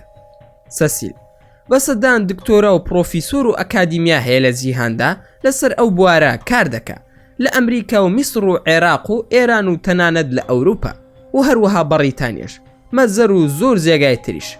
ماکوان: ئەوەندەی من بزانم ئافرەتێک لە ساڵی 1960 بەڕەسەڵک عەرەبە، بەڵام ڕەگەزنامەیەکی ئەمریکی هەیە و لە ئەمریکاش لەدایک بووە، یەکێک بووە لە ڕۆژنامە نووسەکان کە دامەزرێنەری کۆمپانیای بەختە لە ئەمریکا، ئەویش سەری نەگرتووە کۆمپانیاکەی فەشەلی هێنا و ئافرەتەکەش ناوی هالە حامیدە. سەسیل: نادوای ئەوە لە ساڵی 1970 لەگەڵ ڕیمۆند فیدیزدا کۆمپانیایەکان بە ناوی دێڵڤی لە سان فرانسیسکۆ کردەوە لە ماوەی 3 ساڵدا و هەروەها 18 ملیار دۆلاریان قازانج کرد. ماکوان: تۆش ڕقت لە درۆیە سەسیل، درۆیەک بکە ڕێگای تێبسێ. 18 ملیار دۆلار لە ماوەی 3 ساڵدا زۆر زۆرە دەزانی بۆ کۆمپانیایەکی تڕوهاتیش. سەسیل: بڕوا بکە بڕۆ بگەڕێ و سێرز بکە لە سەرچاوەکانی خۆتاندا، سەدان سەرچاوە هەیە. ئازانی کۆمپانیای بەختەکە کاری چی بوو ئەمجارە؟ ئازانی کۆمپانیای بەختەکە کاری چی بوو ئەمجارە کە دروستیان کرد ڕیمۆند و هالە؟ ماکوان: نازانم، بەڵام لەوانەیە هەر فاڵگرتنەوە بوو بێ. سەسیل: نا بەڵکو ئەم زارە ئەندامەکانیان کە خەریکی کاری پاراسایکلۆژی بوون یەکەم زار جێگای نەوتیان ئاشکرا دەکرد، هەر جێگایەکیان دەستنیشان بکردایە پڕ بوو لە نەوت، پاشان چوونە ناو بۆرسەی جیهانی و بە ئاشکرا ناوی خۆیان نابوو دێڵفی بەخت و ئاشکرایان کرد کە 2 هەفتە بۆرسە چۆن دەبێ و چەندێک خێر دەکەن، سوودێکی خەیاڵیان دەستکەوت و هەمووشی ڕاست دەرچوو. ماکوان: ئەوە بەڕاستە؟ ئاپە لەمەکە با سێرچێک بکەم، وەک تۆ دڵی بزانم ڕاست دەکەی یاخودنا. لە گۆگڵ و لە یوتیوبدا گەڕام، لە هەموو سەرچاوەکاندا بەرنامەی دیکۆمنتاری و سەدان مەقالە و راپۆرتیان لەسەر کرابوو. تەماشام کرد ناوی کۆمپانیاکە گۆڕاوە بە کۆمپانیای مۆبیس، کاری زۆر گەورەیان کردووە، لەوانە گەورەترین ئاسەواری کۆنی جیهانیان دۆزیوەتەوە لە نزیک شاری ئەسکەندەریەی وڵاتی میسر. هەروەها کۆنترین کەشتی نغڕۆبووی ژێر دەریایان ئاشکرا کردووە بەبێ ئەوی پارە سرف بکرێ، بەڵکو یەکێک لە ئەندامەکانیان بە پاراسایکۆلۆژی کە لەو جێگایەدا کەشتێکی تێدایە زۆر شتی تر لە گەنزینە و کەرەستەی بە نرخی دۆزیوەتەوە. ئەوەی سەرنجی منی ڕاکێشە ئەوەیە دەستگای پۆلیسی فیدرالی و مخابەڕاتی ئەمریکی FBI و CIA لەگەڵ ئەو کۆمپانیایەدا مامەڵە دەکات. لێپرسراوی پۆلیس یەکێک لە شارەکانی ویلایەتی نیویۆرک نەیانتوانیوە کچێکی تەمەن منداڵ بدۆزنەوە کە بۆ ماوەی هەفتەیەک ون بووە. پەیوەندیان کردووە بەو کۆمپانیایەوە، ئەوانش دەست بەجێ ئاشکرایان کردووە کە ئەو منداڵە نەماوە دوو کەس بە پاراسایکۆلۆژی چوونەتە خەوی موگناتیزیەوە. یەکێکیان دەڵێ مردووە و خنکاندویانە، لەو جێگایشدا فڕێدراوە. کەسی دووهەمیش هەمان جێگای وتووە، بەڵام دەڵێ کێشاویانە بەلای سەریدا. ئەو کەسەشی کە کوشتوێتی هەموو ناونیشانەکەیان داوە کە پۆلیسۆتە ئەو جێگایە دۆزیانەتەوە. کچەکە لەوێدا فڕێدراوە و خینکێنراوە و کێشاویانە بەسەریشیدا. لە بەرنامەیەکی تایبەتدا لە پۆلیسەکە دەپرسن کە دکتۆر مستەفا مەحموود لە کەناڵی تەلەڤیزیۆنی ئیقرا باسی دەکات. پۆلیسەکە دەڵێ هیچ ڕێگریەک نییە لە ئێمە پەنابەرین بۆ هەر شتێک کە تاوانمان بۆ ئاشکرا بکە. دوای گەڕانم بە دوای سەرچاوەکاندا سەسیلم هەر نەدەبینی، بەڵام بە دەنگ لەگەڵمدا بوو. دوای چەند ساتێک وتم سەسیل ڕاست دەکەی وایە ئەمە یەکەم زارتە شتێک بڵێ ڕاست بێت و دژی من نەبێ. سەسیل دەستی کردەوە بە قسە و خۆی ئاشکرا کردەوە بە جلو بەرگەکەی خۆیەوە و هەروەها وتی ماکوان منیش ئەدبم بۆ ئەو جێگایانی کە خۆت پێت خۆشە، دوور لە سیحر و جاد و بازی، بە تەنویمی موگناتیزی و خەو و پاشان زانستی پاراسایکۆلۆژی. بڕوا بکە زۆر شت بۆ ئاشکرا دەبێ با ئەو زانستەش بزانی. سەسیل داوا دەکا فێری زانستێکم بکە بە ناوی پاراسایکۆلۆژی. ئەم زانستە وەک ئەو باسی دەکا دوورە لە سیحر و جاد و بازی، هەمووی توانە و هێزی مرۆڤە و خۆی بەگەردەخات و سوود لە وزە و هێزە گردونیانە وەردەگرێت. سەسیل ئەگەر بێت و خۆت وەرزش لەسەر ئەو هێز و توانایانە بکەی، یاخود لە دنیای ئێستادا پێی دەوترێ یۆگا، هەندێک وەرزشی ترە زۆر بەتوانە دەکات لە مێشک و کردار و تەنانەت تەندروستیشدا. ماکوان لە ڕاستیدا ئەوەی تۆ باسی دەکەی هەموویم بیستووە، بەڵام زانیاریەکی ئەو تۆم بەدەست نەهێناوە لەسەری. مادام تۆ بە باشە باسی دەکەی ئەوە دڵنیان پڕیەتی لە خوڕافیات و خەزع بەلات و کوفر و هیس و پوچی. خۆشت باش دەزانی سەسیل من بەقەدەر هەموو دنیا ڕقم لە تۆیە، زۆرت بەسەر هێناوم، جا بە هیچ شێوەیەک بڕوام پێت نییە، بەڵام یەک چانسی ترت ئەدەمێ بزام ئەمەی باسی دەکەی چییە و چۆنە. پەلەم لێ مەکە تا هەندێک زانیاری بەدەست دەهێنم لەسەری و دوایش قسە دەکەینەوە. ئەگەر زانیم لەگەڵ شەرعی خوای متعالدا دەگونجێ ئەوە لی ناوەسم، ئەگەر نەگونجا ئەوە ناکرێت و سەری تۆش ئەدەم لەبەر ڕوونە یاخودنە. سەسیل باشە چی دەوێ بۆت بکەم بۆ ئەوەی بڕوا بکەی. ماکوان لەسەر ئەو بابەتانە ناو سەرساوی کتێبم بدەرێ با بیکڕم و بیخوێنمەوە، یان پێویست بە تۆش ناکە، خۆم دەگەڕێم و دەیخوێنمەوە چونکە هیچ متمانەیەکم بە تۆ نییە. بەڵام پێم بڵێ ئەم زانستەی تۆ باسی دەکەی کە پاراسایکۆلۆژی پێدەوترێ کاری چییە و چی دەکە؟ دەمویست سوود لە کات وەرگرم، زۆر پێویستم بە بینینی حەسقیل و ڕاقی و حەنانە هەیە. سەسیل ئەم زانستە فێری ئەوە دەکا کە چۆن دڵخۆش بیت و چۆن توانات هەبێ بەسەر ئازار و نەخۆشیەکانی خۆتدا. توانە وزەیەک بە تۆ دەبەخشێ بتوانی مێشکی بەرامبەر بخوێنیتەوە، یاخود کاریگەری لەسەر مێشک و بیرکردنەوەی خەڵکی دروست بکەیت. توانای شیفات دەبێت بە هۆکاری هێز و وزەکان. ماکوان ئەمەی تۆ باسی دەکەی هەمووی شیرکە و هاو بەشدانانە، ڕسق لای خۆی پەروەردگارەوەی و غەیبە، شیفائیش هەر لای خۆی پەروەردگارە، خوێندنەوەی مێشکیش هەر قسەی بێمەعنایە و کەس لە غەیب نازانێت. سەسیل ناوانییە ئەو زانستە توانات پێدەبەخشێت و هێزی کار و موغناتیزیە، دەتوانی لە ڕێگای هێزە فیزیایەکانەوە ئەو کارانە ئەنجام بدەیت. پەلەمەکە لە بڕیارداندا بڕۆ سەرساوی لەسەر بخوێنەرەوە. ماکوان ڕاستە من زانیاریم نییە، جارێ با بڕۆم بخوێنمەوە ئەو کات قسە دەکەینەوە. لەگەڵ سەسیل جیا بووینەوە ئەو ڕۆشت و منیش هەر لە ماڵی خۆمان بووم. بە دوای ئەم علم ئەلپاراسایکۆلۆژی و علومت تاقا زۆر گەڕام و بە دوای فتوای موسڵماناندا گەڕام کە زانایان چیان لەسەر وتووە. بە زانای سعودیە و ئەزهەر و زۆرێکی تر لە زانایانی جیهانی ئیسلامی هەمویان حرامیان کرد و هیچکام لە زاناکانم نەبینی حەڵاڵیان کردبێ بێزگە هەندێک بانخواز لە ناو هەمویاندا کە زۆر گرنگی پێدا بوو عەدنان ئیبراهیم نەبێ کە ئەی گونجێنێ لەگەڵ تەسەووف و هەندێک لە سۆفیەکان و ئەشعەری عەقیدەکان، ئەوانش بە ئاسایی وەریان گرتووە. لە شێوەی بەشێک لە پاکردنەوەی ڕوح و هەندێک شوبهاندنی لەگەڵ زانای ئیسلامی ئیمامی غەزالی کە لە سەردەمی خۆیدا باسی کردووە. هەندێک کتێبم لە ئینتەرنێت پەیدا کردو، خەڵکێکیش کە دەچوون بۆ حەز و وڵاتانی عەرەبی داوای سەرچاوی ئەو باسم لێکردن کە بۆم بهێنن و کتێبی باشیان بۆ هێنام و ماوەیەکی زۆر لە ماڵەوە سەرقاڵ بووم بەو باس و خواستانەوە. زیاد لە 16 بۆ 22 کتێبم خوێندەوە لە ئینتەرنێت و لە بەرجەستەدا. ئەوانەی کە باسییان کردووە هەموویم تاقی کردەوە، ئەنجامەکەی سفر بوو. پرسیارم لە هەندێک مامۆستای زانکۆی سلێمانی و هەولێر کرد و تەنانەت لە زانکۆکانی تورکیا و لەندەن و بەگشتی زانکۆکانی جیهان. باسی ئەو وزە و توانایی کە باس دەکرێت لە زانستی پاراسایکۆلۆژی پرسییم. هەموو وتیان لە فیزیادا هیچ ڕاستیەکی نییە، وزە و هێزی شاراوە نییە و ئەوە کە زانست بڕوای پێێتی شتی شاراوە نییە، بەڵکو هێزی تاقی کرا و بەرزەستەیە. شتێک نییە لە زانستی فیزیادا بە ناوی هێزی شاراوە. دوای ئەوە بۆم دەرکەوت کە بە ناوی زانست و زانیاریەوە سەر لە خەڵکی دەشێوێنن و هەمووی قسەی بەتاڵە و هیچ بنەمایەکی زانستی نییە و بە دروستکردنی زاراوەی زانستی دەیانەوێت خەڵکی لە خشتا برن. ئەوەی زانیم لەم پاراسایکۆلۆژیەدا تەنها فەلسەفەی کۆنی هیندۆسی و چینی و ئەو فەلسەفە کۆنە ئیلحادیە بێدینانەیە کە پێچراوەتەوە بە ناوی باق و بریقی ڕۆژ ئاوا کە پێی دەڵێن گەشە پێدانی مرۆیی و یۆگا و چارەسەری سروشتی بە بەرد و زۆرێک لە یاری وەرزشی بە ناوی گەشە سندنی لاشەی و چارەسەری نەخۆشی. و لە هەمووی سەیرتر ئەوەی بۆم دەرکەوت کە زانستێکی نوێیە جوولەکە دایمەزراندووە بە ناوی ئەلبەرمەجە اللوغەویە العەسەبیە کە بە ئینگلیزی بە کورتکراوی پێی دەوترێت NLP. لە ڕووی ناوەڕۆکەوە هەموو ئەم زانستەم خوێندەوە کە بەشێک بوو لە پاراسایکۆلۆژی. ئەم بە ناوزانستە چۆن پێچراوە بە پاراسایکۆلۆژیەوە کە ئێستا زۆر بڵاوە، تەنانەت پارەیەکی زۆر سرف دەکرێت بۆ بڵاوکردنەوەی. کە تەماشای مێژوەکەیم کرد هەمووی نزیکەی 45 ساڵە دامەزراوە لەلایەن دوو پزیشکی بەناوبانگی ئەمریکی کە زیاتر بەکار هاتووە بۆ چارەسەری نەخۆشی دەرونی. یەکەمیان ناوی ڕیچارد باندلەرە، ئەوەی تریان ناوی جۆن جێندەرە. لە ساڵی 1973 دایان مەزراندووە کە بەشێک بێت لە چارەسەری دەرونی. دوای ئەوە لەلایەن دوو کەسی ترەوە بە ناوی نوعۆم چۆمیسکی و ئەلفرێد کوریزیسکی بە ڕەگەزی ئەمریکی و پۆڵندی بوون، بەڵام هەردووکیان جوولەکەن کە پەرایاندا بەم بەناو زانستە.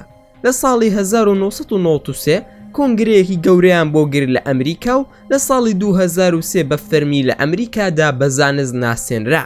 ئەم کارە زۆر شتی سەیر و سەمەرەی تێدایە کە باسی ڕۆح و پەروەردەی ڕۆح و کاریگەری وشە دەکا، بەڵام لە ڕاستیدا ئەوەی بۆم دەرکەوت تەنها مامەڵەکردنی مادیانی مرۆڤ لەگەڵ مرۆڤدایە. ئەگەر زیاتر ڕۆبسێ لەو باسانەدا ئەوە بە دڵنیاییەوە دەتخاتە ناو سحر و کاریگەری جنۆکە و شەیتانەکان، چونکە وشەکان هەر پێناسەی مادی باس و بەناو زانستەکە دەکات و بەرنامەی وشە سازی لە ناو مێشک و کاریگەری عەقڵی مرۆڤدا. بە هەر حاڵ گەیشتمە ئەو قەنەعەتەی کە ئەمە تەنها باس و خواستێکی درۆ دەلەسەیە و هیچ پەیوەندی بە زانستەوە نییە.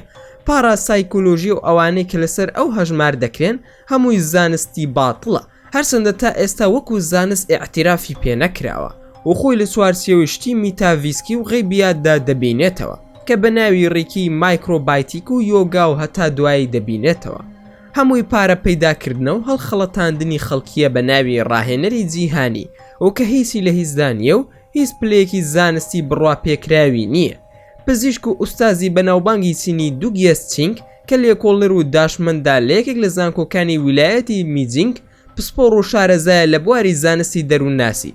ئەو دەڵێ ئەو کەسانی کە یۆگا دەکەن یاخود ڕێکی ئەو بەندایەتی و عیبادەت و توقوساتی ئاینی بتپەرستی تاویە دەیکەن بەبێ ئەوەی خۆیان بەخۆیان بزانن، تەنانەت وشەی تاو واتە وزە لە تاقەوە هاتووە، یان چینەکان بە وزە دەڵێن چی، یابانیەکان دەڵێن کی، هیندیەکانش پێی دەڵێن برانە، فلیپین و ناوچەکانی تری سریلانکا ناویان ناوە بە مانا یاخود ماکرۆ. ناوی تری زۆرە کە هەمویان ئاماژن بۆ هێزێکی مطلق لە گردووندا کە ئەو هێزە بە خودا ناو دەبن. لە زانستی نوێدا ئەم وشانە تەرجومە کراوە بۆ پاراسایکۆلۆژی یاخود عەرەب پێی دەڵێ زانستی ماوەڕائە نەفس. هەمووی بازدەوە دەکا کە لەو هێزەوە دڵخۆش بیت و دەوڵەمەند بیت و شیفا وەربگری و خۆی متعال مامەڵی لەگەڵدا دەکرێت، کەواتە ئەمەش زۆرێکە لە شیرک و هاوبەشدانن. هەندێک لەوانەیە بڵێن خۆ ئێمەوا بیر ناکەینەوە بۆ کاری پۆزەتیفیش بەکاری دەهێنین و کارە نەرێنیەکانی بەکار ناهێنین، بەڵام لە کۆتاییدا هەمویان سەر بێ قوتابخانەی فەلسەفی وەحدەت و وجودن.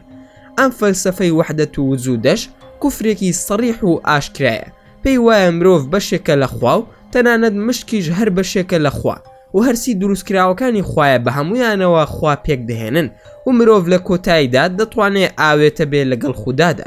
ئیتر ئەم فەلسەفەیە ناتوانێت خودای پەروەردگار لە دروستکراوەکانی زیا بکاتەوە. کورت و پوخود هەمووی کوفرە و ئاینی هیندۆسی و چینیەکانە و لەگەڵ سحر و جادوودا تێکەڵ کراوە بۆ لە ناوبردنی ئاینی ئیسلام و سەرگەردانی خەڵکی بەگشتی.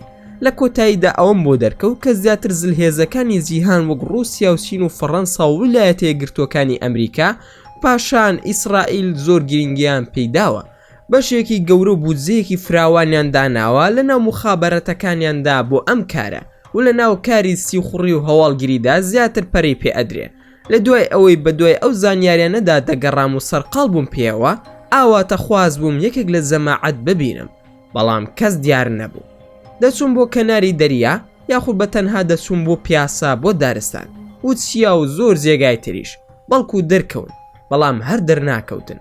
گومانی زۆرم بۆ دروست بوو لەسەر قسەکانی سەسیل، بەڵام کە ئەنجامی ئەم قسانەشی مزانی بە ناوی پاراسایکۆلۆژیەوە هەمووی درۆ و چەواشەکاری بوو، زۆر گرنگ نەبوو بەلامەوە. بە کەشتی سەفەرم دەکرد بۆ شارێکی تر هەر لە وڵاتی نەرویزدا. لە ناو کەشتێکەدا شێخ بەرقانم بینی لە چێشخانەکە دانیشتە بوو نانی دەخوارد. بەرەو ڕووی ڕۆشتم بۆ ئەوەی قسەی لەگەڵ بکەم کە چوومە نزیکی ئەو نەبوو، کابرایەکی نەرویزی بوو کە بەو شێوەیە بەرەو ڕووی ڕۆشتم ترسا و وتی بە دوای کەسێکدا دەگەڕێ؟ ماکوان بەڵێ ببوورە ئیزعازم کردی نانیشت دەخوار لە هاوڕێیەکی من دەسی. هەستم کرد شێخ بەرقان ئاگادارم دەکاتەوە کە دەیەوێ بمبینێ، بەڵام لە کەشتی دابەزیم و کارەکەی خۆمەمم تەواو کرد و گەڕامەوە. شێخ بەرقان هەر نەبوو و هەر دەرنەکەوت، ماوەیەکی زۆریشە سەسیلش دەرناکەوێت و هەر ونن. لە دڵی خۆمدا دەموت بڵێ سەسیل ڕاز بکات و زانی بێتیان من زانی وما بۆیە ناوێرن خۆیان دەربخەن. چەند ڕۆژێکی مابوو بۆ ڕەمەزان، خەریکی خۆ ئامادەکردن بووم بۆ مانگی ڕەمەزان و وتنەوەی دەرس و دەور لەم مانگەدا. یەکەم شەوی ڕەمەزان دوای ئەوەی کە ڕاگەێنرا کە بەیانی ڕەمەزانە دەستم کرد بە نوێژی تەراویح و دوعای مانگی ڕەمەزانم خوێن. لە دوای تەواوبوونی نوێژی تەراویح لە مزگەوتەوە دەگەڕامەوە بۆ ماڵەوە. تەماشا دەکەم حەسقیل لەسەر سووسی کۆڵانێکدا وەستاوە، دەڵێت شێخ ماکوان ڕەمەزانت موبارەک بێ. ماکوان کورە حەزەگیان ڕەمەزان موبارەک بێ لە تۆش، شەوال موبارەک و محەڕەمت موبارەک، هەرسی مانگە موبارەک بێ. ئەوە تۆ لەکوێ بووی؟ حەسقیل وەڵا حەمە ماکوان شێخ بەرقان وتی مەچن بۆ لای ماکوان تا ڕەمەزان. ماکوان بۆچی تا ڕەمەزان؟ ئەمە چی ئەم فەلسەفەیە؟ ئەڵێ خەڵکی سلێمانی کاریگەری لەسەر تۆش داناوە حەزەگیان وا بە من دەڵێ حەمە ماکوان. حەسقیل سوێن بە خودا بیرم ئەکردی کە ئەم بینیت حەزم دەکرد بێم بۆلات نشم دەوێرا قسەی شێخ بەرقان بشکێنم. ئەو وتی نەچن بۆ لای ماکوان چونکە ئێستا گومانی بۆ دروست بووە لەسەر قسەکانی سەسیل، وا دەزانێت کە ئێمە جاسووسین، بە ئەو گومانانە بە تەواوەتی نەمێنێ. ئەو منیش لە ڕەمەزاندا هاتم و سەسیلیش بەستراوەتەوە لە جێگایەکدان کە تا ئەم مانگە تەواو نەبێت بۆی نییە بێتە دەرەوە. بە نەیزەک و شیهاب خودای گەورە دەیان سوتێنێت، جا هەمویان کۆت و پەیوەندی خۆیان دەکەن تا ئەم مانگە تەواو دەبێت. دوایش جەماعەت دێن بۆلات، شێخش دەیوت با دەرسەکانی بگۆڕێ بۆ ڕەمەزان شتێکی تر باس بکە. ماکوان ئەی کەی دێن بۆلام؟ بۆ زانیاری قسەی سەسیل زۆر کاریگەری نەبوو. حەسقی واللهی نازانم ئەو لە دەست شێخ بەرقاندایە، شەو درەنگە بڕۆ ئیسراحەت بکە، بەیانی دەسیت بۆ کار، بەڵام قسە هەر کاریگەری هەیە. ماکوان بە پێکەنینەوە حەزەگیان خۆشحاڵم، تخوا خیانەت و شتی وام لێ مەکەن، ئێوەم خۆش دەوێت و پێکەوە ڕەفیقین، با هەمیشە بینمان بمێنێ کە بۆ یادگاری خۆشە. بەڵکو خودای پەروەردگار لەبەر برایەتیمان لە قیامەت لە ژێر عەرشی خۆیدا کۆمان بکاتەوە وەکو برا. حەسقیلیش بە پێکەنینەوە وتی لەخوا بترسە، ئیتەقی الله وە خۆت دەڵێ دوو ئەوەندەی مخساری برام و منبیلی خوشکم لە دڵمدا خۆشەویستی. ماکوان وەڵاهی حەزەگیان ئەمەش نوێ بوو، دوو ناوی خۆشن، مخسار و منبیل، خوا لێت نەسێنن ئەگەر ماون. حەسقین ڕۆحی حەمە ماکوان هەردووکیان ماون، منبیلی خوشکم ئەتناسێ. لەم ڕۆژانەدا لەگەڵ حەنانە گویان لە تۆ بوو کە دەفت لێ ئەدا و سرودت ئەوت بۆ ئانای کچت، مخسارج هەردەد ناسێت و لەگەڵ خۆمانە و قوتابی شێخ بەرقانە. ماکوان دەی باشە برا سڵاومان بگەێنە. ئەسەلام عەلەیکوم. حەسقیم وعەلەیکوم ئەسەلام. مانگی ڕەمەزان بۆ موسڵمان هەمیشە مانگێکی ئارام بەخش و پڕ و زەوت چالاکیە.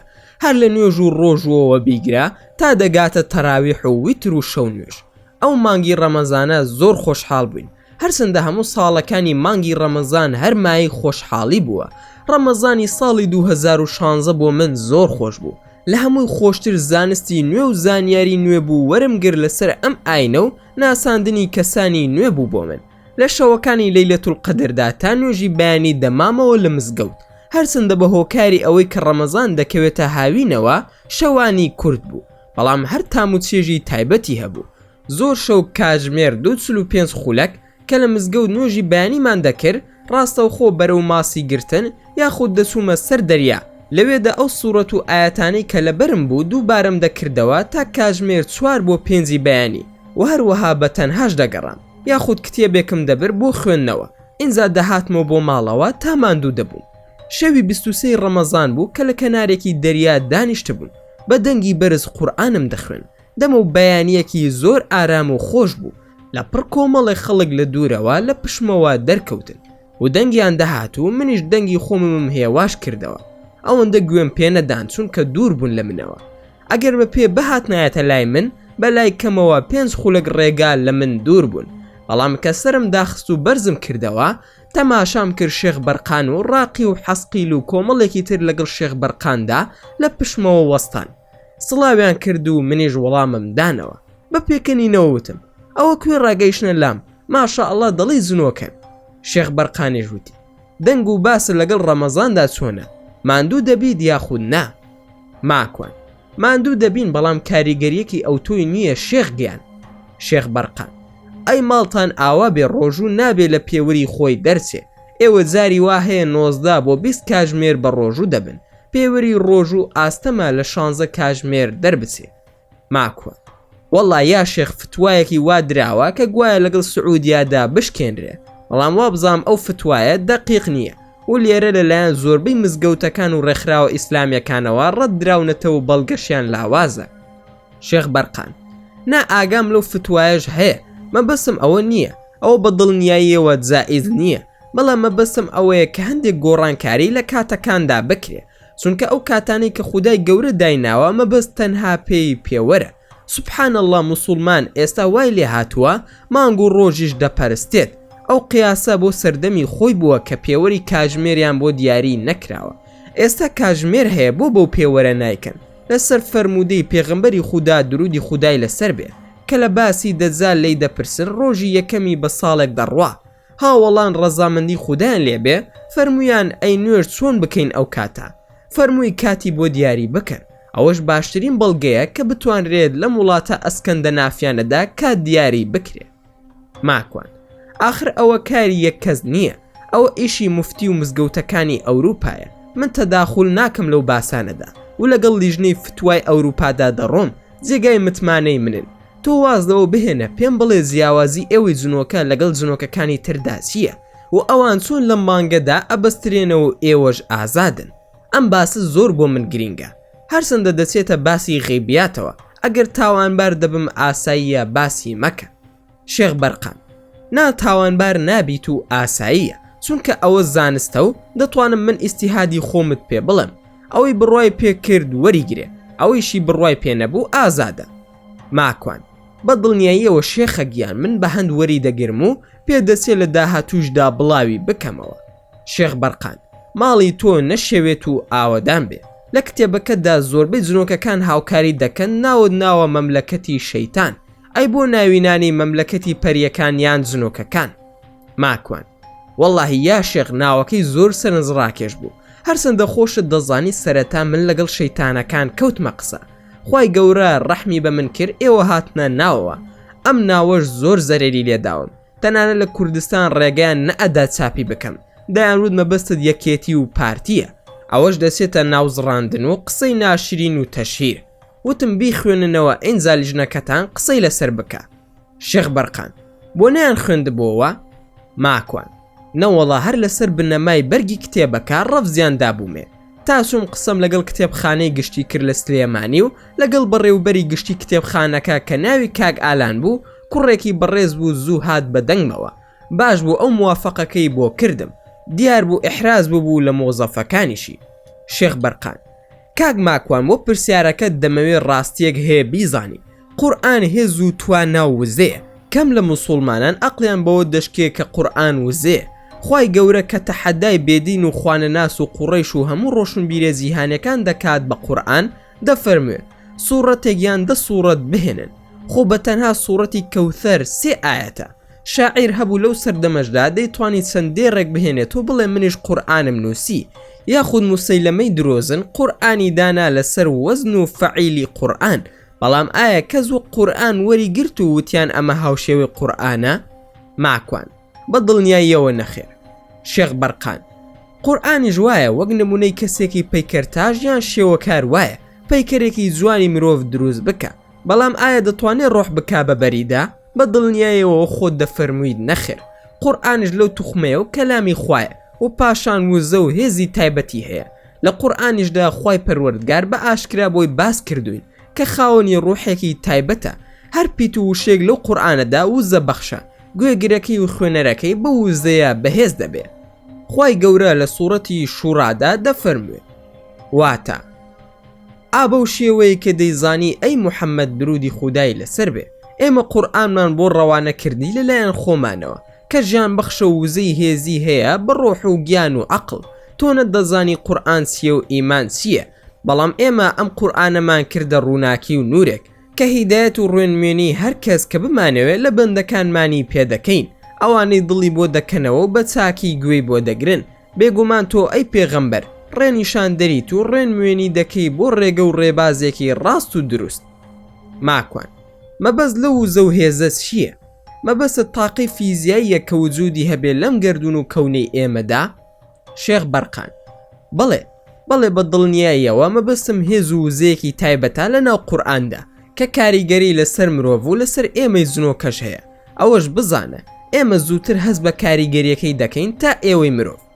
ماکوان: بە زات و سیفەتی خوا ئەوەی باسی دەکەی هیچی لێ تێناگەم، وەکو ئەو وایە گوێزم بۆ بژمێری. شێخ بەرقان: گوێزکە و دڵ و سینەی موسڵمان دەتوانێت وەری بگرێت. ئەو هێز و وزەیە ڕاستە و خوای پەروەردگار سەرپەرشتی دەکا و لە نێوانی ئیمان و بێ ئیمانیدا پەردەیەک دروست دەبێت و خودای پەروەردگار خۆی ئەو هێزە دەبەخشێت و لە ئیمانی کەسێکەوە بۆ کەسێکی تریش جیاوازترە. تا ئیمانت بەهێز بێت ئەو وزەیە بەهێزتر دەبێت لە مرۆڤەکەدا یاخود جنۆکەکەدا. ماکوان: واتا چۆن؟ هیچ تێناگەم ئەمەی باسی دەکەی بەڵگەی لەسەرەوە قورئان یاخود سوننەت؟ شێخ بەرقان: بەڵێ بە دڵنیاییەوە. بەڵام پێش ئەوەی بەڵگەکە باز بکەم چەند زار گوێت لێ بووە کە باسییان کردووە و توانە لە شێخ سوفیانی سەوری دەفەرموێ: بەلامەوە سەیرە موسڵمان بە بەرد بڵێ ببە بە ئاو نەبێت بە ئاو. ئەو هێزەی کە سوفیانی سەوری باسی دەکات ڕەحمەتی خوای لێبێ ئەوە ئەو تاقە و ئیمانەیە. یاخود کەسێکی وەک شوێن کەوتوان وەکو ئەبوو موسلیم خولانی فڕیاندایە ناو ئاگر، خوای گەورە نەیسووتان. تەنانەت پێغەمبەر درودی خودای لەسەر بێ نەیدی بوو، لە هاوڵانیش هەژمار ناکرێت. ئەوە هێز و وزە و تاقی ئیمانیە و پاشان هەزارەها پیاو چاک و ئیماندار خودای گەورە ئەو هێزەی پێبەخشی بوون. ئاەتەکەش وەکو بەڵگەیەک وایە خودای پەروەردگار لە سوورەتی ئیسرادا دەفەرمێت: واتە هەر کاتێ قورئان دەخوێنی ئێمە بربەستێکی نادیار و شاراوە و هێزێکی نادیار دەخەینە نێوان تۆ ئەوانەی کە باوەڕیان بە ڕۆژی دوایی نییە، چونکە سوودی لێ وەرناگرن، چونکە مەبەستیان نییە تێبگەن. ئێمەش پەردە دەنین بەسەر دڵیاندا تا هەر تێ نەگەن و گوێشیان سەنگین دەکەین. جا کاتێک لە قورئاندا تەنها ناوی پەروەردگارت دەبەی و باسی بت و بەرنامەیان ناکەی، پێش هەڵدەکەن و ڕوووەردەگێڕن و بێزاری دەردەبڕن و دەڕۆن. کەواتە خودای گەورە ئەو کەسانەی کە بڕوایان بە قیامەت و خودا و ڕۆژی زیندوو بوونەوە نییە، خۆی پەروەردگار ناهێڵێ سوود وەربگرن لە موزە و هێزە. ماکوان: باشە بەڵگەکان ڕاستە، بەڵام چۆن هەست بە بەرجەستە بوونی بکەم؟ یاخود ئەگەر لای ئێوەی جن وایە بۆچی جنەکان خێرا ئیمان ناهێنن؟ شێخ بەرقان: خۆی پەروەردگار لە سوورەتی ئەعرافدا دەفەرمێت: واتە ئەی موحەممەد درودی خودای لەسەر بێ، هەواڵی ئەو کەسیان بەسەردا بخوێنەرەوە کە فەرمانەکانی خۆمانمان پێبەخشی بوو کەسی ئەویش خۆی لێ داماڵی و خۆی لێ دوورە پەرێزگر ئەوسا ئیتر شەیتان شوێنی کەوت و دایە پێش و چووە ڕیزی سەر لێ شێواوانەوە. ئەزانی ئەو داماڵین و نەسخە چییە؟ ماکوان ئەوە مەبەست ئیمانە. شێخ بەرقان نا ئیمان جیاوازە، خۆی پەروەردگار باسی ئیمان بە ئاشکرا دەکا، بەڵام ئەو هێز و توانایی کە لێیدا دەماڵێت دەتوانین ناوی بنین هێز و وزەی هیدایەتی ئیسلامی، چونکە ئەگەر لەو هێز و توانایەتدا نەبڕایە شوێن شەیتان نەدەکەوت تێگەیشتی یاخود نا. ماکوان باشە ئەو هێزە چۆن هەستی پێ بکەم؟ ئەتوانم هەستی پێ بکەم یاخود نا؟ شێخ بەرقان ئەی چۆن ناتوانی؟ هەموو کات دەتوانیت و باش هەستشی پێ دەکەی. ئەوەی هەستی پێناکە ئەو کەسانن کە دوورن لە دین، تا نزیکتر بی لە ئیمان ئەوەندە زیاتر هەست بەو هێز و توانایە دەکەی. هەروەک پێشتر وتم لە کەسێکەوە بۆ کەسێکی تر دەگۆڕێ، لە جنۆکەیەکەوە بۆ جنۆکەیەکی تریش دەگۆڕێ. ئەوە تەنها پەیوەندی بە تەقوا و زیاد و کەمی ئیمانەوە هەیە. دڵنیام تۆ زۆر باش هەستی پێ دەکەی، بەڵام تا ئێستا لە زانستەکەت نەکۆڵیوەتەوە. ئەو کەسەش تەنها لە کاتی خوێندنی قورئاندا ئەو هێزەی دەست دەکەوێت و دەبێت ستونیش وەستا بێ کە وەکو نوێژ ڕۆ و قیبلەت دەوەستی. هێزەکە لە تەوقی سەرتەوە دەچێتە ناو گیانت تا ئەو کاتەی کە لە ستونی چەمیتەوە بەرەو ڕکوع و سوزدا. لەو کاتەدا ئیتر قورئان خوێندن نامێنێ، هێزەکەش نامێنێ، چونکە وزەکە لە تەوقی سەرەوە دەچێتە ناو لاشی مرۆڤەوە.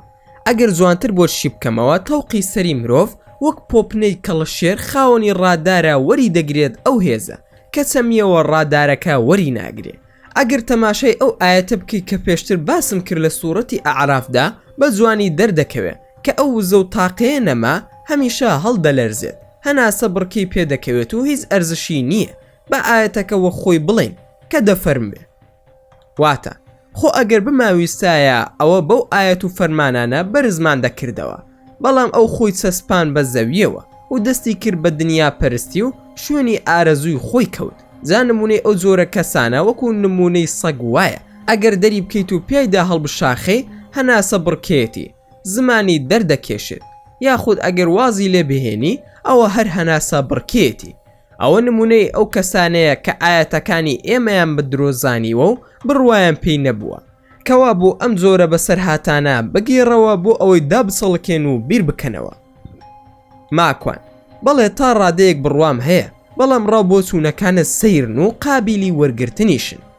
شێخ بەرقان ماکوانگیان دەزانی بۆچی قورئان بە شەودا دابەزیوە؟ ماکوان ناوەڵا جا بە شەویش دابەزیوە؟ شێخ بەرقان ئەی چۆن ئەی خودای پەروەردگار دەفەرموێ لە شەوی قەدردا دامان بەزاندووە یان لە سوورەتی دوخاندا هاتووە. واتە ئێمە لە شەوێکی بەفەڕ و پیرۆزدا کە شەوی قەدرە نردومانەتە خوارەوە.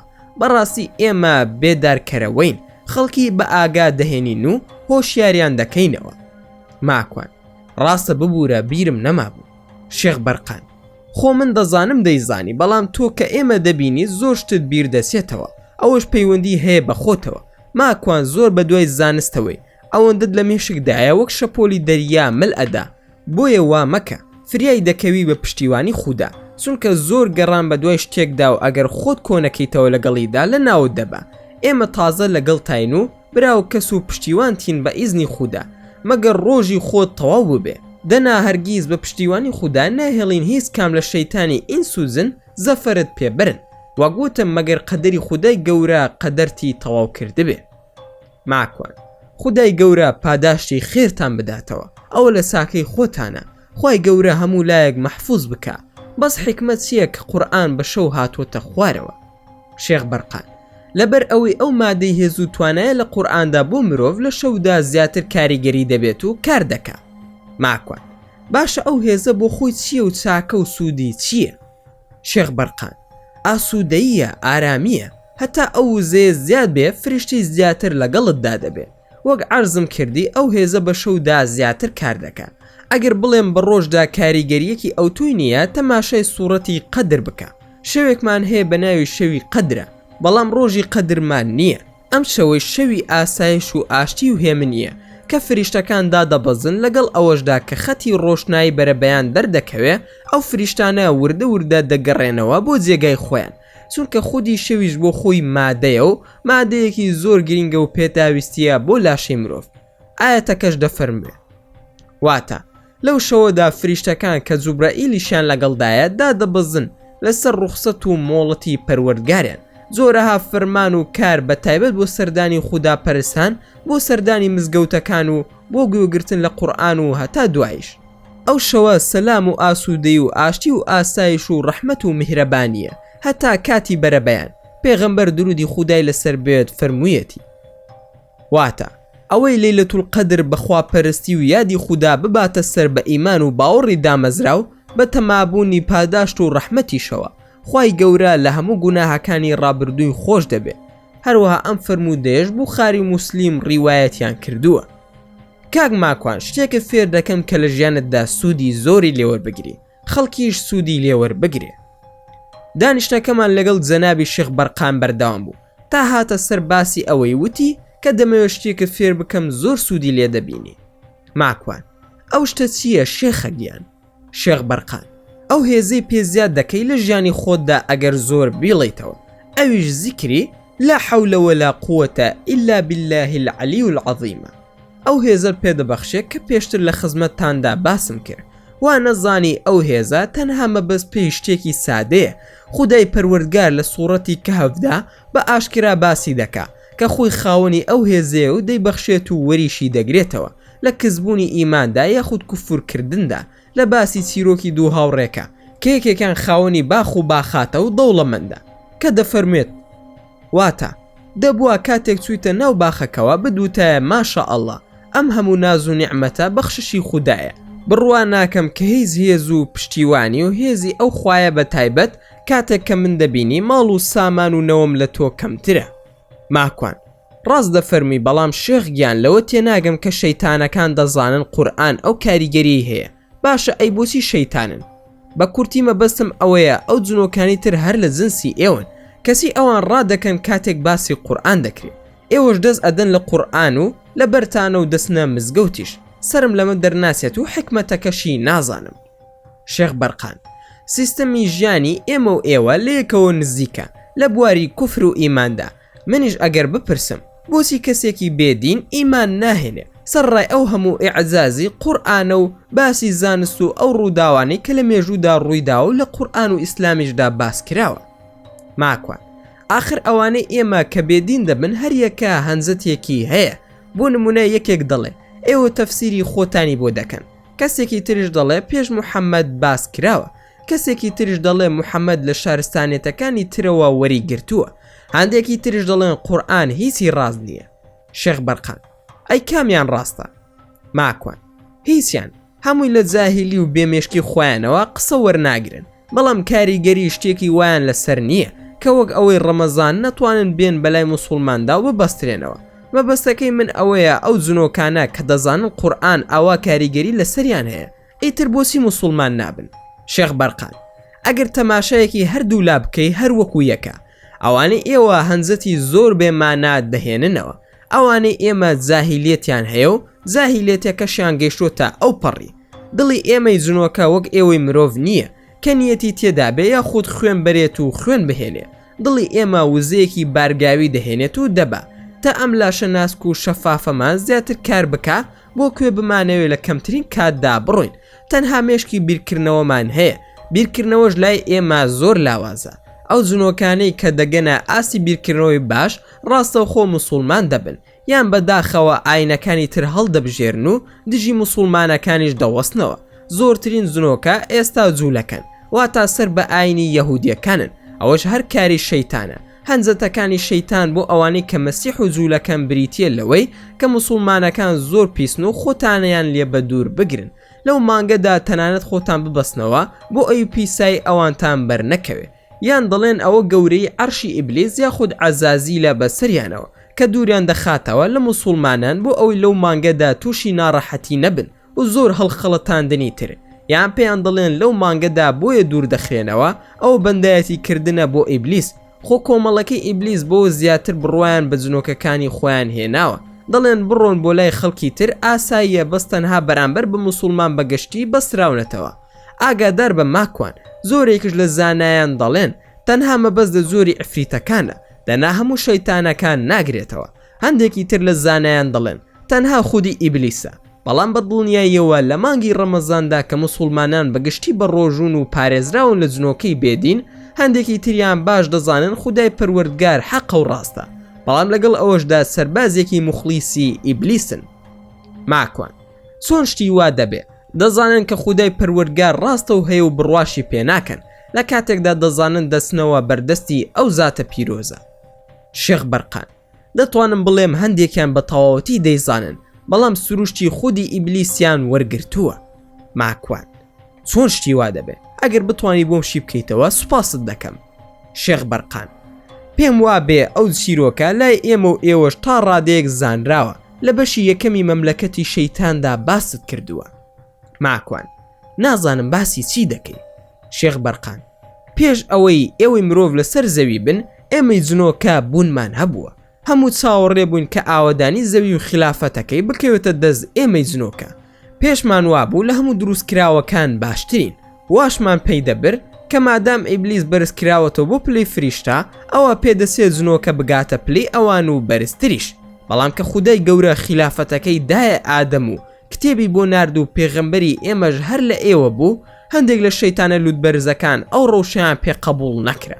وێ لەو کاتەوە تا ئێستا ئیبلیس کار بۆ ئەو دەکا کە مرۆڤایەتی لە ناو بەرێ و خۆی لە جێگایەکدا حکوم بکات و دەوری خوددا ببینێ لە سەر زەوی. ئاواتی ئەوەیە مرۆڤ لە ناو بەرێت و کافر و بێدینیان بکە، مەرەز نییە بە دوای مردنیاندا بگەڕێ، بۆ ئەو تەنها ئەوە بەسا کە خوا نەپەرستن و شیرک دروست بکەن، هەموو شتێک بکەن تەنها خەڵکی ئیسلام نەبێت. ماکوان واتە ئەو جنۆکانش هەمویان دەزانن وایە؟ شێخ بەرقان بەڵێ، بەداخەوە زۆربیان دەزانن و زۆرێکشان هەڵخەڵەتێنراون. بۆ نمونە ئیبلیس ئەوانشی سەرگەردان کردووە بەوەی کە لە کۆتاییدا تەوبە دەکات و خودای گەورە لی خۆش دەبێ، بەڵکو دەڵێت ئەوەی کە موسڵمانان و ئیسلام دەیڵێن ڕاست نییە، ئەوە هێز و قودرەتی خوایە کە دراوە بە من، زۆر هەنزەت و شوبوهات و گومان و شتی تریش بڵاو دەکاتەوە. ماکوان ئەی باشە هەر ئاوا دەمێننەوە؟ شێخ بەرقان بە دڵنیاییەوە نەخێر، وا نامێننەوە، زۆریان موسڵمان دەبن، بەڵام هەندێک لەوانە شەیتان بە خودا دەزانن، هەز دەکەن کە ئەو خودای ئەم گردونەیە. شەیتان لاسای خوا دەکاتەوە پەنا دەگرن بە زاتی پەروەردگاری حەق. ماکوان واتە چۆن لاسایی دەکاتەوە؟ شێخ بەرقان ئەزانی شەیتان داوای چی لە خودا کرد؟ ماکوان بەڵێ بێگومان مانەوەیە تا ڕۆژی قیامەت. شێخ بەرقان بەڵام خوا بە قسەی نەکرد و هێشتیەوە تا ڕۆژی نادیار، هەندێک داوای تریشی لەکرد، ئەوانشی بە قسە نەکرد، لە بەرامبەریدا خوای گەورە شتی زۆری پێبەخشی. ماکوان وەکو چی شتێک؟ شێخ بەرقان ئەو داوایانە بریتی بوون لە یەکەم کە بەشدار بێ لە سەروەت و سامان و ماڵ و منداڵی مرۆڤدا، خوای گەورە پێی بەخشی. ماکوان چۆن شتی وا دەبێ؟ شێخ بەرقان ئەزانی کە زوو شت لە بیر دەسێتەوە مامۆستا ماکوان، با چیرۆکەکەت بۆ باز بکەمەوە لە سوورەتی ئیسرادا، چەند ئاەتێکە ئەوەی کە من دەیڵێم بەڵگی قورئانە. ماکوان ئادەی ڕەحمەتی خوا لێبێ بەڵگەکان باز بکەن. شێخ بەرقان خوای پەروەردگار لە سوورەتی ئیسرادا دەفەرمێت، واتە بیریان بهێنرەوە کاتێک بە فریشتەکان ماوت ئادەی سوژدە برن بۆ ئادەم، هەمویان سوژدەیان برد جگە لە ئیبلیس، کەوتی ئایا سوژدە برن بۆ ئەو کەسەی کە لەگەڵ و خاک دروستت کردووە؟ شەیتان بێشەرمانەوتی ئەمەیە کە لە من ڕێزدارترە؟ خۆ ئەگەر بمهێڵی تا ڕۆژی قیامەت شەر بێ هەموو نەوەکانی گومڕا و سەرگەردان بکەم جگە لە کەمێکیان کە دەسەڵاتم بە سەریاندا نییە. خوای گەورەش فەرمووی بڕۆ ئەوەی شوێنی تۆ بکەوێ، ئەوە دۆزەخ پاداشتی هەمووتانە، بێگومان پاداشتێکی مسۆگەرە و جێگەی هەمووتانی تیا دەبێتەوە. خوای پەروەردگار فەرمووی بڕۆ چیت لە دەست دێ درێغی مەکە، هەر کەس کە توانیت لەو بەدبەختانە بە بانکردن و هاندانیان بۆ تاوانکردن پاڵیان پێوە بنێ، بەهۆی لەشکری سوارە و پیادی خۆتەوە هێرشیان بۆ بەرە و هاو بەشیان بکە لە ماڵ و سامان و منداڵ و نەوەیاندا، ئەوەندە بەڵێن و ئومێدیان بدەرێت کە سەریان لێ بشێوێ.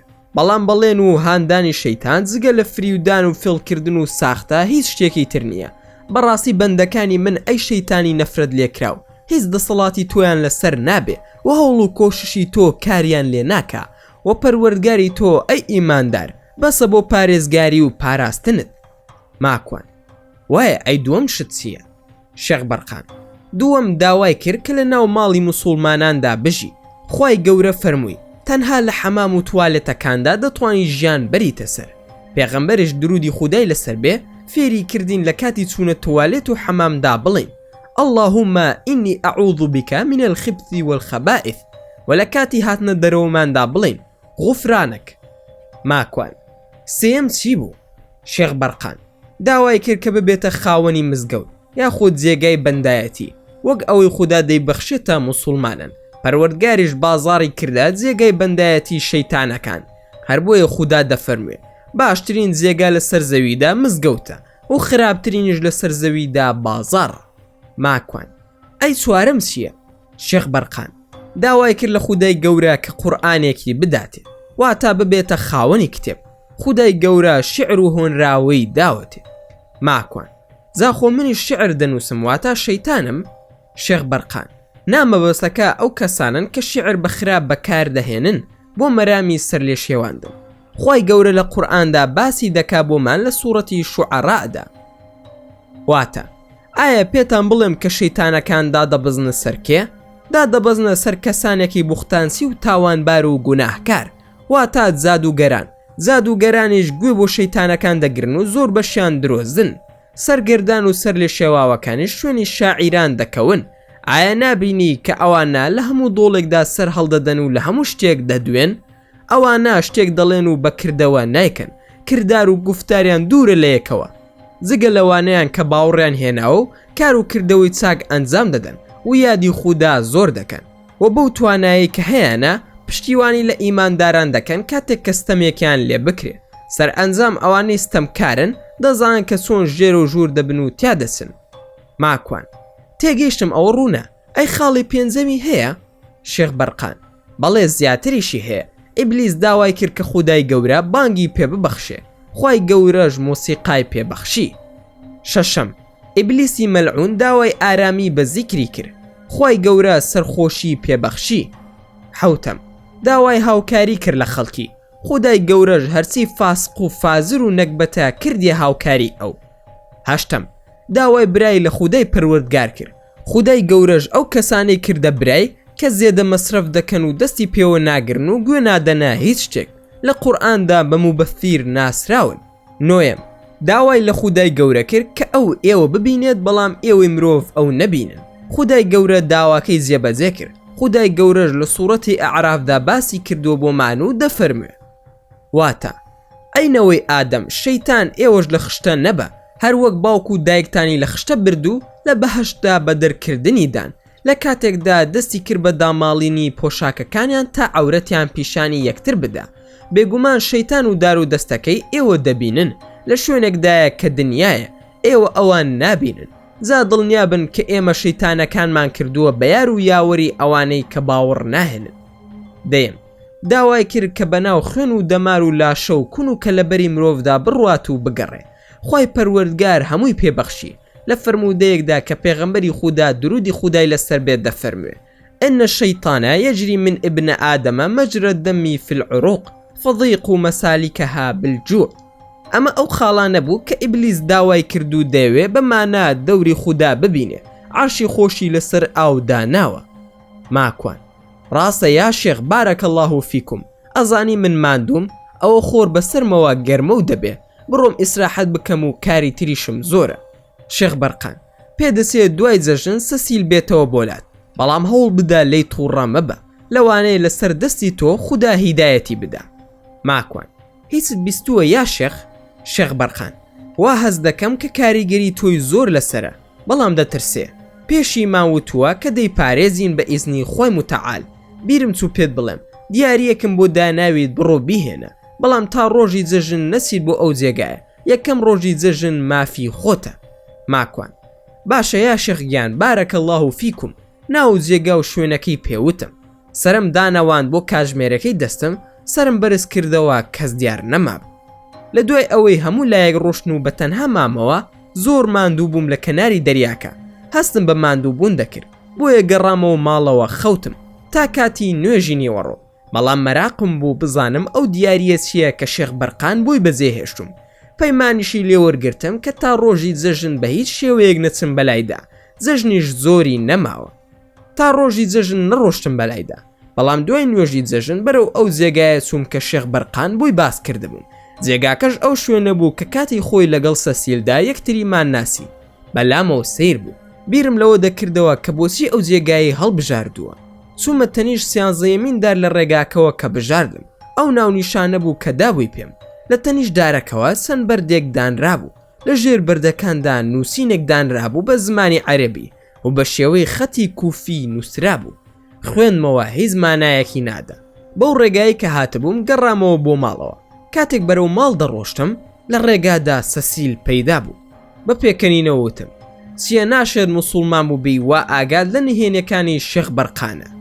سەسیل: نابەز ئەوەی کە بەرقان نووسیەتی بانگکردنی ئێمەیە بۆ لای تۆ. هەر کات تۆ بتەوێ بەو نووسینە بانگمان دەکەی. ماکۆن: وەڵاهی نەمزانی بوو کە ئێستا لە زیاتی قۆریەکی عەلادین لە ڕێگای نووسینەوە دیەوە کە بانگ بکەم بۆ لای خۆم. سەسیل: ئەوە باسی چی دەکەی؟ لێت تێناگەم. ماکوان: ئەڵێم هەر ئەم درۆیە مابوو بیکەی. ئەوە پێت ڕائەبوێرم، ئەزانم قسەکانت هەمووی درۆیە. پێش ئەوەی وا هەز بکەی کە من بڕوات پێ دەکەم ئەمەوێ قەشمەریت پێ بکەم. باشە ناتوانانی لە ژیانتدا یەک کاتژمێر ڕازگۆبی، تەنها یەک کاتژمێر. سەسیل: بۆچیم کردووە من؟ ماکوان: جاسی ماوە نەیکەی. سەسیل: ماکوان کاری من تەواو بوو لەگەڵ تۆ. بەداخەوە هیچم بۆ نەکرا. بەڵام ئاگاداری خۆت بە. جنێکی ترت بۆ ئامادەکراوە زۆر بێڕەحمە. ئامادەی تێدایە بۆ سەرکەوتنی مەرامی خۆی لە گروپی ئێمەدا. هەرچی شتە دەیکا. ماکوان: هەر وەک تۆ خراپەکاری پێدەکرێت یا خودنا. من خۆم هەیە، ئێوەش ئیبلیستان هەیە. جا بزانین کێ بەهێزە و کێ براوە دەبێ. سەسیل: ڕاستە زۆر ماندوم کردووی، بەڵام من دەستم نەبردووە بۆ هەندێک شت و تۆش چاک منت ماندوو ڕیسوا کردووە. قەڕینی هەر کەس بوو بم ئەوەی ویستومە وام لێ کردووە و ڕێکم خستووە بۆ ناو گروپ و کارەکانی خۆمان. ماکوان: ئەی بۆ ناڵێی بۆ خوانە ناسی و سحر و جادو. ئەی باشە تۆ لە قیامەت ناترسی؟ لە خۆی پەروەردگار ناترسی؟ تۆ کار بۆ کێ دەکەی؟ ئەوە تا کە سەرکەوتوو نەبوویت و ڕسوا بووی. بەڵام خۆی پەروەردگار هەرگیز داوای ئەنجام لە ئێمەی ئیماندار و مرۆڤ و جنۆکە ناکە، بەڵکو داوای کردارمان لێ دەکا. تۆ ئەو هەموو کردارت کرد، گەورە و ئاغاکانت داوای ئەنجامت لێ دەکەن. ئەوە تا ئەنجامت نەداوە و ڕسوات دەکەن. هەی ڕسوە، تۆ دەزانی خواکەی من دروستکەری تۆ ئیبلیس و گەورەکانی تۆشە؟ بۆ خۆ دەخەیتە ئاگرێکەوە بە هەتا هەتایی کە نە ساڵێکە و نە 10 ساڵە و نە ملیۆنێک ساڵ، بەڵکو ئەبەدی و هەتا هەتاییە. سەسیل: مەم ترسێنە ماکوان، ئەو خوایە هیچ دەسەڵاتی بەسەر ئێمەدا نییە. ماکوان: دەی ئەگەر ڕاست دەکەی بڕۆ بۆ ئاسمان وەک پێش هاتنی پێغمبەری خودا درودی خودای لەسەر بێ، هەواڵی مەلائیکەتەکان بهێنە، بزانە خواکەی من لە یەک چرکە ساددا چۆن بە شیهاب و نەیزەک لە ناوت دەبا.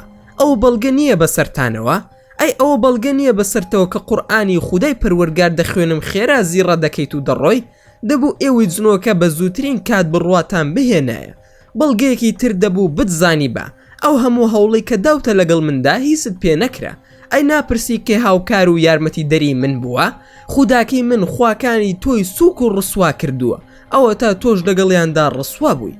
سەسیل: چۆن دەی سەرمێنی خواکەی تۆ لە خواکەی من دەسەڵاتدارترە؟ ئەوە تا هەزاران خەڵکی وەک ئێوە لە بەردەستی ئێمەدا کار دەکەن، کار بۆ پاشای گەورەی ئێمە دەکەن، بەندایەتیشی بۆ دەکەن. ماکوان: زۆر بە سادەی وەڵامەکەی ئەوەیە کە وەکو تۆ وان، تۆ ئەگەر عاقڵ بیت چۆن شتێک دەپەرستی لە زنسی خۆتە، هەر وەکو خۆتیشە، پێداویستیشی هەیە، کاری بۆ ناکەی سووک و ڕسوات دەکا، پاشان لەگەڵ تۆدا لە ژیانە. سەسیل: یەک چارەک بیر بکەرەوە لەو ژیان و ڕەوشەی توی تێدای، بڕۆ بۆ لای شێخ بەرقان، بزانە هاوکاریت بکە. سەسیل: زۆر بێزار بووم لە خۆم و لە تۆ و لەم ژیانەش. ماکوان: جا من بڵێم چی؟ تۆ شەڕ بە من دەفرۆشی. ئەگەر موسڵمان بوویت پەیمان ئەدەم گردنت ئازاد دەکەم، بەڵام یەک کارت پێدەست پێرم بۆم بکە. سەسیل: چییە ئەو کارە؟ ماکوان: تۆ زارێ موسڵمان بە، ئەو کات پێت دەڵێم. سەسیل: با بیرێکی لێ بکەمەوە، بەڵام دڵنیا بە ئەو نووسینەی شێخ بەرقان مانای ئەوەیە هەر کاتویست قسە لەگەڵ جنۆکە بکەی ئێمە بانگ دەکەی. ئەوەندەم زانی سەسیل دیار نەما و ڕۆیشت. گەڕامەوە بەرەو ماڵ، نووسینەکەم پێما بوو. وتم تۆ بڵێ سەسیل ڕاست بکە. هاتمە دەرەوە جارێکی تر خوێنمەوە. سەسیلیش هاتەوە بۆ لام. سەسیل: چیت دەوێت ماکوان؟ ماکوان: وەڵا سەسیل، ئەمە ڕێک لە دیەوەکەی عەلاءەدین دەچێت. تۆ ئەو فلیمە نەدیوە؟ سەسیل: ناباسەکە چییە؟ ماکوان: کەسێکە بە ناوی عەلاءەدین قۆریەکی شکاو ئەدۆزێتەوە و دەستی لێ ئەدا و دیوێک دێتە دەرەوە کە بەقەدەر تۆ ناشرینە هەرچی بڵێ بۆی دەکا ئەڵێم ئەم قەشمەریەی تۆش لەوە دەچێ ئەوە من دەبینیت و دەزانیت کە بەرقان ئەمەی داوە بۆ من بۆیە تۆش دەردەکەوی. سەسیل لەوانەیە ئەوە کرابێ بە چیرۆکێکی ئەفسانەی و باس کرابێ بەڵام لەوانەیە کەسێکی تر وەکو تۆ ئەو توانای هەبێت و کەسانی وەکو شێخ بەرقان هاوکاری کردبێتن و هەروەک تۆش نووسەر بوو بێت و ئەو چیرۆکیان نووسی بێتەوە. ماکوان ڕاستە چیرۆکە دەڵێن خەیاڵیە و لە بەغدادیان لە دەوروبەری سووریا و حەلەب ڕوویداوە ئەم باسەیان گێڕاوەتەوە دوایش مستەشریقێکی فەڕەنسی کردێتە چیرۆک و لە کتێبی ئەلف لەیلە و لەیلەدا نووسیوێتەوە بە ناوی ئەنتۆنی جالان ئەشێ شتێکی ناو خەڵکی بیست بێت و ئەویش نووسی بێتەوە. باشە من دەتوانم بەس تۆ بانگ بکەم یان جنۆکەکانی تریش؟ سەسیل نادەتوانی هەر کەست بوێ بانگی بکەی لە جنەکان بەس ناوی من بڵێ. ماکوان ئێخۆ ناوی تۆم نەوتۆ چۆن هاتی؟ سەسیل با شێخ بەرقان ناوی منی نووسیوە بۆ نمونە کە بانگم دەکەی یەکسەر دێمەلات. ماکوان دەی باشە ناوی تۆ لەم نووسینەدا کامەیە؟ من سەسیل نابینم. سەسیل ئەوە تا ئەو ناوی کە نووسراوە زارمان ئەوە ناوی منە. ماکوان ئەمە شتێکی نوێ بوو باشە ئێستا ئەمە بخوێنم و لە زیاتی ناوی زارمان ناوی ڕاقییان حەسقیلیان بەرقان بهێنم دێن بۆ لام؟ سەسیل بەڵێ بە دڵنیاییەوە. ماکوان نەڕۆی بزانم ڕاست دەکەی یاخودنا بزانم کاکە حەسقیلی برام بانگ دەکەم.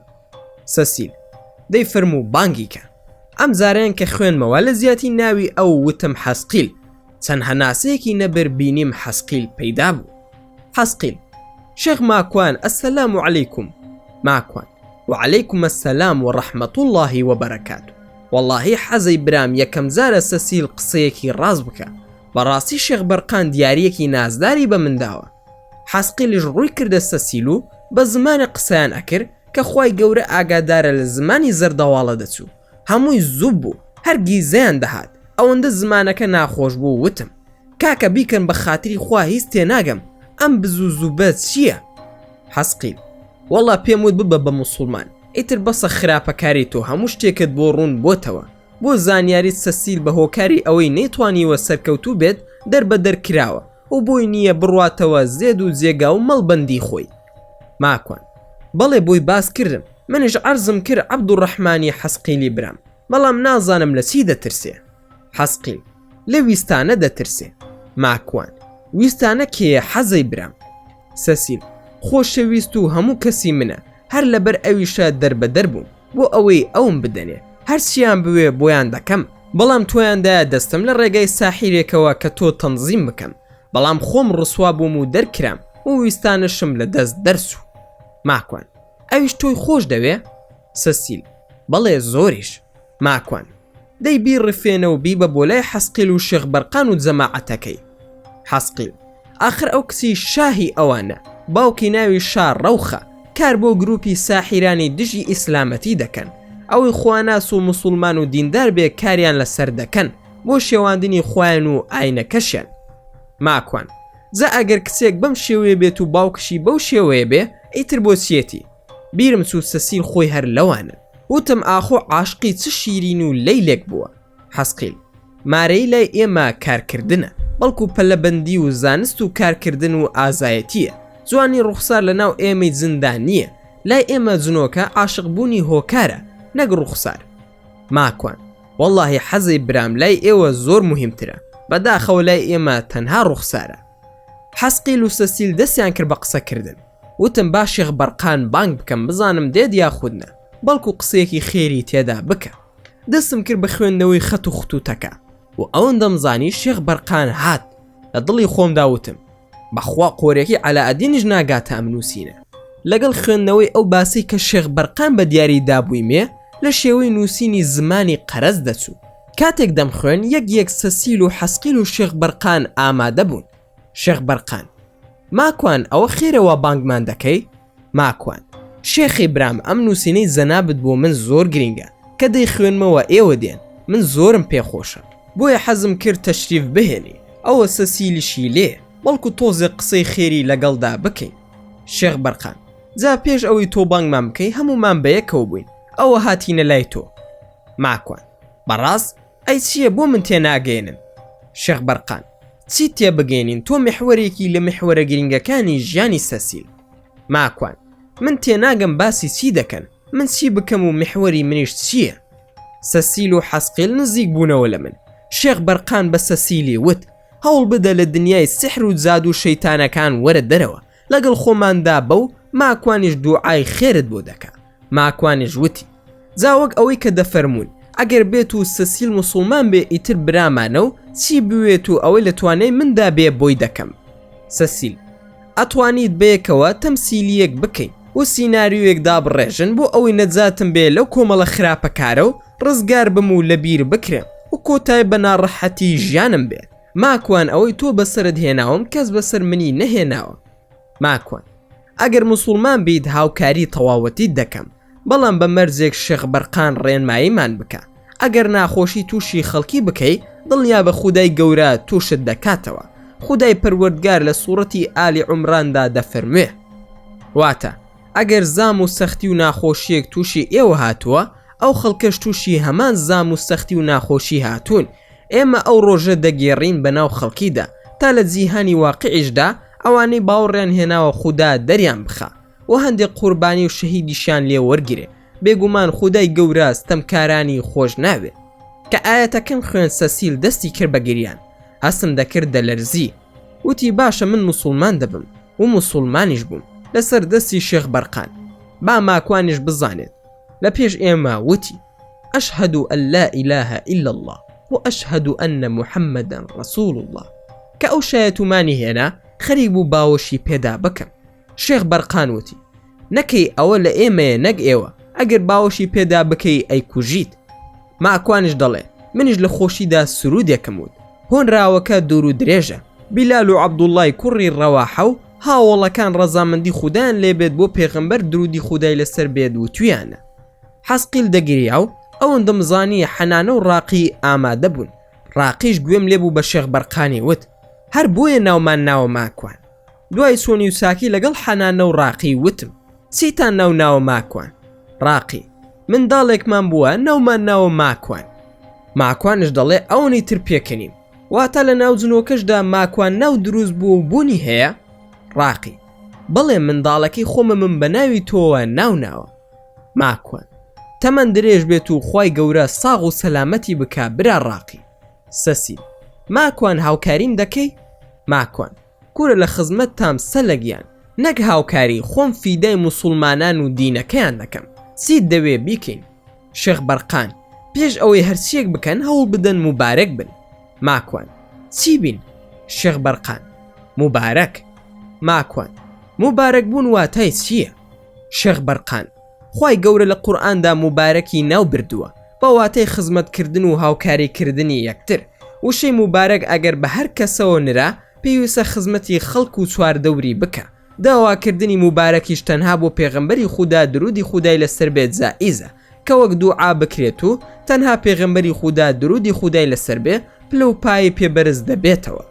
باقی مبارەک بوون بە دەست مرۆڤ خۆیەتی، هەرچی هاوکاری خەڵکی بکە مبارەک دەبێ. ماکوان جا ئەم قسەی جەنابەت یا شێخ لەسەر چ بنەما و بەڵگەیەک دادەمەزرێ؟ شێخ بەرقان بە بەڵگەی ئاەت کە خودای پەروەردگار دەفەرمێ بەرامبەر عیسای کوڕی مەریەم سەلامی خوای لێبێ واتە وە منی مبارەک و پیرۆز کردووە لە هەر کوێدا بم. لێرەدا بەواتەی سوود بە خەڵکی دەگەێنم بەوەی کە فێریان دەکەم لە بەندایەتی و ئامۆژگاری کردوم کە نوێژەکانم ئەنجام بدەم و لە زەکات دانیشدا درێغی نەکەم هەتا لە ژیاندا هەموو ئەمانەی باسمان کرد فێرکاریە و پێغەمبەران بۆیە مبارەکن چونکە هاوکار و سوود بە خەڵکی دەگەێن. خوای گەورە بە کەعبەش دەفەرموێ پیرۆز و مبارەک. واتە بەڕاستی یەکەم خانە و ماڵ و منزڵگایە کە بۆ خەڵکی دانرا لەسەر زەوی بۆ خواپەرستی، ئەوەیە کە لە مەککەدایە کە هیدایەت و ڕێنموێنی بەخشە بۆ هەموو خەڵکی جیهان. کەواتە لە کەعبەشدا سوود هەیە کە تاوان و هەڵی مرۆڤ پاک دەبێتەوە. مرۆڤ کە دەچێتە حەج و عومرە سوودە کە بە مرۆڤ دەگا. هەر لەبەر ئەوەیە ئەگەر بێت و هاوکاری هەر کەس بکەی ئیتر مبارەکیت و خودای گەورە هاوکاریت دەکا و سەسیلیش لە ئێستادا پێویستی بە تۆیە. ماکوان باشە بە خۆشحاڵیە و لە خزمەتیاین، چی دەوێت و چی بۆ بکەم؟ چیم پێدەکرێ؟ سەسیل ئەوەی من دەمەوێت تەنها ئەوەندەیە کە دەڵێم ماکوانم هێناوەتە ناو گروپەکەی خۆمانەوە زا ئەو کاتە دوو ئامانز دەپێکین. یەکەمیان ئەوەیە کە نەجاتت دەبێت لە شەڕی ویرسان کە برای ویستانە. من خۆشم دەوێت ئەو زۆر بێدینە و توانایەکی باشی هەیە لە ئازاردانی خەڵکیدا، نامەوێت بە هیچ شێوەیەک لێت نزیک ببێتەوە. دووەمیش ئەوەیە کە پەیوەندی بکەیتەوە بە شێخ شاهینەوە، داوای لێبوردنی لێ بکەیت و یەکتر ببینینەوە بۆ ئەوەی بسیتە ژێر ڕکێفی ئەو. ماکوان: ئەی ڕێگا چارەی تر نییە بێزگە ئەم ڕێگا چارەیە؟ سەسیل: ئەوە لای من هەیە، ئەگەر تۆ فکرێکی باشترت لایە بیڵێ. ماکوان: ئەگەر دەزانن ئەو ویرسانە ئەوەندە نالەبارە و ئازاری خەڵکی ئەدات، ئەوە ئەیکوژین و لە ناوی دەبین. ئەو فیتنەیە، با خەڵکیش لە شەڕی پارێزراو بێ. شێخ شاهینیش دابنێن بۆ خۆم، بۆ حەوت پشتی ئاقڵی دەکەم. شێخ بەرقان: ئاخر کوشتنی ویرسان هەروە ئاسان نییە، پێدەچێ هەوڵ درابێت بۆ کوشتنی، بەڵام سەرکەوتو نەبوو ئەویش توانای هەیە. ماکوان: واتە هیچ سارێکی تر نییە بێزگەلەوە؟ من ئەو سەریم لا دیار نییە، نازانم چی لێدێ. سەسیل: ئەو سەری ئاسانە، دوای ئەوە کە تۆ هاتیتە ناوەوە و ئەوە بڵاو کرایەوە و خۆشن ناسان بە شاهین، ئەوە دڵنیا بە چاوت لەسەر نامێنێ و منیش ڕای دەگەێنم کە بەردەوامی لە کاری سیحر و جادو. ماکوان: ئەی کە دوای زانیان من وان نیم، دیسانە و ئازاردانی من دەست پێ دەکاتەوە. ئەوەی ئێوە باسی دەکەن شتێکی کاتیە، کێ ناڵێت هەر لە ئێستادا ئێمە ئاشکرا نەبووینە لای ئەوان، بۆیە من دەڵێم بیر لە ڕێگا چارەیەکی تر بکەینەوە. آخر خۆ من ناتوانم سیحر بکەم، خۆ ناتوانم کاری حرام بکەم، ئەوە کوفرە، چۆن بە گاڵتەشەوە بیکەم هەر جائیز نییە. جالەبەر ئەوە پێم باشە شتەکان بە ئاشکرا بێ و من وەکو خۆمم و سەسیلیش ئیسلامبوونی خۆی ڕاگەێنێ، ئیتر ئاگری جەرگ هەڵی نەگرێت و ژنێکی تری بۆ بێنن. ڕاقی: مامۆسا ماکوان ڕاز دەکات، ئەوە چارە سەر نییە و ترسناکیشە. شێخ بەرقان: لە ڕاستیدا لە سەرەتاوە منیش بڕوان بە پلانەکەی نەبووە، بەڵام ئەوەی منی ڕازی کردووە سووربوونی سەسیل خۆیەتی و عاشق بوونیەتی. دەنا من ناترسم لە ویرسان، هەرچی بکە ئێمەش ئاگامان لە ماکوان دەبێ، بەڵام دەمەوێت سەسیلم لە دەست دەرنەچێت و قەنەعەت بکە. لەم قسانەدا بووین سەسیل دیار نەما. سەیرێکی حەسقیلم کرد و وتم: ئەوە کوا سەسیلی برامان، بۆ وا بێدەنگی؟ حەسقیل: وەڵا بڵێم چی برام، گوێم بۆ ئێوە گرتووە. ئەوە تووڕە بوو بەجێی هێشتین، کێشەکە لەوەدایە سیستەمی ژیانەکان جیاوازە، بەزەیم بە سەسیلدا دێتەوە و تۆش مافی خۆتا بترسی. ماکوان: ئازانی چی برایان و حەنانی خوشکم، هەرچی سەیری ژیانی ئێوە دەکەم ڕێک وەکو ژیانی بەنی ئیسرائیل دێتە بەرساوم کە لە قورئاندا باس کراوە. ئێوە ژیان و هەڵسو کەوتان زۆر لە جوولەکە و بەنی ئیسرائیلی سەردەمی موسا دەچێ، زۆرێک لە کەسە باشەکانتان بە دەستە خراپەکانتانەوە گیریان خواردووە. شێخ بەرقان: ڕاستەکەی وایە، ئەگەر ئیجازەمان بدەیت ئێمە دەڕۆین، بەڵام ئەو نووسینەی کە بووم نووسیت ئیتر ناتوانانی لە ڕێگایەوە بانگمان بکەیت، ئەوە تەنها بۆ ماوەیەک ئەو کۆدەمان دایتێ، ببوورە ئەم جارە ناتوانانی بە ئارەزوی خۆت بانگمان بکەیت. ماکوان: واتە ئەوە بەس کاتی بوو؟ شێخ بەرقان: بەڵێ، تەنها بۆ ئەم ماوەیە بوو کە تەنها تا سەسیل موسڵمان دەبێت، ئێمە ناتوانین بە ئارەزوی دڵی تۆ بانگمان بکەیت و بینە لات. ماکوان: وەڵا بەداخەوە نەمزانی ئەم نووسینەش ئەکسپایر دەبێت و ماوەکەی بەسەر دەچێت. لەم قسانەدا بووین سەسیل گەڕایەوە وتی: فریاکەون، پێدەچێ هەرچیمان کردو و تومانە زانی بێتیان، هەموو شتەکانمان ئاشکرا بوو بێ، بەڵام بە تەواوەتی دڵنیا نیم، چونکە ویرسان وتی: ئاگاداری هەموو شتەکانی نێوانی تۆ و ماکوان و هاوڕێکانی ماکوانم، پێدەچێت لەم ماوەیەدا خۆی بۆ ماکوان ئاشکرا بکە. چۆن خۆشی ئاشکرا دەکات نازانم، لە پڕ کەسیان لە لامدان نەمان، و کاتێک هەر خۆم بە تەنیا مامەوە هەرچی هاوارم کرد شێخ بەرقان، حەسقیل، سەسیل، ڕاقی، هیچ وەڵامێک نەبوو. بۆ یەکەم جار لە ژیانمدا لەو کاتەدا بوو کە ترسم لێنیش، لە خۆوە ترسێک چوە دڵم، بەڵام خۆم تێک نەدا و هەر لە دەوروبەری ماڵی خۆمان بووم. خێزانم تەلەفۆنی بۆ کردم و وتی: ئەوە چی دەکەی لەوێدا وەستاوی، لەگەڵ خۆتدا قسە دەکەی؟ ماکوان: ئەوە خەریکی ئامادەکردنی محازەڕەیەکم بۆ ئەم شەو لە فەیسبوک باسی بکەم. هاتمە ماڵەوە دەستنوێژم گرت و دوو ڕکات نوێژی ترسم کرد. لە دڵی خۆم داوتم: دەموت داخۆ ئەم هیچ و پوسی ترکێیە بە ناوی ویرسان، دەبێت چی لە ژێر سەردا بێت. سەسیل موسڵمان بوو، ئەوەندەی ئاگادار بووم شێخ بەرقان بردبووە لای خۆیان و ئاگاداری و چاودێری دەکرد. لە هەمان کاتدا وانە شەرعیەکانی پێدەوتەوە، هەر چۆنێک بوو دەیویست بیپارێزێ لە دەستی گروپی ساحیرانی شەیتان و شەیتان بازەکان. لە ڕاستیدا ترسێک لە دڵمدا پەیدا ببوو، لەوەی کە ناوی ویرسانیان هێنابوو. چاوەڕوانم دەکرد لە پڕ دەرکەوێ، دەترسام لە ئاو خواردنەوەم و لە نان خواردنم، تەنانەت نەمدەوێرا بەبێ دەستنوێژش بسمە دەرەوە. ژیانێکی ناخۆش لە ناو ناخ و دڵ و دەروونمدا دروست ببوو، بەڵام بە هۆکاری ئەوەی نادیار بوو ماوەیەک بوو هیچ ڕووی نەدا. ئاسایی بوومەوە، بەڵام هەر ترسی ئەوم هەبوو کە شتێکی نەخوازرا و ڕوو بدە.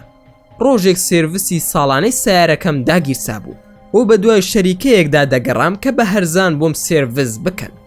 زۆر گەڕام لە نەرویز دەستم نەکەوت. برایەک گوتی خاڵە ماکوان بۆ ناسی بۆ ئەڵمانیا، لەوێ هەرزانترە و بەلای کەمەوە 500 بۆ 600 دۆلار جیاوازیان هەیە و لەوێژ ئیشت هەیە، تۆ هەر دەڕۆی. قسەکەی لام معقول بوو. بڕیارمدا بڕۆم بۆ ئەڵمانیا. هەر خۆم بووم و کەس نەبوو لەگەڵمدا بێ. خێزانم کاری دەکرد و منداڵانیش لە قوتابخانە و باخچەی ساوایان بوون. بەتەنها کەوتمە ڕێ. چوومە سوید و لەوێەوە بۆ دانیمارک. ماندوو بووم لە دانیمارک. لامدایە بنزین خانەیەک و قاوەیەکم خواردەوە. سیارەم پڕ کرد لە گاز و بەرەو سیارەکەم ڕۆشتم. کوڕێکی زۆر بەڕێز لە تەمەنی خۆمدا وتی حازی ماکوان سڵاوی خواتان لێبێ. ماکوان عەلەیکومە سەلام برا. کوڕەکە من ناوم سوورکێوە، خەڵکی سلێمانیم، زۆر متابعەی زەنابت دەکەم، زۆر خۆشەویستی لامان. ماکوان بەڕێز کاک سوورکێ و گیان خوای گەورە خۆشی بوێت و هەردووکمان لە ژێر عەرشی خۆیدا کۆ بکاتەوە. بڵێ ئامین. سوورکێو ئامین. کاک ماکوان پاتری سیارەکەمان نردووە، دابەزی بووم لایەتی سیارەکەم کاری دەکرد، بیرم چوو بوو بیکوژێنمەوە، پاترەکەی مراندووە. ئەتوانین بە سیارەکەی جەنابەت شەحنی بکەینەوە؟ ماکوان بەس من لێی نازانم، خۆت دەیزانی؟ سوورکێو بەڵێ کێشەم نییە. ماکوان خوا شاهیدە بۆنیتی سیارەم هەڵدایەوە بە دوای پاتری سیارەکەم دەگەڕام، هەر نەمدەزانی لەکوێدایە. لە دڵی خۆمدا وتم تۆ بڵێ پاتری نەبێ؟ چوون بۆ لای سوورکێ و وتم کاکە بەخوا نایدۆزمەوە، سیارەکەی من بڕوان ناکەم پاتری هەبێ. سوورکێ و بە پێکەنینەوە وتی ڕادەبیری پێمان کاک ماکوان، سیارە هەیە پاتری تێدا نەبێ؟ ماکوان دا ئەگەر ڕاست دەکەی وەرە بیدۆزەوە. سوورکێویش هات تەماشای کرد، وتی لە دواوەی سیارەکەتدایە. دوایەکەی کردەوە هەر نەبوو، پاترەکەی نەدۆزیەوە، بەو خوایە نازانم لەکوێدایە. ماکوان پەلەمەکە با تەلەفۆنێک بۆ کوڕێکی هاوڕێم بکەم کە فیتەرە. تەلەفۆنم بۆ کرد، وتی لە لای چەپی کورسی دواوەیە. سوورکێو بەخوا ئەمە ناکرێ، ئەگەر زمانەکەت باشە با تەکلیف بکەین لەو سیارە ئۆدیە، بەڵکو هاوکاریمان بکە. ماکوان چوون بۆ لایەن بە زمانی نەرویزی قسەم کرد لەگەڵ خاوەنی سیارەکە، وامزانی دانیمارکیە، چونکە هەردوو زمانەکە نزیکن لە یەکەوە، بەڵام دیار بوو ئەڵمانی بوو. هەر چۆنێک بوو بە ئینگلیزیە شەق و شڕەکەی خۆم تێمگەیان و ئەویش ڕازی بوو. لە ماوەیەکی کەمدا سیارەکەی سوورکێوی شەحن کردەوە. بە سوورکێوم وت ئەگەر ئیشن نییە من دەڕۆم، دەبێت بچم بۆ ئەڵمانیا. سوورکێو منیش بۆ ئەوێ دەچم. ماکوان دەدوام کەوە با بڕۆین. سوورکێو باشە با بڕۆین. کەوتینە ڕێ. لە ڕێگادا من زۆر بە خێرایی دەڕۆشتم. سیارەکەی ئەویش ڤۆگزڤاگن بوو، زۆر هێواش دەڕۆشت. خۆم لێ نزیک کردەوە پرسییم تەلەفۆنت پێیە؟ ئەویش هەر تێنە دەگەیشت. چوومە تەنیشتیە و جامەکەم کردەوە و وتم مۆبایلت پێیە یاخود نا؟ سوورکێو پێمە شەحنی تێدا نەماوە. ماکوان سوورکێو زۆر خاو دەڕۆی، من ناتوانم وا بڕۆم، تۆزێک پێی لێنێ برا، وا نابێت تا 2 ڕۆژی تریژ ناگەین. سوورکێو زاخۆ من لەبەر تۆ خێرا ناڕۆم. ماکوان نا بە قوربانت بم، لەبەر من لێ خوڕە. دەستمان پێکرد کیلۆمەتر نەمهێش لە 200 بێتە خوارەوە. 200 بۆ 220 دەڕۆشتم. بەڕاستی ئەویش باش هات، منافەسەی دەکردم. من لە پێشەوە دەڕۆشتم، لە پڕ سیارەی ئەو دوو کەڵی چوو بە ئاسماندا و سیارەکەشی چوو بە ئاسماندا. منیش بە پەلا هێواشم کردەوە، هاتمەوە سایدی خۆم، بەڵام یەک سیاری تر نەوەستا. بە تەنها من بووم، هەمووی هۆڕینی بۆ لێ ئەدام و جنێوی ئەدا. گوێم بەوان نەدا و هاوارم دەکرد خوایە بیپارێزە. سیارەکەی هەلا بوو. لە دڵی خۆمدا دەموت بەخوا هەمووی هیچ و پوسی من بوو وام کرد لەو کەسە. لەبەر خاتری حەزەکانی خۆم ماڵ و گیانیم لە ناوبر. زۆر بێتاقەت بووم. سیارەکەی کەوتە لاپاڵی زادەکە و منیش خێرا لامدایە سەر زادەکە. دانیمارک زەویەکەی هەمووی تەختە، لاپاڵەکان زۆر نەبوون، بەڵام وێران بوو. ئاگام لێبوو سیارەکەی گڕی تێچوو بوو. هەر چۆن بوو سیارەکەم وەستاند و بەپەل لە بەڕاکردن چوومە لای سیارەکەی. تەماشا دەکەم سوورکێ و بەدیار سیارەکەیەوە دانیشتووە. بەڵام لام سیر بوو هیچ کام لە سیارەکانی تر لایەن نادا بەلاماندا هاوکاریمان بکەن و بە سوورکێوم وت لەکوێ نیشتەجێ؟ سوورکێو من لە سویدم. ماکوان هەوڵ بدە پەیوەندی بکە بە ئەو کۆمپانیایی کە سیارەکەت بیمە کردووە لایەن. سوورکێو سیارەکەم لای کەس و هیچ شەریکەیەک بیمە نەکردووە.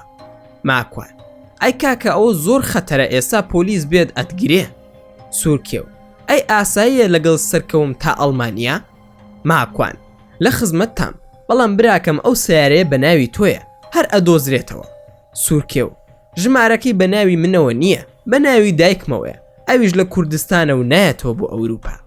ماکوان باشە ئەی خوا ئاگای لێیە بە هەر حاڵەوە کێشەی خۆتە بەڵام ئازار نییە ئەینەت بم بۆ نەخۆشخانە. سوورکێو نا پێویست ناکە تەنها پشتم ئازاری پێگەیشتووە. ماکوان بەخوا دەترسم گەرما و گەرم بێ نەکو شوێنێکە شکابێ ئادەی با تەماشای پشت و سەر و قاسب بکەم بزانم خوێنی پێوە نییە. تەماشام کرد هەموو لەشی ساغ بوو. پێم وت بڕۆ سەرکەوە با بڕۆین چونکە ناشکرێ لێرە بەزێت بهێڵم کارەکەشت زۆر ناتەندروستە زوو سەرکەوە با بڕۆین. وردە وردە ڕۆشتین بەرەو سیارەکە دەستم خست بووە سەرملم.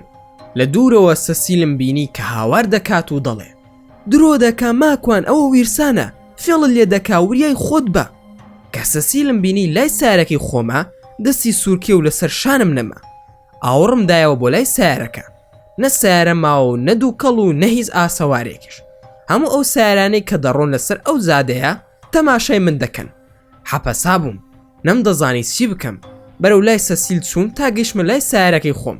سەسیلیش دیار نەما ئەوەندەم نەزانی دوو سیاری پۆلیس گەیشتنە سرم لێیان پرسیم کێشە چییە وا لەسەر زادەی خێرا وەستاوی.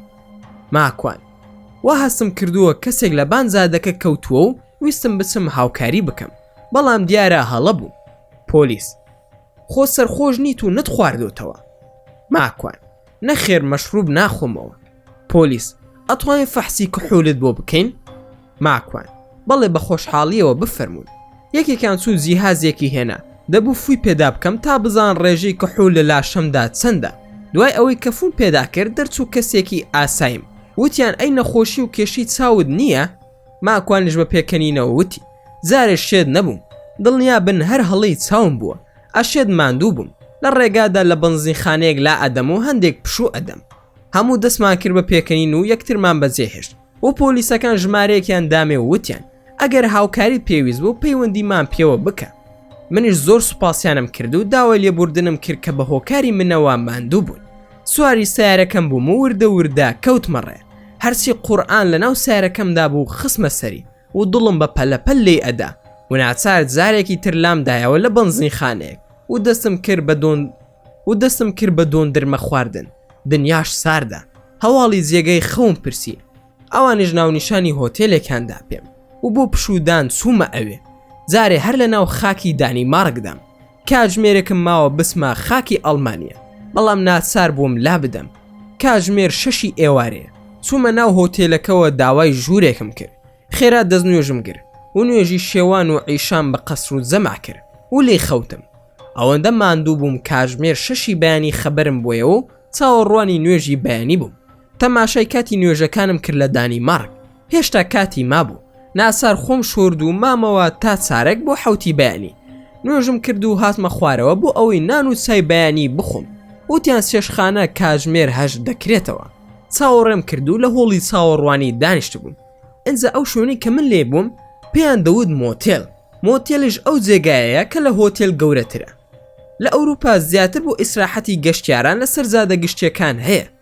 کچێکی ناسک و جوان هاتە لام و وتی قاوە دەخۆیتەوە بۆت بهێنم؟ لە دڵی خۆم داوتم ئەمیش دە جەماعەتی ویرسان نەبێ. لە ترساندا وتم نەخێر چاوەڕێی نان و چای بەیانیم تا نان نەخۆم قاوە ناخۆمەوە. لە ڕاستیدا ڕێک پێچەوانەکەشی ڕاستە چونکە تا قاوەیەک نەخۆم نان و چای بەیانیم بۆ ناخورێ. ناچار تا کاتژمێر 8 چاوەڕوان بووم. چوومە ناو چێشخانەکە و دەستم کرد بە نان خواردن. هەستم کرد مێشکم سافە هەستان بکەومە ڕێ بۆ ئەڵمانیا.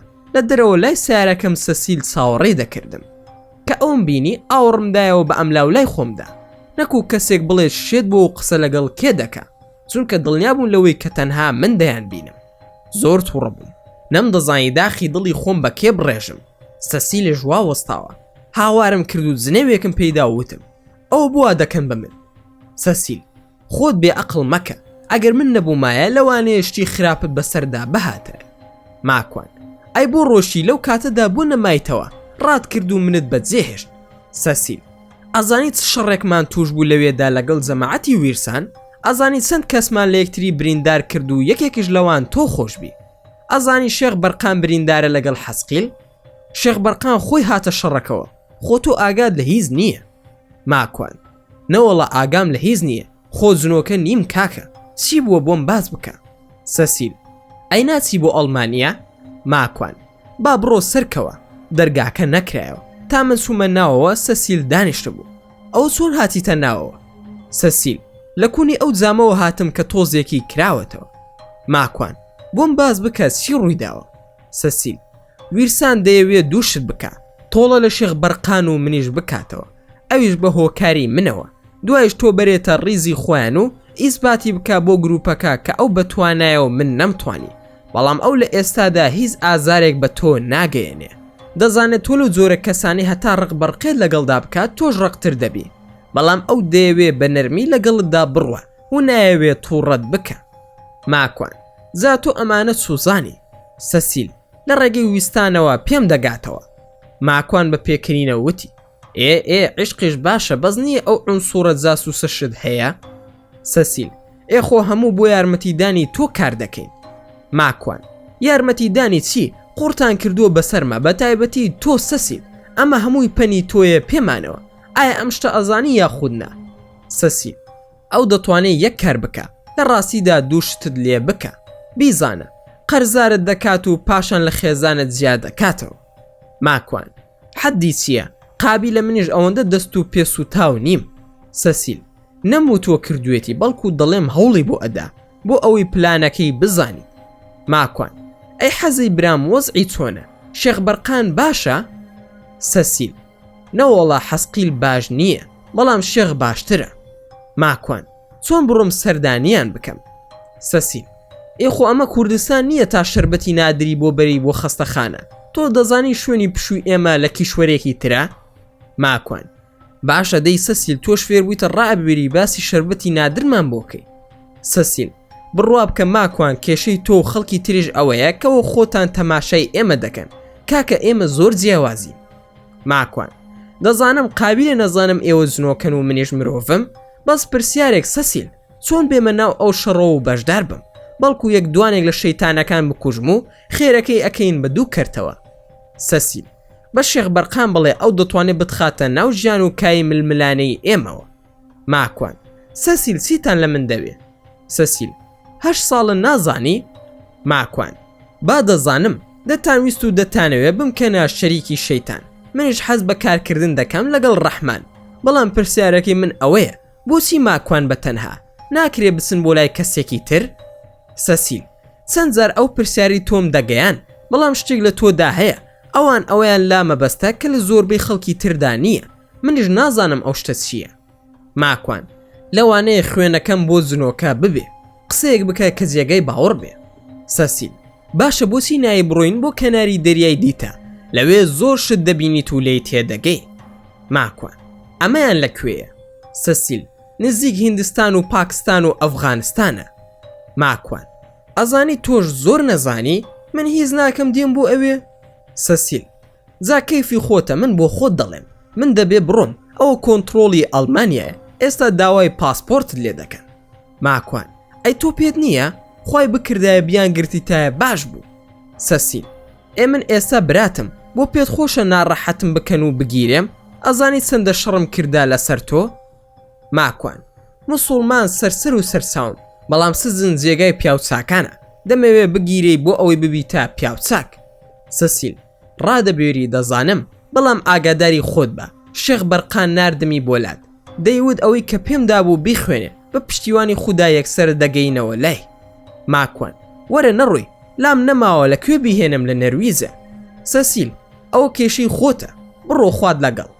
لە دوای ترسێکی زۆرەوە بەرەو ئەڵمانیا بەڕێکەوتم، نەمدەزانی چیتر ڕوو ئەدا، لە هەمووی ناخۆشتر ئەوە بوو کە تەنها بووم.